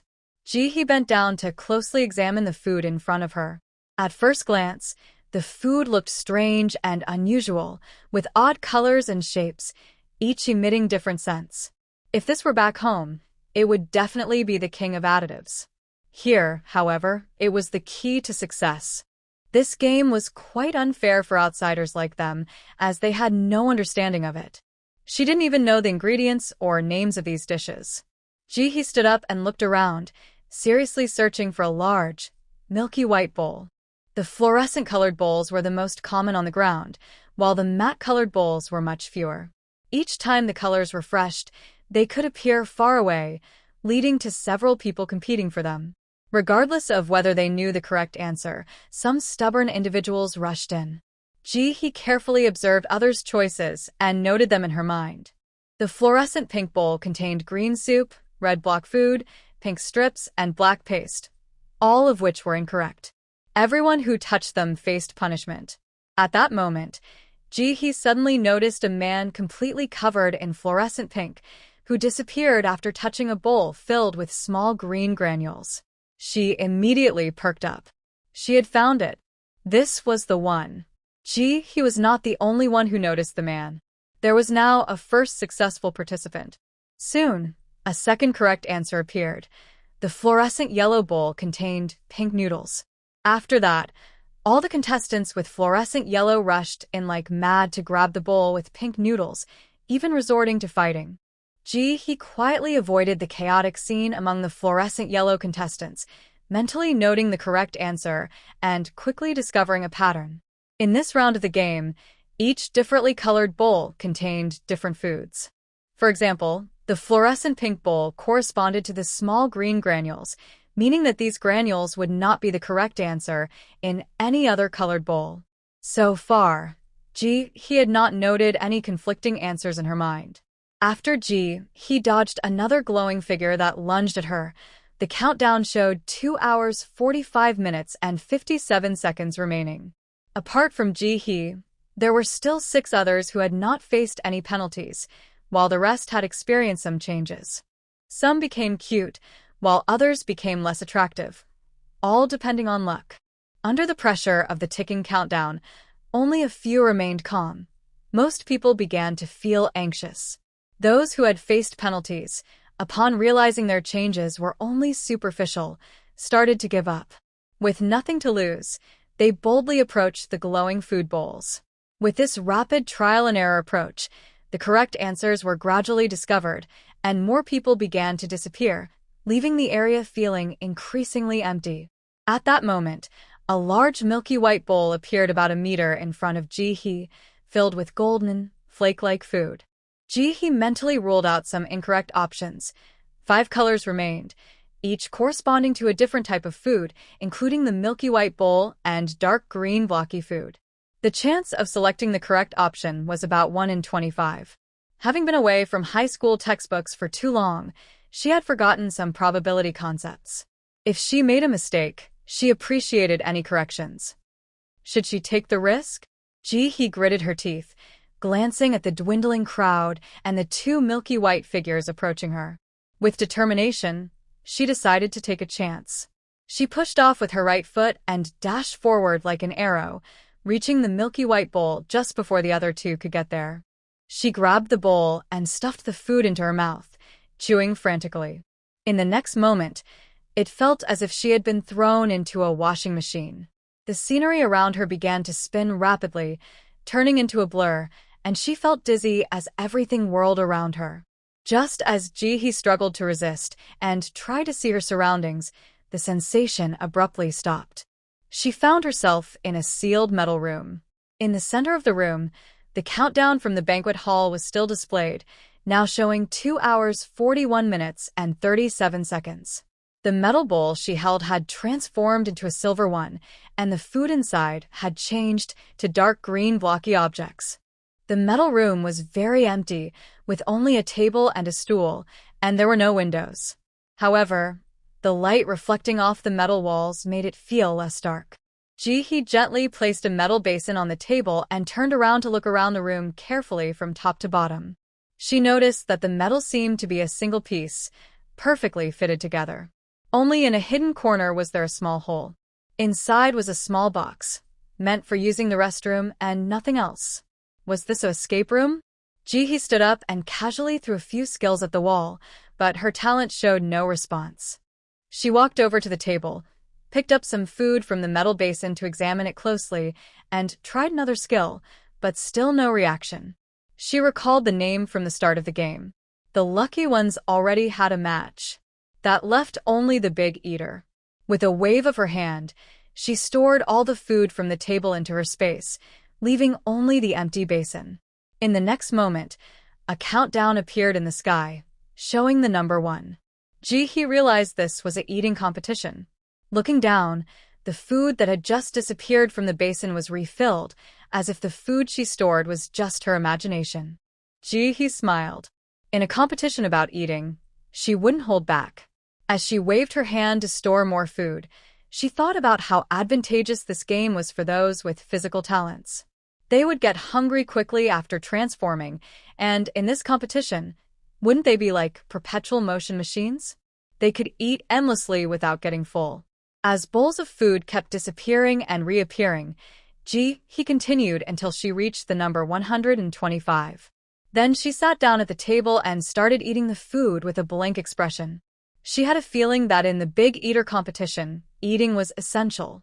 She could play tricks, but not eating at all would be too much. In fact, she wasn't hungry. Just a few minutes before entering the game, She had finished 5 large buns, 3 chicken heads, and a plate of cold dishes, so her stomach was full. She had planned well, intending to eat enough in advance to avoid wasting game time, but this game truly impressed her. If she entered hungry, it made her complete tasks while starving, and if she entered full, it brought her here to eat, and it was all about the bowls. It was as if the game wanted her to eat to the limit. What was the deal? Was it all about being rebellious? Starve to death or overeat? The large bowl of food that Ji-hee picked up weighed at least 20 pounds. It was bigger than her wash basin. Even if she were hungry all day, she probably couldn't finish it, especially since she was already full when she came in. Ji-hee quietly ate her food. How can I describe the meat? It had no distinct flavor, was a bit dry, and tasted rather bland. It wasn't terrible, but it wasn't good either. The outer layer was the best part, while the middle was a bit hard to swallow, as if it lacked seasoning. Around Ji-hee, many others who had been brought in for tasks were also stuck in closed metal rooms, struggling to eat. They all had one thing in common. They had eaten a full meal before entering the game. After all, it had been quite some time since the game started, and they weren't complete newcomers. They had prepared somewhat, which included having a hearty meal, knowing that food was scarce in the game. But they never expected to be pulled into the game right after eating, without even having time to digest. Everyone chewed their food in a daze. The food in their stomachs hadn't fully digested, and they had to keep eating, which didn't feel good. As they continued, they realized their food had no flavor at all, neither sweet, spicy, nor salty. If they chewed too quickly, it was hard to swallow. Yet, there was nothing else in the room besides the food, not even water. It was terrible. Despite their complaints, everyone sat quietly at their tables, eating in silence.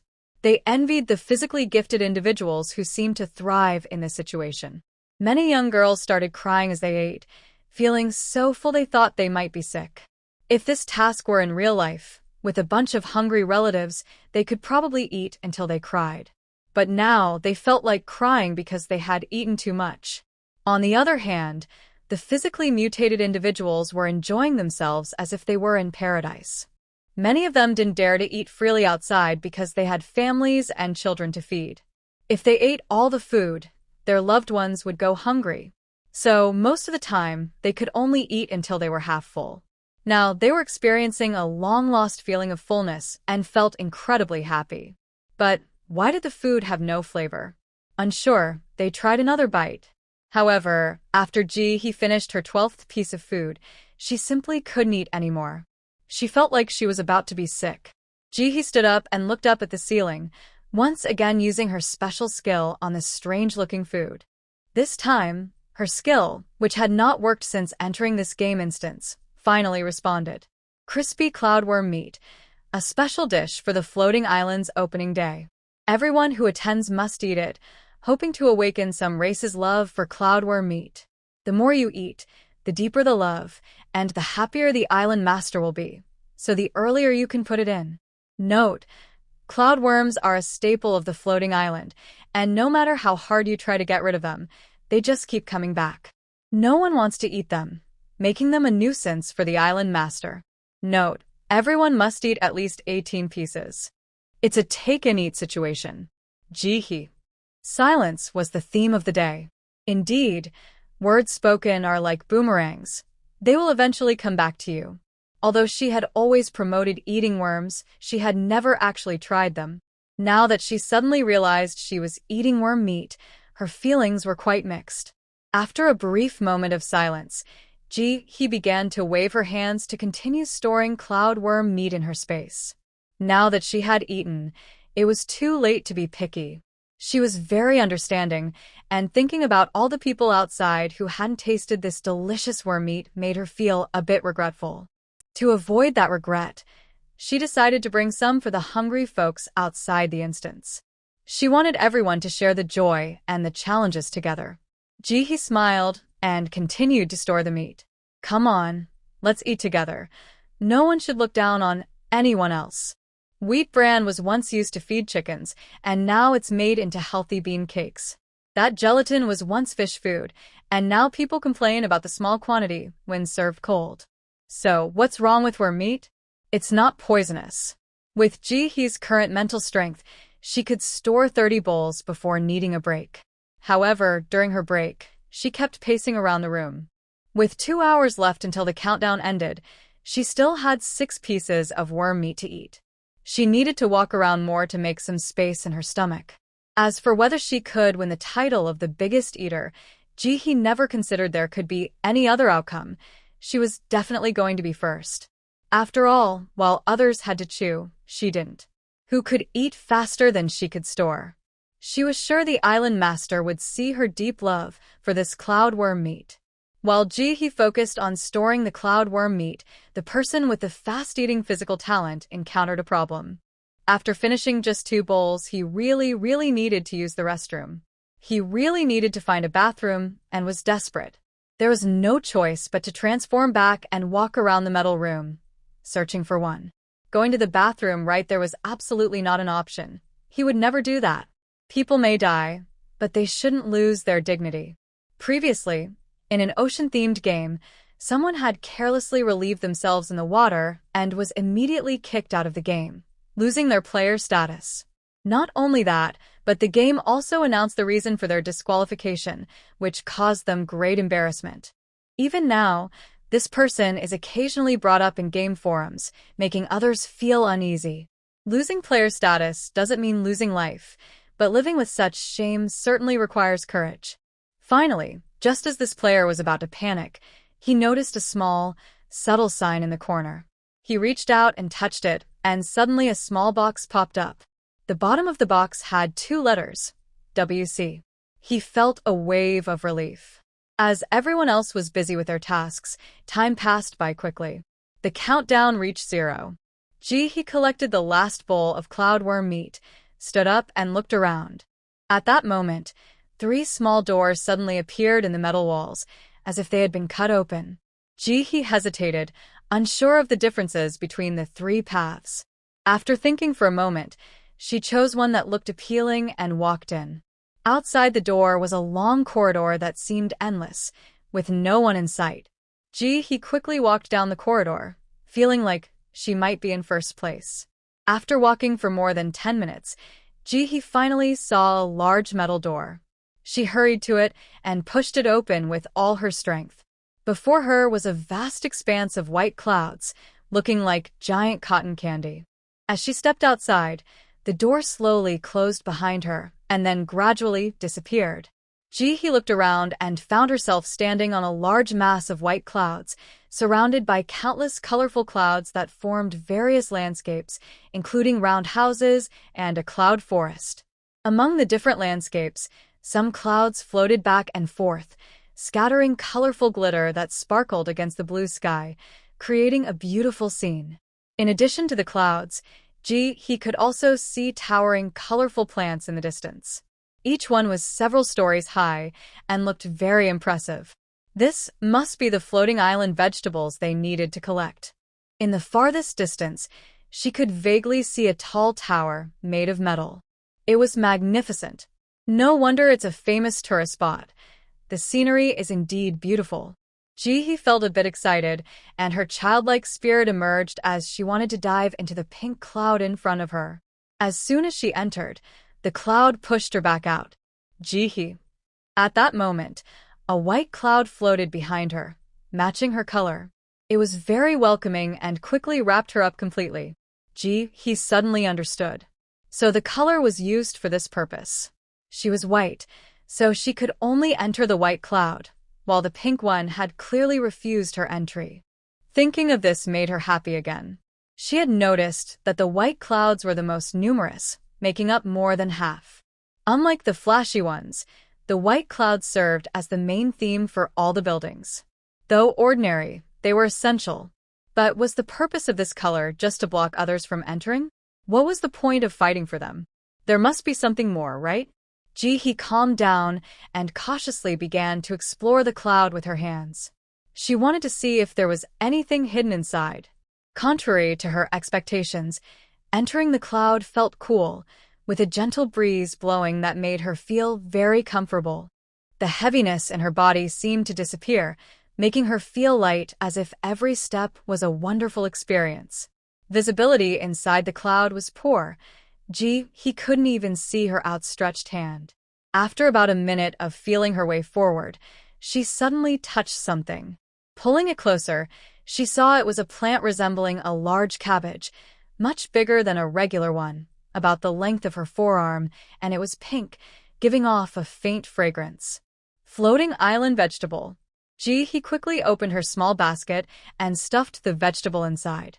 The basket seemed small but led to another world, and the vegetable was quickly transported away, showing the number 999 on the basket. This meant she needed 999 more vegetables to pass. So, the floating island vegetables had to be found in the clouds. What about the tall vegetables she had seen earlier? Didn't she need to pick them?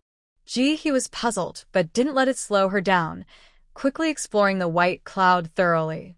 Unfortunately, she couldn't find a second plant. He quickly turned around, ready to find the second white cloud. At this moment, others also came out. They arrived at Floating Island at different spots. Some were lucky and found clouds of the same color nearby, making it easier to discover the secrets of the island's vegetables. Others were not so lucky. They couldn't enter the clouds and could only wander around the island, soon encountering another type of creature. He had a relatively smooth journey. She found that the number of vegetables in the clouds varied by chance. Some clouds had one vegetable, while others had two. In the cloud house she entered, the roof and walls were made of pink clouds, while the floor and door were all white clouds. As she walked through the door, the entire room was filled with white clouds, allowing He to move freely inside.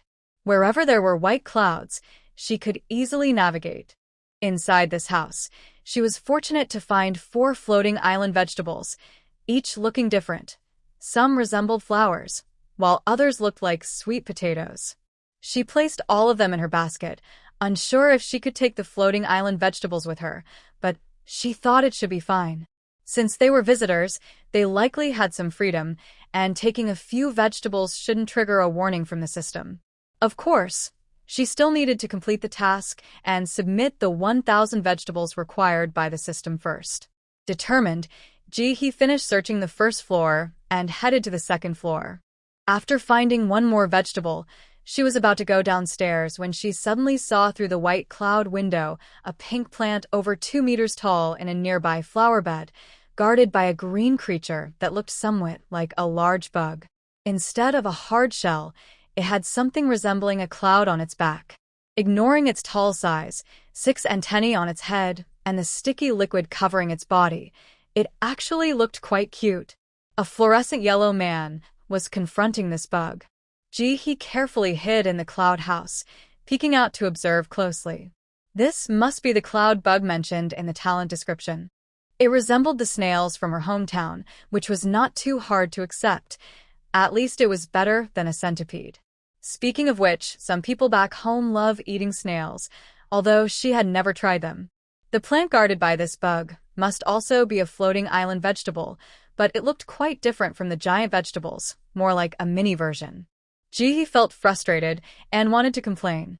He was walking along when suddenly, a bug jumped out and spat at him, looking very provocative. What a ridiculous situation.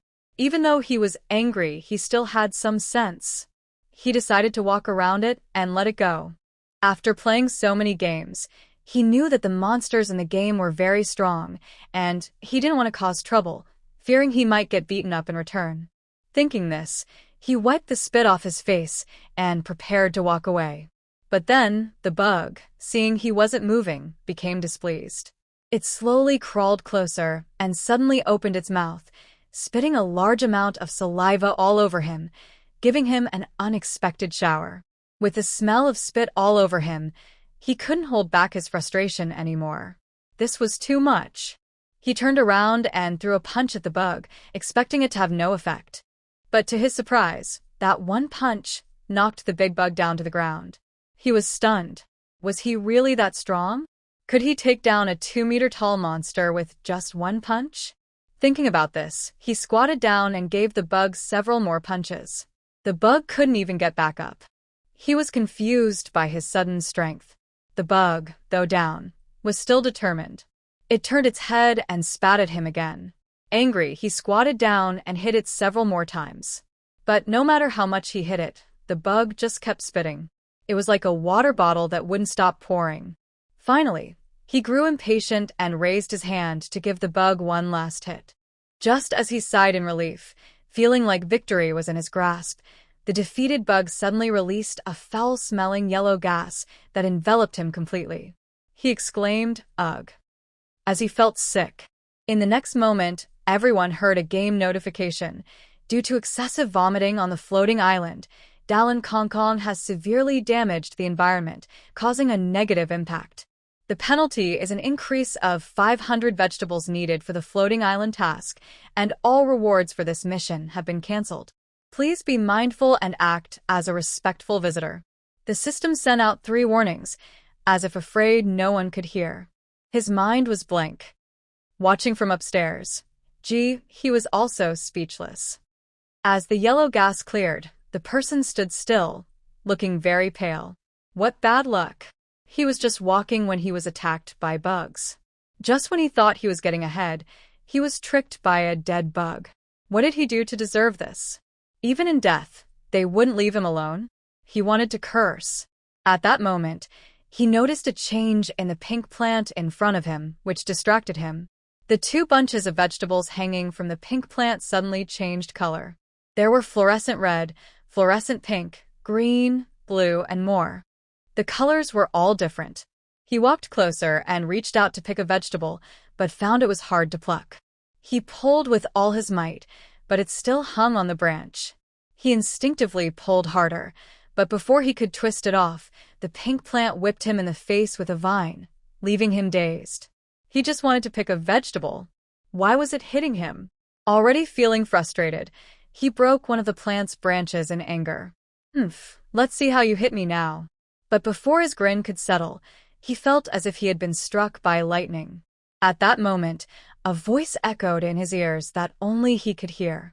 Warning! Do not step on or damage the floating island plants. Serious violation. A fine of 1 silver coin will be automatically deducted at settlement. If violations accumulate to more than 3 times, player qualifications will be revoked. He was stunned. What on earth did he do to deserve such terrible luck? First he got a warning, then a fine. He was truly speechless. Even though he thought this, he remembered he was on a mission and quickly adjusted his mood, wanting to teleport the plant away. But he found that while he could pick the colorful vegetables, he couldn't teleport them. His basket wouldn't accept them. He was frustrated. He cursed and tossed the plant to the ground, then turned to leave this sad place. As he did, a cloud of the same color floated by him, but when it saw him approach, it quickly drifted away, clearly trying to avoid him. Not just that cloud, but others also floated away, keeping several meters distance from him. Wherever he went, the clouds scattered, as if they were avoiding a plague. He thought, what the heck is this? This was truly an unexpected disaster. He hid in the white clouds until the man walked away. Then she quietly went downstairs and approached the vegetables on the ground. First, she picked up a few vegetables and tried to put them in the basket, but found that it wouldn't accept them. Suddenly, she understood why the man had thrown the vegetables down. It was like a game where resources were plentiful, but you couldn't take any with you. It was quite frustrating. He looked around and saw no one, so she casually stored the vegetables in her space. She didn't want the game. She wanted to cook. The man's mess had disappeared, and the clean clouds had returned, taking away the bad smell and making the air fresh again. He quickly removed the dead bugs and stood up, looking at the half-dead plant in front of her. It had only 2 branches besides the main stem, and one had been broken by the man, making it droop sadly, showing no reaction even when he approached. He reached out and used her talent. Floating Island Vegetable Seedling, an immature seedling of floating island vegetables, temperamental, low yield, but very fresh in taste. Note: likes to be scratched. With the talent's hint, he tentatively reached out to scratch the seedling. Unsure how to scratch a plant, she mimicked how she had petted her boss's dog, using both hands to gently it from top to bottom. Surprisingly, this simple action worked very well. Soon, the seedling began to shake. It shook more and more violently until it started to sway uncontrollably in all directions. As she shook it, several vegetables from the other healthy branch fell, landing softly on the ground, cushioned by the fluffy clouds. Gee, he exclaimed. So this was how to get vegetables. She felt a bit sorry for the man from earlier. Bending down, Ji-hee picked up the fallen vegetables and turned to leave.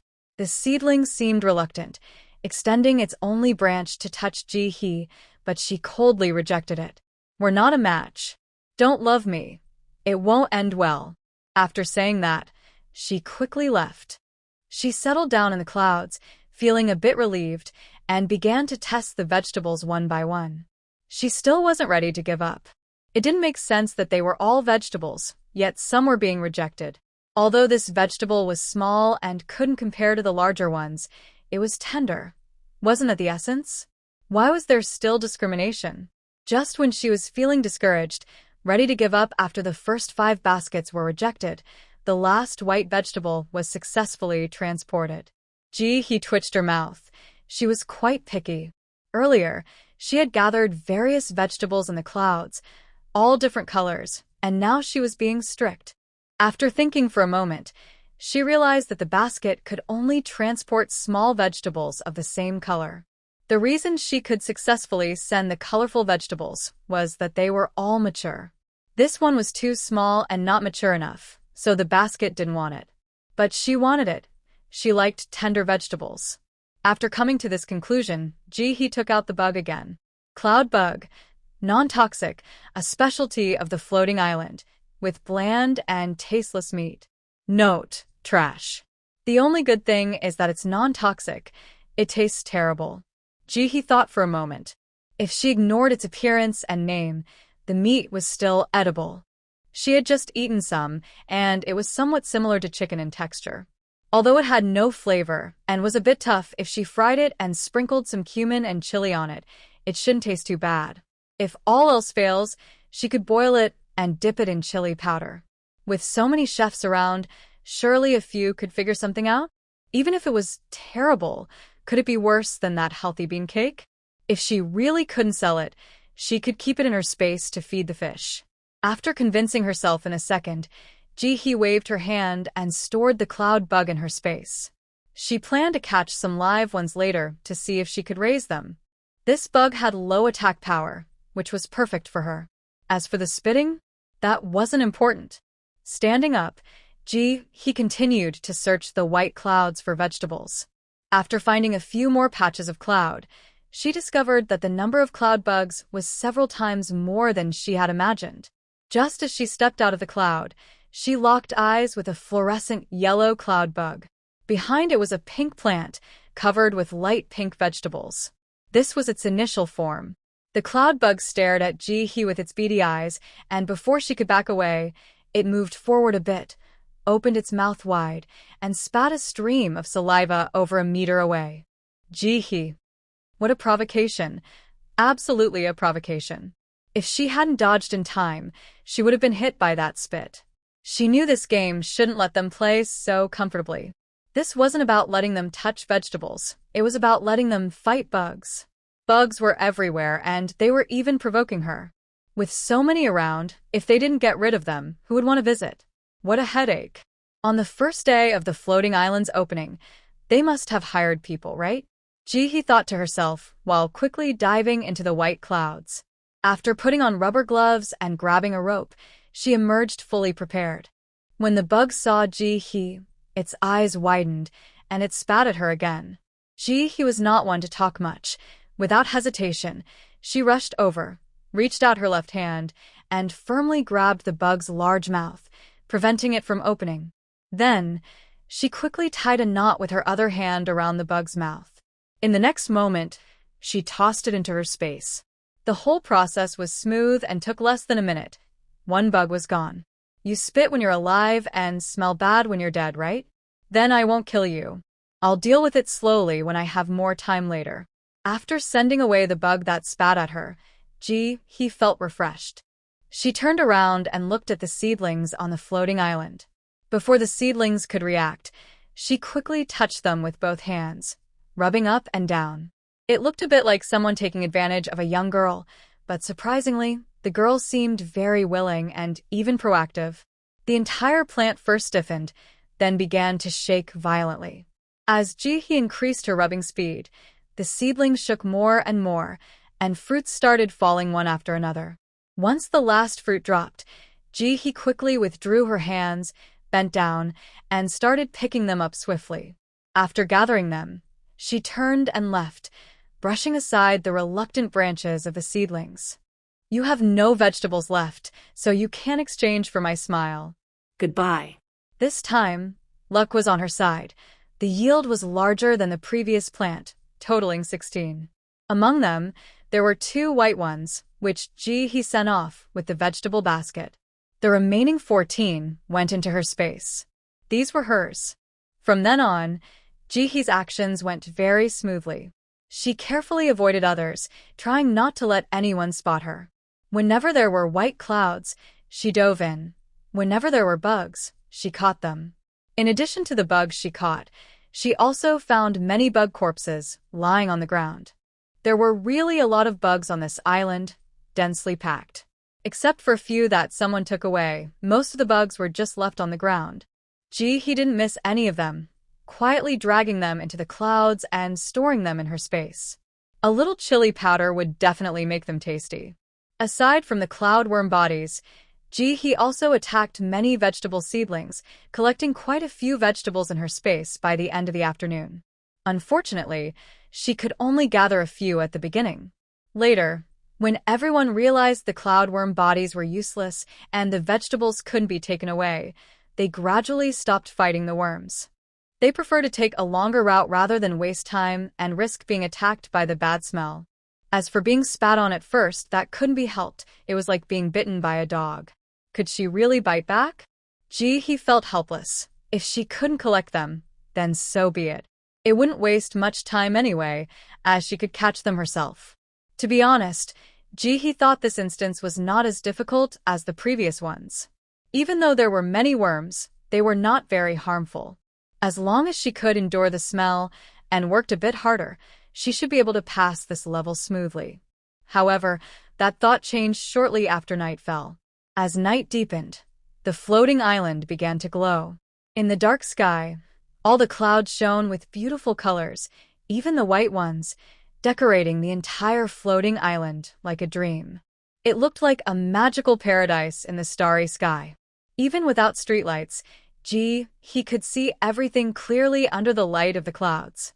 She hadn't rested at all. In fact, she had eaten so much cloudworm meat that she skipped dinner and kept searching for vegetables in the clouds. While feeling around for vegetables again, Ji-hee suddenly heard a strange sound. Her heart raced, and she instinctively focused all her attention.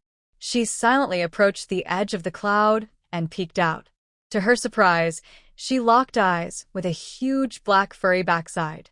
Ji-hee immediately held her breath and stood still. Her eyes looked up. This creature was about 4 meters tall, covered in thick, curly fur, with 6 strong limbs, and was sniffing something on the ground. One was manageable, but the scariest part was that they were social animals. Ji-hee quickly spotted a second one of these creatures, not far away. From its head, it didn't resemble any animal from her hometown. It looked a bit like a sheep but had 3 horns on its head and a fierce expression. Its mouth was filled with sharp teeth, making it look quite intimidating. Ji-hee carefully remained silent, continuing to observe with watchful eyes. Suddenly, distant human voices filled the air, followed by terrified screams. The few large black sheep searching around Ji-hee immediately lifted their heads to glance in the direction of the noise, then casually lowered them again, continuing their search. They didn't leave, and Ji-hee didn't dare to move, so he could only hide in the clouds and watch quietly. Soon, one of the black sheep twitched its nose as if it had noticed something and dove into a nearby glowing green cloud. What is this? Before Ji-hee could ponder for long, a man covered in green feathers with wings, a tail, and ears suddenly emerged from the cloud. As soon as he appeared, he sprinted away in a panic. Unfortunately, His wings were merely for show. They could flap a couple of times but served no other purpose. In fact, they were so long that they hindered his escape. Hot on his heels was a black sheep, making a ba-ba-ba sound while chasing him, looking like it was about to catch him. The man's face was filled with fear, clearly terrified by the black sheep. At that moment, the other black sheep also spotted the man. They rushed toward him like dogs seeing a bone, eagerly surrounding him and continuously making ba-ba-ba sounds. He listened closely and understood what the sheep were saying. "Why are you running? Come play. Haha, he's mine. Stay away from me. I found him first. Why should I? Did you write your name on him? Whoever catches him gets him. Be careful, or I might make a mess near your spot." That's ridiculous. As if anyone hasn't done that. He thought. Ever since he learned a foreign language, he felt like his standards were dropping. While the black sheep argued over who owned the man, he made his move. He aimed for the gap between the black sheep and leaped quickly. Just as a joyful expression appeared on his face, just a second before he was about to escape the encirclement, two black sheep moved in unison, closing the gap. Their thick wool trapped the man, leaving only his legs visible as he struggled. He shook his head, feeling pity for him. He's mine now. What about me? Keep track of the expenses, and I'll pay you back half next time. All right then. Hearing this, he felt a bit confused, and her heart sank. She stood frozen, afraid of being discovered. Was she about to witness something terrifying?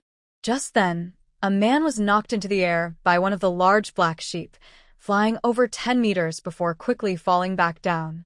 Then, he took off again, repeating the cycle, playing a game of keep up with the sheep. Ah! The man's terrified scream echoed through the air, perfectly matching the distant cries of other people. It was only then that he noticed a small hole on top of the sheep's heads. When a person was above it, colorful gas would slowly float out, wrapping around the man and lifting him into the sky. It happened so fast. The gas would envelop him until he reached the highest point, then disappear, causing him to fall freely due to the lack of support. Just before he fell onto the black sheep's head, the gas would quickly spray out again, wrapping him up and sending him flying once more.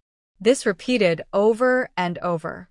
The nearby black sheep ignored the man's screams, acting as if nothing was wrong, happily continuing their search amidst the chaos. Once the sheep moved away, he wiped the sweat from her forehead. She needed to be more careful. She definitely didn't want to be sent flying like that. It was too frightening. So, the danger at night was these large black sheep. At that moment, he felt a sense of clarity. She thought the game wouldn't let them be so comfortable. Now, terrified screams echoed from different places. The floating island was no longer quiet. It had turned into a scene filled with screams. The noise was just as intense as a haunted house. In this environment, he became extra cautious. She was no longer the timid person who had just entered the game. She was now bold he. Although she didn't know how strong these creatures were, she wasn't ready to give up on the night. After all, according to her watch, it was only 7 p.m. If she kept hiding and didn't take action, she would be safe, but that also meant she would spend nearly 10 hours until dawn without accomplishing anything. That was absolutely not an option. Ji focused and carefully observed her surroundings. Taking advantage of the absence of other sheep, she quickly ran toward the next white cloud. Thankfully, there were many white clouds nearby, so she could see several without having to search too hard. The journey went smoothly. He was very cautious, always checking her surroundings before leaving a cloud to ensure it was safe. But how can one avoid trouble when walking by the river? Just as she found the next target and was about to dive in, a sudden gust of wind blew away the white cloud house she had chosen. It was taken right in front of her. He locked eyes with a large black sheep behind the house. Both were surprised by the other. He thought, I was so careful, but I didn't expect the wind to betray me. Who can I blame for this? The wind came at just the right moment. At that moment, she was already 3 meters away from the last cloud she had left, and running back would be too late. To her right, there was another cloud less than 2 meters away. She had no choice but to head for that cloud. However, the large black sheep might also chase her into the cloud. Just as Ji-hee stood there, deep in thought, 6 more black sheep appeared beside her.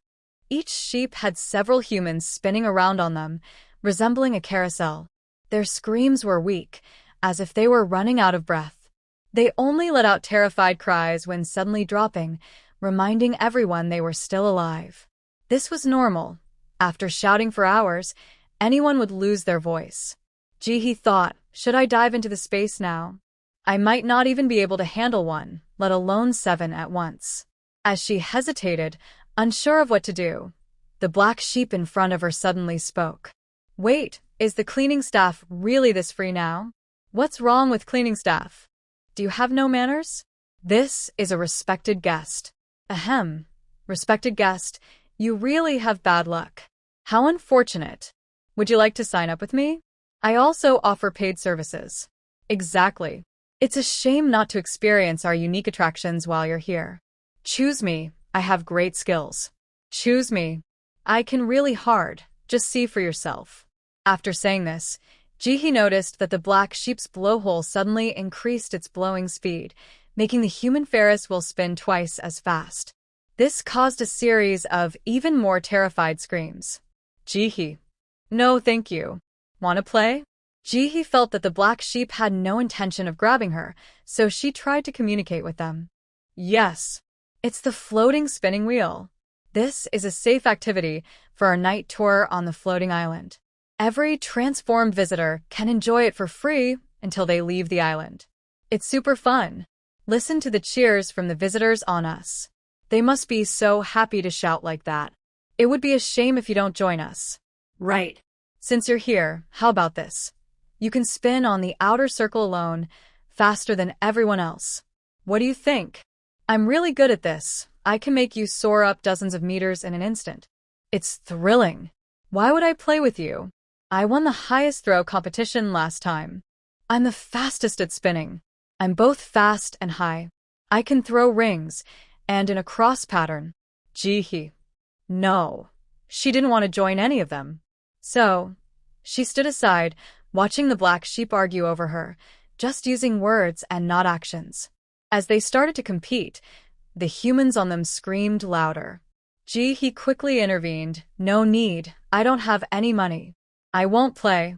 This made the black sheep stop arguing and turn to Ji-hee, their big eyes full of questions. You don't even have 1 silver coin? It's very cheap. This is a special event for opening day.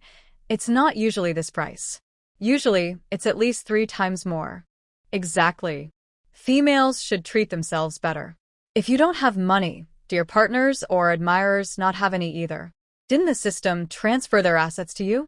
Right. How could a female be short on money? What nonsense are you talking about? This young one is clearly not an adult yet. Where would a partner come from? Must you be a partner to have assets transferred to the female? If it's not transferred in advance, how can you prove your sincerity? Just by words?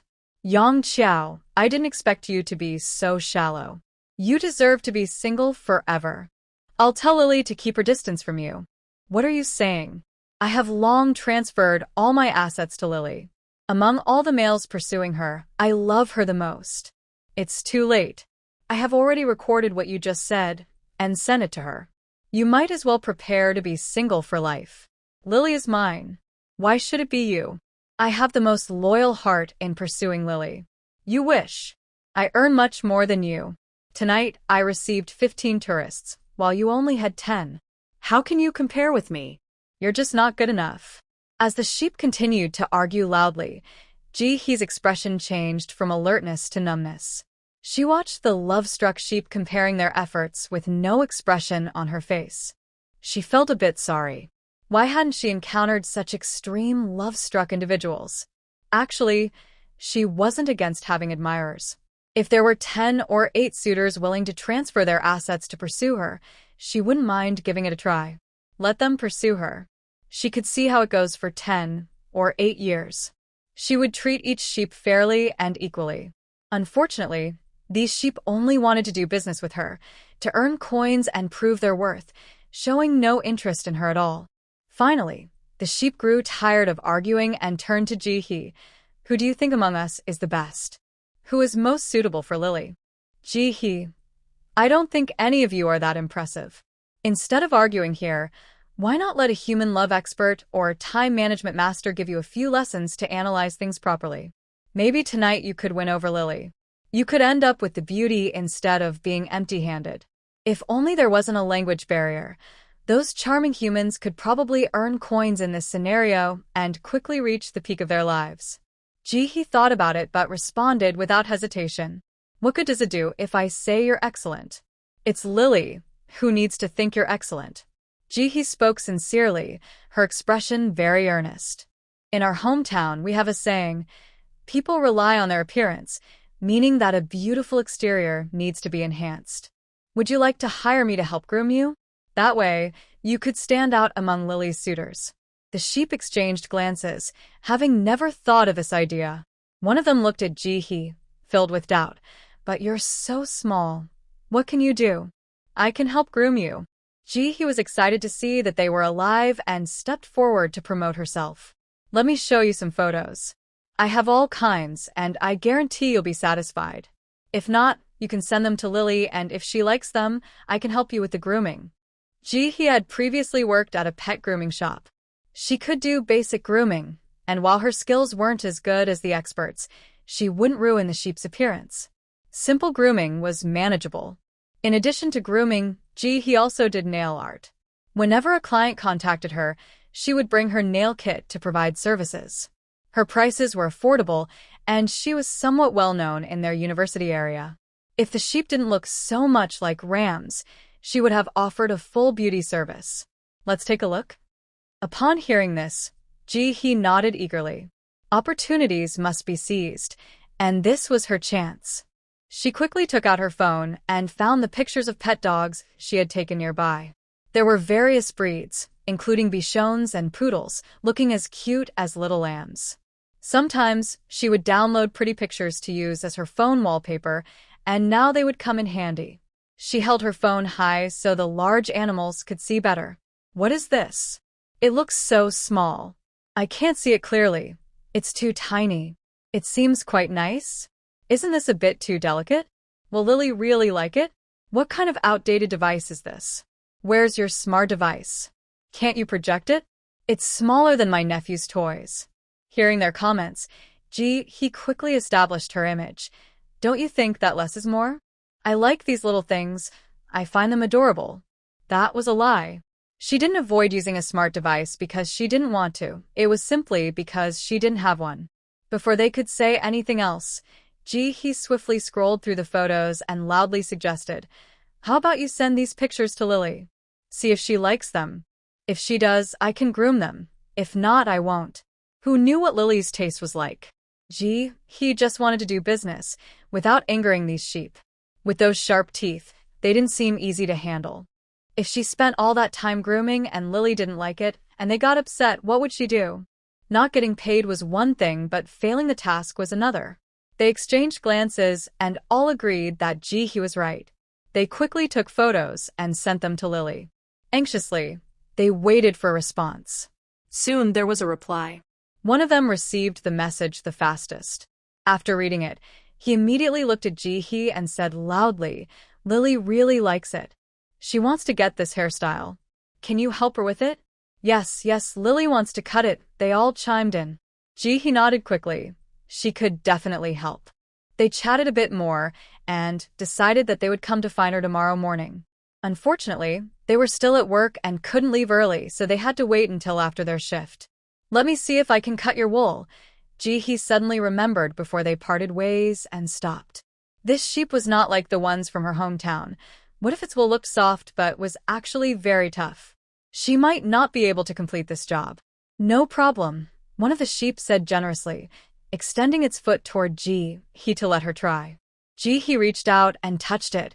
It was much softer than she expected and very smooth, feeling quite nice. Taking this opportunity, Ji-hee quickly used her talent. Floating cloud beast. Omnivorous, long lifespan, simple-minded, friendly, straightforward, social, polyandrous, The floating island is their territory. Note: you are a treasure. He was very sensitive to the phrase "you are a treasure." But now was not the time to think about that. Taking advantage of the black sheep's calmness, she swiftly pulled out her scissors and snipped off a lock of wool. It was effortless. Floating cloud beast winter wool, soft and skin-friendly, highly comfortable, excellent for cold resistance, able to withstand temperatures as low as -50 degrees. Note: you don't even spare their wool? That's too much. He smiled broadly, feeling very pleased as she looked at the floating cloud beasts. They would be her VIP clients from now on. I can cut it, so let's meet tomorrow morning. Even after the floating cloud beasts disappeared into the distance, Jihee's smile remained. This quest was fantastic. It had solved her winter clothing problem. Each floating cloud beast was over 4 meters tall with thick wool.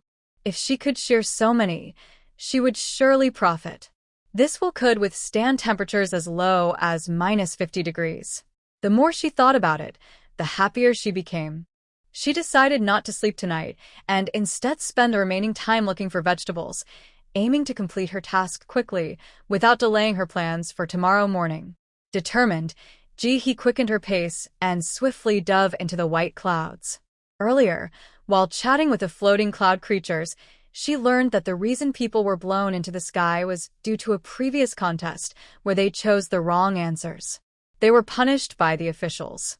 However, it was more of a reward than a punishment. Everyone who came to the floating island enjoyed this attraction, and most people would experience 1 or 2 types of punishments, which allowed them to enjoy the service of being blown into the sky. This transformation would naturally wear off after a few days, so it wasn't a big deal. The officials jokingly referred to those who transformed as the lucky ones, while she, who remained unchanged, was considered unlucky. After all, among so many answers, being instantly transported for choosing the correct one meant missing out on the unique services of the floating island. If that wasn't bad luck, what was? For someone like her, who was considered unlucky, experiencing the special attraction of being blown into the sky required an additional fee. Otherwise, there was no chance to enjoy the thrilling activities. The floating cloud creatures produced gas that was not visible during the day but looked beautiful at night, which is why this attraction was only available in the evening. They slept during the day and worked at night.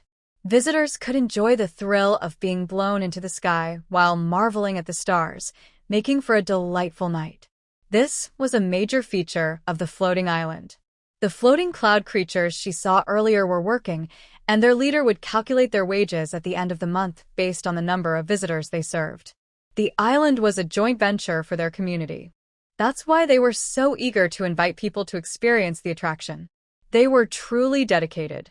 Next, Jihee decided not to hide or avoid anything. She confidently walked along the path, and when she encountered the white clouds and cloud creatures, she immediately reached out to touch them. After all, who could blame her for being unlucky? Without spending money, she couldn't enjoy the accompanying services. She felt she didn't deserve it, he. On the way, she greeted unfamiliar floating cloud creatures and enthusiastically promoted her grooming skills, hoping to attract more clients. The floating cloud creatures, known for their simplicity, believed everything she said and eagerly agreed to help her spread the word. At 6 in the morning, as dawn broke, the sounds of excitement from the night gradually quieted down. Jihee knew that the nighttime attraction was coming to an end. Thanks to her tireless efforts, her white vegetable basket now showed a total of 183 vegetables. There are still 183 vegetables left for her to complete the task. Thinking about this, he couldn't help but feel relieved. With 2 days left until the task ends, she was sure she could gather the remaining vegetables, so she didn't need to rush with a haircut today. After emerging from the white clouds again, Jihee encountered a few black cloud beasts waiting outside. They urged her, "Hurry up, we're off work. Let's go back and give Lily a haircut. Let's go."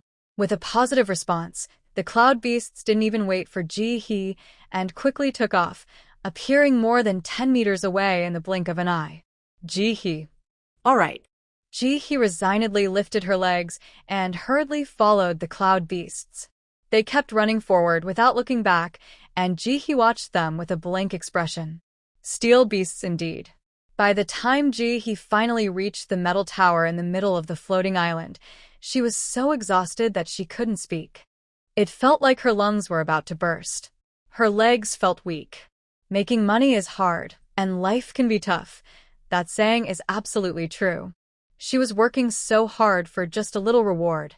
You're so slow, you need to exercise more. Why are you out of breath? Your face is so pale. Are you sick? You're so small and thin. You don't look very healthy. Is it because you have too much work? If you're sick, how can you give Lily a haircut? Please don't pass your illness to her. He gritted her teeth. Who could she blame for her pale face? Anyone who ran that fast and that far would look pale. Did they not see how sprinting works? Who runs a marathon at full speed from start to finish? She was only 1.6 meters tall, with legs just 1 meter long, and couldn't compare to these 4-meter-tall cloud beasts. I'm not sick. I'm just tired, Ji-hee said, standing still, trying to catch her breath. She pressed down her messy hair and took a sip of snow water, feeling better afterward. The cloud beasts waited until Ji-hee's face regained some color, confirming she didn't seem sick, and then they relaxed and called her to line up. All right, let's move forward. Lily has messaged us several times. If it weren't for waiting for you, we would have rushed in already. I haven't seen Lily for a whole night. I miss her. He stayed silent, blocking out their chatter about Lily, quietly following behind them.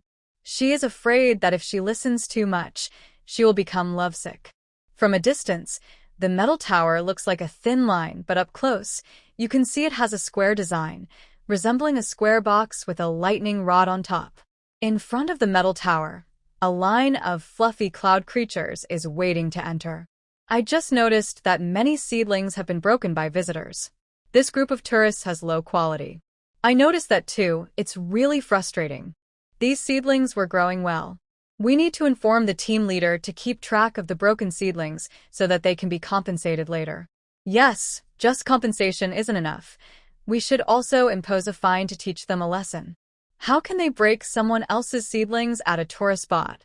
It's normal for some tourists to have low quality, but we shouldn't neglect the other visitors because of this. Don't worry, I hosted 104 clients last night. They were very satisfied with my service, and their cheers were non-stop. It made me happy. I didn't do as well. I only hosted 112. Hee. You managed to host that many? Did it take a long time?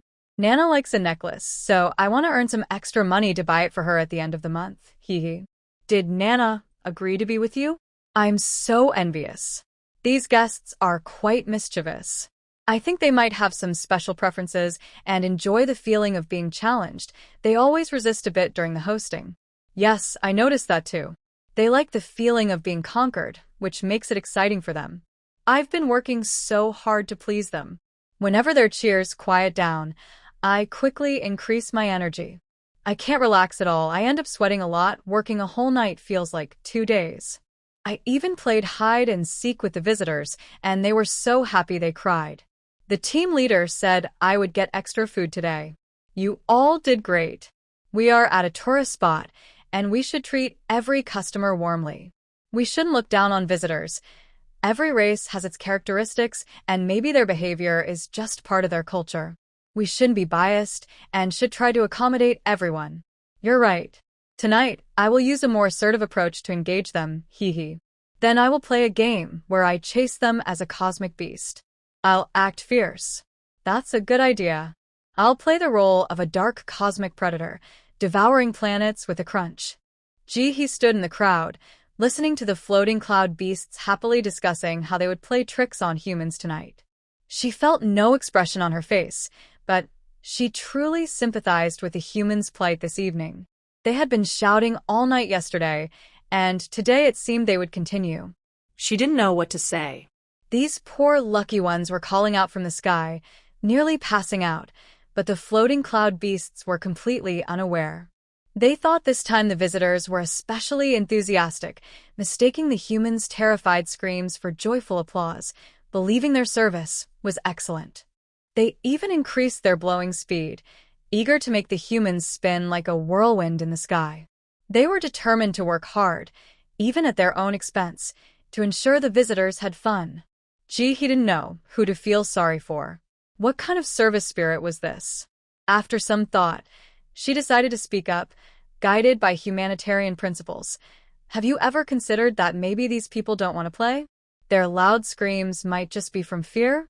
As soon as she said this, all the floating cloud beasts around her stopped talking, turned their heads, and looked at Ji-hee. Surrounded by countless large, dark figures, Ji-hee felt a bit nervous and swallowed hard. Clearing her throat, she was about to say something when one of the floating cloud beasts suddenly spoke. Hey, which species does this young female belong to? Where is your guardian? Why are you out here alone? Another floating cloud beast leaned in closer to sniff Ji-hee and remarked, I can't tell. Maybe she is a bit slow to develop. At this comment, all the floating cloud beasts looked at Ji-hee with pity. Poor thing, is she being rejected because of her slow development? Is this why she doesn't have a guardian? That doesn't seem right. Don't worry, it's not your fault. That's right, eat more. Young ones need to eat well to grow. Is she working as a regular employee? Working to support her family at such a young age must be tough. Watching the floating cloud beasts discuss her supposed malnutrition, Ji-hee felt a flicker of emotion. This was the second time it happened. The first time, when the big red rabbit mentioned it, she didn't pay much attention, but being brought up again made her take notice. Clearly, she was the same as those humans. She was an adult too. But in the eyes of these interstellar beings, she and those humans were not of the same kind. Those humans were adults, while she was not. They belonged to one species, and she was considered a young one of another species. Why was that?